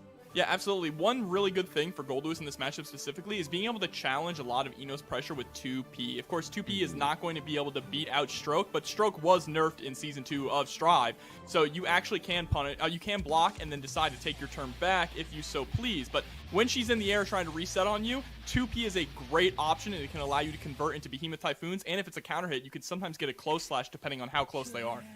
Right. But I feel like Master Raven is pretty aware of that. We're not seeing a lot of the Stroke the Big Tree or anything like that. Kind of doing more of a poke game thing and just really control those air options. So Bob has just not had much opportunity to play a whole lot there. A lot of HCL as well in neutral because Gold Lewis's jump is, very, very low to the ground, right? He is a big boy. And he's going to be set through the wall here with the super. Going to get the hard knockdown as well as that positive bonus. Yeah, hopefully we can maybe see some, oh no, I was going to say, hopefully we can see some YRC here. Bob did have 50 meter. It might be the opportunity to take the turn back, but unfortunately just not block that opening mix-up. Yeah, and on this round start situation, Master Raven fights right in, but there we go. Bob utilizing those Behemoth Typhoons as basically extended normals, right? Looks like they wanted to go for the 6-8-2 Behemoth Typhoon, but unfortunately got the jump there. Yeah, that was really good. But now the game begins here. Master Raven doing the standing wall sticks here, getting all those wall slumps. Ooh, do it again. Aw. Yeah. One thing you're seeing from Bob, oh my god, what a pickup there with the 2K. You're actually seeing them drop a lot of Behemoth Typhoons with those 5Hs. Usually Gold Lewis players are never going to hit 5H if they don't have to. The burst gets blocked, and that is going to be 2-0 right now for Master Raven. Oh, that's very unfortunate. But I'll go ahead and finish your thought there because I think I want to add to it. Normally, you see Gold Lewis players don't usually throw out 5H. A 5H basically means I did not get the Behemoth Typhoon I wanted to. Even though that button was buffed, it's really rarely seen, only in certain matchups, right? Right. And, I was going to say kind of like along that similar aspect, at the same time, it's just like, maybe it's just that early tournament aspect where he's like, you're not getting those inputs out and everything like that. You're struggling to get those buttons out there. But I feel like Master Raven's just kind of hyper aware of like any possible situation between Behemoth Typhoons and even the mistakeful 5H. Just is doing a great job of keeping that distance between the two of them and playing it very, very safely. Yeah, but wild still. Staying on top of him too, like glue, which is really important, right? Great use of that HCL to move their way in slowly. That was a very nice 5K there from Bob, and yet again, that 5H is going to get beat out. Yeah, them boosts were made for walk-in, and that's just what it will do, but Bob is trying to get out of this corner with those boots at the same time. There he goes! He's doing it! Yeah. I think trying a spacing game here with the 2D, but there's the whiff punish with the stroke the big tree, going to get set all the way to the corner. Probably a wall break, absolutely. At least it's a soft knockdown this time here. Bob just opting the backdash out. But now this is getting to the point of opportunity where Bob's just trying to make space, and that just gives Raven the corner now. Yeah, really unfortunate. Bob is losing out on all these round start situations as well. Master Raven starting off that 6P, a really good round starter against Goldlewis. And yeah, here we are again, just trying to backdash out, trying to get a little bit of space there, and just right back into the corner here. Bob is not getting any opportunities. This should be a wall break actually coming up. No, actually decides to go for the reset because one more mix is going to be able to close out this game. Not quite, doesn't have the meter for the super, so he's going to go for another reset, but the burst finally comes out. Right. This is just the ultimate win condition here. No burst on the other side, no meter on the other side. Able to do Mix City from that point onward, back against the wall. Master Raven cleans it up 3-0 against Bob. Yeah, really fast as well. Kind of shocking to see because Gold backwards Yozansen, able to get TK Yozansen, just a lot of mix-up potential with her, especially when she tethers you as well. But it's going to be going up against the king of neutral, Kai Kisuke here, so it's not going to be quite an easy matchup. Right. But don't be put back by Biken against the master of neutral here. Biken has some pretty good neutral buttons, like 2D and like a far slash and stuff like that. It still will make Kai work for it, but Kai earns the corner here quickly. Putting in the work himself. I love that backdash as well to try and call out the air dash there from Aaron. Unfortunately, wasn't able to get quite any big punish. And now it's time for Masher to put in some work, but there we go. The stun dipper straight into the red roaming cancel. Yeah, there was anything but lousy there. Just being very hyper aware of the situation, opening up right away, and taking that burst from Masher there. So Lousy's in a pretty good situation here. I really love the patience here in neutral as well from Lousy. Gets clipped by that counter hit JS, and the moment I say patience, they just let a random DP rip. Hey, it doesn't matter as long as you don't get punished for it. Great 6H as well, pushing Aaron towards the corner here. Oh, but puts themselves there in the corner with one bad Foudre arc. Oh, the 2D does not connect there, and there's a 100 meter on Mash's side as well. Will Aaron be able to capitalize on this? Oh, this is a great start here. No, see the... That's like the perfect opportunity just to go for a red roaming cancel. Remember, they did remove the scaling in combos from them. Yeah, absolutely. And even keeping up the pressure after Yozansen on hit or block is an extremely great opportunity. But the 6P of the gods comes out, and Lousy's feeling great. That is such a tragic round to lose with that much meter when they had multiple instances where they could have RC'd and confirmed into a victory. Yeah, it was right there, just right there on the doorstep. And oh no, unfortunately, I was going to say the lack of awareness on the RC did end the round there, but now the dust at the same time. Oh no. And Twilly the Kid coming through with a Prime subscription for 5 months. Thank you so much for the support. And there's a big counter hit 2D. This is Aaron's time to get something started, but the 2H is going to whiff. And Lousy does not care. Immediately goes right back in. Yeah, Lousy's actually getting away with a lot of really good stuff. I mean, it's very well placed, mind you, but, doing a lot of air dashes into JS and whatnot. It's just kind of some missed opportunities from Aaron Masher to kind of get like some 6Ps out there, or maybe even backdash a little bit to get a bit more space. Yeah, absolutely. I feel like the main thing so far for Aaron is that they're just not capitalizing on these stray hits that they're getting, right? Whether or not they have meter or they don't, they really just allow it to reset back to neutral, and you don't really want to play in neutral against a character like Kai, especially with how patient Lousy is playing, just trying to force Aaron Masher to make the first move so they can force them to overextend and capitalize on it. Right, exactly. And it is paying out in dividends right now, and it's just working out so well. And a little bit of paying out in dividends. I see you all catching those codes in there. Thank you so much for the support. Keep clicking out that Matcherino, !! Matcherino. Much love. All right, chasing in there with the IAD, JH. There's a challenge there, 2K2D. No pickup afterwards. He'll find out the corner here. Oh, using the 2D to get under the stun edge. That's a great start right there. And catches Lousy again, pressing something. And again. Oh my gosh. Unfortunately, Aaron Masher is just dropping a lot of combos here that could be leading to really massive damage. This round should have been over by now with the amount of counter hits that they've gotten. Yeah, that's the unfortunate part there. But Masher is playing properly. Played some neutral there, made Lousy guess, and every single one was a counter hit. So catching the opponent off guard is a very strong style of play. Yeah, but there we go. Lousy is able to take that round as well. And of course, it could just be tournament nerves here from Aaron Masher as well, playing on stream. There's the counter hit, 2K into the 2D. And you're seeing Lousy is going for those run-up Foudre arcs as a way to try and call out backdash, trying to fake out the run-up throw, right? But so far, Aaron Masher is not biting. Yeah, Aaron Masher just kind of stood over each one and just watched the game of Leapfrog happen every single time. Aaron Masher, the master of Leapfrog. Oh, there's that JS. JS is such a good button in this matchup as well. I want to see Aaron Master using it way more. Baiken is very strong in the air. That is where she definitely excels in most of her matchups, but there's the Scum Dipper coming out, forces the burst. Now we're kind of in that dangerous situation there. You see that counter out come out a few times here and there, but Master's just not using it, unfortunately, in like the actual situations where the pressure's really coming down. Oh no, this makes things even harder. Our 50 meter on both sides now. Trying to throw out that JD to call it the preemptive jump from Lousy, but now is on the defensive. Oh, wow, Aaron with the really hard call at the run-up parry. Like, I saw it come out like, oh no, if this works, I'm going to scream, and I thought it was going to. It did, it was just a bit too early. Oh, that's unfortunate. Yeah, pulled the trigger a little too early on that, got beat out by the 2P, and now Lousy is up 2-0. Yeah, that was a play there, Aaron. I like it. I like it. And that's the one thing I like about Aaron right now. While they're not exactly confirming into their full damage and whatnot, they're playing pretty bravely, honestly. Like in a, okay, wow, they're kind of beating me. Their pressure's pretty strong. I'm having a hard time getting in. I have to fight that back, and Aaron is getting rewarded for that aspect for the most part. No, absolutely. They're playing neutral very well, right? They're able to score these big counter hits. It's just they're leaving the damage off the table, and that's what's allowing Lousy to really steal these rounds away. And that's also the scariest type of player in the long run, because it's like once they get that part down, that very like practicable part of the link, they're the most terrifying players to play against. Gonna break the wall with the DP, positive bonus on deck, just needs one more touch to go to set point. All right, going into here, nice few jabs there. Once again, nice knockdown. Oh, there we go. Get a little bit more damage this time up with the Tommy Mat Ender. Oh, but close slash is an anti-air. YRC comes out. What patience there from Lousy. Yeah, good throw from Lousy. Aaron, though, was aware of the situation and tried to go for the counter there. So, no, I'll realize, yeah, YRC did come out. I'm going to try something. Hit JH is going to lead to some nice damage and a good situation for Lousy. Gets the 6H as well. You're going through the wall and one more confirm, and it is all over. So what can Aaron do here? Got no meter, got no burst, just has to go in and as much as possible. Doing a great job so far, though. Earns the corner.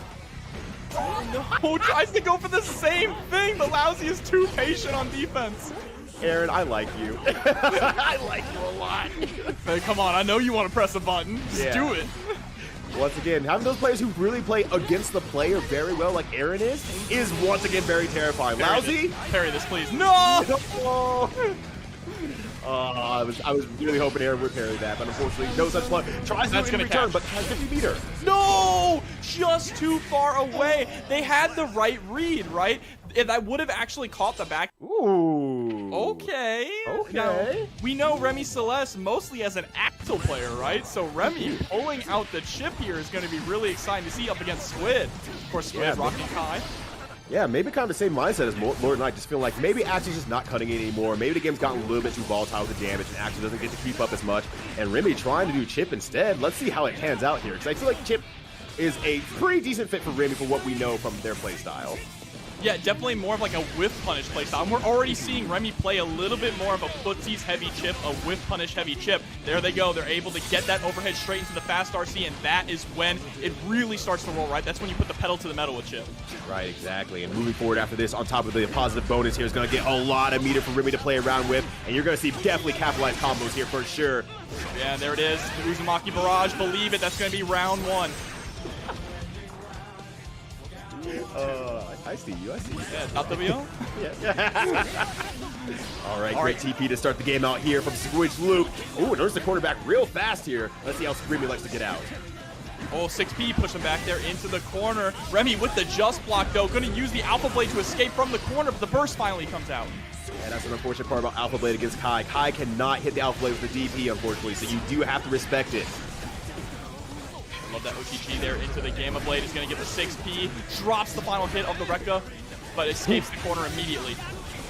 6P again at the same time. Like, Remy gets out of the corner, but then 6P comes back and slams Remy back into one of the other corners. It's just so consistent. I love that Remy is consistently going for 5K straight into a knockdown, right? For pressure, so that they can start running that offense. But they're able to get a big counter hit. What a tech trap there. Or a frame trap, I should say, with that 2K after the very last ending frames of Alpha Blade hitting there, allowing them to be plus enough to put out the 2K. It's visually scary. It's logically scary, and it's something that you can't just react to. You just have to know the situation. And Remy is really good at putting out situations like, if you didn't know going in, you're going to die going out. Yeah, absolutely. Here we go, jumping straight into game 2. I'm already liking what I am seeing from Remy Celeste tonight here with Chip. I feel like for Remy, I kind of felt the same way when I went from Faust to Kai. It's like, you get like a little bit of a different play style, and you really embrace that really well, because it's like, oh, I have not gotten to rush down in a long time. I have not gotten to use a DP in a long time. And I think Remy's eating that up right now. It's, hold on, I have defensive options? Yeah, I get to play. I get rewarded for doing this? What? Ooh, great insta block from Luke, but still not punishing it on the other end there. And Remy moving out of the zone. Luke's pulling right back from the Alpha Blade. Play this whip punish game. What excuse me? Able to get the cross-up confirmed with the counter hit, jump cancel into J2K actually confirms? I've not seen that. I've never seen that. That's my first.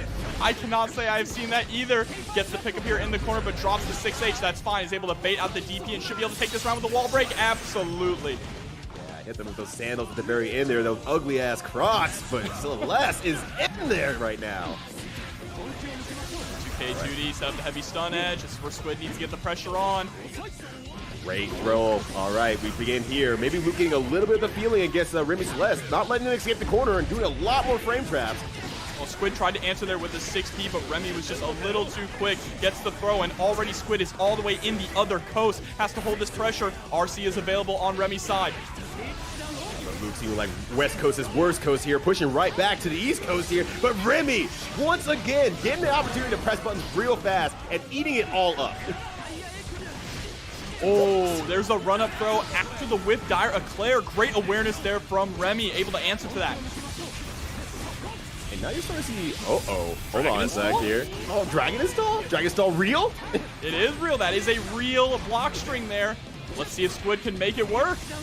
Right, the big lightning's out. Tries to cross it up. Tries to go for the throw. Jumps out. The funny part about going to Dragon Install, there is nothing special with Dragon Install happening. No, absolutely not. The only thing we got was basically the heavy stun edge getting extra hits, right, and doing some more chip damage. Right. Dragon Install still, you know, kind of not worth it. But I still love Luke 4, even more so. Great tech from Remy Celeste there. Going to carry Lawrence in the corner here all the same. Oh my god. We love that. The spinner top going to be able to break the wall as well. Positive bonus, about to have 100 meter on deck. Yeah, just looking real good right now here. Has the 100 meter and yeah, YRC baits it out. Ooh, and actually tries to go to the air to maybe bait out the burst as well, but gonna keep the pressure on. Oh no. And there we go. Remy able to take game 2. I mean, I'm curious what Squid was actually doing with that JD. I'm curious if it was like a burst safe route to try and go for JD, and then if they see it confirmed, they go in to ride the lightning, because they had the meter available for it, and they just neutral jumped. There wasn't really much they were going to be able to follow up afterwards at that range, right, besides a super. So I'm curious if that was the intention. Yeah, I'm wondering if maybe that the JD was supposed to lead into like an air dash on confirm or hit, and then be able to continue at least the pressure from there as well, or maybe the super after, as you mentioned. But it just didn't come out there, and just trying to keep it very burst safe. And I mean, reasonable section to try to keep it burst safe against someone like Remy, because that would be the opportunity you'd be waiting for. And Remy starting off this round with a mortal counter, able to get in over the fireball as well. Keeping Squid in the corner, and you see how they're just slowly backing up to try and get that whip punish, but that's all right, and overhead will do it as well. Absolutely. Eating over his overhead is quite hard against Remy, because Remy is just playing at such a high pace right now. And a perfect there, the bonsai as well. I just feel like Remy's just smiling, having a great time, like, wow, I get to do so much stuff now. I get to really play stride. Has less health, though. Hey, that just means quicker opportunity to go to the snack bar if things go wrong. Exactly, right? Down there, that 5K. That 5K is putting in a ton of work so far in this matchup. There's a nice stun dipper, though. Gets the JD confirmed. Ooh. Is this death? Yes, from the OTG 6H. Beautiful stuff there from Squid.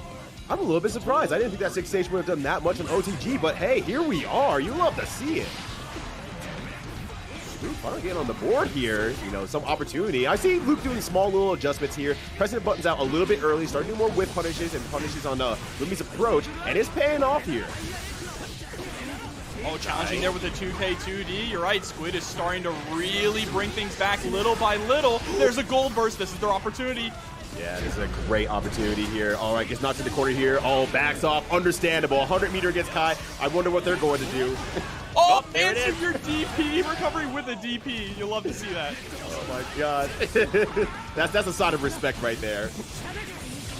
Oh, yeah, there we go. Closing it out there, and now Squid is finally up around here. Up a game, I should say. Excuse me. No, very, very good stuff. That just slow adaptation through the last few rounds. I've seen it kind of like over the last 2 matches where, yes, Remy has taken the match. Squidge has just kind of been tossing the little things like with 2K in there and starting to add a little more frame traps in there. And now it seems to start to pay off here. Let's see if Remy does catch on, because Remy is definitely among the best of them. So let's see if it beats the rest of them. And that's one of the things, though, specifically about fighting Chip, right? Is Chip is just so high octane and so fast that it takes a while to adjust to the type of player you're going up against when they're piloting Chip. Exactly. And while Remy is playing it very excitedly, Remy is definitely playing it very smartly. Like, you can see all the options that are being made here is done out of like setups and safety, and not just, I want to do this thing because it's funny and hilarious. Yeah, and you're seeing Squid start to really rely, though, on those P and K buttons, right? Throwing out a lot of 2P, a lot of 6P, a lot of 5K as well. Fast buttons to try and catch Remy Celeste. And it's working out pretty well, and at the very least, keeping things a little bit more safe for Luke and not having to throw out so many wild buttons in there. And case in point, throwing out something a little bit more wild there, Remy catches it right away. Oh, gets the overhead. I think Remy has hit that overhead every single time so far. Here we go, super to break the wall. Not going to be quite enough to kill, but it's going to put Luke in a very difficult situation. Yeah, poor Chip. Actually doing a super and getting basically chip damage out of it. Gosh, it hurts so little at the end of combos. Remy is on set point here, but Luke is going to be the one to get the first blood, going for a nice overhead mix-up there, but Remy holding back and blocking all of it. Just keeping it super calm there. That's definitely that Axel gameplay coming through, just like saying, like, hey, if you take off board all my actual unique defensive options, I can just play defensively and wait until my turn.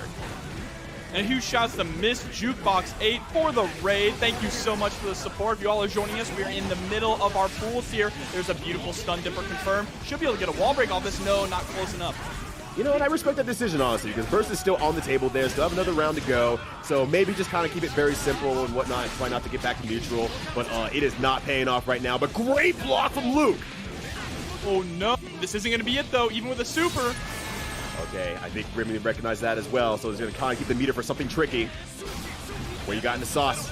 What's in the sauce? Scary for Squid right now. Oh, the JD! The falling JD is going to be enough to do it. Remy Celeste 3-1 over Luke, but Luke... See over there.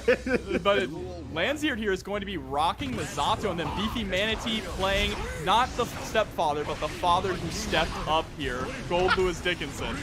Oh, my God. Already getting rid of little Eddie there with the Behemoth Typhoon. If Eddie could take over the amount of damage that was actually allowed on the bar, that Eddie would not be coming back this round here. Jeez, that Behemoth Typhoon. Great backdash, though. Nice bar slash as well. The frog's out there, just taking out Gun. I like that. Utilizing the gun, even if you don't have the full charge, right, on your bottom on the security gauge, utilizing just a few shots of the gun to kill little Eddie is very valuable to allow you to push your offense forward. Exactly. And that was kind of one of the big things about Gold Lewis going into this patch here. He was just a little bit weak on any opponent who can keep him out. And now those options have been fixed. Case in point there, the drone doing work, picking up stuff. And even if Gold Lewis takes a hit while that drone's out, it don't go anywhere except forward. No, that is the truly go my child, hold down the neutral. Right. Oh, we got Kara Behemoths as well. Yeah, that is a counter hit there with the close slash. Oh, the Beefy Manatee with the meaty moves. Jeez! My gosh, Beefy Manatee has not been touched this round so far. All right, commentators, Chris. Yeah, finally the 5P comes out, right? That is the Zato special, but gets taken out of the skies with the JS. God damn! I'm sorry, Gold Lewis's move is just, it feels like it hits so hard. I feel it in my own chest, too. No, Beefy Manatee really playing that matchup to perfection. And this is another matchup that can be very scary for Zato, right? It's a very we say it a lot with Gold Lewis, a feast or famine matchup where Gold Lewis doesn't have a lot of great tools to really get out of the Zato pressure, but if they can weather that storm and they can knock Zato down, Zato has no defense. So that character is about to get obliterated, and looks like they did get obliterated because LNCA is going to be bringing out May now. Yeah, it's like, all right, you want a battle of strength and heavy arms? We got heavy arms here. Oh, has to burst early though. The drone is out now. JS is doing so much work right now for Beefy Manatee. Oh my gosh, and it begins here. What are you gonna do? Oh, you're gonna get counter hit, unfortunately. Thankfully for LNCA, it's just like, most of the wall has broken away. You didn't die for that, but it's now good luck getting in and keeping it going for the next like 20 seconds. JH in the air. 2K2D, and my god, Beefy Manatee is just putting LNCA in a Typhoon Lagoon right now, honestly.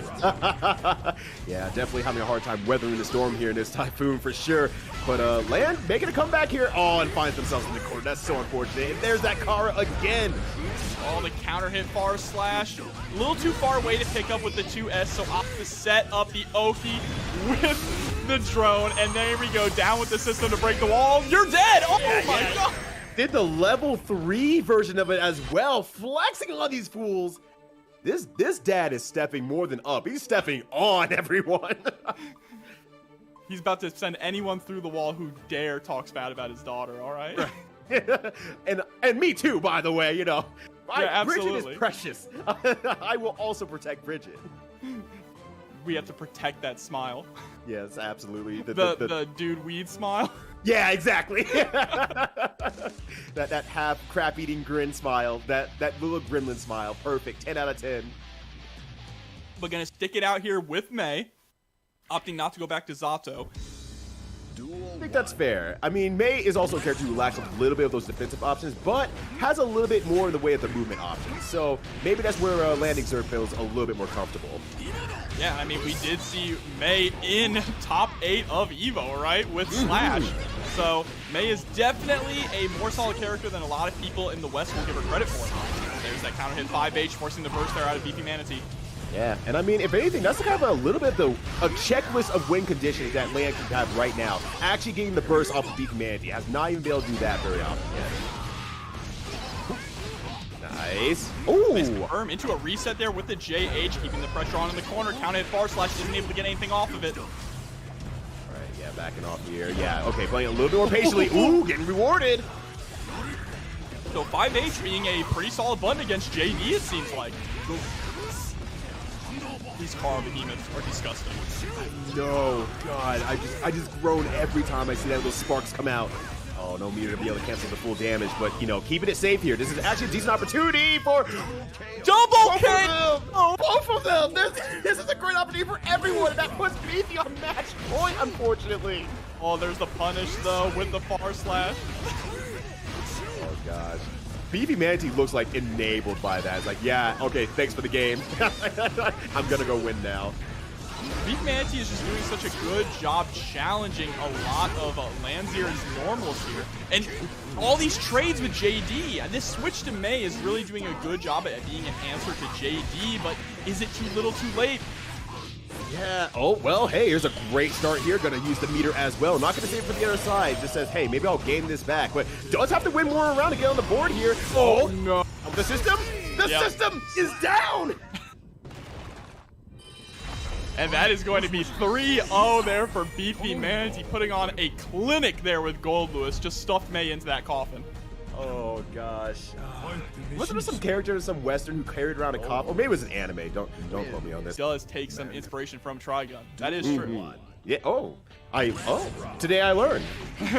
But we're going to get Dusty up against Larry Cage. So some Dusty Jacko action, but Larry Cage. Oh my god. Look at Larry Cage's name. Going in and out of the game to win the matchup, and Dusty said, you know, I took that personally. Look at this big city now. Dusty keeping the pressure on. Now Larry Cage.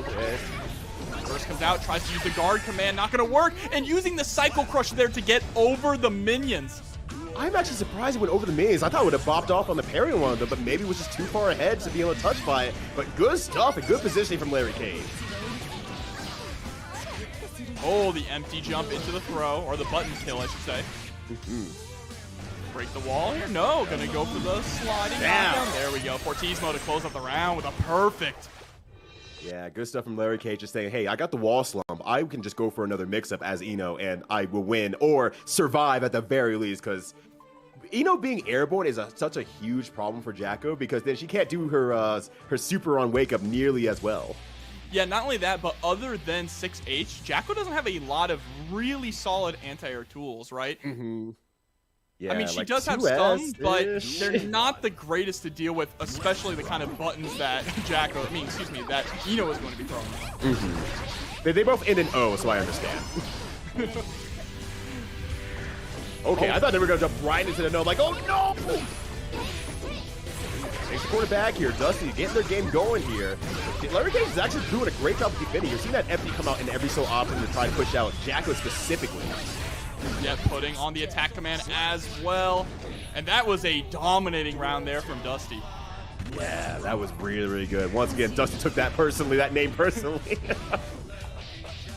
I do like the way that Dusty is actually going to the air a lot, right? Trying to get above the vertical chemical up or above the stroke to big tree. Yeah, it's working out really, really well. You have to have that next level positioning, and like that JD from so far as well is actually kind of locking down Larry from moving forward, because they have to be able to respect stuff while moving in the air like this, and then the sandwiches begin. Dagger pressure here as well, able to get the minion out with the RC.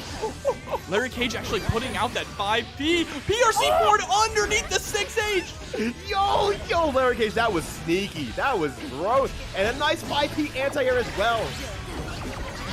Oh, the guard command actually going to save Dusty here. Now Dusty gets to run the offense with the minions. Maybe Dusty doesn't want to go in anymore. Well, yeah, case in point here, can just kind of poke out, throw minions everywhere, make it a game of Smash Brothers, and Larry Cage has to be the one to navigate that. And I just want to point out as well, Dusty is using the denim color, so the minions actually do look like minions, kind of. They got that yellow and denim. Yo, shout out to Dusty for keeping fashion alive. Here we go, jumping into the next game here, though. Game number 3. One apiece here at the same time. They're both adapting. They're both playing around each other. It's really cool to see these matches happening. Oh, I didn't even see the second minion come out. I saw the first. Yeah, wasn't able to get that pickup there, unfortunately. That's the minion right on. Oh, 6P's the minion immediately canceling it into Stroke the Big Tree to get the trade, and that's going to go in Larry Cage's favor. There's a quarterback here. That JD actually taking Dusty back to the ground there. That is a really high-reaching move, and you rarely see that application of it. That's how you know these two play each other a lot, right? Not only from the Jacko equals brain dead tag, but just by how they're adapting to each other's gameplay right now. Right. Like even earlier, you saw that Larry Cage mash out with a 2P, and Dusty just mashed right back on hit. Just did it right back to Larry Cage. Oh, goes for the empty low, a really quick empty low as well. Chases to the skies with the air throw. Ooh, and a nice JH to close out there. Keeping it very simple here. You know, sometimes when you play someone so much, you just keep it simple. Was that a little teabag as well? It definitely was, 100%. There's no way it wasn't. The disrespect here. Hey, once again, they definitely play each other. It's all love in the community and such. Oh, great pickup there as well after the attack command. Sets out the second minion. Gonna get the wall break. I like that. I didn't think that JS was actually going to reach from that far, but hey, there we go. All right, getting under there. Incredible punish. Amazing. Utilizing the PRC drift forward so that you could get there in the recovery and get the throw. That was so smart, Jobber. Oh my gosh. This is the matches I live for. The people who play each other enough know the matchups like their highest quantities specifically against one another, and then you start seeing those small like optimization gimmicks and whatnot. Well, to run backwards into the minion toss just to stay out of range of the HCL and the stroke. Really good. Yeah, Dusty playing some really good, like, spacing and zoning, and then immediately goes for the air throw between that and just 2D again. What a move. Good. Gonna be Dusty up 2-1 here over Larry Cage. But Larry Cage not sleeping yet. They're definitely playing around each other very, very well. It was still 1 apiece in rounds in that third match. So, you know, Larry Cage is still in there. Larry Cage is still making the right options, and Dusty is still fighting for their life as well. Absolutely. Man, almost level 3,000 Jacko. That's a lot of games. Oh, man, I wish that were me. Without the time commitment, of course. Exactly. Just give me all the skill. Right, yeah. Just give me dessert. I didn't earn it. Ooh, oh. Trying to get out the burst, but smart there from Larry Cage to wait to burst on their wake up there to get rid of the minion. Absolutely. And kind of even on top of everything else here, like, Dusty is just doing a great job just kind of doing mid control and doing a lot more parries from further away, and it's making it harder for Larry Cage to kind of do those dashes in. Oh, no Fortismo there. Commits to the HCL, wants to hold on to the meter. Oh, and it seems to pay off a little bit there. Stroke underneath the minion.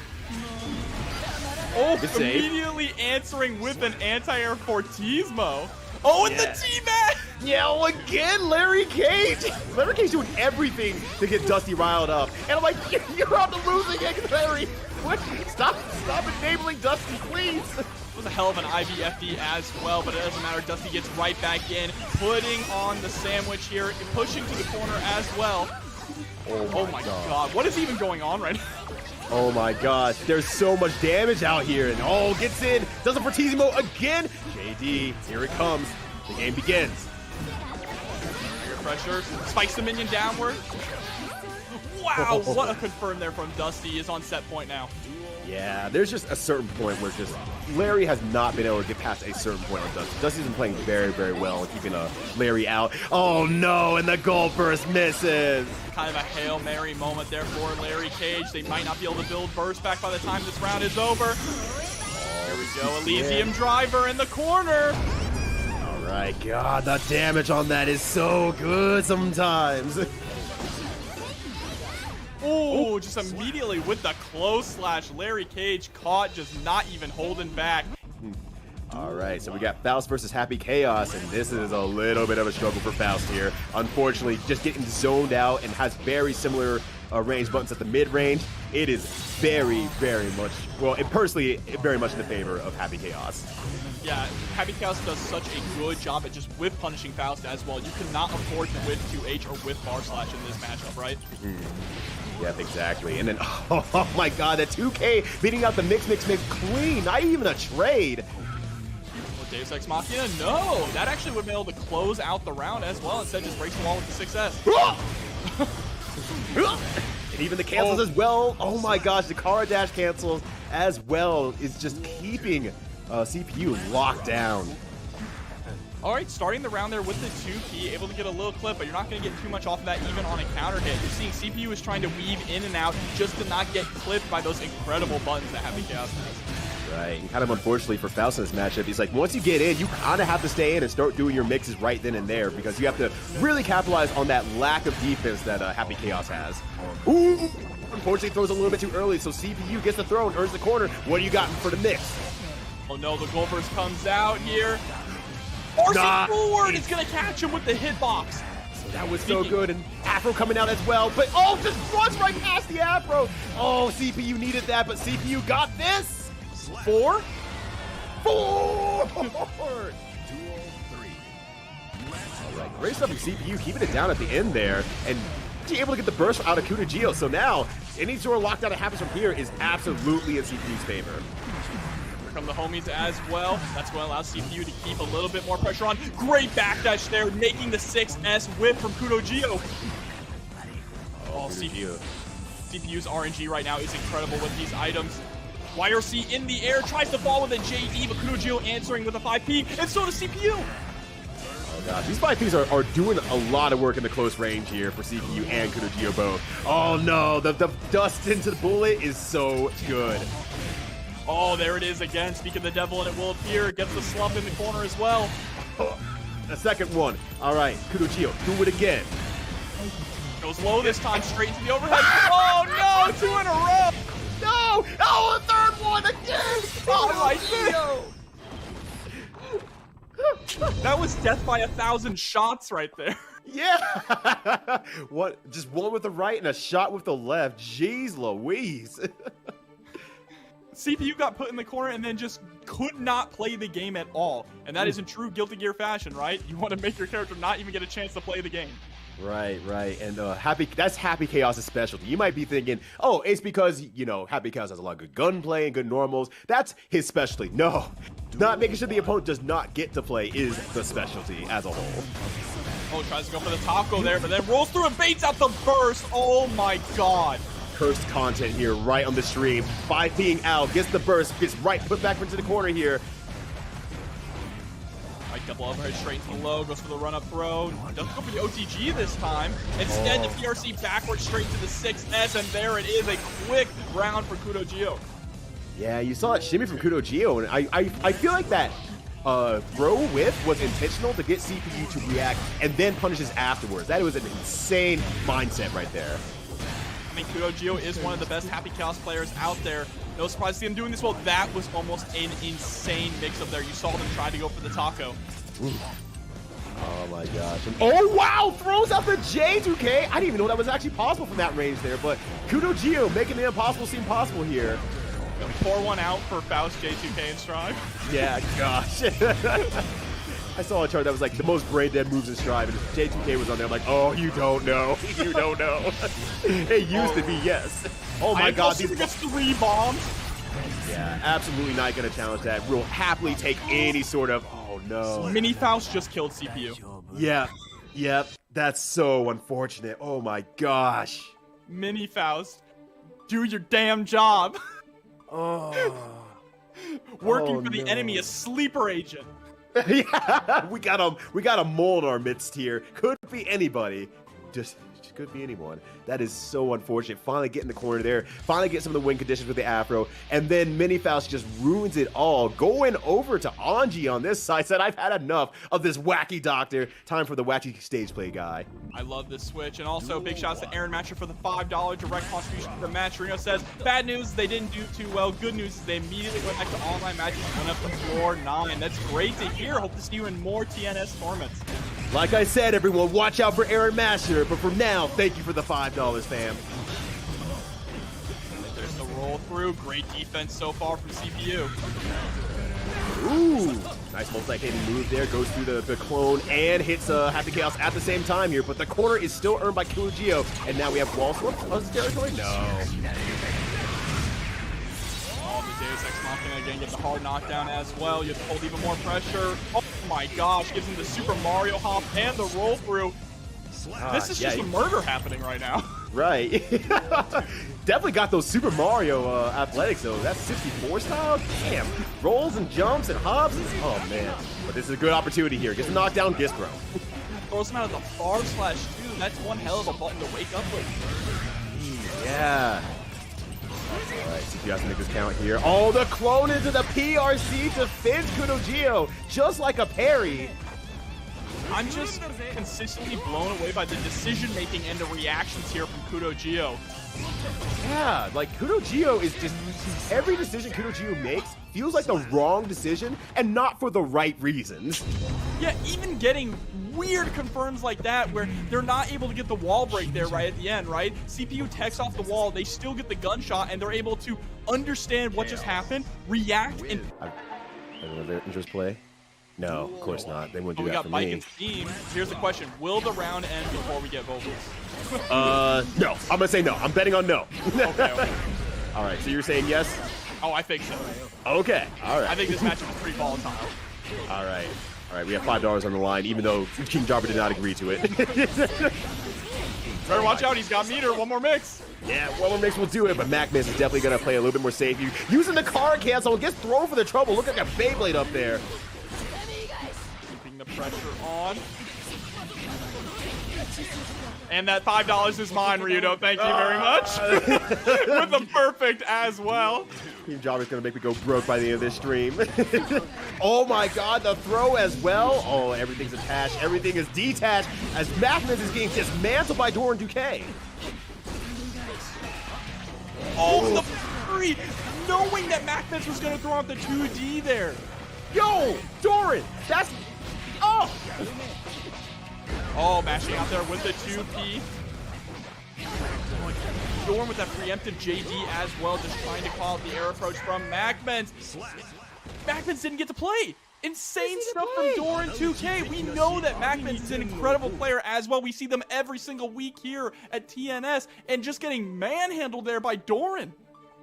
Jeez, Doran is the legend. Doran is that dude. Like, don't get me wrong, Doran is that dude, but there has been a completely different scene now with everyone being able to play each other online, get a lot of matches, and like you said, Macmans performs all the time. And now Doran kind of coming from the east here and showing what he's learned in his time away is just terrifying that it's doing so good against the hometown hero. Yeah, and I believe this is Doran's first TNS tournament as well, so already showing up and putting the hands on a real TNS regular. Right, jeez. So Macman's maybe adapting a little bit here to saying, okay, I saw what you're going for, I saw what you want, as long as I don't get hit, maybe that's where my game plan starts here, but immediately getting hit after I say that. Kabari so good, able to get hit by the Yozansen as well, forcing the burst out. Macmens is just trying to figure out how to even navigate neutral right now against Doran 2K. They're so slippery.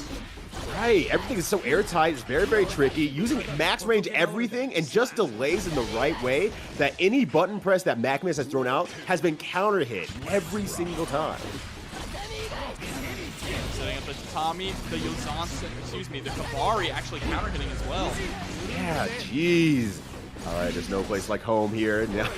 Right now, Doran is looking hella at home, using the YRC as well, back into more Yozansen land. Oh, whipping the follow-up there from the Kabari to force Macmens to try and press the button. Counter hitting with the far slash. Finally, Macmens able to get an RC. Gonna get a nice little confirm here and a hard knockdown. Oh no, they go for the JD so they don't get the hard knockdown instead. They wanted that corner push.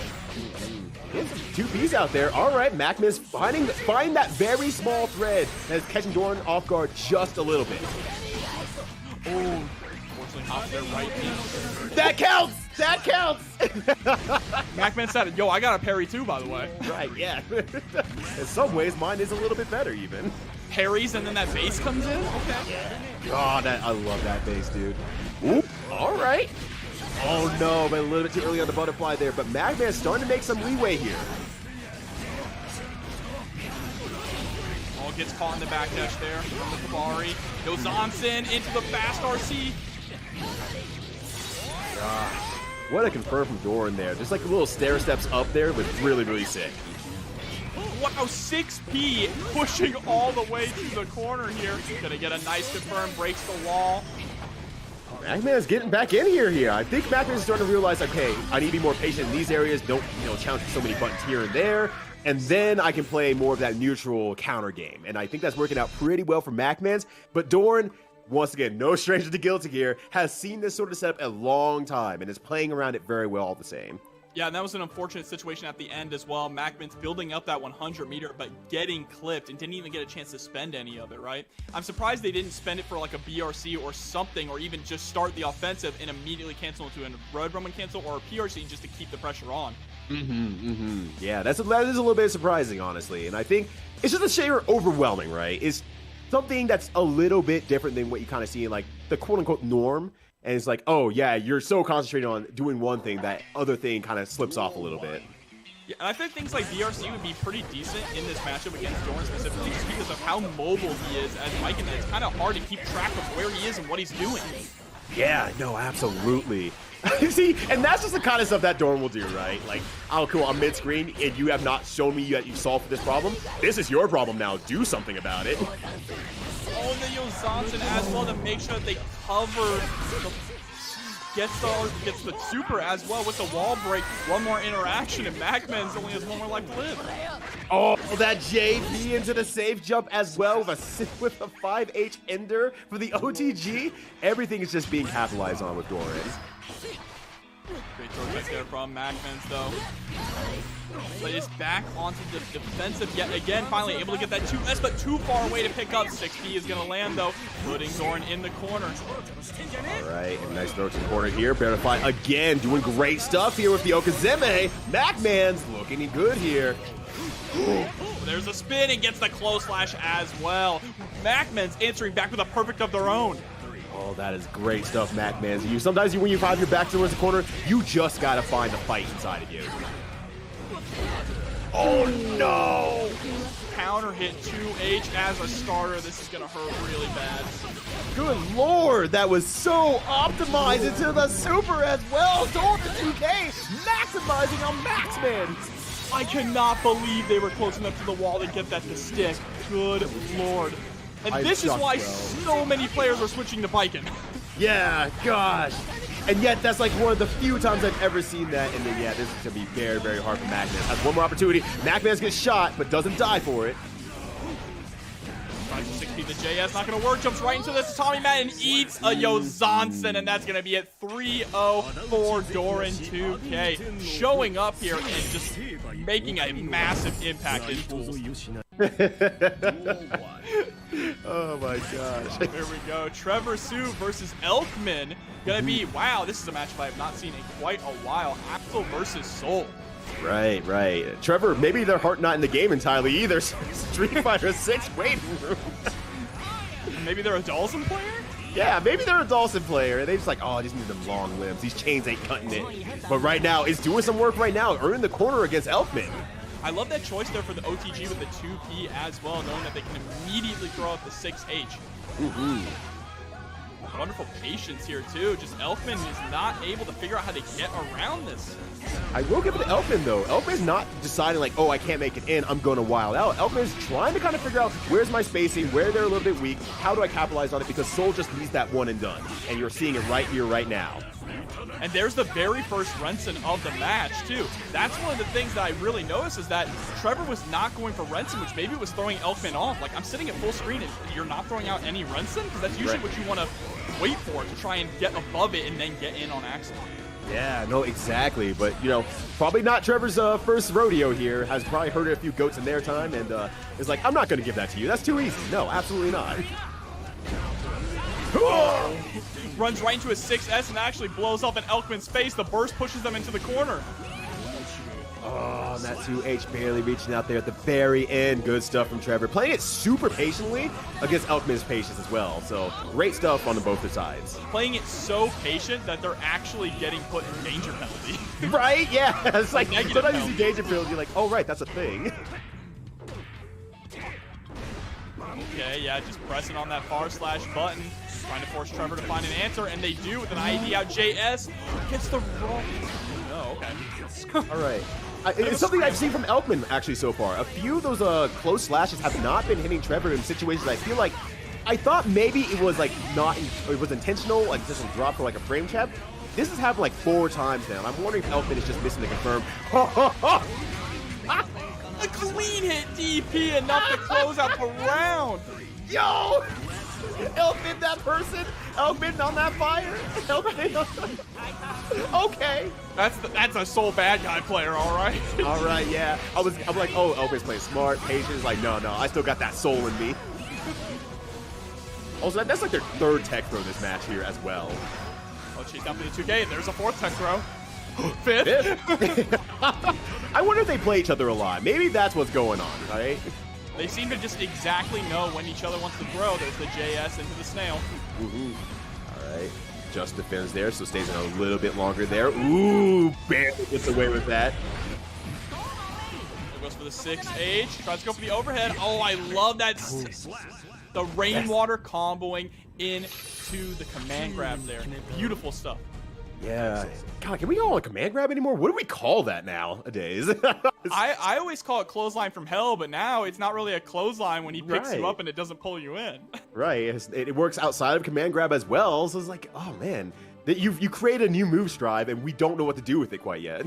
Yeah, I'm an Axel player as well, and I don't even know the name of it because I've been calling it clothesline from hell since the game came out. Right. There's no reason to call it anything else because it did one purpose. Winter Mantis? Winter Mantis. Okay, that's actually a pretty cool name. Of it. That's a pretty cool name. I hate to admit it, Axel, but you got that one. All right. Oh, harassing with those 2Ps, and there's the run-up throw. Yeah, finally a throw landing in this match here. It feels so small, like the damage aspect of things, like they're not very far away, but with the way these two are playing, that is like a hurdle and a half for them to accomplish against one another. Throws again on Elkman's approach. That's absolutely wild. They definitely have to play each other. Oh, there's great 2S. Bad burst coming out from Elkman, though. But Trevor drops the combo, spends the meter, and puts himself in the corner. Oh, and the movement begins here. Elkman going ham. Oh, nice BRC combo. This is going to be huge damage. Oh, burst out for sure. But your poor health bar. Elkman has already evened this up here. Oh, the BRC saving their life.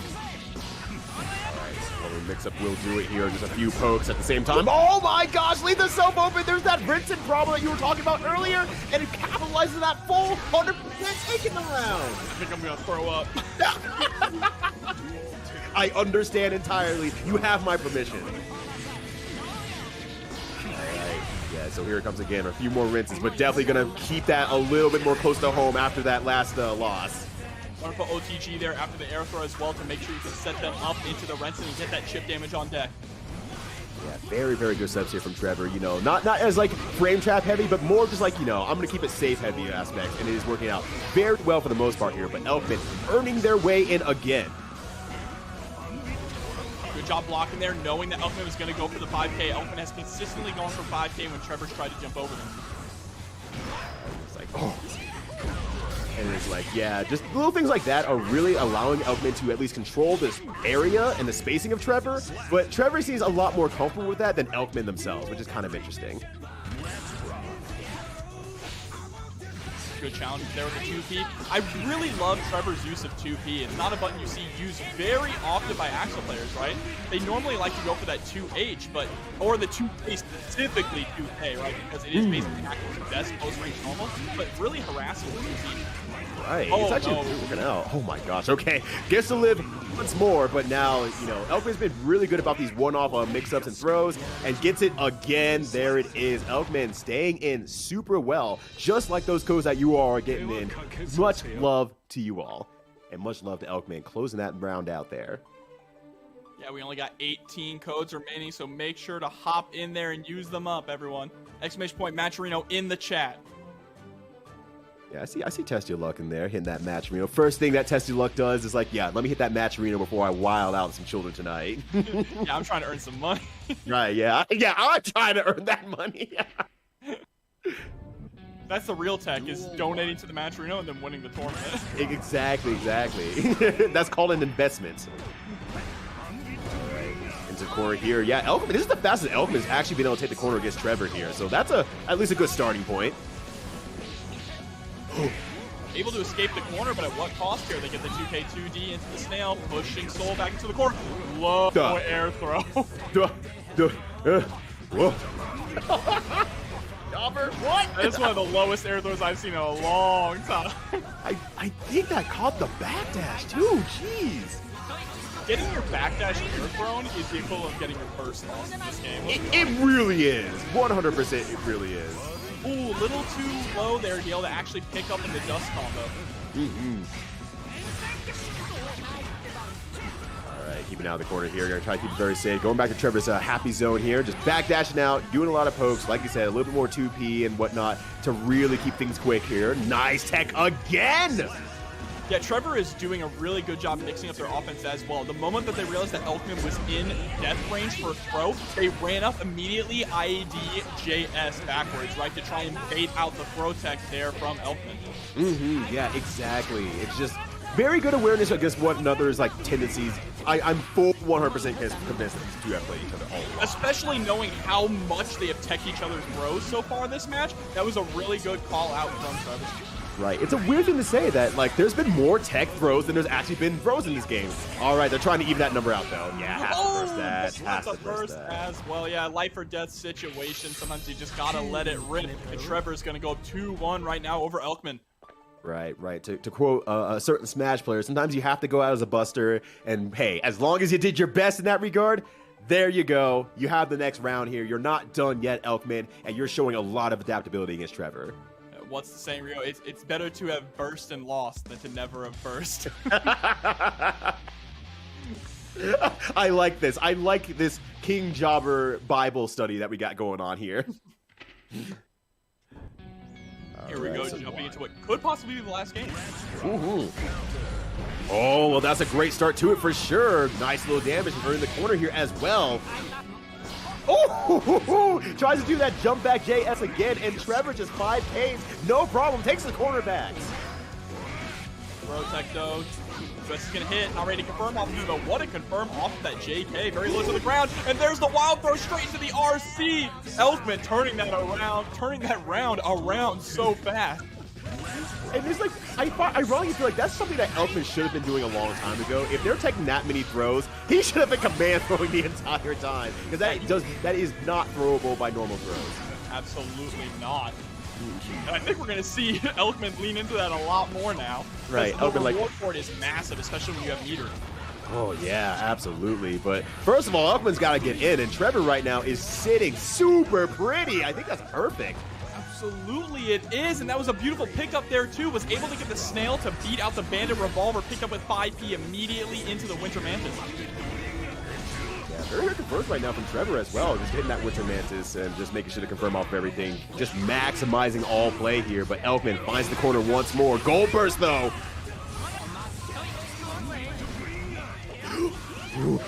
That was very safe and smart from Trevor. You would have expected him to run in and try and go for the 2S, but knowing that if I do it a little too late, I'm going to die here. Yeah, 100%. You don't want to get hit by that Bandit Bringer. It is called Bandit for a reason. Oh, air throw. All right, got a cool confirm here. Got to try to keep it safe. Does not work out. Elkman still has a little bit of life and opportunity left. Text the throw. And oh no, that's really unfortunate because Elkman slowed down and didn't commit to any options afterwards.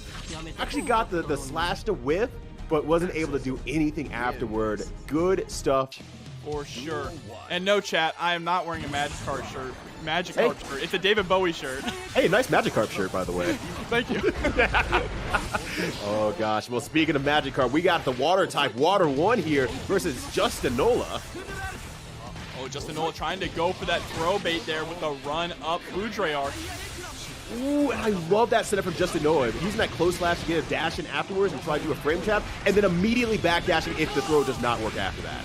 I also love that as well, using the breaking the wall to get underneath. And okay, ride the lightning. Gonna be able to get a punish? Yep. Yeah. Punish and corner. That's a little bit of a unfortunate thing about ride the lightning. If you whiff it, you just cornered yourself, no matter from where. But Justinola able to take that first round. Ooh, good patience there for Justinola, realizing that they hit the Eddie instead and just kept it very, very patient. Well, the chase down with the JH, try to pick up with the 5H as well to get that upwards bounce, but just a little too low. And there's a 2H coming out from Water 1. That's going to force the burst from Justin. Yeah, but Justin making the most of that burst for sure. Water bursting right back here. Look like a water balloon. That's looking very good, though. Trying to earn the corner out of the corner here. Nice 6P. Where are all these disgusting DPs coming out? We saw one before in the very last game, and then we go over to Justin with Kai and just lets another one rip. That was so good. And actually, on top of that beforehand, actually using a jump back to make sure that the jump dust or jump S situation does not mix up between the Eddie and sandwich stuff, and then DPing afterward because the approach continued on anyway. That is nuts. That is just really good awareness. Great stuff from Justin. Wonderful stuff to see. I'm glad to see the Kai army is still strong here in Season 2. Hell yeah, gamers. You love to see it. All right, great punish with the 2S there. Oh, but Eddie coming out there with the anti-air drills. Oh, chasing through the skies there with the JP and into the JS. The trade, though, is going to be in Water 1's favor. Ooh, gonna get corner here as well. All right, good stuff here. Water 1 getting a little started, getting their flow back here. Oh, I love this use of Invite Hell as well. Utilizing Invite Hell as a grounded option to prevent Kai from stun dippering in is incredibly smart. Yes, no, exactly. That's the kind of thing you need to do. Just being one step ahead of your opponent so that you can get Eddie to start playing is exactly what you need to do with Zato, so Eddie can play. And I think we're starting to see that a little bit from Water 1 here. All right, JD to get over. Oh, they saw a pose and immediately ran up and through. Right, that was some Kai Gaming there. That was maximum hashtag Kai Gaming. Oh, and speaking of Kai Gaming, here we go. High damage off the situation. That was really good. Justin going for 2P straight into heavy stun edge that close. That is high confidence that your opponent is not going to challenge in any way whatsoever.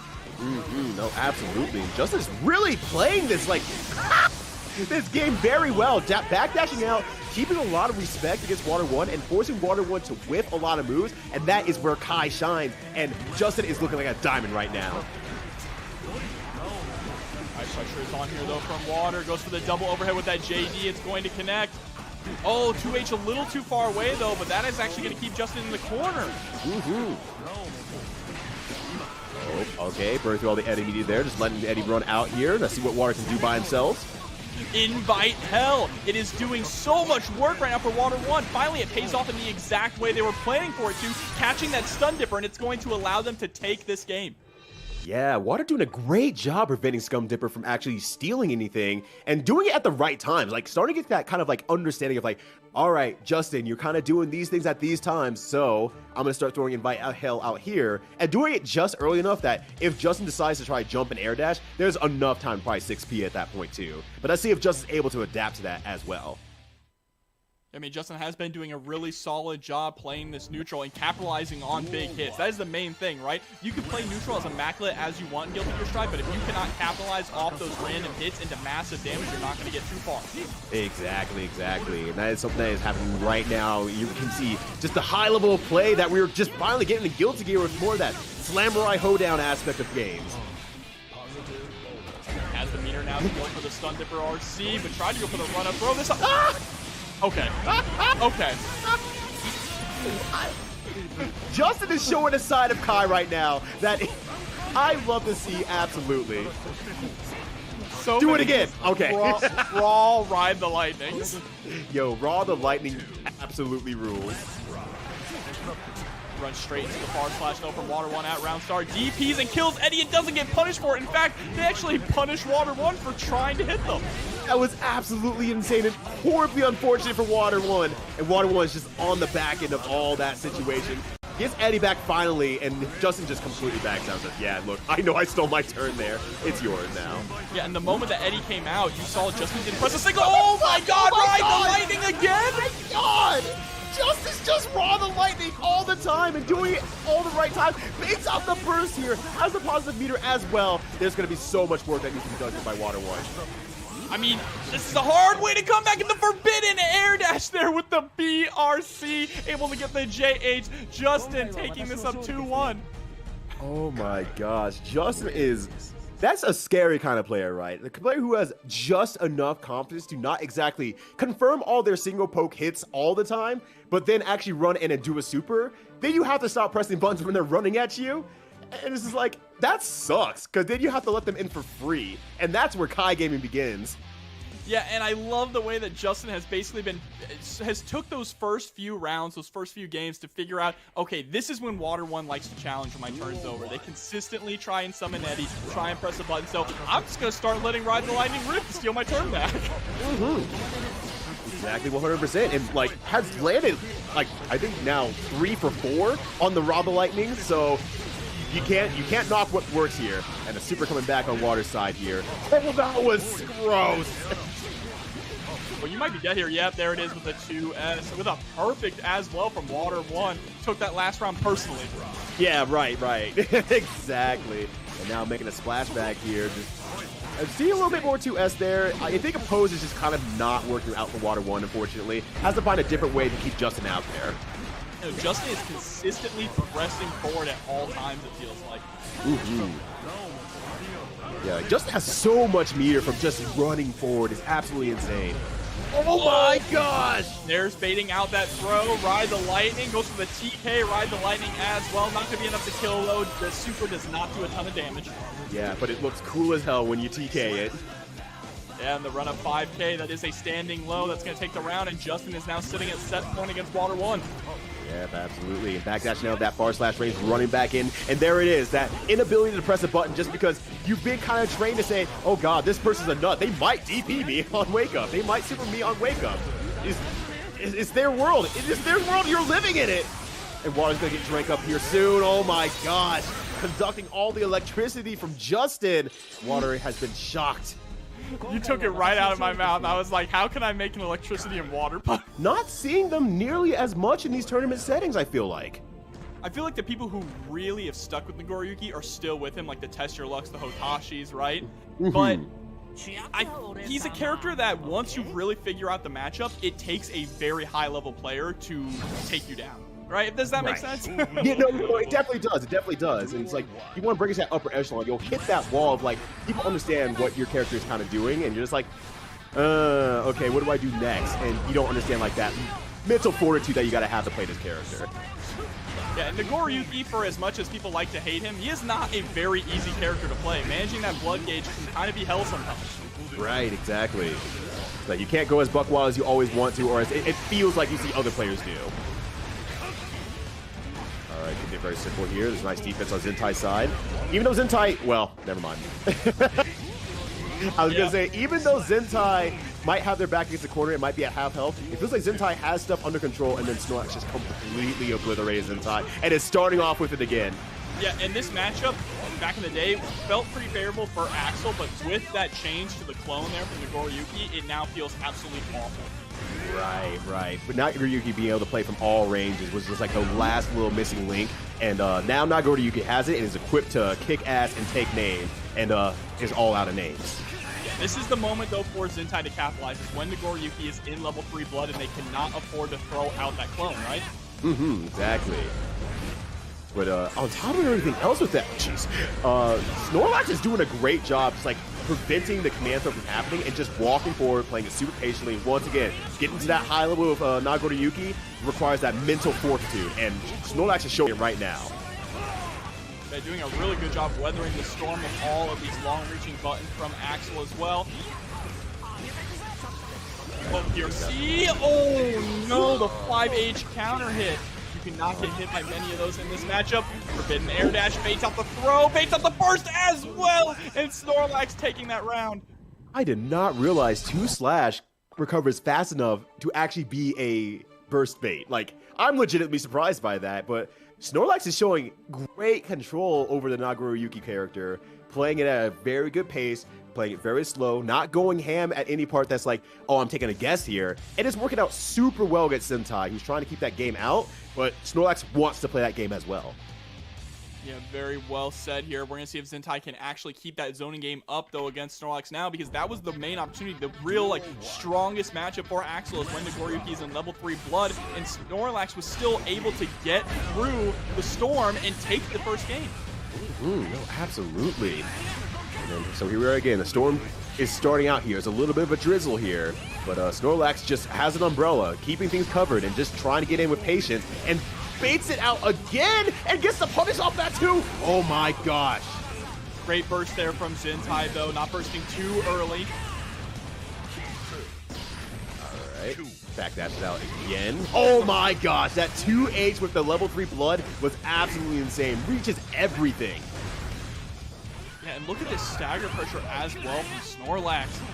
Doing such a good job getting over the Rensons, has backdashed every single command grab so far. Yeah, that Winter Mantis is not getting to play whatsoever. Well, case in point, never mind. Yeah, I'm just a dirty liar, y'all. Oh no! Zentai actually dropped the Axle Bomber. That's so tragic there. That would have been enough to close out the round with an Axle Bomber in the corner. Yeah, that's so unfortunate. It was right there, and Zentai needed that, but Zentai's still in a good position here. Has to make some sort of move here, Snorlax, and unfortunately does not get the opportunity to. Yeah, it was getting very dangerous for Snorlax as well. Was in chip range there, but got caught trying to jump. But now, yeah, maybe Snorlax not letting that opportunity happen again. I think one kind of big thing that's happening that Zentai is starting to catch on to is that Snorlax likes to press a lot of kind of that very slow, parsed out buttons. And if Zentai waits long enough, Snorlax will push themselves out because they're not using the meter or the special moves to get back in. Not only push themselves out, but push themselves into level 3 blood, which is what you're seeing. Zentai, with a perfect. Oh, that risk gauge didn't work. Holy shit. Zentai's strategy seems to be to allow Snorlax to put themselves into level 3 blood and then going, okay, now I can play my game. Right, exactly. And there it is again. I mean, a bit short of level 3 blood, but is exactly what Snorlax is looking for here. Now, has the corner again, just needs to get the burst out of Zentai, and then it is all gravy from there. Right, right, 5P. 5P is a really good button in this matchup. Oh my gosh, that sucks so much. The game did not know what to do with that. Was like, oh, that was a full risk 5D mortal counter. Yeah, that game Chug's like, I don't know what to do with this information. Holy crap. Oh no, Zentai trying to throw out the 6P is going to pay for it there. Gets whip punch with the 2S. RC is going to be able to close out game number 2. Snorlax up 2-0 over Zentai right now. Yeah, despite the name Snorlax, is playing like a real hunter, just like a real hunter type Pokemon, because I don't know enough about Pokemon, please don't hurt me. But just really kind of just slowly hunting it down, wearing Zentai out with just slow movement, kind of getting to that level 3 blood, that 5H range, and then making sure that Zentai can't just freely press buttons the whole way there, and then eventually getting in on a good movement. It's so scary to see that sort of predator-like play. I'm going to give a big shout out as well to BZ for the $10 direct contribution to the match arena. We are sitting at $99.61, nearly over the $100 threshold, so make sure to get into that match arena. Yo, that's hella sick. Let's go, y'all. You all are doing great tonight. It's great to see you all here, supporting the scene, supporting the community, supporting the tournament. Keep it up. Oh, you can see OTG there with the 2S. BRC. 2K into close slash wall is broken. Zentai is bleeding out here, and there's the trade, and just like that, one true Snorlax is sitting on set point. Oh my gosh. All right, good start for Zentai, but the burst comes out immediately and just once again finds their back into the corner there. Zentai has to fight their way out, and they've just been struggling with that the entire way. We're going to throw out a lot of this Renson now, though. 5P, yeah, jumping back is very scary as well, just because of the threat of 2H. Even if you block 2H as Axel, that's going to give Nagoriyuki the chance to move in on you. Oh, absolutely. Just, the rewards is so high. The payout is so high. I'm seeing those codes getting redeemed. I saw that $10 from Yurikov. Thank you so much for the support, y'all. Much love. Oh, but man, Zentai is returning that love back to Snorlax from the last few matches here and saying, finally, it's me who's in the lead. You got to play my game here. Beautiful just blocks there from Zentai, but was not quite able to get the throw there after the second slash series. And this is going to be a super in the corner. Should not be enough to kill, so Zentai is going to get one more chance left to live. Has burst on deck and 50 meter. Can they take this round? Swing there, just make sure that Zentai doesn't do anything too crazy. The YRC's out, still got burst on the one side. Yeah, this is like a one strike situation right here, and that's very scary, especially with the 50 meter on one side. Backdash is out. Yep. One true Snorlax was way every single event, and shouts to Match Arena, shout outs to you all. You all are making it happen. And shout out to Doran, 2K, and Kid Frost here, jumping into our first match of top 24 winners. Doran's just the Anji killer today, apparently. Here we go. We got Butterfly Oki. Another toss straight into Butterfly. Goes right for the overhead, forces the burst out of Doran. This is a very, very different playstyle from Macman's earlier in the Doran matchup. Just really, really willing to get in, use the spin, and force, errors on Doran's side to try to play that poke game. It's like, cool, you can't even start the poke game with me. You're going to get punished instantly, and is happy to use those fusion cancels as well. Yeah, and there's the early burst, too, from Kid Frost. Wants to make sure that they do not allow Doran 2K to get their game plan started at all, but unfortunately, that's exactly what is happening. There's the hard knockdown straight into the safe jump with the JH. Ooh. Oh my gosh, and the spin barely does not get caught by the Atomic Mat. Second hit there, and this is a great opportunity for Doran doing maximum damage here. A little bit short of 50 meter. Might have been able to, walk in and get that last little bit of meter. Not underestimate Anji, though, but the Kabari going to be able to catch Kid Frost running forward. Chain game working super hard over here, catching Kid Frost off guard here, but once again, spinning the win here. Kid Frost playing without fear. I love the way that Anji can now utilize the Butterfly really well to cover those different fusion options without meter, right?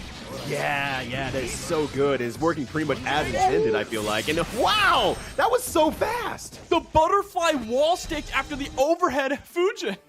That was so cool. That was so cool, Jobber. God, new Anji is a real character. I know there's a lot of Anji players out there that were kind of sad at his changes because he became less of what they enjoyed of the character and more of a, some would say, gorilla. But Anji's playing Strive now, okay? Yeah. And you still have to play Anji. I know some people were kind of saying, well, Anji can't go as ham or buck wild as he could before, but I think it's just a different style of buck wild that doesn't reward it in the exact same ways, but it's very important because it makes Anji move a lot faster as his game plan in quote-unquote win conditions. Absolutely, and we got the Kid Frost fans in the chat giving the love. Oh, there we go. Yeah, you love to see the fans, you love to see the player playing, and Kid Frost is showing up right now. Speaking of fans, Kid Frost is putting these fans on Viking right now. Yeah, absolutely. Fans everywhere, in and out of game. All right, PRC's there, takes the corner there with a little bit of a PRC frame trap. Oh, that was dirty and nice, but Kid Frost holding out a little bit extra defense afterwards, so doesn't die immediately for it. Oh, and Doran actually backing up there just to allow the positive bonus to build up the meter, but Kid Frost able to capitalize on that. Yep. Great stuff from Kid Frost to actually do the butterfly early, and Dorn just super jumps out, just recognizing the situation like, the butterfly ain't gonna reach me, I'm getting out of here. Oh, counter hit Fujin, but great backdash there on the far slash. Then to win. They're just trading in not only hits, but in pressure here. Yeah, like this is actually sick. Oh, the Kabari barely reached out long enough to be able to get punished by that burst. Just barely, but Doran still keeping the pressure on. Frames immaculate. Oh, gets chipped out with the Kabari. That's going to be game 2 here, going to Doran 2K. Yeah, Doran's really turning up the heat against Kid Frost, honestly. Just, you're seeing a lot more faster movement, a lot more of those kind of awkward setups where it feels like, oh, there's no way they can get a button out in time, where it looks like it's a screw up, and Doran is just high pacing the matchup, and Kid Frost is blocking a good amount of it, but it's hard to keep track of all of it.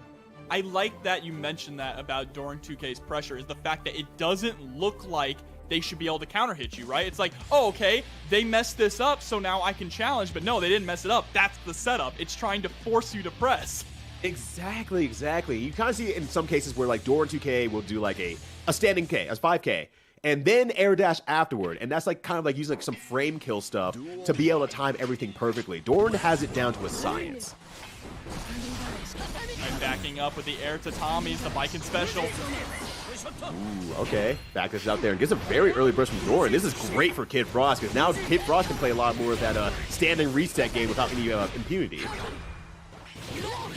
has the tether on, gets the 2H as well, forces the burst there out from Kid Frost. Oh, the very last hit of 6H actually going to hit. Oh, that was so good. And oh, unfortunately, the slash does not hit, but still takes the corner anyway. Every reset that Kid Frost tries to do, though, Doran is ready. Oh, BRC right into the low. This combo is still going. Still going again. Jabari at the corner here. Kabami's going to finish it off. The extra damage from the wall break. The wall break adds a specific amount of damage no matter what on the actual break itself. So utilizing that, spending all of your meter to make sure you can carry them there and take the round. So genius here from Doran. Yeah, definitely understanding the Guts game here works a little bit differently and using it as well. That is very, very good here. Wall again. Gee, that red. 70%, over 70% of your health just gone. Oh my god. Oh, there's the spin straight into the throw. Gonna set up the butterfly Oki. Oh, Gold Burst comes out once again. Doran, not a stranger to Anji play whatsoever. Understands where the Gold Burst needs to happen, but it is not going to be enough. Doran now going down around. God, I love that bass, Rito. It's so good. It's so good. I had to anthem that myself in my head, like, oh yeah, stand up for the national anthem. Did I drop E-tuning? Yeah. Oh my god. Kid Frost is getting dropped right now here in the corner. Yeah, Kid Frost are gonna melt here. They're just like, oh, finally! That is the kind of like play that Doran 2K did a lot with Jam. Makes you forcibly play at their pace, and once you get there, we'll use the carry, we'll use the counter, we'll use the parry, we'll use something that's like, all right, now you're overextending yourself. I got you here. Now I'm gonna make you slow down once again. Just great setup from Doran 2K on both the actual logistical side with the frames and the mental side with the parry. Yeah, and saving that parry for a round-winning moment, right? That was game 3. They had not even thrown out a parry, even thought about it. They took the time to figure out Kid Frost's patterns, right? When do they like to press? What situation do they like to press certain buttons in? And then when can I capitalize to close out the round where they don't even know what happens in the round?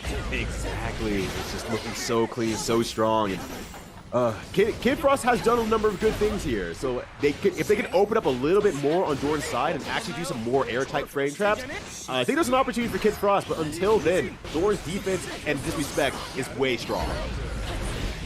Kavari is going to allow a set up here, but backs up immediately after the block to Tommy, just giving a little bit of space. Yeah, but even knew there's like I'm still connected to you. I'm gonna bring it to me and just do a nice jump H. Good luck getting through that one. For that counter hit 2D, gonna try and push all the way to the other coast, but immediately Doran not afraid to challenge. No, not at all. Doran does not feel fear in the same way as most folks. Overhead, has the RCN to keep himself safe, and the IAD back JS to call out the throw.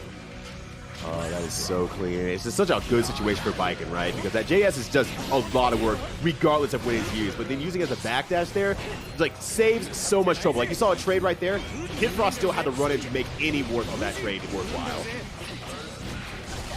Oh, wake up buttons though from Doran 2K. Jumps in and gets the throw on Kid Frost. They spent 50 meter for nothing. Oh my gosh. That was so good. And then the follow-up after with the BRC was super cool. But great backdash from Kid Frost. Gonna be able to capitalize off of this. Sal really wants to take this round. This is set point. Challenges with the 5P on the hub. The disrespect again from Doran 2K, just hyper aware of those situations. Once again, not their first rodeo with Anji, and has just played it so well throughout. But Kid Frost, this is gonna be a good one. Sorry, Happy Chaos intro. Nagoriyuki standing there with his sword ready. Nagoriyuki's just like, I hate you. I hate you already. God, I'm going to kill you. Respect for letting the intros run out. Yeah. He says all as well as long as you're gone. All right. Yeah, starting off very fast here. Nice 5K for safety, but reaching out there, doing a great job, trying to bait out the burst so that they can just play against Kudo Geo. But Kudo Geo recognizing that and not giving the burst. Oh wow, the whipped 6S doesn't even matter when Happy Chaos has bullets on deck. Right, that's so insane. All right, RC cancel, no, not able to, unfortunately. And then Kudo Geo gonna close this one out very quickly if they go for the super. Absolutely, pull out the second gun and let him have it. God, you know what's messed up? Happy Chaos has 2 guns and only uses 1. It's like, I don't even need this second gun for most of the match here. That's all he needs. Yeah, just need 1. The second one's for show.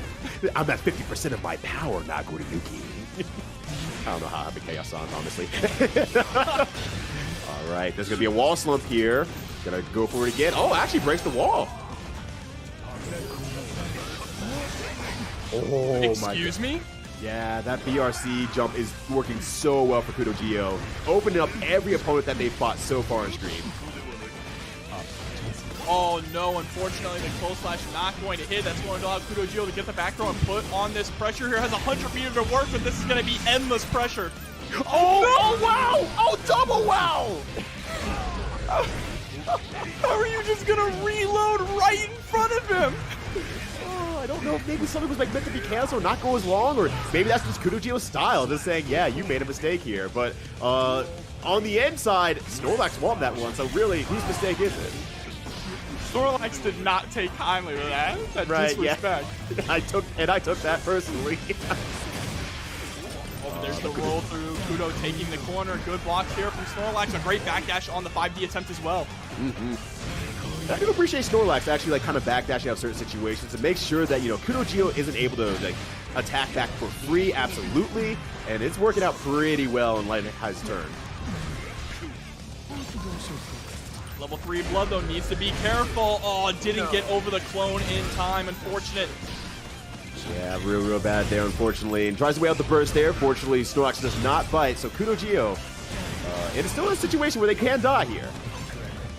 Yeah, and you would think burst would be a relief, right? But it just pushes Happy Chaos back, and you have to get in. Right. It sets up Gio's neutral, not your own. And there it is, the Deus Ex Machina pulling it out. That was just the first match. I just realized that was still going. That was the first match. Wow, that was a long first game.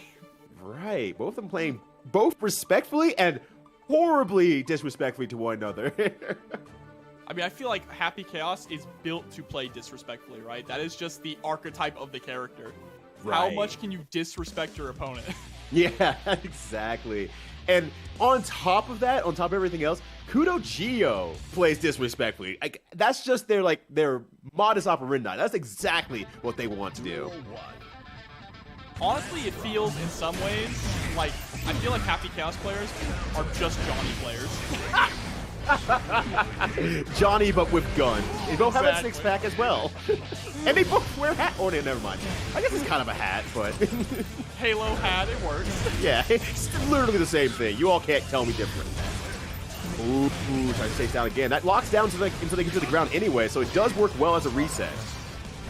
It's a really interesting reset that Kudo Gio has gone for multiple times so far tonight, but this time it's going to blow up in their face, and Snorlax should be able to close out this round. Ooh. There it is. Well, even the wall slump doing enough damage to close it out. So good stuff from Snorlax. Really chasing down Kudo Gio with the utmost patience. What a challenge with the 2S of Kudo Gio, able to get the counter hit, gonna carry coast to coast with this combo. Does a little bit of reset there as well for the coast to coast here. Just catch the next train for the next coast. Yep, that's a wall slump. Goes for it again. Burst out. Oh, I really like the idea there from One True Snorlax to go for the close slash anti-air, but unfortunately Kudo Gio just a little too high. Yeah, and that's just that really perfect spacing from Kudo Gio there. It's like every situation makes it very, very hard for their opponents to be able to truly capitalize on them, and it's just working out very well here. Oh, great air throw from Snorlax! That was life or death, because if that air throw didn't connect, Snorlax was going to enter Blood Rage, and then it was over.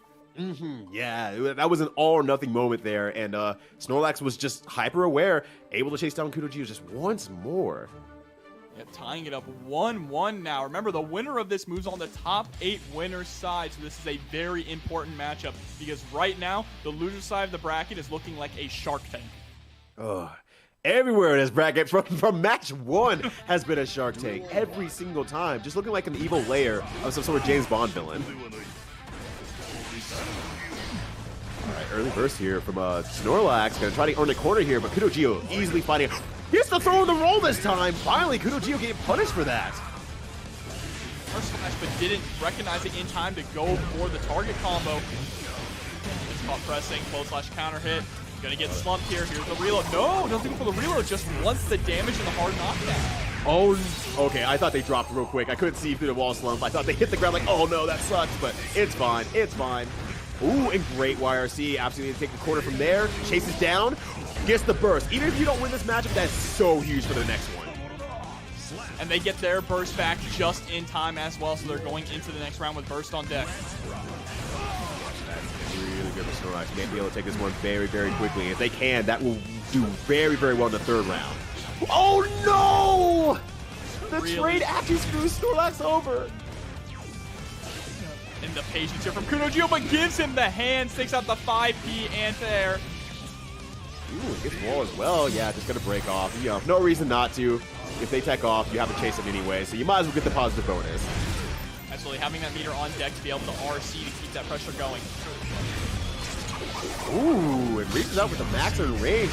Deus Ex Machina. Gonna break the wall of that one. Unbelievable. Happy Chaos can break the wall from anywhere. Yeah, that's that dude. That man even? Yeah, that man even. Not gonna be enough to kill here, but one more situation for Kudo Gio. This is like a hard situation at this point for sure. YRC's trying anything, something, anything. You're saving that! You have a gun too, Snorlax! You have a gun too! I'm speechless. Yeah! My jaw just dropped at that BRC into the Beyblade. That was so sick. That was Snorlax's special. Like, waited until the very end and waited until like the right moment to pop that out. It rewards so greatly, and now KudoGeo has to think about that going forward, especially with their risk gauge cranked how it is. The next hit is a guaranteed mortal counter. Oh my god, Snorlax is just riding the momentum from that as well. Great backdash there, gets the 2S forces the burst out of KudoGeo. Yeah, absolutely. Snorlax, the master of momentum right now. Riding the momentum to win the last match, and riding the momentum into this one. Has so much of a life lead here. There's so much more that KudoGeo has to do, and just simply closes out with an air-to-air. This is literally like in Pokemon when you use the flute to wake up Snorlax on the bridge. He is not sleeping anymore. He has woken up and he is pissed. Right, that Snorlax beating your ass in the quote retweets, like type of stuff. That dude woke up. He's spitting the woke language, and it has a left hand and a right hand, all hands. And here we go. Just like that, one true Snorlax is now one game away from moving on to top 8 winner side. Wow, like.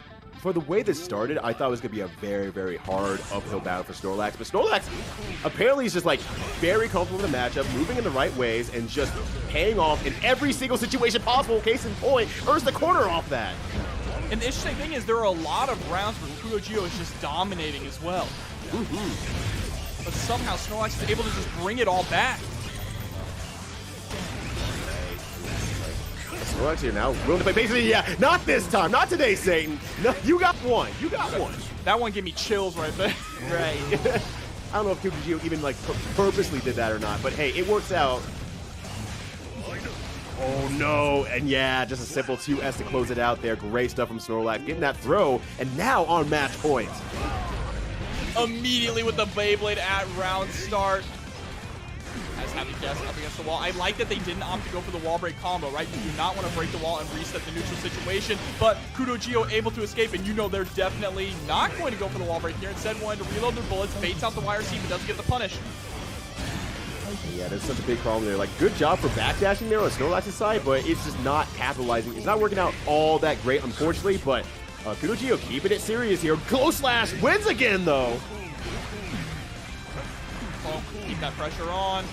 Go back into bar slash, trying to bait out a button from KudoGeo. PRC. Oh, broke ankles there. Bites! Oh my gosh! KudoGeo getting ate up by Snorlax. Great stuff. Correct me if I'm wrong, Ryudo or chat. I think that was the very first bite in the entire set. So here we go, jumping straight into it. No delays. Oh, we got Coming Home playing as well. Ooh, nice. Dusty always picks the smooth Gear Exert song. Dusty's out here trying to relax in this stressful game. All right, Big City begins here. Great defense from Trevor so far, but does get pushed to the corner here. Number 2 doing the work. Both whipping. Oh, patience there. The 6P coming out, tries to pick up with a close slash, but not close enough.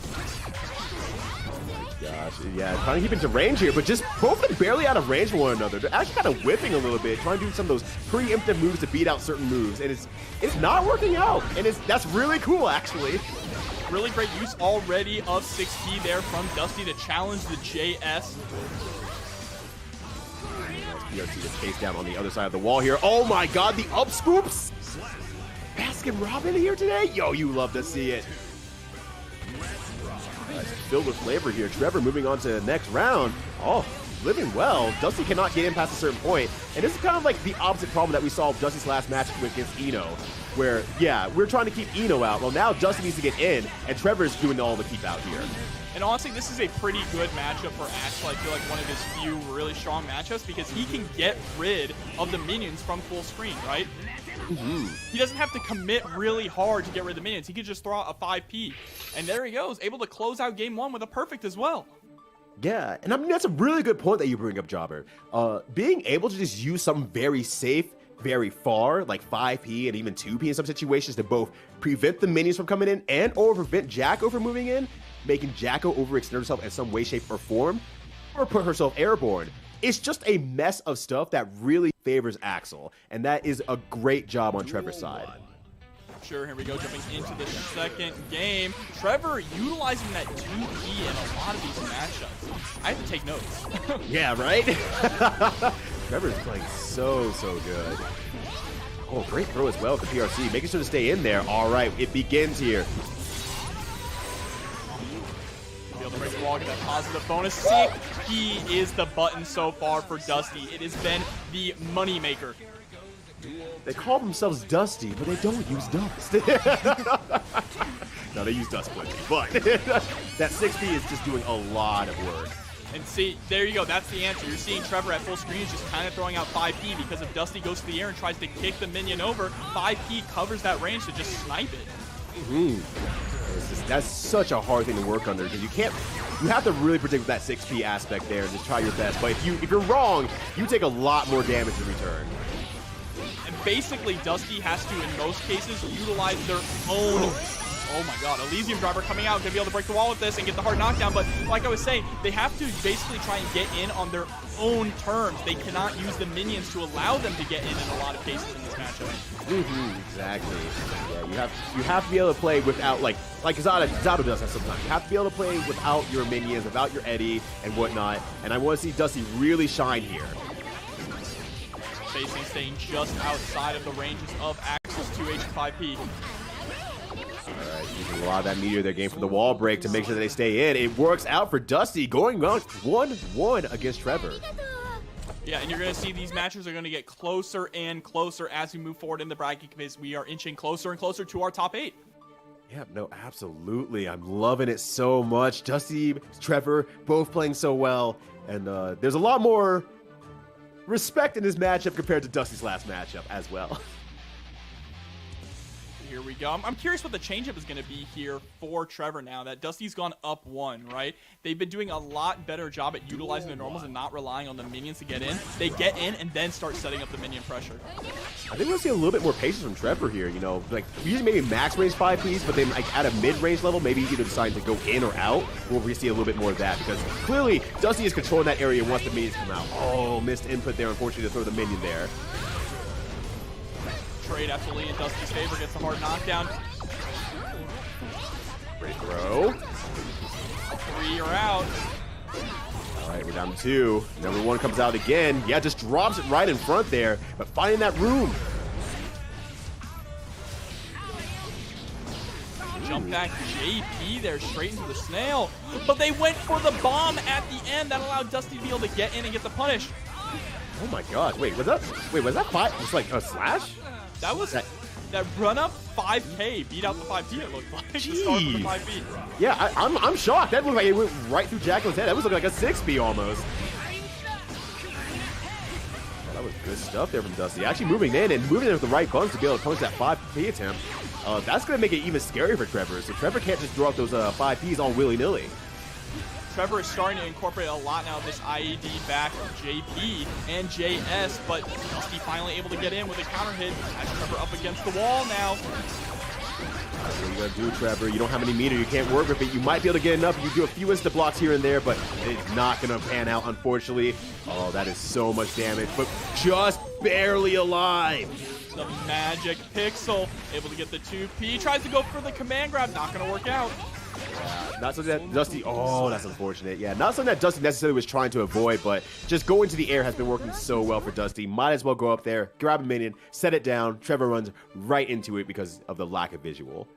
Yeah, and all we need now is one more game from Dusty to qualify for top 8 winners side here. And they've been adapting so well. Yeah, you know, Dusty has been playing really, really well in this matchup. I like Dusty ramping up in the matches that we've seen with them so far, just really starting to get more confident, starting to run in a little bit more, knows where the opponent doesn't know the setup and just does a lot of work around that, like really seeks that aspect out. Oh, that was a very close attempt at punishing the snail. Snail is unsafe at block, and a lot of characters do have very good punishes against it. And wow what a Dark Command 2 in a row! Yo! All right, Dusty, you kind of looking cracked right now, my dude. Oh, these Dark Commands just calling out the air buttons from Trevor. Gets the low air throw as well. Dusty feels like he has the download on deck. Oh, Dusty, oh my gosh! Dusty just creating a storm right now, looking like Sandstorm Darude out here, and right now looking barely rude out here. Okay, but Trevor able to compose himself, playing more of this zoning game. 5P gets just blocked though. That's going to allow Dusty to move on in. Burst comes out. That might have been a bad opportunity to burst from Trevor. One more hit and you're done. Right, but not in the worst situation. Does have 50 meter at the very least, but has to. Oh, I was gonna say has to use the meter to be able to block the FD. But there's opportunity. There's an opportunity here. That's a one more hit. The PRC into the 6P. Comes over the JD and go the JH. Oh my God, Trevor pulls it out. The hero burst actually makes Trevor a hero, and Dusty now has to fight back. In the corner with the minion pressure on. He forwards up the minion. I love the tick throw as well. Yeah, nice throw again. All throws in return here. This is very, very good for Trevor. Taking the corner back gives so much real estate to work with here. But Dusty getting a nice JS into there, doing the work. The 60 coming out, not able to pick up. The RRC was a little too far away, even with the drift forward, but there's the dust. FD there, just hanging in there as much as possible. Gonna run out of FD, unfortunately. Yeah, and has to make some sort of maneuver here. Tries their best. Dusty now on match point. Backing up immediately, setting out the minions here. Oh, all three are on the screen, but immediately able to take them out. Yeah, able to take them out, but they're coming right back. Oh, that's it. Elysium driver should be enough to kill. Yeah, that was a 2-hit starter on the wall. That is more than enough to kill. And the fact that Dusty knew to go straight into the super off like the first wall hit possible, that was just not getting to press the buttons that they want to. But then Snorlax does not press a lot of buttons on the other hand. Very laid back in that and just kind of chills a little bit. So will Doran just be able to run their game plan the entire way here? So far, it looks to be holding true. And Doran does so... Oh, my God. Well then. I was going to say that Doran does such a good job at forcing you into a high scramble situation and then capitalizing on it. But there it is. I mean, being able to use that YRC, using the BRC to kind of like watch the situation was very, very good from Doran's side here. Going to be able to hit the wall. Oh, a little bit short of life there, but has to use FD if they want to do anything. Tries to go for the throw. Does not work out. Doran takes it right back. Duel 2. And just like that, straight into round 2, and we haven't even gotten into any other instruments yet in the song. Right, yeah. The song's barely existed so far. Oh, good launch there from Doran. Just the pressure from Doran is absolutely insane. JH able to pick up there with the Yozansen. Oh, good throw. Oh, baits out the counter, something that Doran has not used much of. And on the first attempt, Snorlax punishes it with full damage. Going to be a lot of damage, like you said, as well. The hard knockdown and that positive bonus. Snorlax is in a very good position. Just hanging out here. Nice BRC. Goes for the bite. Not even fast BRC in the bite, just BRC'd and then went for the bite. Yeah. Very, very laid back bite. Snorlax really putting that name into there. Just being super chill, laid back a little bit. It's like, you are fighting Doran 2K. You gotta ramp it up, my brother in Christ. And he's ramping it up right now here in the corner with the counter hit. 2H nearly baits out the burst, but gets themselves put into the corner. Able to escape, though, with a well-placed 6P. Oh, that was so unfortunate. Using the dash in, but going a little bit too far and getting crossed up by that burst was so unfortunate. But Snorlax holds it down against Doran 2K, going up 1-0 to start it off here in the top 8 winners. And I think the thing for One True Snorlax is that they were just able to put the pressure on the Doran 2K and not allow them to play that neutral game, right? Because Doran's neutral is, and I mean this in a good way, it's very erratic, right? They're constantly all over the place hitting buttons that it kind of just makes you a little dizzy. So what's the best way to deal with that? Don't allow them to move. Lock them down in the corner and start pressing your advantage. Yeah, and that's kind of one big thing you're mentioning there, pressing your advantage. One thing that Snorlax has done very well so far is that any first opportunity Doran has tried to get their game started. You saw a jump out earlier and that got 6P'd. You saw the parry come out and it got 5H. Snorlax has stopped out every attempt to really get their game started. Oh, bite again! Very tricky sequence there from Snorlax. Able to get all that blood back that they spent. Oh, here we go again. Once again, yeah, just stopping every opportunity Doran is trying to take their turn. Close slash on the other side as well for maximizing the damage. Level 3 blood gauge is on deck. Oh my gosh! The Yes, bullets! The foot does not come off of the gas here. Goes to the Drift RC upwards, empty 2K. That is so good there. All right, Kabari coming out here. There's an opportunity for Doran. Oh my gosh, okay, so the game is actually starting for Doran here. Getting into the corner here, just doing a few launches. Gonna get knocked down here, probably gonna break the wall just fine here. This is kind of the first time that Doran's had a very significant mic lead in this set so far. Now has a ton of meter to work with to keep the pressure on, and there it is. Johnson, fast RC, and there's a perfect as well. Yeah, jeez, like, yeah, paying that blood back in blood for sure. What the? What the devil? Snorlax nearly picked that up, but they also got a sick JD combo in the corner there too to delete half of Doran 2K's health. Oh, Doran's in so much trouble here again. There it is again, the attempt to try to get any game plan started. Snorlax is just preventing that play. It's spending all of their meter as well. 100 meter combo to close it out and go up 2-0. And we have not seen Doran 2K get manhandled like this at all in brackets so far.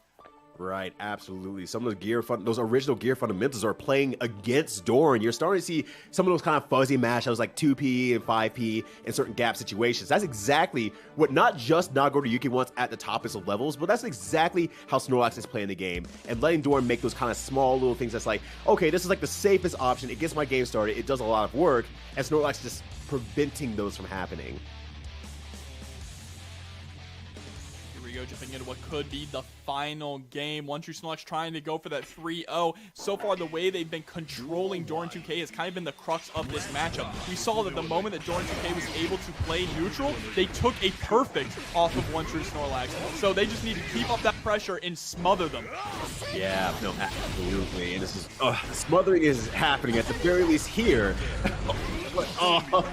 Alex is just doing too good to prevent Doran's every single button possible. That's like the first button that might have gotten away with that far slash. What the? Stop it! Stop it, Snorlax! You can't keep getting away with this! Not only that, but confirming off of it as well. There's the Fukio backwards immediately into the Beyblade. Gonna get the wall break here as well with another 6H. So much damage, and that blood gauge is at the peak right now, so any button that kind of comes out is something that can be punished, but oh no, this is an opportunity here for Doran. Do as much damage as you possibly can. You have shown it, you have great combos, great setups, you have to block that. Oh, not to, it doesn't confirm either. See though, get off me, and there we go. One True Snorlax taking it 3-0 in a very fast game. To get in. Test your luck is not that kind of player, though. I think that's going to be the big difference. Did test your luck go straight in? Yes, absolutely.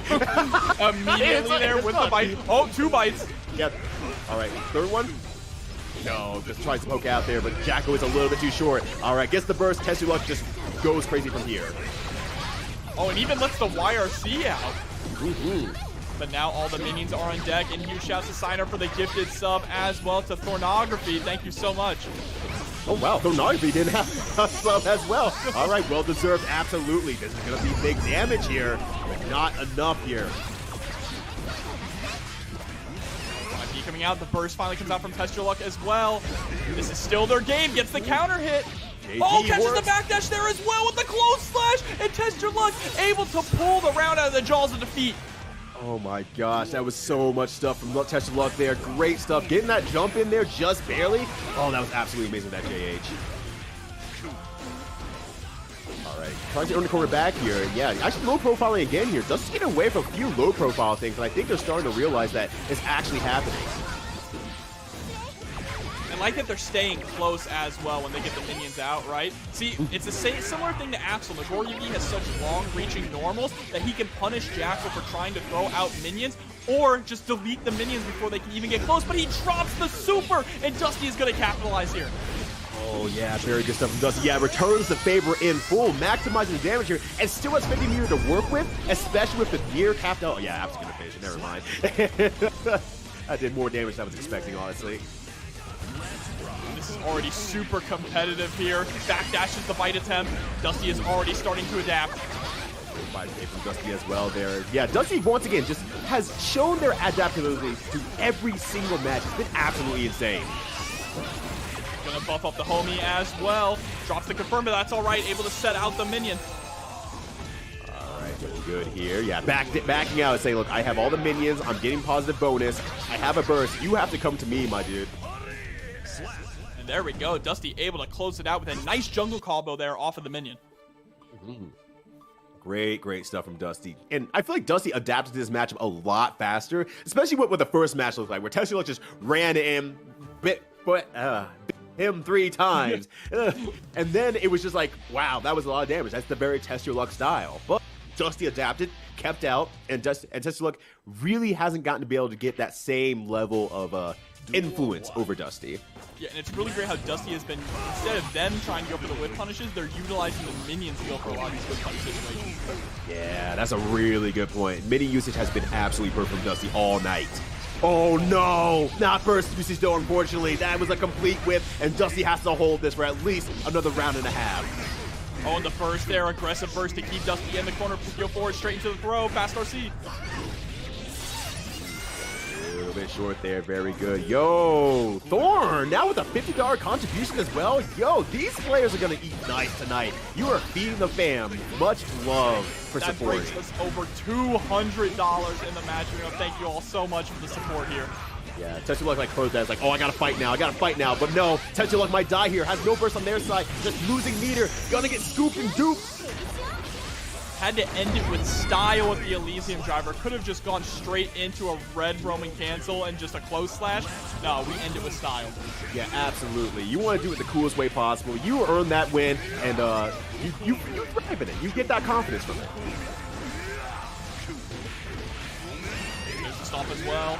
Red Roman cancel, gonna be able to break the wall with the 6H. Not quite enough to kill, but only needs one more touch. Dusty is in chip range, needs to be careful. There's a great jump over the 5H. All right, gets the mix on one side here. Even if Dusty is able to get, like, the burst out, that will be a huge win. Oh, was trying to expect it there as well. No, they need to be careful. They still have FD, but there's the trade. Going to be in Test Your Luck's favor. Yeah, Test Your Luck is very good about anti-airing in that right above their head situation there. So that was a little bit unfortunate on Dusty's side, but still. Gets their burst out, tries to get out of the situation. Oh, takes their burst back as well. This is a perfect situation for Dusty right now. This is a really critical round as well for Test Your Luck. They cannot afford to go down 2-0. That minion's dead and never comes back. And I like the idea that Dusty is trying to go for the guard command here, but that 2H is just not catching it. No, it's just not enough right now. I mean, still staying safe, which is very important, but just not getting the reward right now. Oh no, this is gonna be it. This is gonna be very high damage from Test Your Luck here. Gonna finish it off with a nice 5H. All right, and that is very important for Test Your Luck to tie it up 1-1 here now. 6H, excuse me. I have to go back and correct myself. Oh, you're good. Yeah, this matchup has been so volatile. It feels like it hasn't slowed down for 1 second here, and that's just how Test Your Luck plays, right? They put the pedal to the metal, and you need to keep up with their pace. Right. And like, kind of even a surprising aspect, you kind of saw like Dusty setting out the minions, trying to do counter shields and stuff like that. Test Your Luck respected that, stayed full screen and looked for their opportunity, and it actually paid off in the long run here. So we're seeing a different side of Test Your Luck in this matchup. Yeah, they were able to secure a gold burst as well. Oh, no! That was out for like 120 frames. Yeah, so the reason why that stays out so long is because when any button hits a minion, it stays out longer, right? Because of the hit stun on the minion. Meaning it went through 2 minions, which was enough time for Dusty to run up into the 2H. Yeah, that's right, and that's unfortunate for Dusty there. Dusty thought they had the timing right, but sometimes a charge smash attack is all you need to get hit. Oh, and that time actually working in reverse for Test Your Luck. Dusty had enough time to throw out another minion while that first minion was being hit. Great cross up there. Dusty able to close that round out. Good stuff from Dusty staying alive here, playing very, very strong.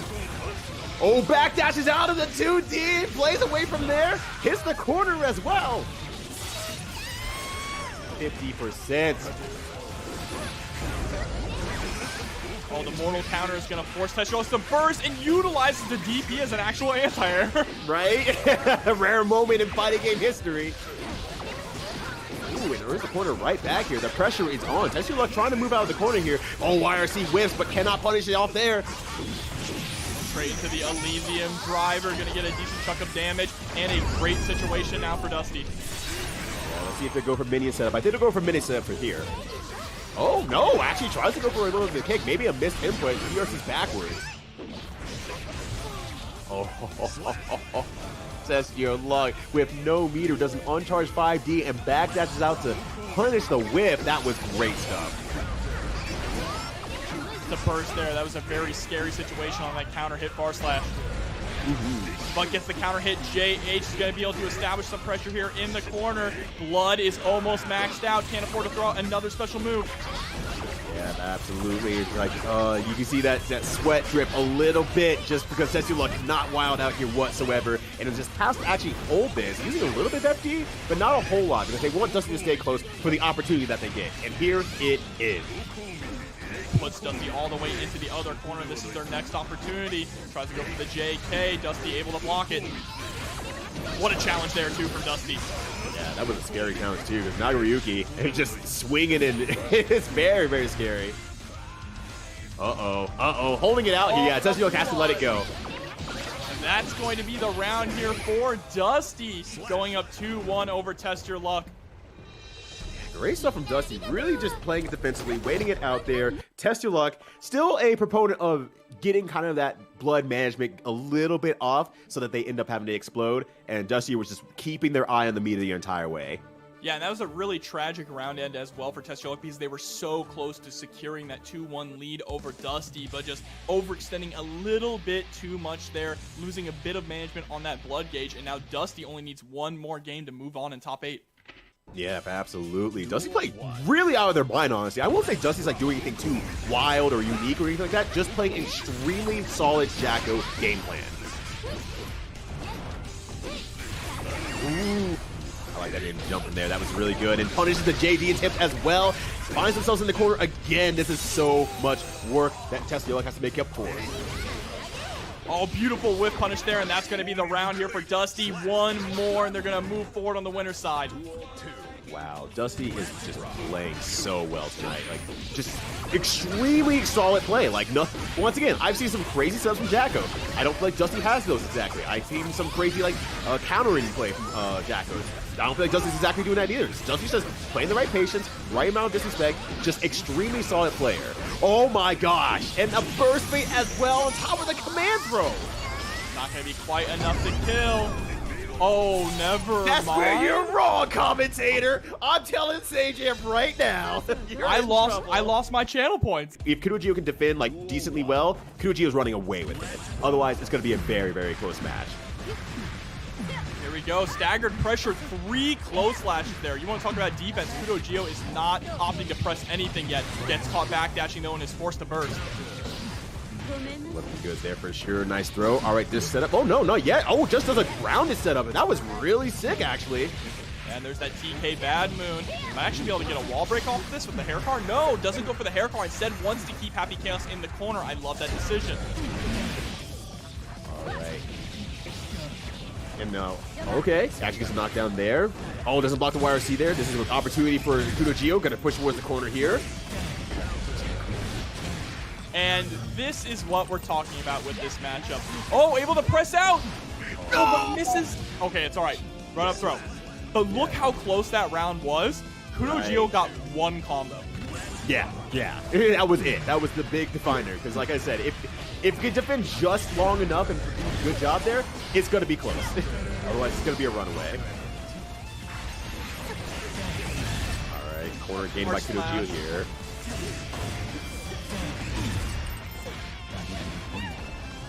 Great throw into the corner as well. Tries to go for it again. Tries to jump out. Just does it. Jumps back with the Jordan slam dunk. Kudogio making sure Walter does not get out of the corner. And then curses him after death as well, just for a little extra. Right. But coming back strong here. Walter. All right. Mix City begins. Deep as Kudo. It's a hard knockdown with the hair car. JH is going to hit, but tries to go for the second one. Got a little too greedy on that. Ooh, and just take the side switch very, very quickly. And that's going to be a wall slip as well here, so still not out of dodge yet. YRC, though, is going to allow Walter to start establishing some pressure, chasing down there with the air Capel. I love that. That's going to force the YRC out of Kudo Geo. Gosh. Walter's defense doing really well against the rolls. It's like, yeah, I got one of those too. I understand how it works. Yeah, Walter's defense kind of fire, actually, not going to lie. And even some of the disrespect, case in point right now, is doing really, really well. Just understand that Kudo Geo really wants to press buttons in certain situations, and at least Kudo Geo unable to actually do anything kind of tricky on the Okazeme. Yeah, absolutely. Very well said, but that's going to be game one going to Walter pretty decisively as well. It was pretty close in that very first round, right? But Walter doing a really wonderful job weathering the storm of Kudo Geo's pressure, and really the only person so far tonight that has been blocking those roll-through cross-ups. Yeah. We saw like one throw, like a singular throw earlier on the roll, but that was about it. But Walter, on the other hand, seems to be very confident in defense to at least, you know, wait it out, watch it, and then kind of do some 2Ps to kind of disrespect it as well. Early burst there from Kudo, and just like that, Walter is still able to get the pressure on. That's incredibly important. Offensive burst. Yeah, I guess the cornerback here once again just has to block, and oh, that was such a good Capel. Straight into the super afterward. That is going to be some great scaling on the side if he meets Filia. It's not a strong super, but it's the most you're going to get out of that. Oh, and gets the cross-up as well with the JH. And one really important decision that Walter is doing in the corner is purposefully dropping the combos not to get the wall slump, right? They want to keep Happy Chaos locked down so they don't need to chase him. Right, exactly. And only in a situation where you're like, I have to break the wall, then it will be done. And so that was the situation, but early corner right back, has the immunity to continue playing as well. So this is absolutely great for Walter, and Walter is going nuts right now. Phase out the burst, and that is a quick 2-0 here with the super. Even throws out the PRC just to add a little bit extra damage. Make sure it counts. Yeah, that's such a cool mechanic, actually. People who have those multi-hitting supers are seeing out and just adding extra hits between all of it. Works super well. You see it with Ramathal, you see it with Milia, and Walter is playing at an optimal level right now. Yeah, I mean, absolutely just running over Kudo Geo. Kudo Geo really needs to dig deep to find an answer because they are getting locked down in the corner and they just cannot figure out how to escape. And that is the thing, right? Happy Chaos does not have a reversal at all to speak of. There is no wake up super. There is no invincible reversal with a DP. They have to hold that. The most they have is a backdash, right? But Milia is so good at calling out backdashes. Right. And like even on the other end, it's like you have you have Clone on the other end, but like Milia is so fast and moves so forward with a lot of her movements that it's like it doesn't matter all that much. She has a lot of multi-hitting stuff and she's gonna keep pressing buttons really fast. And Kudo Geo hasn't even gotten a chance to pull out the gun at all yet. Oh my gosh. Yeah, I don't think Kudo Geo got the opportunity to even press a button in that last round there. Jeez Louise, Walter's got a hot date tonight or something. Yeah, Walter says it's almost my bedtime, all right? Let's hurry this up. I need that money. Right, yeah. I got to get money tomorrow morning when I got to get up for work, and I've got to do my work right now as well. All right, but finally, Kudo Geo able to get the curse up, but the moment they try to pull out the gun, they get knocked down. Walter is sticking to them like glue right now. Oh my gosh, and Walter going to go to the other side as well. Walter is so optimal with all the positioning and everything. Oh, jeez. Oh my gosh. And that's it. 2 perfects in a row in game 3. Walter 3-0 over Kudo Geo. Now your wish has been fulfilled. Trevor Sue versus Days.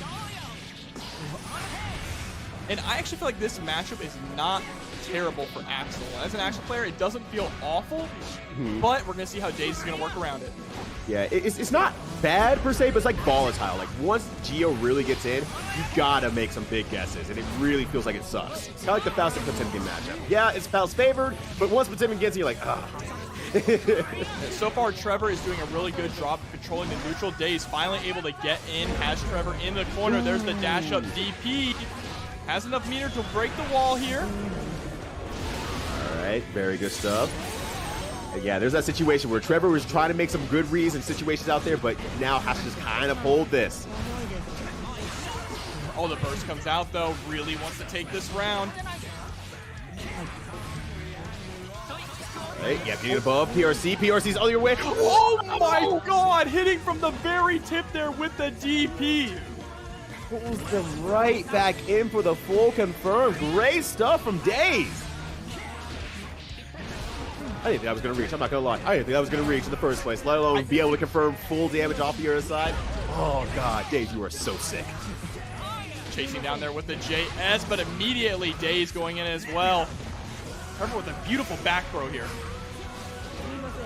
Trying to chase down here, doing good stuff. Ooh, crosses up, ducks under with it for 2K, and then a nice XP on the double PRC.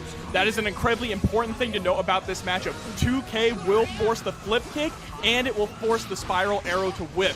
The only special that Daze can go for is the roundhouse kick, but that will actually end their turn. Ooh, okay, so that's some good knowledge there from the Axel side of things. And Trevor doing their best with the knowledge against Giovanna, but that is very unfortunate here. Getting the wall break, has to burst out. And the 2H, there it is, stopping the dash forward from Daze. Let's see here, one apiece. Trevor playing doing all the right things here, but Daze seems to be getting to the corner a lot more quickly. Oh, beautiful 2S, able to pick up with the 2H actually. Ooh, okay, reaches out there, gonna curve tall to the corner here. Oh, trying to shimmy. You gotta get a little bit sneaky there. I see it. Wow, the 2K forces the whip again. And one thing I'm noticing is Daze is being incredibly grounded when Axel's above them. I kind of want to see them go and chase Axel into the air, right? And it might be a little bit scary, you know, with like, you know, rainwater and all that sort of stuff. And it's like, yeah, okay, that's a little bit hard, but I would like to see it as well. Get that last little bit of knockdown. Oh my God, again with the anti-air. Going to the spinning jaw kick, that's gonna kill. Yeah, there it is. That's so much damage. That thing don't care. Full hair, knocking him out of there. And that's 1-0 so far for Daze. No, that is just, Daze is just chasing down though, like doing a great job once they lock in. Every time that Trevor tries to jump out, immediately goes with that anti-air and is just playing super well. With the counter hit especially, that's where it really matters. Well, let's see what the adjustments are going to be here from Trevor now in game number 2. Let's rock. All right, going into here. Ooh, maybe a little bit late on that 2K there. Got counter hit. Oh my gosh. Gets caught backdashing as well from that far slash. But the counter hit 2H straight into the Renson. All right, 2S there as well. Doing the anti-air work there. Making sure that, you know, Daze doesn't go up into the air or anything like that. So playing it very well. And not going up into the air as well, honestly. Trevor has kind of like negated that a little bit more. Yeah, I mean, when you get hit by that many dash-up DPs, you're definitely going to want to try and stay a little bit more grounded. Right. It's a bit spooky. All right, plus frames. Nice throw. No meter to be able to cancel out there, or barely just got at the very end. Oh, that's so disgusting. Man, those fast RC mix-ups, there are a few characters who have those, and they're just absolutely disgusting. Right. Oh my gosh. Speaking of disgusting, that was a great backdash, and this is the air throw as well. Trevor getting back in there, defensive-wise. Ooh, beautiful just block as well. Gets the 2K punish. All right, jumping in there. Get the angle to the cornerback here, but Trevor seems to be doing a good job of making sure that Daze doesn't get in. I'm a liar. Hard knockdown pressure's on. Beautiful throw tech, though. Blocks this time. Oh, my God. Had to PRC or they were about to get blown up. Yeah, that was the perfect opportunity to use a PRC there. Trevor staying very aware of the situation, but that wrist gauge is cranking. Next hit is going to be a mortal counter. Oh, God. Oh, no, what a hell of a mortal counter. It's the biggest starter. And it pops them up so high as well. So there was just nothing that could be done at that point. And that was perfect as well to immediately cancel into the super so they don't even get a chance to burst. Yeah, like everything around that situation. Like Daze has very good game awareness in terms of like, okay, here's how the game rules work. My goal is to get the hit and go straight into super to make sure you don't burst. And it's just super aware of that. And not usually using like RC to like cancel out in that very same situation like other players would. Duel 1. Yeah, absolutely. Here we go. Daze just needs one more. Yeah, Daze doing a great job here, getting in and making the work happen. Yeah, gets the burst really early as well from Trevor. Big stuff. Yeah, just jumping back here, trying to keep it very safe here. But Dave's just with the confidence, right? Just double dashing in, using a lot of plus frames. Yeah, just covering so many options that Trevor is trying to lean back onto every time there's a potential whiff or blocked move. Well, there we go with the tick throw as well. This time goes for the close slash. Oh, you cannot keep taking these throws. Throws do too much damage in this game. Yeah, and especially with Giovanna, she gets so much from it situational-wise. It's like, you gotta try, but it's also very scary, right? Because any other button will do twice to 3 times as much damage. Oh no, thought Daze was gonna go to the air and threw out a 2S. That's so unfortunate there. Oh, jumps in that time for real. The thing that Daze is doing right now very well is just doing so many scary options at Trevor that Trevor can't get into the situation where like, okay, I'm gonna 6P K9 cannon or anything like that, or Rocky's jump ins or 2S it. It's just very, very hard to be able to do anything when you're trying to watch for the next thing the wild opponent is doing. And just like that, it is over 3-0 from Daze. A beautiful burst safe route. Oh, I'm excited to see this because, once again, test your luck. Send Walter to losers on a 3-0. And Walter starting off super strong here.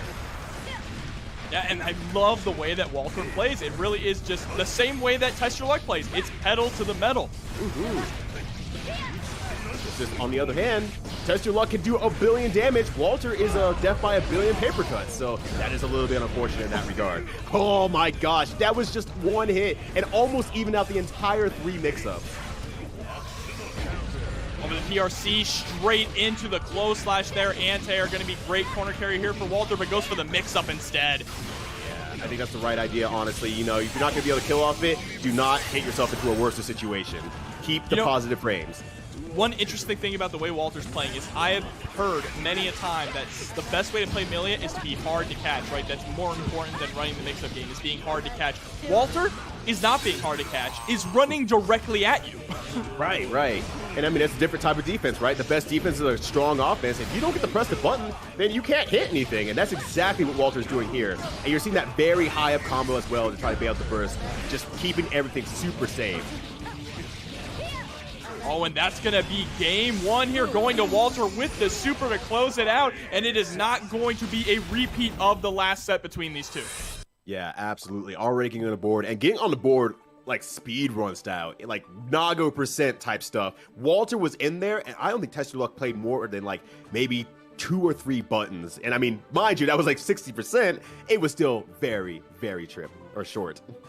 Yeah, I'm just blown away by how Walter is able to keep up this energy. The mental fortitude you need to keep up this pace through a 90-player bracket is pretty staggering. Right. And I mean, to add to that, now we're at the end of this tournament, and probably Test Your Luck's pretty far in another tournament. So Test Your Luck is really pushing the stamina out here. Oh, we got Heavy Day. Love it. Love this song. God, it's still good. All right, yeah, burst immediately to keep the corner there. 2S, able to get the far slash counter hit, but Test Your Luck immediately challenging with the 2S of their own. Yeah, having a few 5Ks there as well. What an throw! Oh my god. Okay. That was cool. That was still cool though. Yeah, if that close slash picked up though, I would have actually died. Yeah, I would have died too, yeah. And so would have Walter. Yeah, we all, 3 people, 1 cool air throw. Right, able to pick up there with the close slash hard knockdown after the hair car. Gets the throw. All right, double overhead, nice. And just gonna go straight into super. Get as much damage as possible, get the hard knockdown. It might not kill because Nago's a beefy boy. Yeah, and that super does not do a lot of damage either. Trying to bait out the burst there with the 2P, not gonna quite do it. Jumps. Ryudo. Yo, look at the skies. The skies are protected thanks to Test Your Luck. Coming from the north to fight the south. Oh, dumps him into the ground. Now here, jumping out here. All right, the game begins here. As long as Test Your Luck has a good backdash, access to a good backdash in the mid-range, it's kind of keeping out of Walter's situations to do with like Disc or Oki or anything like that. And that's working out really well here because Test Your Luck now getting on the board. Yeah, and that great patience at the end there from Test Your Luck as well, going for the drift up RC, which basically means I'm going to go for an overhead or low mix-up. opted to do nothing, knowing that Walter was itching to burst and got the punish on the gold burst as well. And that is definitely from the Heavy Day power-up. That's that music power-up, right? Test Your Luck always has that song playing. Yeah. Test Your Luck needs that extra, like, that's Test Your Luck's Red Bull, right? It's like, I don't need the sponsorship. I got Heavy Day. Mankind knew that they cannot. Walter should say, let's go back to character select so I can change the music. Right. It's like, switch sides, coward. I bet you won't. All right, 2K turn here from Walter.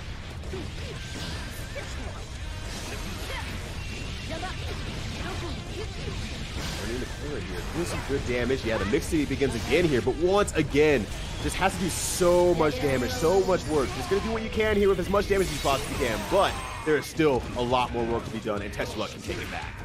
Wow, what a jump in. Empty low there. Able to get a nice pickup. You know, Test Your Luck is going to hold on to the burst. No reason to let it rip. Super should be able to close this out. Oh, it does no damage.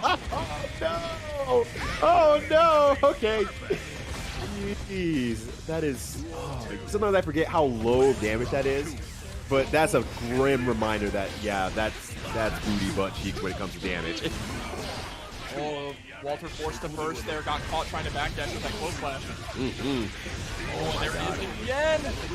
Oh, wow. Test Your Luck taking it back in a very similar fashion, locking down to the corner, but with about 1/4 of the hits.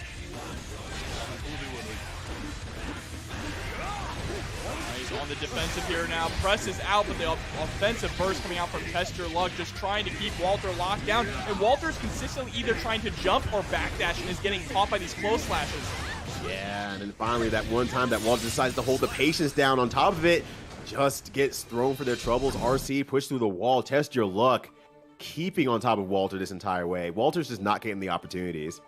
I'm going to go back and look at that moment because the music lined up perfectly. Went for the RC, and right before the 6H, it got the pause, and what a heavy day. And then boom! I knocked him out of there. Oh, God. Heavy Day is such a good song. It's so good. It's so good. If y'all are Strive players and have never played any older games, at least go back and listen to Edgar's soundtrack because it's fire. Yeah, absolutely. Alright, pressure is on, utilizing that 5B as well as a tool to stop Walter from pressing out. Oh no. Yeah, this is going to be very hard for Walter. He lost all that life, but still. At this point, Walter's like, well, I have nothing to lose besides my life here. I might as well try some stuff. So, great Abare. That was really strong there, and just gets 5K for their troubles with the backdash. Oh, wow. Test Your Luck on match point. Yeah, and this is why this matchup can be incredibly difficult, right? Is just because Milia has no health and is going up against one of the highest damaging characters in the entire game, who is also very chunky in their own right. Yeah, it's like this is once again. You said it earlier. Nago's a beefy boy. He has a lot of HP. He eats well. He's got cool dreads. like that's the kind of the makers of being able to live for a long time. But Milia made out of paper. Oh no, just trying to challenge with the 2K, but just gets clipped by that far slash. Walter just trying to move out of the corner there, just trying to move out of her parents' place, but it's just not working out. There's just so much pressure from Test Your Luck here. Walter has all this meter to work with too. There we go, able to switch sides with the roll. Yeah, make it work here. Yeah, get the corner and go for the super. Absolutely. Enough to kill there. Walter is still in this, but it is still set point for Test Your Luck. Let's see if Walter can stay alive here and make it 2-2 apiece. Oh my God, no, that's going to be so much damage. Now, this is a really hard situation for Walter yet again. I love the way that Test Your Luck is utilizing the 6K as well to push himself just a little bit further to make their buttons closer. Oh no. My gosh. Face planted into the ground with a perfect in Walter. Favor. Yeah, 6P is the elbow of the gods, the people's elbow going up against that JS there from Viking. And there it is, right off the bat, 6P. Yep, let's check it out. Let's see what Meat Kyler can do here today. We're getting to the cruiser's quarters. Throw in the corner, set up the heavy stun edge. Oki trying to bait out that throw. Ooh, nice 2H there. Ooh, almost full confirms as well. Got a burst to keep the corner. Ooh, good challenge. That's great awareness there from Dorn to know that Daze is going to want to go for the stun dipper after blocking that. Oh, and there it is again. Dorn has done that a few times, that setup, exactly. RCing in, blocks out the YRC, punishes it after. So that is an intentional setup. Great challenge there on the Boudreaux arc with the far slash. Kabari's going to come in, hard knockdown, set up the Tatami mat, keep the pressure going here in the corner. Where are you going? You ain't getting out. Right, this is your home now. You live here. What a backdash on the BRC! It feels like that should have lasted long enough, but absolutely not. Daze leaving me in a daze right now. Daze trying to stay just outside that far slash range, but pushed all the way back to the corner again. Escapes with a well-placed instant air dash. Counter hit 2H. My God, look at the damage. Yeah, and could have canceled to do more, even more damage than he decided to, but decided to keep the corner. I think that's the correct decision. Oh, and there it is. That's the round. Gets the JD confirm as well for maximum corner carry. Great stuff from Daze there. Maximizing everything. Looking real clean with the Kai, like they've been playing it all night. Just had to put the Giovanni away for this matchup here. Maybe just not feeling so confident, but the Kai pick is working out extremely well. All right, gonna burst to push Doran to the corner. Ooh, yeah, trying to bait out some stuff there as well. Playing it very Giovanna-like, right? Just kind of dashing in for like a decent amount of distance and like running in their face afterwards. I like how Daze plays Kai. Yeah, but the difference here is that Daze actually gets very solid OP with that heavy stunnage, and there is a YRC. The YRC is actually going to keep Biken tethered, though, and that's going to blow up in Daze's face. Oh, no, that was so unfortunate, but great block on the other cross-up goes Johnson. Great punish there, nothing to be able to cancel into. Ooh, oh, can't fully confirm off it. This is looking very good for Dorn. There's no burst on Daze's side here, so that's an easy cancel to the close slash. And Doran 2K going up 1 in this loser's quarter set. And Doran just still looking very, very strong. But I will say, Daze kept it up the entire way there. I don't foresee a change in Daze's character selection unless this match goes really, really badly. But I highly doubt it. Daze is playing it very well. No, absolutely no reason to swap now. They just need to clean up a little more of those aspects in neutral, especially on the defense, right? If they can just clean up the defense a little bit and push Doran 2K out so they can start playing more of that footsies game, they'll look a lot cleaner because they are winning a lot of these footsies interactions. Exactly. And it's kind of a thing that, you know, Biken is not exactly known for her buttons per se, but she has pretty decent buttons at that mid-range that Kai wants to kind of far slash at as well. So she kind of wins out a little bit there if she's just a little bit projective. Oh, a little too far away though, but no punish from Doran. Oh, but W. Johnson at the same time, doing the work. Ah, yeah, it's like I got one of those too. I see. Watch this. The jump was not safe enough here. Ooh. There's like things going there. Nice counter hit. Got to maximize damage here. Yes, Rise of Lightning to finish it off. Guiltiest charge sent through the wall. Duel 2. Definitely. The gears are turning here for sure, Jobber. And like Daze is just playing it kind of a little bit more conservatively, but that's getting Daze into less trouble. Like you said, if you can get that defensive aspect out there and make sure Doran can't play, it's going to work out a lot more in Daze's favor.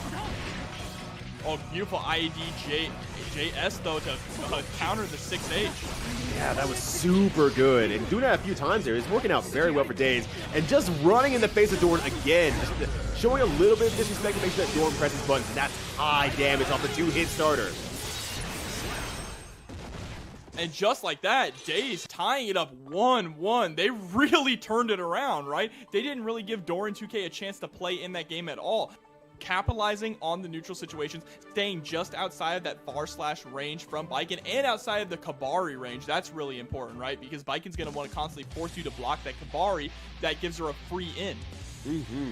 And it's like, Kai does have some options against Kabari. Can do, you know, the Scum Dipper and, you know, 6P from, well, they might have changed that part. But nonetheless, there's some options in there anyways that can be done. But I think Daze doesn't even want to try to gamble on that. Just want to say, if I just don't even give you the opportunity to do it, that's the winning condition right there, more than me trying to, you know, navigate your normals or how you want to use your normals. Oh, trying to go for the stanky leg confirmed. They're a little too high on that 5K, though, to hit with the second 6H. Oh, all right. Nice trade there. Like I said, you know, those Baiken has some pretty good buttons at that power slash range that can challenge Kai. It's something you have to do in this matchup for sure. Oh, we're going to challenge that. Oh, okay, I was going to say. Thought the Ride the Light was going to come a lot earlier than that to prevent the burst, but Doran just holding on to that for the next round. Duel 2. Looking so incredibly strong here. I mean, Doran has not had an answer for this change in days, keeping the pressure on so hard here. There's the run-up throw. Oh, that was dirty. That was dirty. I like it. Jeez. Daze is playing. Oh my God. Daze is playing Guilty Gear. There's the perfect. Daze is actually like, you saw that that dash and far slash, like, Daze is just playing Giovanna in a Kai's body. Yeah, utilizing the FD break as well. They used that FD break to stop themselves at the perfect opportunity, so they got the exact spacing that they wanted. Oh my gosh, like, it's insane. It's insanely good. I love what Daze is doing here.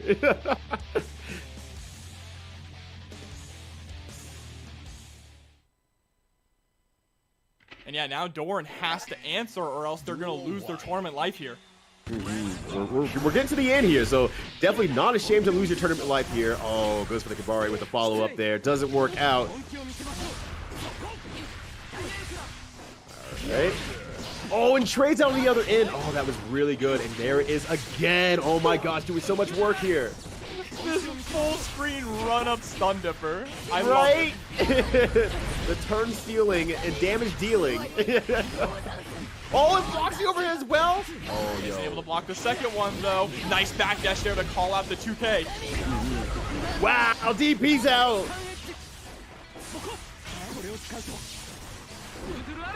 Yeah, but there's no reason to not do anything too crazy here. Just wait for the static cling to happen there and just go in from there. Daze now on match point. Great whip punish there at round start as well. I love that Daze allows Doran to go for the first move here. Oh, DPs again. When you're DPing through someone's blockers like that, and also spinning underneath, gets the JD pickup as well. Oh my gosh, and gets the 6-ace trade as well. He absolutely finished that with Ride the Lightning. Get out of here, Doran 2K. Oh, actually, by a pixel. Oh. Ew. No way. That was so low to the ground to bait out. Playing clean, adapts well, and makes the matchup fit the player. Nice old school Jacko music. Snorlax plays a little bit more patiently, but they probably have to chase down a little bit more in this matchup. Right now, just kind of holding all this minion pressure there. This might be a matchup where playing patient can really backfire against you because you're allowing Dusty to just get all those minions out and set up their game plan, put the pieces on the chessboard. Yo, that's right. That's absolutely right. And I think that's going to be Snorlax's downfall if they don't have a game plan that relies on them going kind of a little bit more ham. Oh, no, maybe a little bit too ham there, though. Really unfortunate. Oh, no, but Dusty isn't able to capitalize on it. And Snorlax is already at low health, but there we go. The 2K able to come out. Yeah, just barely there, but Dusty has so much room and space to work with. And I think, once again, you're absolutely right. Any amount of Dusty that, gets to be able to sit back, start their minions, and get their game going is going to be a lot of trouble for Snorlax. So I think we're seeing Snorlax swing a little bit more in this matchup compared to the other ones. Oh, counter hit 5H. Yeah, burst has to come out right away. Dusty would have exploded. Like, yeah, you don't want to, you can still, yeah, everyone's volatile to exploding to Nagoriyuki. It doesn't matter what level the dog goes out. As long as they can hit the combos, they're good.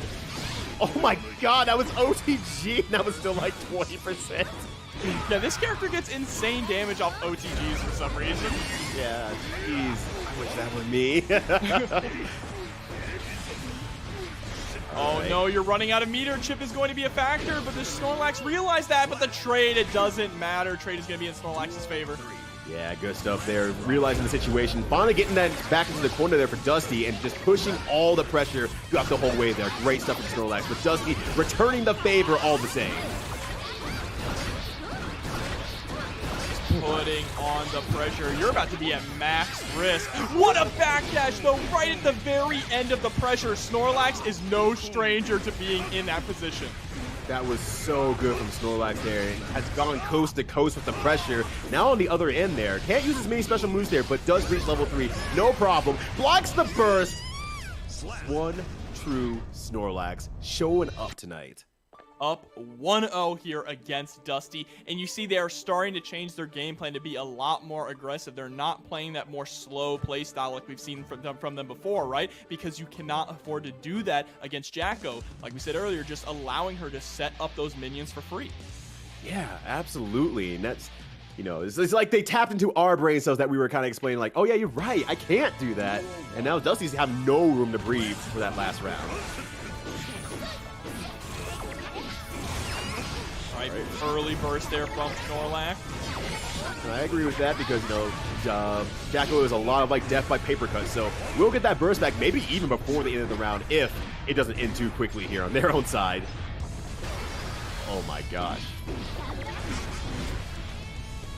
Yeah, just gonna hold it back here, not even gonna try.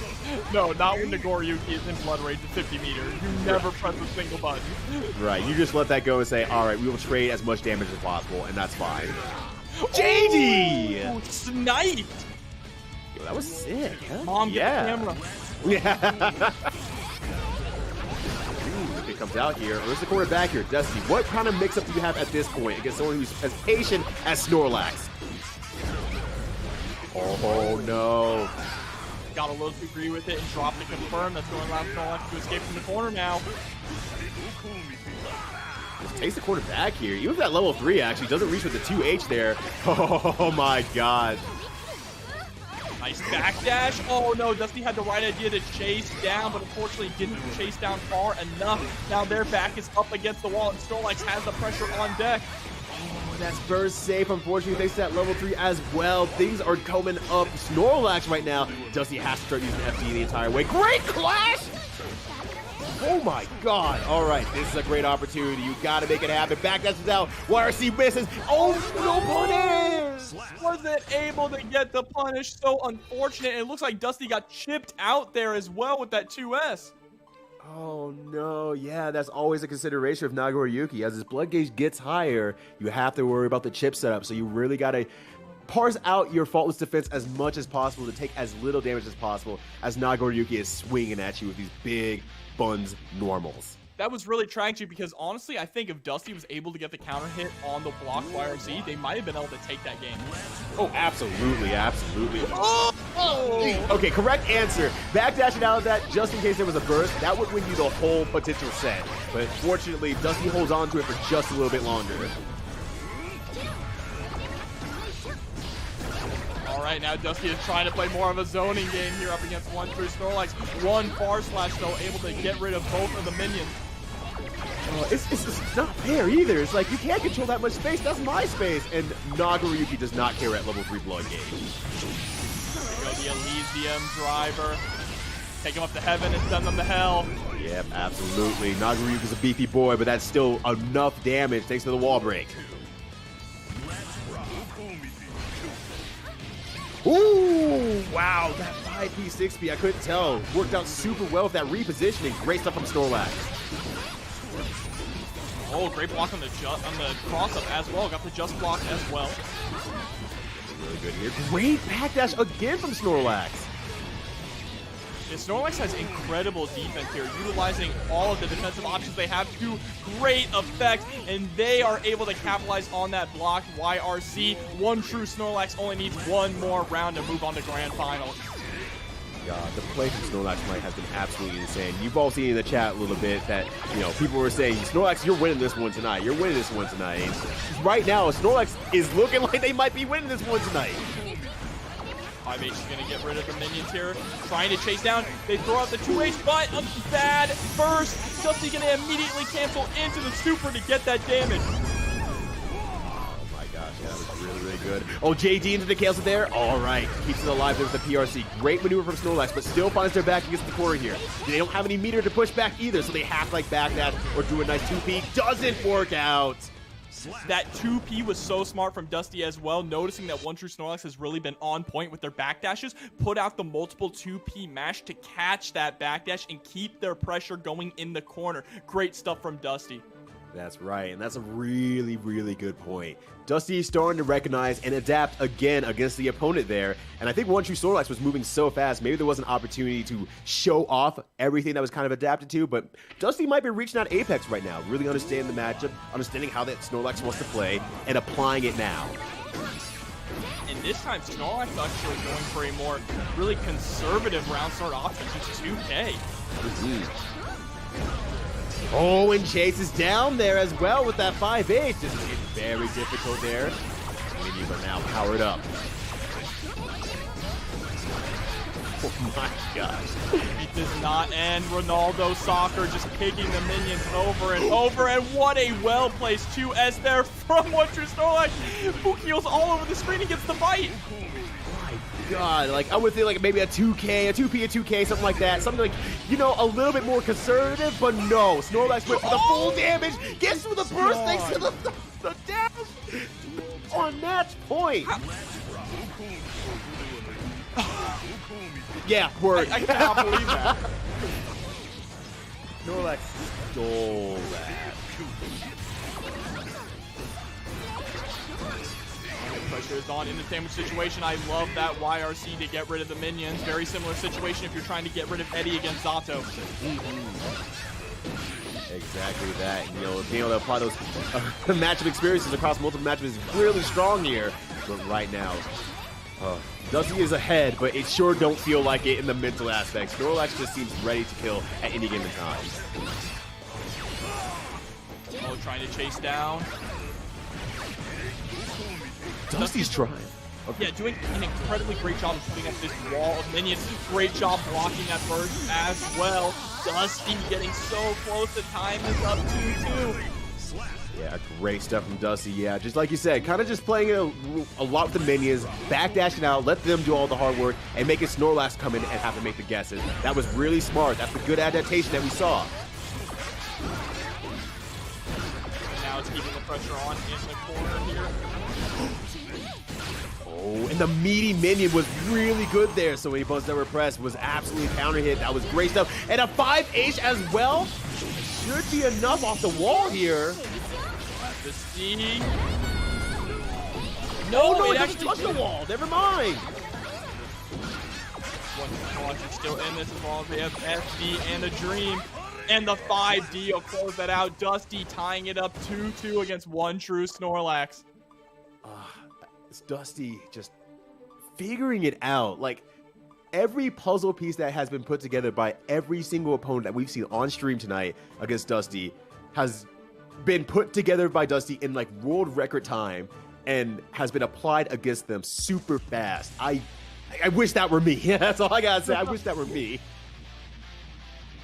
Like we said before, without all the practice, just give me the skill. Right, exactly. Just serve me the dessert. I won't have the rest of the meal.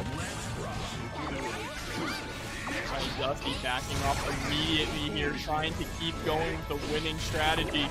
There's a great whip punish though on that 2H. Yeah, just gonna push towards the corner here. Absolutely fine using all the minions there. Great defensive grab by Snorlax there.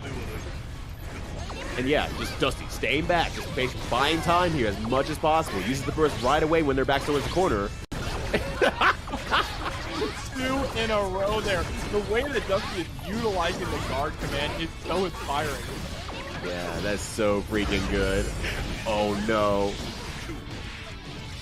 Wow, that was so unlike Snorlax. I feel like dashing in all the way, going to the 5K. That is something that Snorlax has not done very much this entire set. And now, once again, on match point. I got a feeling this is going to final round.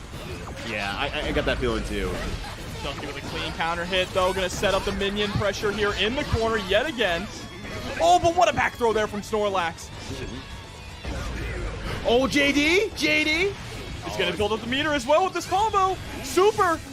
Oh my goodness. He's going to do a grip of damage, and Snorlax is going to get a nasty mix-up here. Let's see. Snorlax has been trying to get a little bit more aggressive. He's going to dash in? Absolutely. Confirm there. You need it so badly. Oh, the burst! Unfortunately, too far away, but sometimes you just gotta try. Snorlax will be sitting pretty in grand finals. Yeah, really tragic there, dying with 100-meter as well. Didn't even get a chance to spend it, but Snorlax it was always more optimal to block the burst than to throw it. You threw it because you wanted to steal their soul. Right, exactly. That was like, I'm in your head in so many ways. It's funnier this way. Exactly, but here we go. We're going to see who's going to be in whose head here in this losers matchup. All right. So we have that Giovanna here. Who's gonna run in first? All right, it's Daze actually. Test your luck would have been the first one. I like that Daze actually went for the dash 4 because Giovanna can stop her dash at any time, right? So maybe was trying to dash in to bait the DP. Oh yeah, that would make a lot of sense there. Absolutely, and a great hack dash from Daze there in the back corner. Gonna try to take their turn back while dashing in here. Great chase down there as well with the far slash. Now Testulock pushing it right back here, and Daze has a lot of work to do. K9 cannon whiffs. Show him the toes. Yeah. The boot doing work once again as a stop sign. That's been working really well for Testulock so far. Yeah, not only the 5K, but the 5P as well, especially the 5P when the opponent is advancing from the air. Yeah, Testulock's been doing a great job with that as well. Tried to do it right there, got punished unfortunately, but still hyper aware of any sort of jump situation. But Daze gonna max out the damage. Our knockdown here, Daze is gonna be able to get a safe jump. Oh, just opts for the double dash again, gets tossed into the corner. Kind of surprised actually. I didn't feel like there was any threat there, but the real threat was going back into the air and using that very rarely used super as a surprise. Here we go, tied up 1-1. Oh my gosh, already put into the corner here before the burst comes back. What a good way to start the match.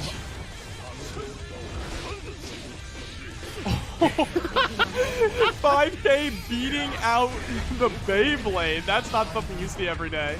Right, that was so good. And you're seeing Test Your Luck is advancing a lot with 6D here, specifically in this matchup. Oh, 5K on the other hand. Daze is actually, on the other hand, getting a lot out of 5K. Ooh, kind of surprised that Daze did not go straight into super off of that. Does it again. +4 on block. Oh, I like that. Actually using the dash cancel to go in and backdash out immediately to bait out anything. Just keep it Test Your Luck pressing buttons, and that's really what you need to be doing here as Daze. Absolutely, that's going to put Daze up 1-0, and I feel like the Giovanna pick was very good in this matchup specifically, right? Giovanna has a lot of good start and stop momentum, which can force Test Your Luck to whiff a lot of his buttons, and Giovanna is the queen of whiff punishing in this game. Oh my gosh, yes. It don't matter what size your sword, chain, or otherwise is, she's going to get in there once she sees the whiff. Alright, jumping in here. Nice. Yeah, case in point, once again, those whiff punishes going to get right back in and start playing their game here. Great challenge there with the 2K as well. Kind of interestingly, they're kind of like doing like smaller combos, like all mid-screen combos because they haven't gotten any huge hits yet. They're respecting each other just enough.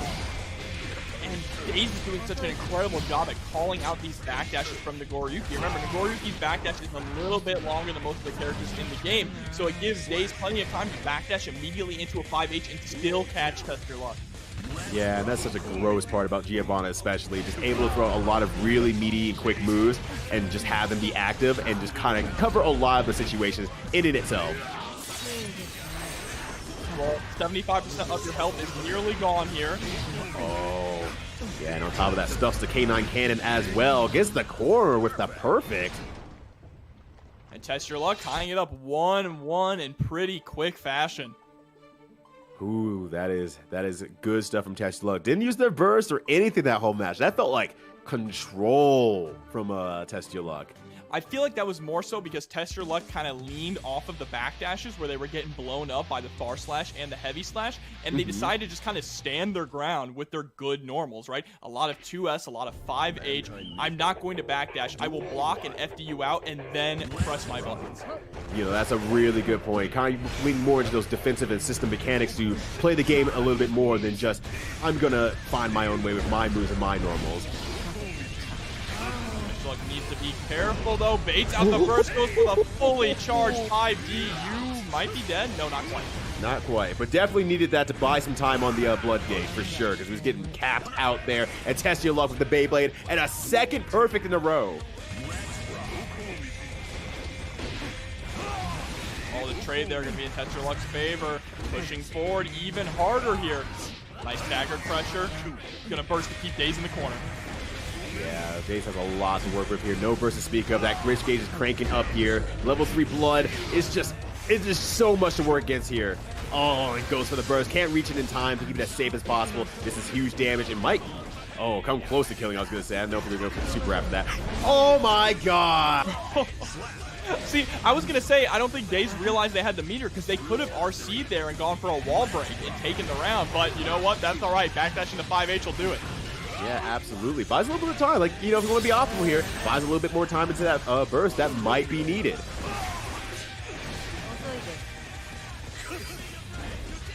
Daze is doing a really good job checking a lot here with 2K in Test Your Luck's approach. But unfortunately, this time they try to dash forward and they're going to get blown up for it. Test Your Luck going up 2-1. Yeah, I think Test Your Luck's doing a lot better job of just kind of getting out of that very comfortable Giovanna range where it's just a single dash into move situation. And Test Your Luck has stopped a lot of those. And so we're starting to see a lot more perfects or close to perfects from Test Your Luck instead of Daze really kind of keeping it even.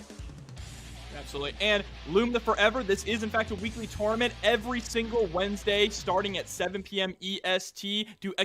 Discord in the chat to bring up the information. It is on PC and free to enter. Did you say Wednesday? Oh, sorry, Monday. I thought I lost track of time. Like, what just happened? And I'd be Daze is probably feeling the same way right now. Like, oh god, what just happened? Help! Oh, there goes the empty low after the arc drift upwards. Yeah, just swinging out there. Daze is waiting for anything, an opportunity. And Daze pays off. Waiting for Daze for sure. Oh, push all the way to the other corner here. Just in a block string, gets 2 throws in a row. Strike throw game is starting to come in. But what a jump over the spiral arrow. Forces Daze to burst there, not only to stay alive, but to keep the pressure in the corner. Yeah, Daze absolutely needs to keep that corner in by all means. The burst is gone here, so that works really well for Daze's favor, but still, one good swing can still do it, especially with the chip damage on the table. God, 6-piece, the K9 cannon, that is really, really good awareness to Test Your Luck. Now on match point.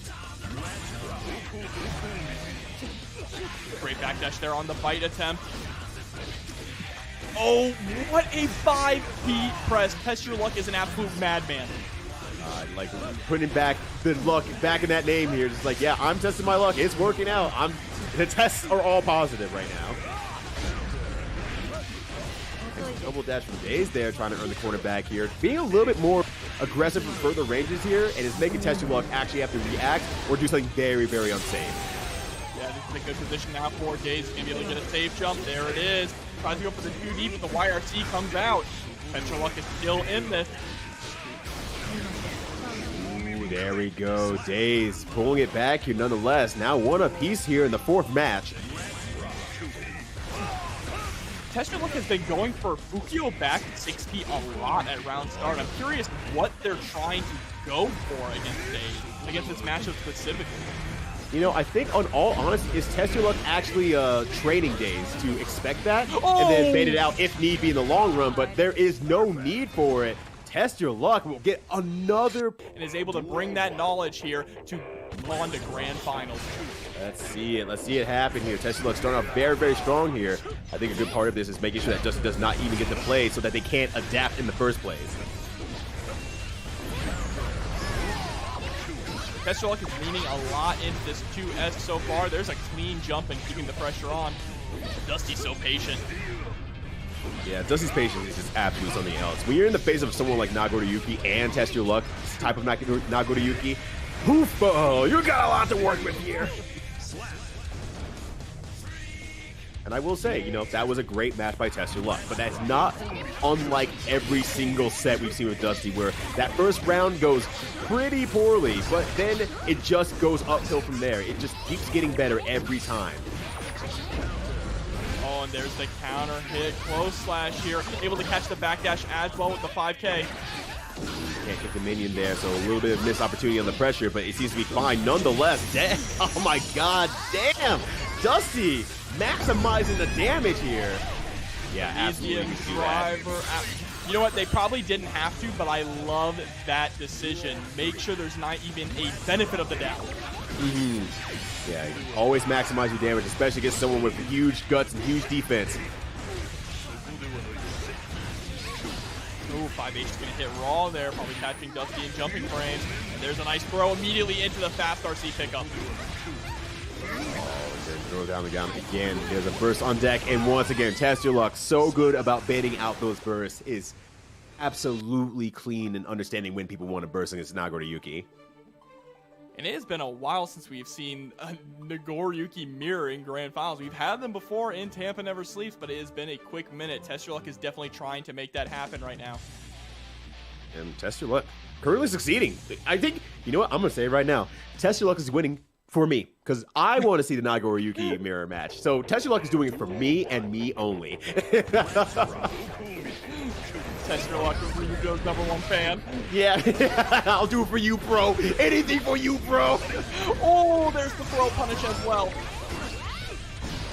Oh, try to use the JD as well. Great read from Test Your Luck, which is the scary part, but just a little bit too far to reach.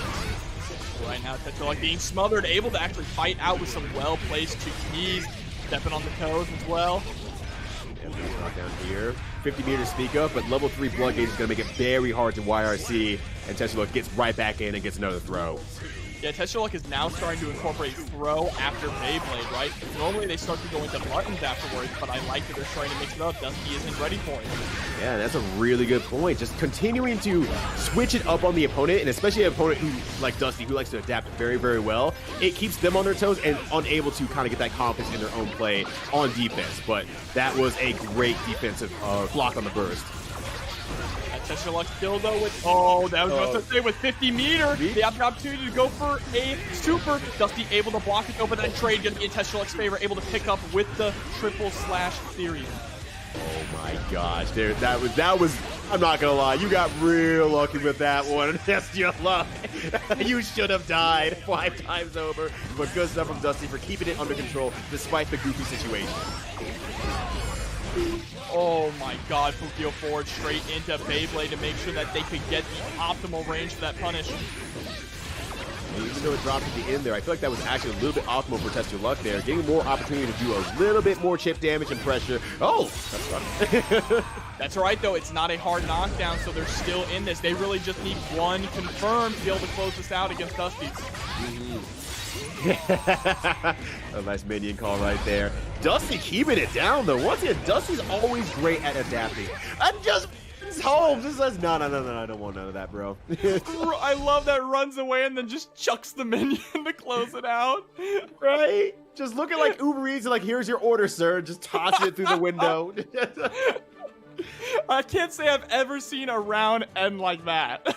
Oh my gosh, that was so amazing. I love it. Dusty playing so freaking well tonight. There we go, tied up 1-1. This loser's final set is heating up. Yeah, that's right. Let's see. Dusty trying to keep it a little bit more long range there, trying to avoid the 2S range and everything, and then using 2D range a little bit more, kind of on that whiff situation. Good defense. I really like that Dusty is also jumping back and tossing the minion to cover the jump out there from Test Your Luck, but Test Your Luck able to fight out with some well-placed buttons. Yeah, Test Your Luck absolutely just doing a lot of jump back and watching the situation. So not pressing buttons too early so they don't get too punished, but it means that Dusty also does not get their approach either. Is on deck though, and Dusty has these minions out. Oh, they have the masks on. They're not going anywhere. Yeah, double cheeked up minions right now, ready to kick another person's ass. Oh, wow. Sandwich between those 2 minions powered up like that is absolutely terrifying. Great stuff and setup from Dusty. Speaking of terrifying, though, getting hit by counter-hit Beyblade at the start. That's over half your health gone immediately. 8 hits is all it takes. Oh my god, this is a horror story. We're not at Fight of Frights yet either. Oh, trying to pitch out with that 2K. Ooh. And there's the toss. Test Your Luck tying these rounds up with a perfect. Test Your Luck is a master of game perfect.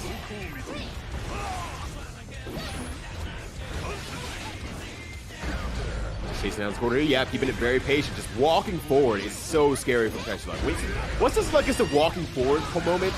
You just, it's scary. Like, oh my god. First, bro. It's so unfortunate for Dusty. Dusty cannot stop playing now. Like, even normals will chip Dusty out at this point. Yeah, you literally cannot allow Test Your Luck to press another button. Okay, very good start though. Nice throw. I think Test Your Luck realizes this as well, so is not pressing many buttons, waiting for the opportunity, but the opportunity is not going to come at this rate. That's 100 meter. Actually, I'll stop to spend it. Wants to keep the mix up. And there we go. Dusty able to bring it back from a pixel there, going up 2-1 over Test Your Luck. Dusty, the mad lad right now, pulling it out against them. Oh my gosh. All right, everyone, take a deep breath. Hydrate. All right, everyone. Oh, don't listen to Job. Listen to me. All right, everyone, take a deep breath and freaking scream at these matches right now. Oh my god, things are going off the chain between these two.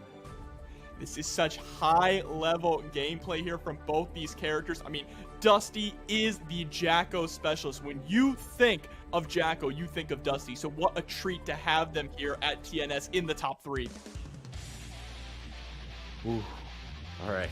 And even Test Your Luck had to take a breather after that. Right, yeah. If you make Test Your Luck take a breather, you did something right. Something is very, very correct here. Oh, different song. Oh, no. Is it the music power-up? The music install? This is Break a Spell. Yeah.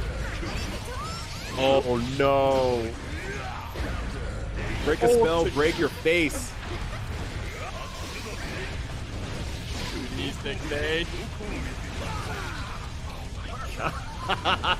Another perfect from Test Your Luck. Okay. Yeah, okay. You hear the first words of that song. I will not doubt myself anymore. Right, and there's zero doubt. And Test Your Luck's gameplay right now is powered up, uses all the meter, keeps the corner all the same. Oh, I'm sorry. This is not Break a Spell. This is Six Black Heaven's gun. Oh, my mistake. Yeah, I had my volume very low, so I just trusted you on that one.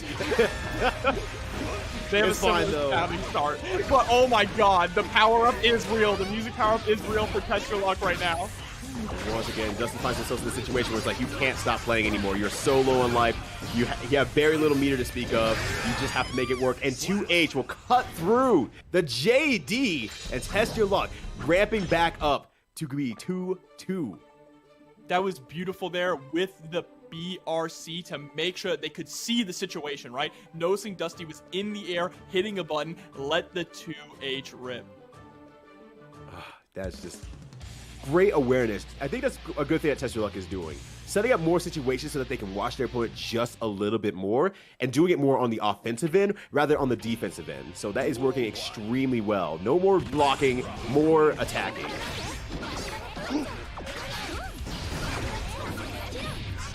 He's out in the field here doing work.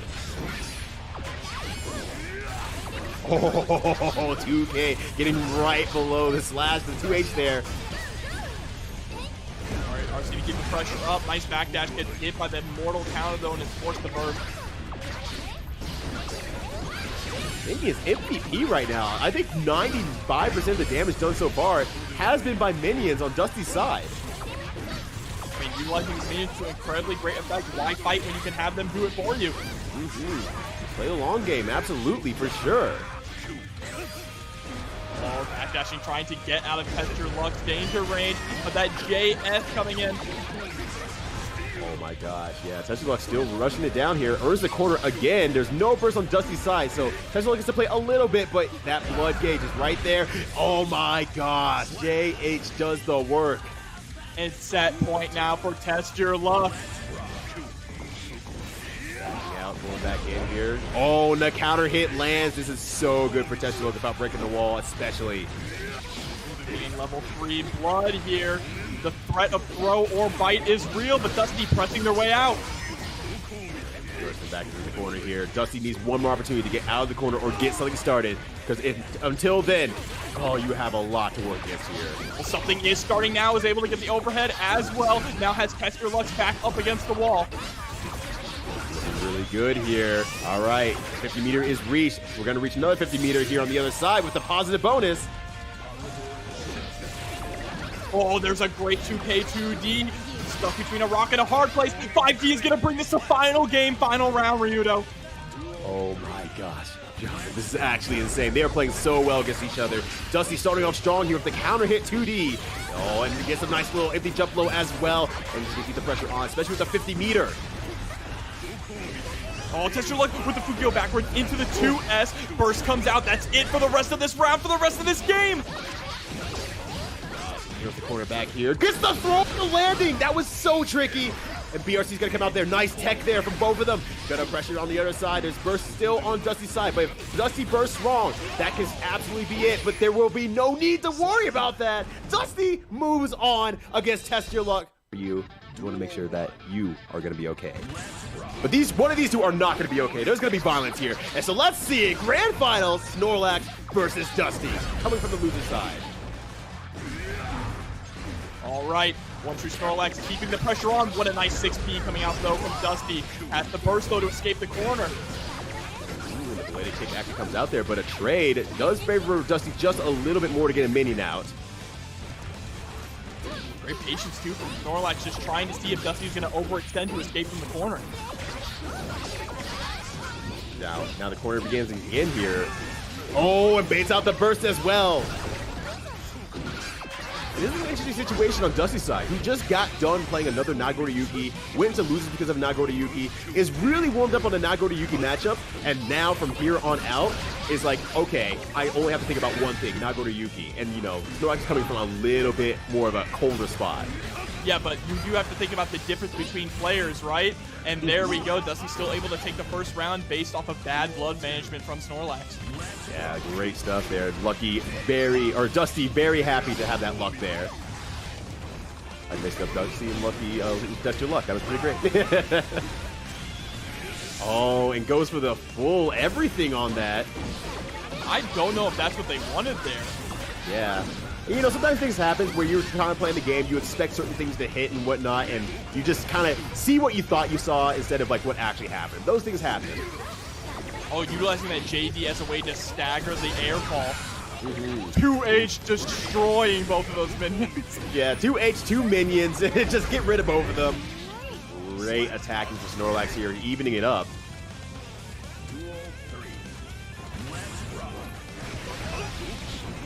All right, One True Snorlax going to get the first blood here. No pun intended. Bite as well. And gets the bite as well, so blood gauge is managed now. But finds her back against the corner here. Dusty starts out their pressure. Ooh, gets that soccer kick. Oh no, and baits out the burst as well. No meter to speak of on Dusty's side. Can't maximize the damage, but it's going to make this work as best as possible. All right, Dusty able to get the cross up here as well, straight into the Elysium driver. That's going to close out game one. Great stuff from Dusty here, really playing strong. That warm-up is working super well for Dusty so far. And up 1-0 so far. That is a very good place for Dusty to be. I mean, they got to win 2 entire sets, but starting off with an early lead is always important. Yeah, especially, coming from losers, you got a lot of play to go. So the quicker that you can kind of get on your train to get your games moving and moving through as fast as possible to make sure that you don't run out of gas necessarily is a very strong tactic in this. But Dusty plays long, plays slow, is very used to it, so it may pan out in their favor as well, play slower. Immediately he's able to get the knockdown, though, against Snorlax at round start.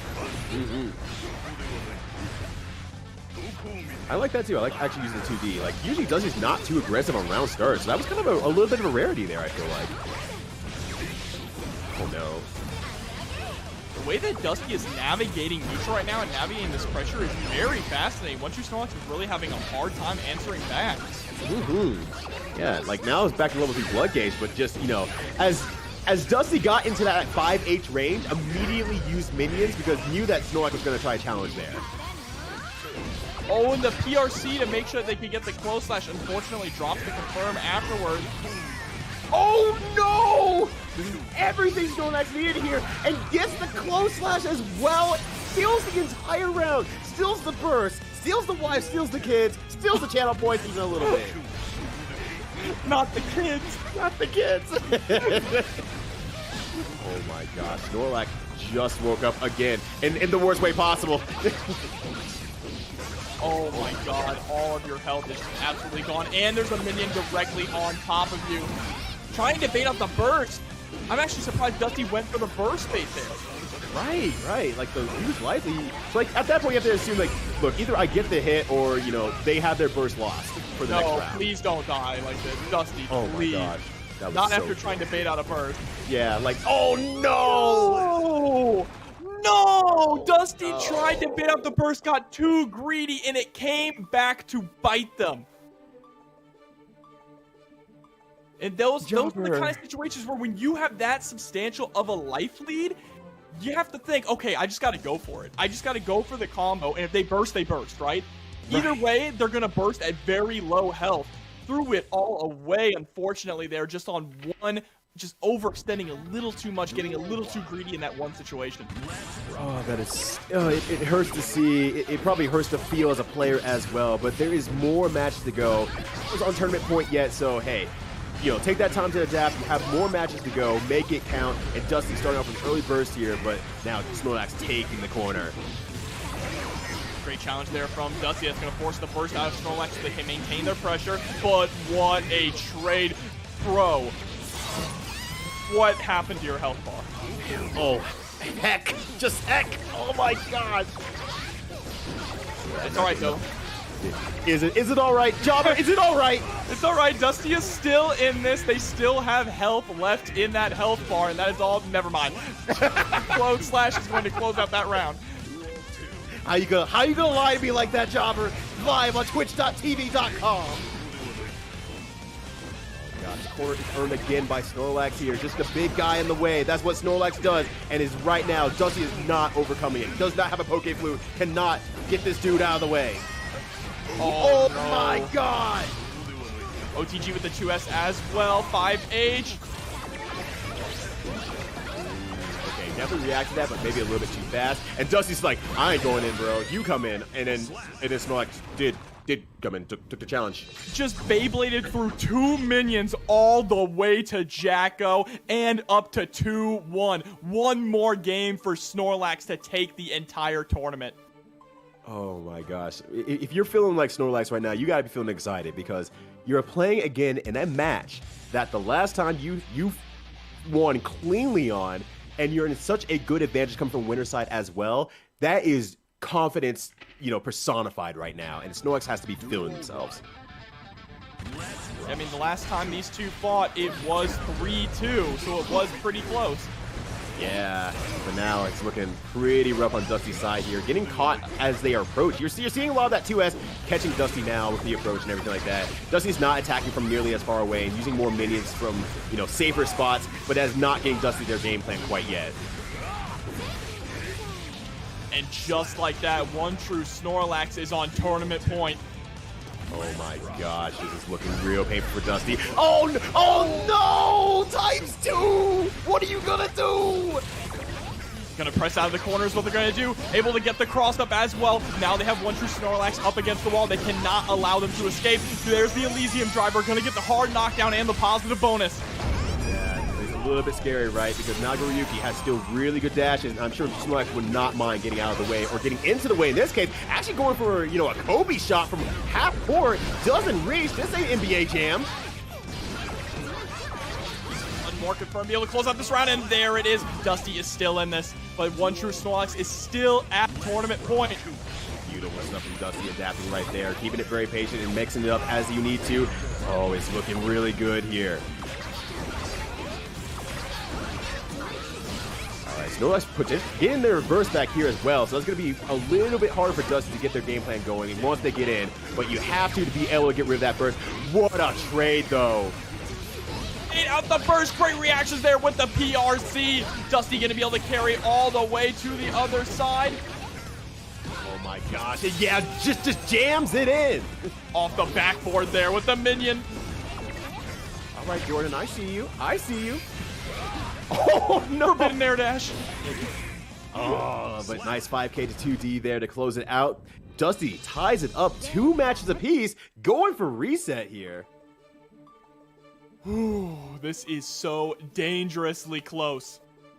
Oh my gosh, yeah, Jobber. It's going back and forth. They're doing a lot of back and forth in here. They're adapting in all the right ways. They're making them get passive in all these matches here.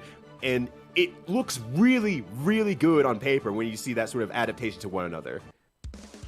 I want to know, chat, who do you like? Who likes Snorlax and who likes Dusty? Because we are either ending this tournament after this game or we are going to another set.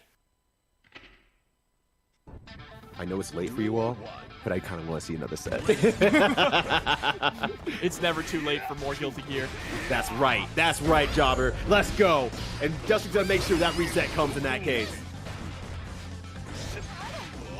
Oh, what a throw. Catching Dusty the moment that they land on the ground. And a 2H at the same time. Oh no, the burst is baited. That's so painful for Dusty. Has to hold into the corner here. Has no mirror to speak of at the same time, so it's going to be a lot of work. Okay, set point now, and now I want to mention something. We have not seen Bite in a long time. Oh, you think it's coming? You think it's coming? I think it's coming. Dusty has been doing such a good job on defense and just blocking a lot of this pressure. Let's see it. All right, first got to get rid of the minions. And then once it closes down here into the corner, yeah, blood gauge is really high as well. So I think if you can get that one more opportunity, we're going to see Bite like you called. Okay, nice punish there on the target combo. Minions are still set up. Gonna get a pickup. Should be able to get the Elysium driver in the corner. No, actually. Just wants to hold on to the corner positioning. One more mix will be able to close it out. Yeah, I don't disagree with that option either. You know, getting as much opportunity to control the match is something that Dusty really needs right now. Does not want to go back to neutral against someone like Nago or Yuki, especially Snorlax's. Oh, the 2H not connecting. Oh my gosh, but the 5H definitely connecting. Got him! Goal! Kicked him! Oh my gosh, got the cross as well. Dusty now on tournament reset point, while Snorlax on tournament point. The pressure is high between the both of them. Dusty in a really solid position right now. Snorlax pushing them up against the wall. They still have that life lead. Just needs to be patient. What a whip punish there. Gets the cross up as well. Gonna put one true Snorlax here in the corner. Buff up the homies. Here comes the pressure. Yeah, the meter is going crazy right now. Oh my gosh. That was so much damage for such like a half-second moment. Those minions were punching. And we have a reset. Where's my SNES? I need to hit that reset button. Oh my gosh, that was amazing stuff from Dusty. And Snorlax going straight in, not even taking the time to really think about it or slow down or anything like that. It's like, I need to go right back in. I'm applying that pressure to you as a person. No need to think, still hot out here. It went down to the wire. That was really good. All right, so let's see what adaptation we see from Snorlax. But I will say, the adaptation side of things is definitely Dusty's strength. So this might look very favorable for Dusty as it goes longer. QS coming out there. Great stuff. Staying out of range there from the 2H. And whip punishes again, like you said from earlier. Doing a great job about whip punishing a lot of stuff. And Kobe's through the wall there. There's a lot of meter on deck as well. Is going to spend the red Roman cancel. Oh no, got a little bit of a delay there. Allowed one true Snorlax to snipe their ankles with the 2S while they were holding the minion. Yeah, that was really unfortunate there. But on the other end, Dusty actually doing a great backdash and meter management. Able to close it out against more true Snorlax here. Yeah, Dusty is starting to ride the momentum. The pendulum is swinging in their favor right now. Backdash again and getting the air-to-air trade as well. The counter hit pushes right into the corner here, and the pressure begins again. And the meter is so high on one true Snorlax's side as well. You can't even do anything wild. Elysium driver Ton gonna get a hard knockdown plus the positive bonus. Oh, this is so difficult right now for one true Snorlax. Oh, and just gets hit on the butt by the minion. Yeah, I love that Dusty is starting to throw the minion behind one true Snorlax at these ground start situations after the hard knockdown. Gets the 5D, and Dusty going up one game here in this reset. Yeah, and that was a clean 2 rounds in this case. And that's been really, really rare for Dusty as a whole. I think that prediction of Dusty gets stronger as the match goes on longer. That very Daigo style of playing is really shining right now, and Snorlax has a lot of adaptation or work to do here. I don't think this is very fair, Ryudo. It's 4 against 1. Be like Zato in his intro where he's like, 1 against 1. It's like, you lying son of a... Anyway, so the next match here. Oh my god, the guard command beating out the Beyblade. Okay, Bike and G's.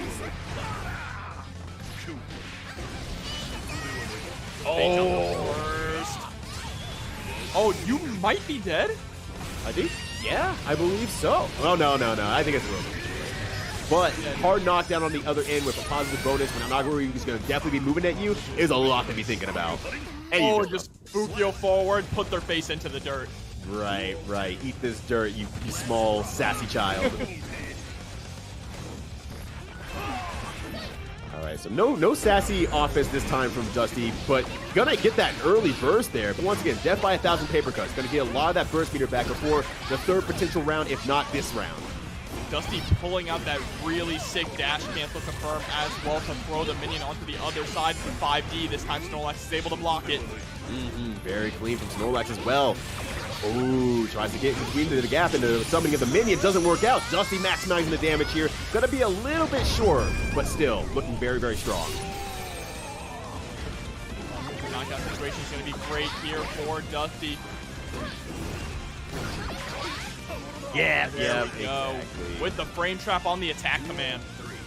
Yeah, that was extremely good. Because of the distance, there was like no quick maneuvers that Nagori you could use from that range. And so Dusty recognized that and went for an attack directly after the soccer kick. Good challenge there as well. Gets the cross up. This time Dusty went for the same side, and Snorlax was not ready for that. They've been consistently crossing up onto the other side throughout the entire set. Oh my gosh, and blocks the as well. Adaptation City right now from Dusty. Anything but Dusty right now. Really gets whiff punished there, using really low committal buttons in neutral. Yeah, that's gonna stay there. Oh no! My god, that OTG damage with 6H is unreal. That's one of those situations like you get hit by that, you're like, oh, well, that's too far away to confirm into anything serious. Oh, it was serious, huh? You're never too far away from Nagoriyuki for him to delete your health bar. Right, hit with that guillotine, eat the rich type of style stuff. Jeez Louise, took the head off of Jacko. The French Revolution out here. Right, yeah.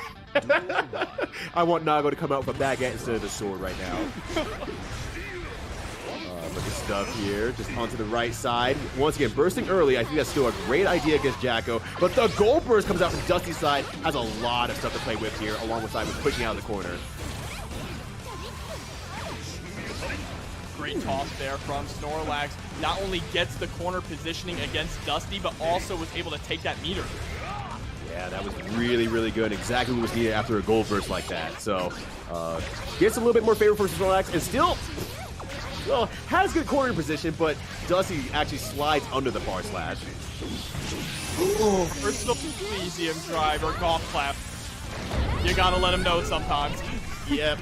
That was, I think, the first of actually the entire tournament, too, that we've seen on stream. So, yeah. Dusty, once again, throwing out new situations for Snorlax to actually consider. That's really, really strong.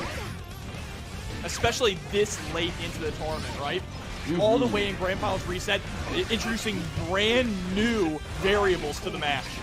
Yeah, that's very, very scary. And tries to keep it a little bit safer than 2P there, but Snorlax staying aware, backdash now, bar slash to close it out. Great blocks here from Snorlax, backdash and creates some space as well. He gets clipped by the jump-in. Now just keeping a sandwich between the two minis there, but reaches out with the Beyblade anyway. Yeah, lets the knockdown happen in the corner there, just in case of burst, but otherwise gives more opportunity to fight. I'm upset.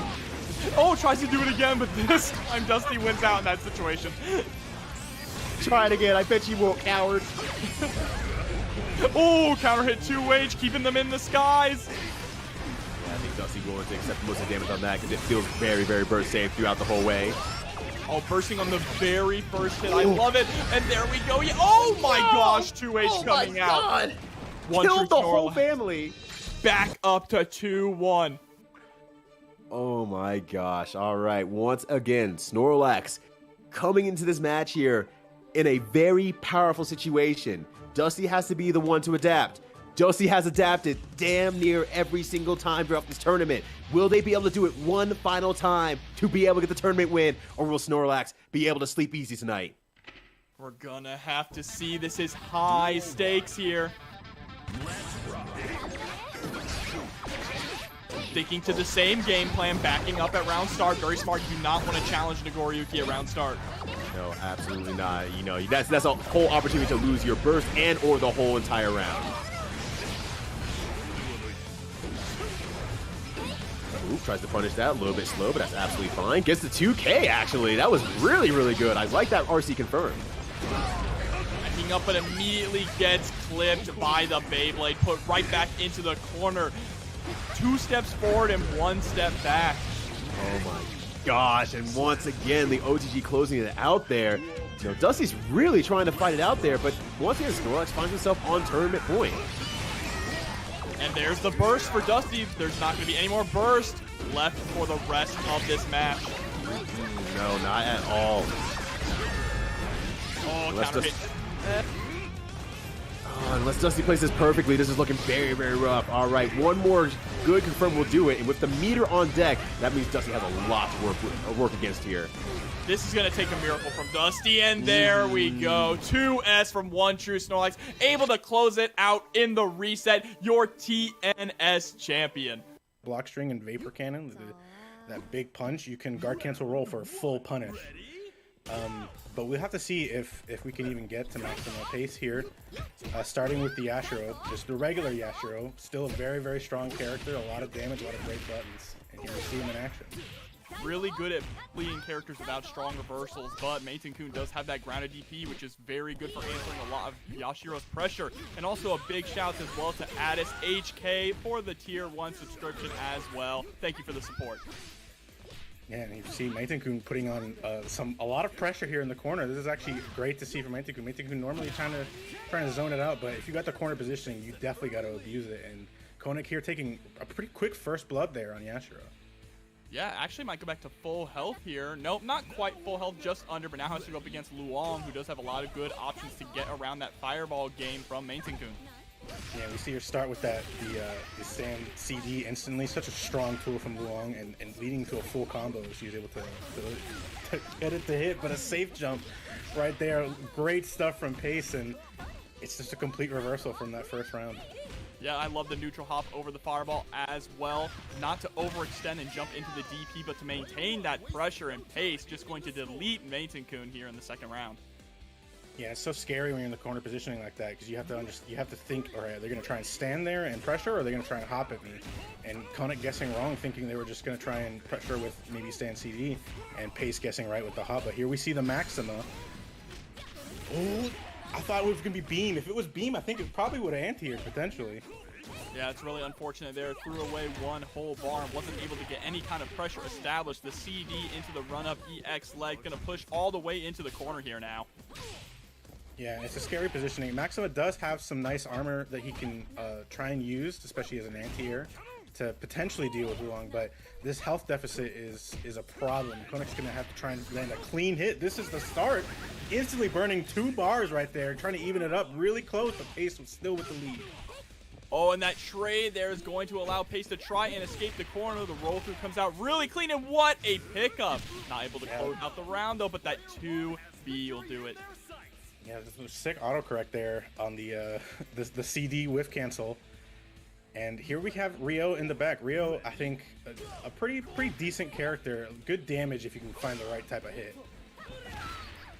But finding the hit against Luong will be easier said than done. She can play that footsies game really well, but right now, Koenig doing a really good job pushing her back towards the corner and utilizing those fireballs as his own footsies tool.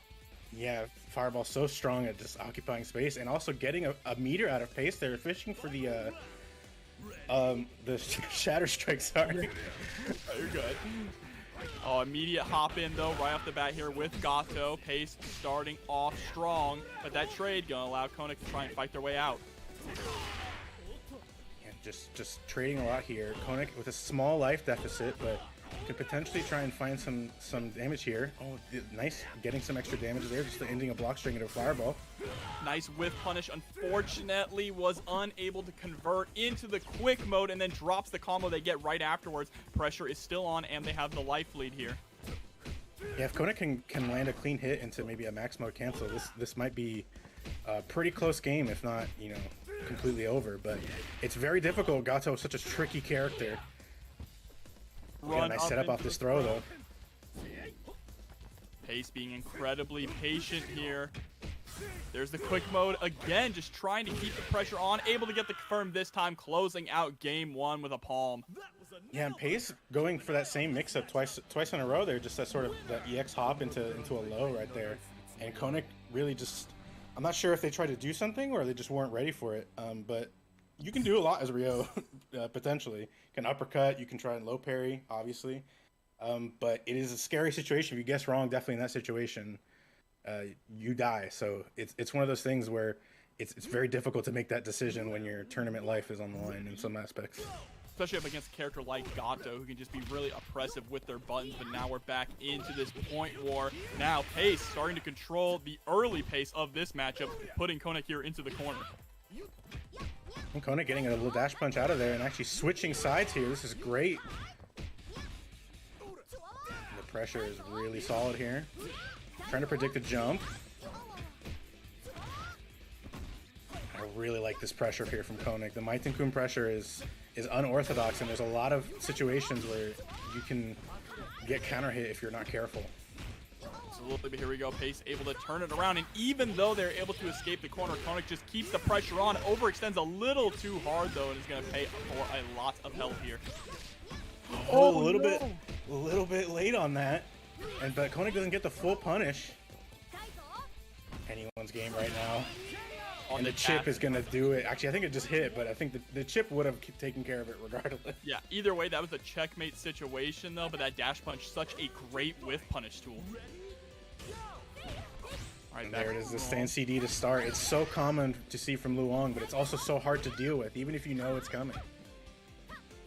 Yeah, Pace definitely did a lot better against Maitenkun in that first round, but I'm still just seeing a flashback of the very last game, right? Maxima coming in up against the full health Luong.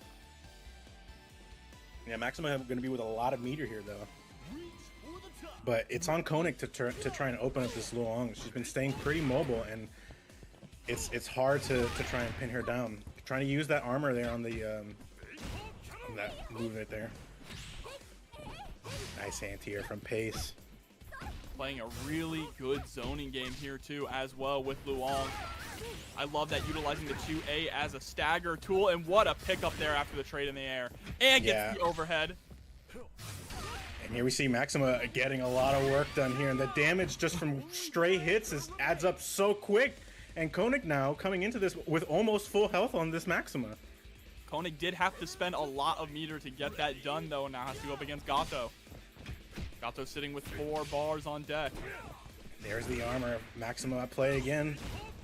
Yeah, Maxima is one of those really solid counter poke characters, right? That's definitely where he shines, especially when he has meter to confirm into very large damage. Yeah, it'd be interesting to see if Pace knows about one of Maxima's biggest weaknesses. Like I said, any block string that tries to end into Vapor Cannon, you can guard cancel roll on reaction, and you get a full like close C punish. And Gato hurts, so that'd be big. But just a couple stray hits on a 2B starter. Misses the combo, though. It's giving Koenig a chance here to maybe get some extra damage or potentially bring this all the way back. It's going to be difficult here, though. Already rolling back, pushing themselves further to the corner. There's the jump through. Armor comes through again to help. I love the just trying to stay away. You got to use the time to your advantage here and negate the health that Pace is going to get back. And here we are down to set point now for Pace with Gato. Gato sitting pretty healthy, but Rio has plenty of meter to close this out on one touch. Yeah, honestly, the thing here is Gato getting one hit just evens up this match really cleanly. Oh, no punish there on the DP. Very lucky there for Koenig. Oh no, runs right into the 2A spam, but Gato not able to get the confirm. Okay, utilizing trying to Yeah, you're trying to space with those fireballs. The Shatter Strike gets grabbed. Oh, gets caught trying to backdash there. Remember, That's when a you great backdash, starter here. you are in a counter hit state. Go straight into the climax. That should be enough to do it with 4,000 years of Chinese martial arts. The dive kick, and there we go. 2-0 pace over Koenig. That was tough there. The Rio they might find it quite difficult to punish Billy without the necessary meter. But K-Dash, definitely a character who can run Billy over. I'm honestly surprised here that Sari was able to get access to a character that hasn't been put in the game yet. Absolutely. Yeah, you basically, Billy came out with Yamazaki and Geese, and it was basically the only people that people were looking at were Yamazaki and Geese, and Billy was just basically ignored. But Billy with the lead right here, Sawi putting on a great show. Yeah, just really kind of shutting down K-Dash's options. There's a good chase down as well. Gets the sweep, but backs up, and that is one of the reasons right there why Billy is just such a struggle character. You see that just the huge hurt boxes going straight into the fireballs. Fireballs really shut down Billy fast. But Sawi doing a really good job closing out that first round and getting rid of K-Dash. Yeah, I mean, you mentioning the fireballs being a thing that shuts down. K-Dash's fireball not that fast on startup, but here we see another Luong to start. Here on Light KV's team, and Luong just trying to get close to Billy and end this. That's really what you want to do. Billy does not want you close. Absolutely not a lot of reversal options on Billy. We're trying to get a little bit of a baseball swing. He's gonna actually trade. Yeah, that trade definitely good for Sawi. Right now, all this damage that Sawi is getting is free real estate, so to speak. Yeah, had to spend that one level bar as well. Wasn't able to get really any damage off of it, unfortunately. No confirm, though, from Light KV, able to knock Sawi back, but they're struggling to be able to actually get in and get confirms here on Sawi right now. Yeah, Sawi playing so elusive and just really annoying, to be honest, which is great. That jump CD from Billy, definitely one of his best normals. And it's coming up big here. But the roll through, and we get a big damage combo here, and then level 1 meter? Yes. Absolutely, spend it to close it out, and finally Billy is gone, but not without doing a lot of damage there to Light KV's team. Only 20 seconds left on the clock means that Luong is not going to gain really any health back going into Rio. Yeah, it's definitely not what you want to see. When you expect Billy up front, you definitely want to be running Billy over and making that a dominant showing, and Billy did a lot of work here, but Light KV finding yet another hit on Sawi's Rio. Oh, I like that. Really tricky pressure. Yeah, the pressure was just. Was it a throw? Was it a staggered low? It was just that they just stared each other down. I mean, you always have to be careful when going against a character like Rio, who does have that DP, right? DP into super is such a scary option for a lot of characters in this game. We see Violent Kane do it all the time with Kyo. What a parry there into the 2A. Gets the cross up, able to close out Luong. Oh man, that parry was sick. Light KV was bringing it back. It was pretty even there right at the end, but Rio finding some nice parries and a couple stray hits, and here we got Light KV. The Anchor Iori is going to have to clean this up if Light KV wants to move on and win. The roll overhead, no max mode confirmed though into it. Ooh, CD there. Yeah, and this great corner pressure here from Iori. Iori definitely a strong pressure character no matter where you're on the screen, but the corner is especially brutal. The game being put into the corner right now. Sawi with some really interesting offense there. That jumping into the back roll actually works out to bait a button from Light KV. Gonna get a ton of damage here, but drops the second DP follow-up, and that is it for Rio. Yeah, that's a heartbreaker there for Sawi. Sawi found such a nice hit. They're trying to bait the DP. Honestly, both these players respecting the wake-up uppercut a lot, and we haven't seen it really represented that much. But just the threat of it is really shaping their offense pretty considerably. And the threat of Iori here with 5 bars on deck is going to force Sawi to play a little bit more of a patient game there with Luong. Finally gets a clean whiff punish, level 1, able to close out the first game. Yeah, great stuff there from Sawi. Yeah, like you said, the 5 meter Iori was really just getting a straight hit. You needed to avoid just a big starter there, because they definitely would have been evened up, just a big meter dump there. But Sawi able to close it out. Light KV definitely either Might consider switching the order here, or just straight up switch the characters out. Yeah. You mentioned Fireballs being really strong against Billy. I wonder if we see Light KB go for a character with more traditional zoning, stronger Fireballs potentially than K-Dash. To see bringing out Cronin. You know what? When in doubt. When in doubt. Listen, things not working out the greatest. Just put the Cronin back on the squad. Everyone has a pocket Cronin if you are playing in King of Fighters tournaments. 100%. This is a tournament character. We say it all the time. Yeah, I mean, Cronin's such a strong character, just punishing one mistake into tons of damage. But here we see the Iori up front. Iori definitely still has a much better fireball, and also a lot more elusive in general than in K-Dash. The backdash, taco kick, giving Iori a lot of space, but Iori also, like I mentioned earlier, his pressure is really great, and Billy does not do great under pressure. Yeah, Iori not only with great pressure, but he's really good at closing the distance incredibly fast with those Rekkas, right? Yeah, he has pretty good run speed too. And there we finally see the wake up uppercut represented. Sawi didn't bait it this time. We saw 2 uppercut baits the first game, but now it's on the mind of both players, I imagine.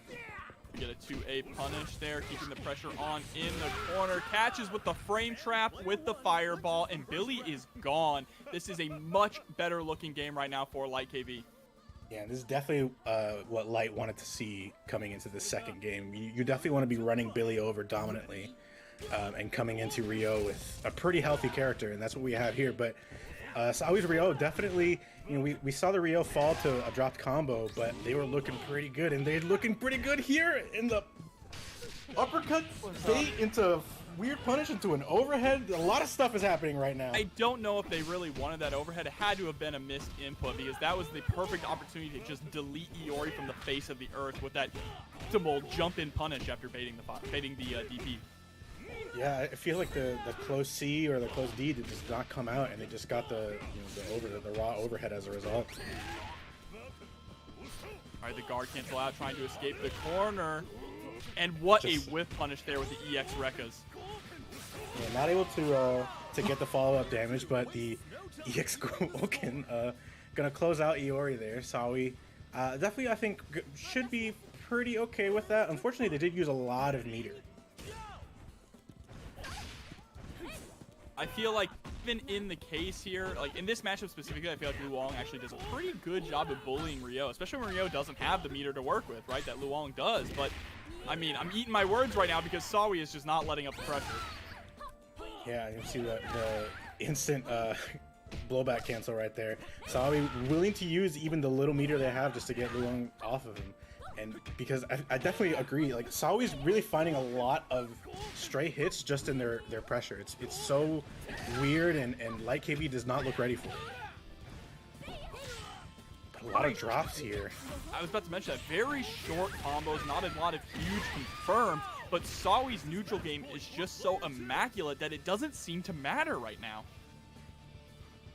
Yeah, and part of it may be throwing Light KB off a little bit is just the weird, all the drops and just the weird rhythm that all these hits are happening. It's just like you expect to get hit by a player of Sawi's caliber and it to be like a pretty optimal combo, or at least at least a full combo in some aspects. But Sawi doing some weird reset stuff that look like drops, and it's all working out. I loved after they were able to get that sweep, run up, backwards roll to try and bait out the DP. Here they go, try to go for some overhead pressure with the JB. Roll backwards, baits out the DP, but not able to get the punish. Yeah, so hard to punish the Cronin DP, even if you do call it out like that. He doesn't quite go 10,000 miles into the air like Iori does, so. Ooh, it's an unfortunate trade. They're going to That's a big punish opportunity. Like KB banking it all on that DP, and unfortunately, it's a bust. Sorry, gonna go up 2-0. Hopefully we'll get to see an action here, but Beanie B has a pretty tall mountain ahead of him right now. Dia Shadow X is no slouch. No, and we talk a lot about the Clark, but their K-Dash as well, making K-Dash look incredibly strong. There's the overhead, pressure is on, gets clipped by a 2A mid. Yeah, maybe they just thought they had a chance to challenge there, or maybe they thought they were close enough to get a wake-up throw, but Dia Shadow X's pressure looking really, really well structured and safe. Confirm. Not enough to kill, but the chip, yes. Yep, able to get rid of King pretty decisively there as well. Shadow looking incredibly clean here. Should get a full health K-Dash back. Let's do it. No, at completely full health. And here we see the Orochi Shermie. See what Beanie B can do. The jump CD trade. Yeah, one of the biggest complaints about Orochi Shermie is the recovery on a lot of her specials, right? Of course, she still has those incredibly strong Shermie buttons. Puts themselves back into the corner with that jump C, unfortunately. Yeah, they had the right idea with the Guard Cancel roll, and I think they tried to get a hop punish, but they hopped directly over K-Dash and put themselves back in the corner. And Dia Shadow X is not letting up. That's an opportunity you do not want to give them. Oh, but we got a nice uppercut punish here. And C tries to set up some Oki there with the orb, but the recovery on it just so high that Shadow X is able to wake up and throw immediately, and that is all we get to see of Orochi Shermie this game.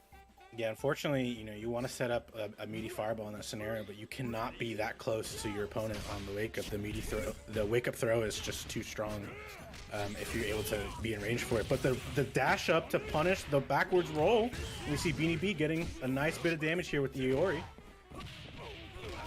Oh, but the top C, and this is going to be a lot of damage. Coast to coast, gets the air confirm as well.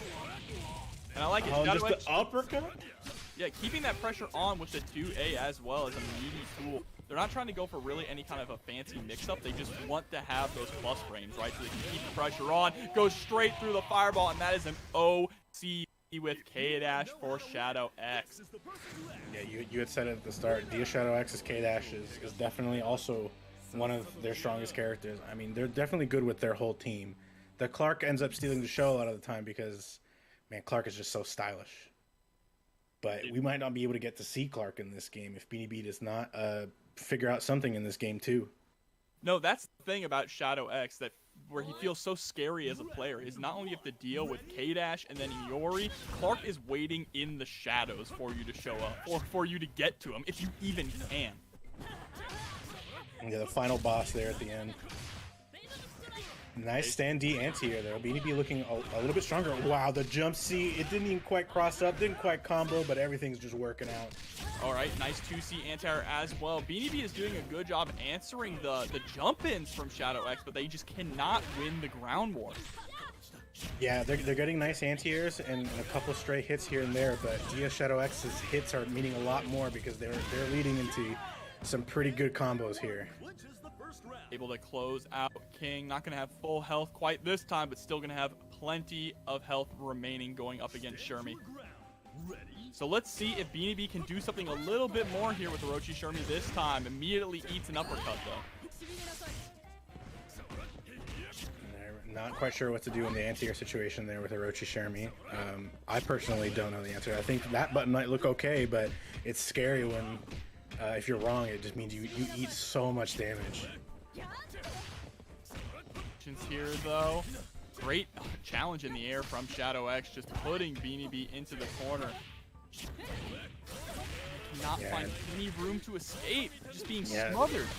Yeah, just not letting them breathe at all. Nice little pick up here though, and that's some decent damage there. But is it going to be enough for them to potentially take out just this first character? And it's not looking good still. Dia Shadow X's pressure just looks so good. Beanie B trying to go for that 2B, but unfortunately Shadow blowing it up there with a hop in, and now we are down to set point for Shadow X. Iori's going to have to reverse OCV this if Beanie B wants another chance at life. We saw some good stuff in the first game for Beanie B's Iori, but you know, being in the corner at the beginning is definitely not where you want to start this. And yeah, there's a lot of frame traps, a lot of tricky situations here that Dia Shadow X is putting Beanie B in, a lot of knowledge checks too. Nice pickup. Should be able to close this out. And just not quite enough, but maybe just trying to get it to Rekka chip. Actually, I do think Beanie B would have been built up enough meter to be able to pick up with the EX grab OTG, and that might come back to haunt them, giving Shadow X a chance to live. Yeah, and what's the setup here? No uppercut, but the 2B finally taking out. The double OCV does not happen, but it's still a big road to climb. Now you're going to fight this other Iori. Here's here, BDB just trying to create a little bit of space and zone out. Doesn't want to overextend. Gets hit by a jumping CD. Guard cancel to escape the corner. Yeah, this is a scary situation. I feel like this BDB really wants to try and just swing their way out of it, and DS Shadow X might pick up on that. This actually just might be it right there. Yeah, the EX uppercut enough to do it. The goddess of victory smiles upon the winner. In these, sort of early stages, we'll see as the characters develop a little bit more, especially matchup-wise. But we have Lapis with an Orochi Chris there in the center, and just a big jump from AR Robert to punish the opening fireball there from Lapis. Standing deep as well to prevent Lapis from escaping the corner, but they toss them out anyway with their command grab. Yeah, I mean, it's okay damage, but I wonder if they'll regret that. Definitely, not right now. They still got the huge life lead, and they're blocking everything great and challenging phenomenally. They are not allowing Lapis to turn around the pressure at all for free. The moment that they feel like it's getting let up just a little bit, they are still hitting buttons. Every trade seems to be in Robert's favor, but finally, a clean jumping C there from Lapis is going to allow them to get some pressure going, and they walk right into a wake-up DP. Yeah, they worked so hard to get the nice hit, and they were going for a setup, maybe something tricky, and just the wake-up uppercut says, I don't care about that. But here he is, the menace from many KOF pasts. Orochi Chris on deck. There's the roll to escape. Did not want to hold that cross under pressure. Going to immediately cancel into the level 1, but drops to confirm afterwards. Robert really letting these wake-up DPs rip. Yeah, I mean, you could probably have reacted to the jump, but at this point, Lapis has to really understand that the wake-up DP is something that's been represented quite a lot here from Robert. But Lapis here with some nice corner positioning, and this is not where you want to be with the wake-up uppercut. Once again, Robert not scared. Just showing, honestly, no respect for Lapis's pressure here. Yeah, it's hard to adapt, but not finally Orochi Chris getting the closeout here, taking a lot of damage. They're only going to be just barely below half health. And they have to go up against Kula Diamond, one of the best characters in the game in the current patch. Yeah, she's sitting on a lot of meter too, and she hurts. Yeah, and Kula is a character you normally see played on point, right? She doesn't really need meter to function, but she has incredible corner carry, very reminiscent of, like, the first half of the season's Vanessa. Yeah, absolutely. Kula, kind of functioning similarly in that she basically just kind of wants to pressure with EX speeder and isn't really going to be using supers, but the Shatter Strike anti-air there from Robert, and this is probably going to be enough to kill. Yep. Yeah, it doesn't even need to go into a super, just able to close it out with an EX DP. Call it to the Anchor Gato here to make a comeback, having to get through two characters, a Kula and a Cronin, both two extremely difficult characters to pin down. Pressure on here, walks into a Shatter Strike and a cancel immediately into the level 1 after the palm. Straight into a level 2, not going to be quite enough to kill Kula here though. Oh, never mind. Just kidding, yeah. Seijen would be disappointed. I definitely thought that the scaling from the Shatter Strike was going to leave her with just like a pixel of health left. Yeah, we've seen already in this match, just game 1 between these two players, both of them have used Shatter Strike as anti-airs and really effectively. Lapis here, unfortunately now, no access to Shatter Strike, no access to EX moves. They have so little meter, and they're going up against a 4.5 meter Cronin. Yeah, 1 DP, and they are going to be nearly dead here. Gets the double stomp, tries to go for the overhead mix. It's a scary situation here for Lapis. They really need to try and find a nice knockdown situation, but the uppercut, and this is definitely going to be enough to kill. Yeah. For sure. No, if you are even floating around half health and Cronin has 4 bars, it's over. Yeah, it's just, there's no doubt about it. You're just cooked. And there we go. Robert going to be going up 1-0 over Lapis right now, and they are going to jump straight into a rematch. No order swap, no character swap at all. Lapis feels confident in their team. Yeah, I feel like Lapis's team wasn't really the issue, and it was more that they were just guessing wrong on Robert's wake-ups and pressure in general. Robert was letting the uppercut rip, and it hit quite often, and that's not a character issue. That's, you just gotta block that. Oh, but unfortunately, the taco does not do quite enough hit stun to really get anything meaningful there. So it hit, and the dash forward from Robert, calling out the back dash taco.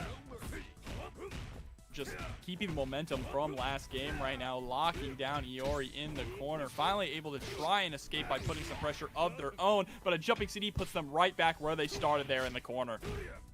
Yeah, it's looking tough here for Lappies, but there's some signs of life. Oh, but the 2B anti-air, and this isn't going to be... Oh, just kidding. I'm also wrong. Yeah, didn't even need EX either. Just straight went for the little step punch and closed it out. And now Orochi Chris going up against a nearly full health Gato. A nice call out on just the instant jump. The uppercut is blocked, and this is going to be some decent damage. Not a lot of meter, but it leads into a nice knockdown situation, and the corner pressure is all coming on Robert right now. Tons of damage on deck here as well. Rolls forward to make sure they can get that frame kill. Tries to chase down and get the command grab, but a wake up DP. Robert does not care about your turn or your pressure at all. Yeah, you got to make sure that's a safe jump if you're jumping at Robert right now, because Robert is going to let it rip. Oh, nice hit confirm on that, though. Lappy's getting something started here, but it has to reverse OCV with the Gato of their own. And Robert's still a ton of health left on their own Gato. I love the way that Robert is getting a lot of confirms here and putting out a lot of light normals, right? Instead of trying to go for those just constant heavy kicks and standing heavy punches, they're throwing out a lot of A and B to get confirms and pressure on deck. And there we go. Robert with an OGV, a 1 Gato victory, able to take it 2-0 over Lapis. Elizabeth's still very, very good and has still amazing damage output, and you should not sleep on them, especially there in the back. They're going to have a lot of meter. But we got to talk about Yashiro versus King first. We're already seeing how Juan is doing a great job moving through the zoning game from King, right? What a big jumping, going to get a ton of damage off of this for very minimal investment. Yeah, there's doing a nice little frame kill there. Standing and push out, but yeah, it's those jump-ins. Juan is already showing how good they are at predicting and getting around King's fireball. Yeah, throwing a fireball is such a big commitment. You have to be very, very careful. Just a quick hyper hop or just a hop over, especially with someone like Yashiro, who's got that big jump D, helps him confirm into some big hits from pretty far away. Nice anti-air Rekka there. And we're seeing some signs of life. Nice CD into the command grab there. Guard cancel out, is able to stage jump to bait out the DP, and Juan is on a roll right now. Yeah, the pressure, and it's just relentless. You think you won't get hit by just a regular hop, but when you're in the corner like that, it's so much harder to remember to block high. All right, this situation, yep, goes straight into the climax. That's what I was hoping for here. Gonna be enough to close out Yashiro. And that is something that is 100% worth it for Yum, right? You do not want to allow Yashiro to breathe and go into your final character. Yeah, you definitely do not want to let a character, especially when you're that far behind, you don't want to let them live when they've shown that they can just run away and run over a character. But a nice jump D anti-air. Yumcha's Kyo looking really, really solid right now. Alright, ending on the first Rekka. Tries to go for the red kick, but gets kicked right out of the air. And the 2D from Orochi Chris gonna get rid of Kyo. And now it's up to Elizabeth. And she's gonna come in with close to 3 meters here, which is pretty decent, but Orochi Chris almost at full health here. And Elizabeth's pressure is, for the most part, straightforward. She has some overheads here and there, but they don't lead to a lot of damage. But the 2B confirmed. It's a nice little pickup, but just about 50%. Oh, tries to go for that run up, that jump over cross up JB. Oh, I love the stagger 2B immediately into the hop, but Juan ready for it. Gets a clean jump and has tons of meter to work with. Gonna go right into a level 2. And we get the continuation. Oh my god. Yeah, just tons of damage from Orochi Chris here. Yamcha was looking really, really good at the start of this, and just one mistake, and Juan KOF just really punished it. The EX uppercut right there to anti-air. Able to take game 1 here with a great showing from Orochi Chris. Yeah, and this is one of the reasons people have been saying Orochi Chris might be the strongest of Team Awaken Orochi. It's just the damage output that he's able to put out. The ability to continue the combo even after doing like DP into level 2, and then just keep it going, like that's pretty invaluable. The scaling has not quite kicked in quite hard enough to make that combo not worth it. And that's similar to characters like Benimaru. There's very few and far between characters who can actually keep the combo going after landing a super, but I think the fact that we have an argument between whether or not Orochi Chris or Orochi Yashiro is the stronger character on the team is just a really good sign of the balancing of the team so far. Absolutely. There's always, of each DLC team, there's always been at least one character who's been pretty good. Which is what you want to see. It makes you feel good to spend the money to buy them, The pressure is just on right now. Able to actually catch King out of her 3D. Gonna cancel into the level 1. Pick up the combo and keep it going. Hard knockdown off the DP.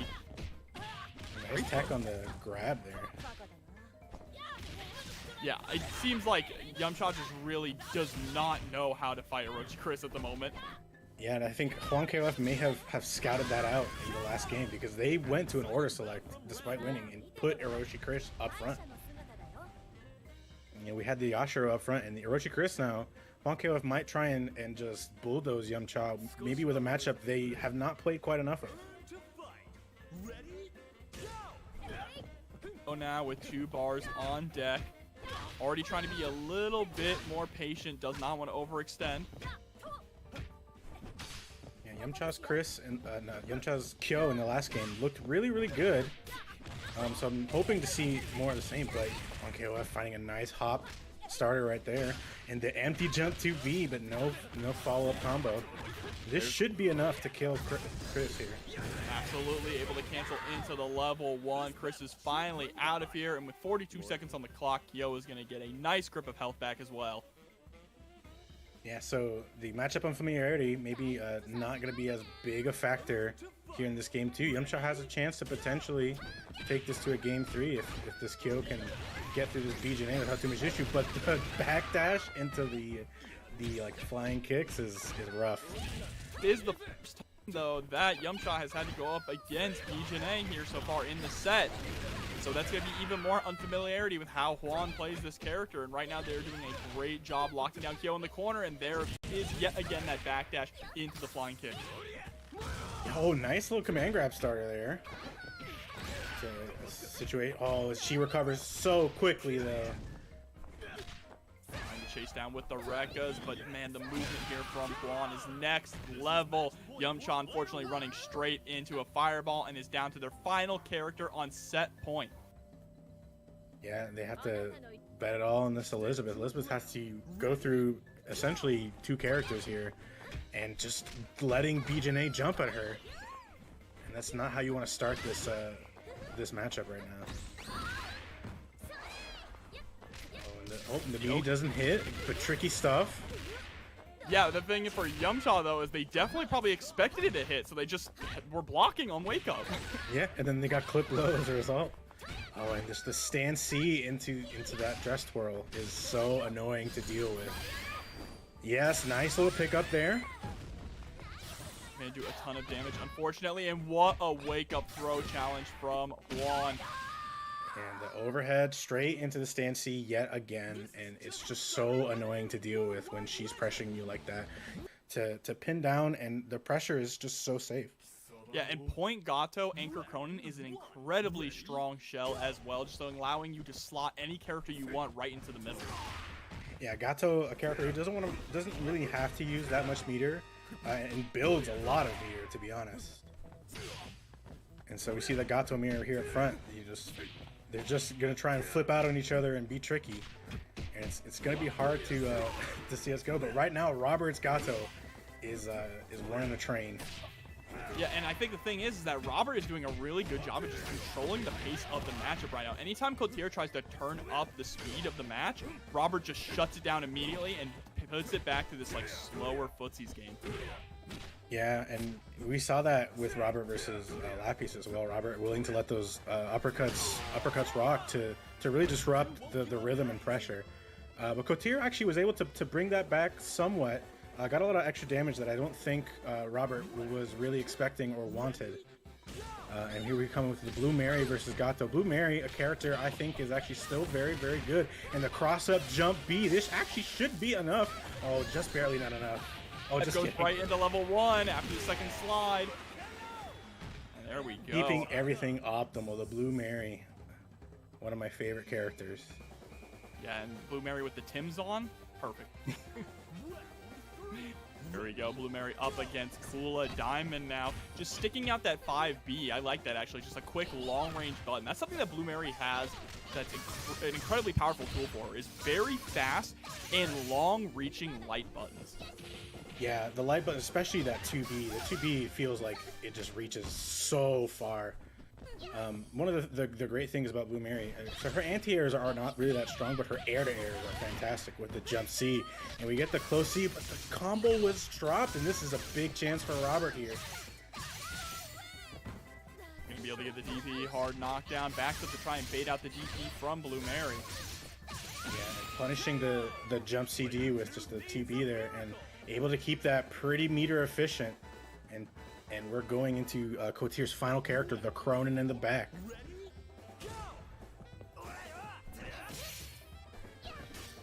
Right, the ice breath comes out, but now Cronin keeping the pressure on. Nice guard cancel roll out of there. Switch sides in the corner, and this could be a big punish here.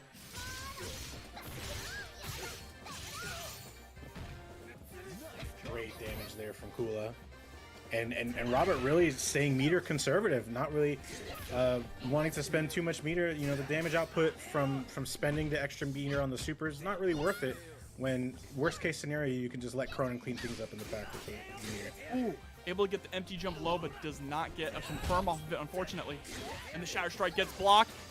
Still not able to get a clean confirm to get rid of Kula here yet. Yeah, and Cotier just can't find a clean pickup to really end this with just the bread and butter. And EXDP lets it rip.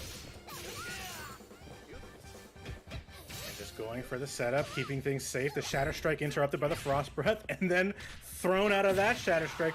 People letting Shatter Strikes just trying to let them rock, and they're all getting interrupted. The goddess of victory smiles upon the winner. Robert going up 1-0 against Cotier. I'm curious to see if Cotier might try and switch the order around. The Gato mirror. Yeah, I think it ended up working okay. If Cotier can just adapt to Robert's play style, especially Robert's ability to just disrupt and annoy. That's like the main thing, right? Yeah. Robert does a really good job at just like that, DPing when you least expect it and shutting down your momentum, putting like a hard stop sign in front of your momentum. That's something Robert really excels at. Yeah, it's so tough, especially because it's just like Robert's pressure is also very good. So finally, you find some reprieve from just this relentless pressure. And the moment you try and take your turn, Robert just steals it back. All right, big punish opportunity. Trying to chase down there as well, not quite able to get him. Oh, the Shatter Strike comes out. Actually doesn't go for a big confirm, instead tries to go for a setup. Oh, no punish there on the EX palm, and yeah, the setup punished by the uppercut, but Cotier actually getting the better of this Gato mirror. Gonna be a little bit under half, 40% or so. Oh, actually, and much he has the upper hand here. Oh, what a great uppercut. What a hell of a call out there as well, canceling immediately into the level 1. I'm surprised that actually hit from that far away. Yeah, it's a bit surprising, but Gato's super kind of pushes him really far forward, and Robert actually going to get all that health back. So Cotier used the meter, but it actually ended up being kind of a waste. like micro decision moments that you don't necessarily think about that can come back to haunt you in the long run, right? Cotier would have came in with 2 bars on Blue Mary, but now has to sit with just 1.5. Yeah, and Blue Mary is definitely a character who she wants to use meter in her combo. She does a lot of damage if she's willing to dump the meter. But I think so good. Robert runs under and punishes the jump with the 2B yet again. Already able to carry all the way to the corner. Robert has the pressure on, able to clip her with the Ice Breath, trying to put out that 2B to chase the roll through, but unfortunately does not catch. Yeah, a lot of these wake up rolls not punished by either player here. Oh, the overhead, but didn't lead into anything. Just the up kick to anti-air, and this is going to be enough to kill, absolutely. There we go with the arm breaker there at the end. Looks like we are finally down to Ronin here. So Cotier looking a lot better this game so far, right? They've been able to actually react to a lot of Robert's tricky challenges and doing a really good job at setting the pace of the match in the way that they prefer. Oh, I was going to say, I think Blue Mary actually does pretty okay versus Cronin, especially that command grab. Command grab actually beats DP completely. But Robert able to get a nice whiff punish when Cotier was potentially looking for a hop. And now we just got full health Cronin versus full health Cronin. They're pretty close on meter, but Robert with the slight advantage. The true final destination here. Robert going to be the one to get the first blood, putting Cotier at about half health. I love that throwing out the DP as well, giving up pressure in order to get a little bit of meter. Yeah, the meter might be the difference. Oh, did not burn the meter there. They would have gotten close enough to kill, potentially put him in a checkmate chip scenario, but Cotier getting hit out of the Shatter Strike and Robert able to clean it up. The Cronin just looking too solid. Yeah, and that is a 2-0 there from, definitely, like you said, one of them who has been repping the character since the start. So they're going to be putting Shunei on the anchor position and rocking with Mai on point. Yeah, Mai on point. Mai is such an annoying character. She does so well in so many specific matchups, but Yashiro, the type of character to just, once he starts bullying, it doesn't matter how tricky of a character you are, but Incross able to stabilize. Yeah, one thing that Incross is going to have to do is utilize the superior range that Mai really has over Yashiro, especially with that standing CD and the hop CD. That is one of the strongest things that Mai has in her arsenal, and is already doing a really good job at just kind of brawling with Yashiro, which is one of the scariest things you can do against this character. Yeah, Incross needs to take note of the fact that once Juan KOF got put in the corner, Juan KOF did like so many different options to just try and get out. You know, wake up roll, wake up hop, you know, like 2 wake up hops that got interrupted by a jump B. Juan KOF did not want to sit in that corner and take any pressure, and Incross, I hope, took note of that. But Juan KOF with a pretty big advantage here, and finding a nice hit with Iori though is Incross. And just immediately waking up with a close seated challenge. Going to be pushing Incross all the way over to the corner. Oh, not quite far enough, but still, the way that Juan just does not turn off the brakes, right? Is constantly holding forward and keeping the pressure on. Incross finally able to answer with a DP, though. Oh, and the nice far C into EX Rekka's into an uppercut is going to be able to close this out. Incross took a lot of damage there, but they still have a decent amount of meter coming in against this Orochi Chris. If they can find one confirm, it's going to be in Incross's favor all of a sudden. Oh, great anti-air there with the 2B. And here we go. Here's Incross. They're going to be able to get a hard knockdown here in the corner as well, so the pressure is going to be on. They're going to get a mix-up. Tries to go for the Nice over. little safe jump there. Oh, but that was definitely not what they wanted. No. Potentially an EX Scumgale attempt there that turned into an EX uppercut. Yeah, because they were running forward, right? You have to change your inputs just a little bit after you run forward, or you are going to get that DP, unfortunately, and it comes back to bite Incross. Juan KOF able to close out Iori. Yeah, just the damage coming out from Orochi Chris too much, but the anchor Shunei, a character that not a lot of people have experience against. Juan KOF definitely has the experience. Shunei, a character we saw a lot in 14 at a certain point.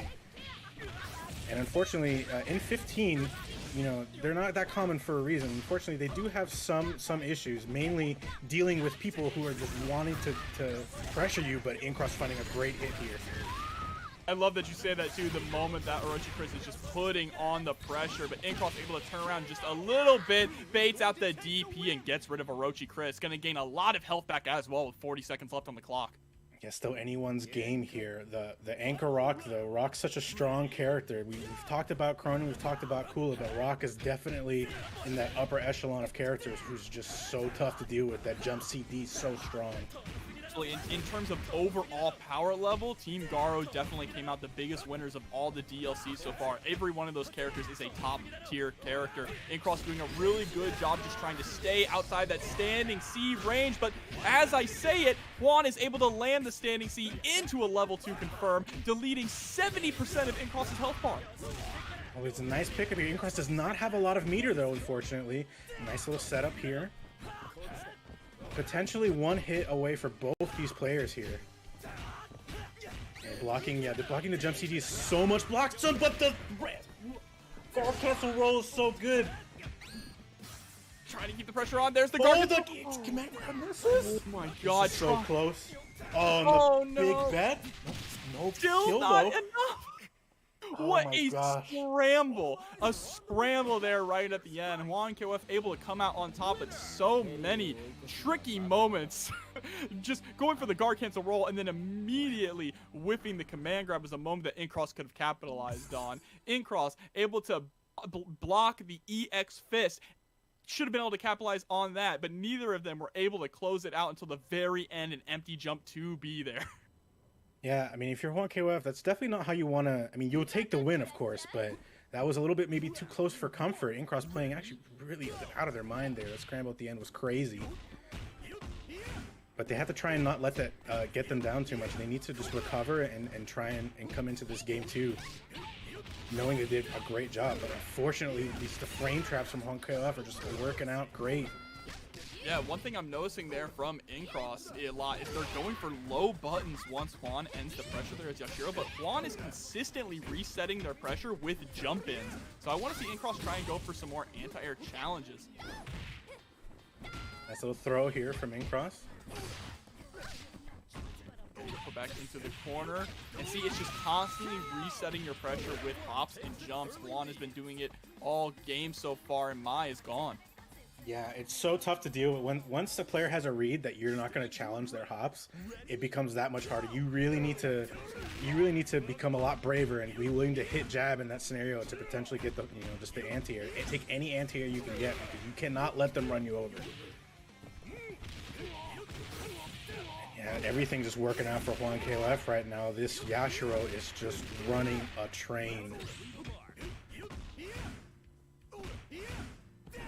Staggered pressure as well, throwing out that standing C.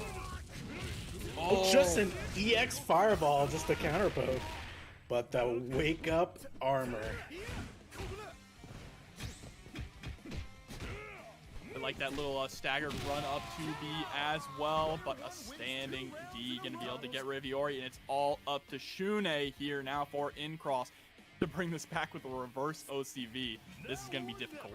Yeah, I mean, Incross Shune looked really, really strong, but unfortunately Shune is a character who does, if he's going to try and close out a character, he has to use more meter than a lot of other characters. But unfortunately, he's just not finding the hits. This Yashiro smells blood. Incross is smelling some blood here, going to cancel into the level 1, gets a hard knockdown. Oh, no. Okay, wasn't able to actually get the confirm off that hit. Gonna wake up with the EX uppercut, and Yashiro is history. Shune gonna be able to build back full health. Do you believe, chat? I mean, if Incross has already shown that this Shune is capable of it, and they got the full health, and they still have a decent amount of meter. I really like Incross's setups and pressure with Shune. But the anti-air 2B, nothing big there, but an empty jump. This is going to be a lot of damage. Our bars on deck, going to go into level 2, should be able to pick up after this. No, drops the close C. Yeah, it just turns into a setup. The anti-air. Oh, punish opportunity, but this is probably going to be enough. It is, and that was a really unfortunate situation there for Incross. You cannot blame them for dropping that. They had the right idea to go for the guard cancel. Yeah, because absolutely. This is to qualify for top 8 winners. These players are here for a reason. And Here we go, Shinblade already establishing the DP. They're using the DP to actually cover their whiffed 2D. That's that's some Leo Guilty Gear stuff. Yeah, I'm gonna whiff this button, you're gonna whiff punish, right? Baited, gotcha, pranked. Oh, but the jump B, Violent Kane finding a nice little hit here. So much damage there. Jump in. I like that, using the movement, the taco, to move backwards, creating a little bit of space. You do not want to be brawling against Kyo. And the difference here is that Iori does have a range advantage, right? And has that fireball. So utilizing that to your advantage, playing a little bit of a zoning game against Kyo is actually not the worst idea. Yeah, it's tough though, because when you're in that deficit scenario, you have to make something happen. Violent Kane really showed that they were willing to just stand out of range of some of Iori's best buttons and just react. And you saw it there, Violent Kane taking care of the Iori pretty handily. We've got a kill mirror now with EX uppercut, anti-air from Shinblade. So that's going to be a big punish here from Violent Kane. Shinblade unfortunately overextending there with the Rekkas. Not quite able to catch the roll through though. Yeah, we see a lot of Kyos, especially early on, go for these tricky Rekka mix-ups. But if there's anyone who knows the Rekka mix-ups, it's Violent Kane. We'll get the DP in the corner. There's the throw. One more mix is going to do it. But Shinblade waking up with 2A, going straight into the level 2 super. Not quite enough to close it out, but they still have the chance. A 3D, just a rogue 3D. Violent Kane says, Devon, get the tables. Yeah, making a big bet there with the 3D, but it worked out. Shinblade's going to have to make this work with Anchor Cronin. On with the 2B as well. What a hop B over the button there from Cronin. A ton of damage coming out as well. Yeah, the double super and getting the follow-up there. Annoying setup to deal with. And the jump B just working out. This Kyo is definitely going to OCV Shinblade here in this first game. So Violent Kane looking incredibly strong and showing why they are one of the best Kyo players in the world here, putting on a clinic. Yeah, Shinblade just has to really be careful about, trying to poke against Violent Kane on the ground. There's so many instances where they were just trying to stand at a sweep range and hit him with a low, and Violent Kane answered back every single time with jump B, jump B, jump B, and they all landed. It just looked like Violent Kane was making all the right decisions. Here we go, back in this round start situation. Shinblade is going to opt to create a little bit of space. Violent Kane actually does as well, which is pretty interesting. Yeah, it's not something you normally see from Kyo. Kyo doesn't have a fireball in KOF 15, so normally Kyo is just trying to get in there. Shinblade getting some early damage here though, and get a nice setup. Great stagger pressure. Yeah, trying to bait out that counter hit there with the close C. Backing up to create a little bit of space. This is really good pressure right now from Shinblade, utilizing the hop back into Taco to try and force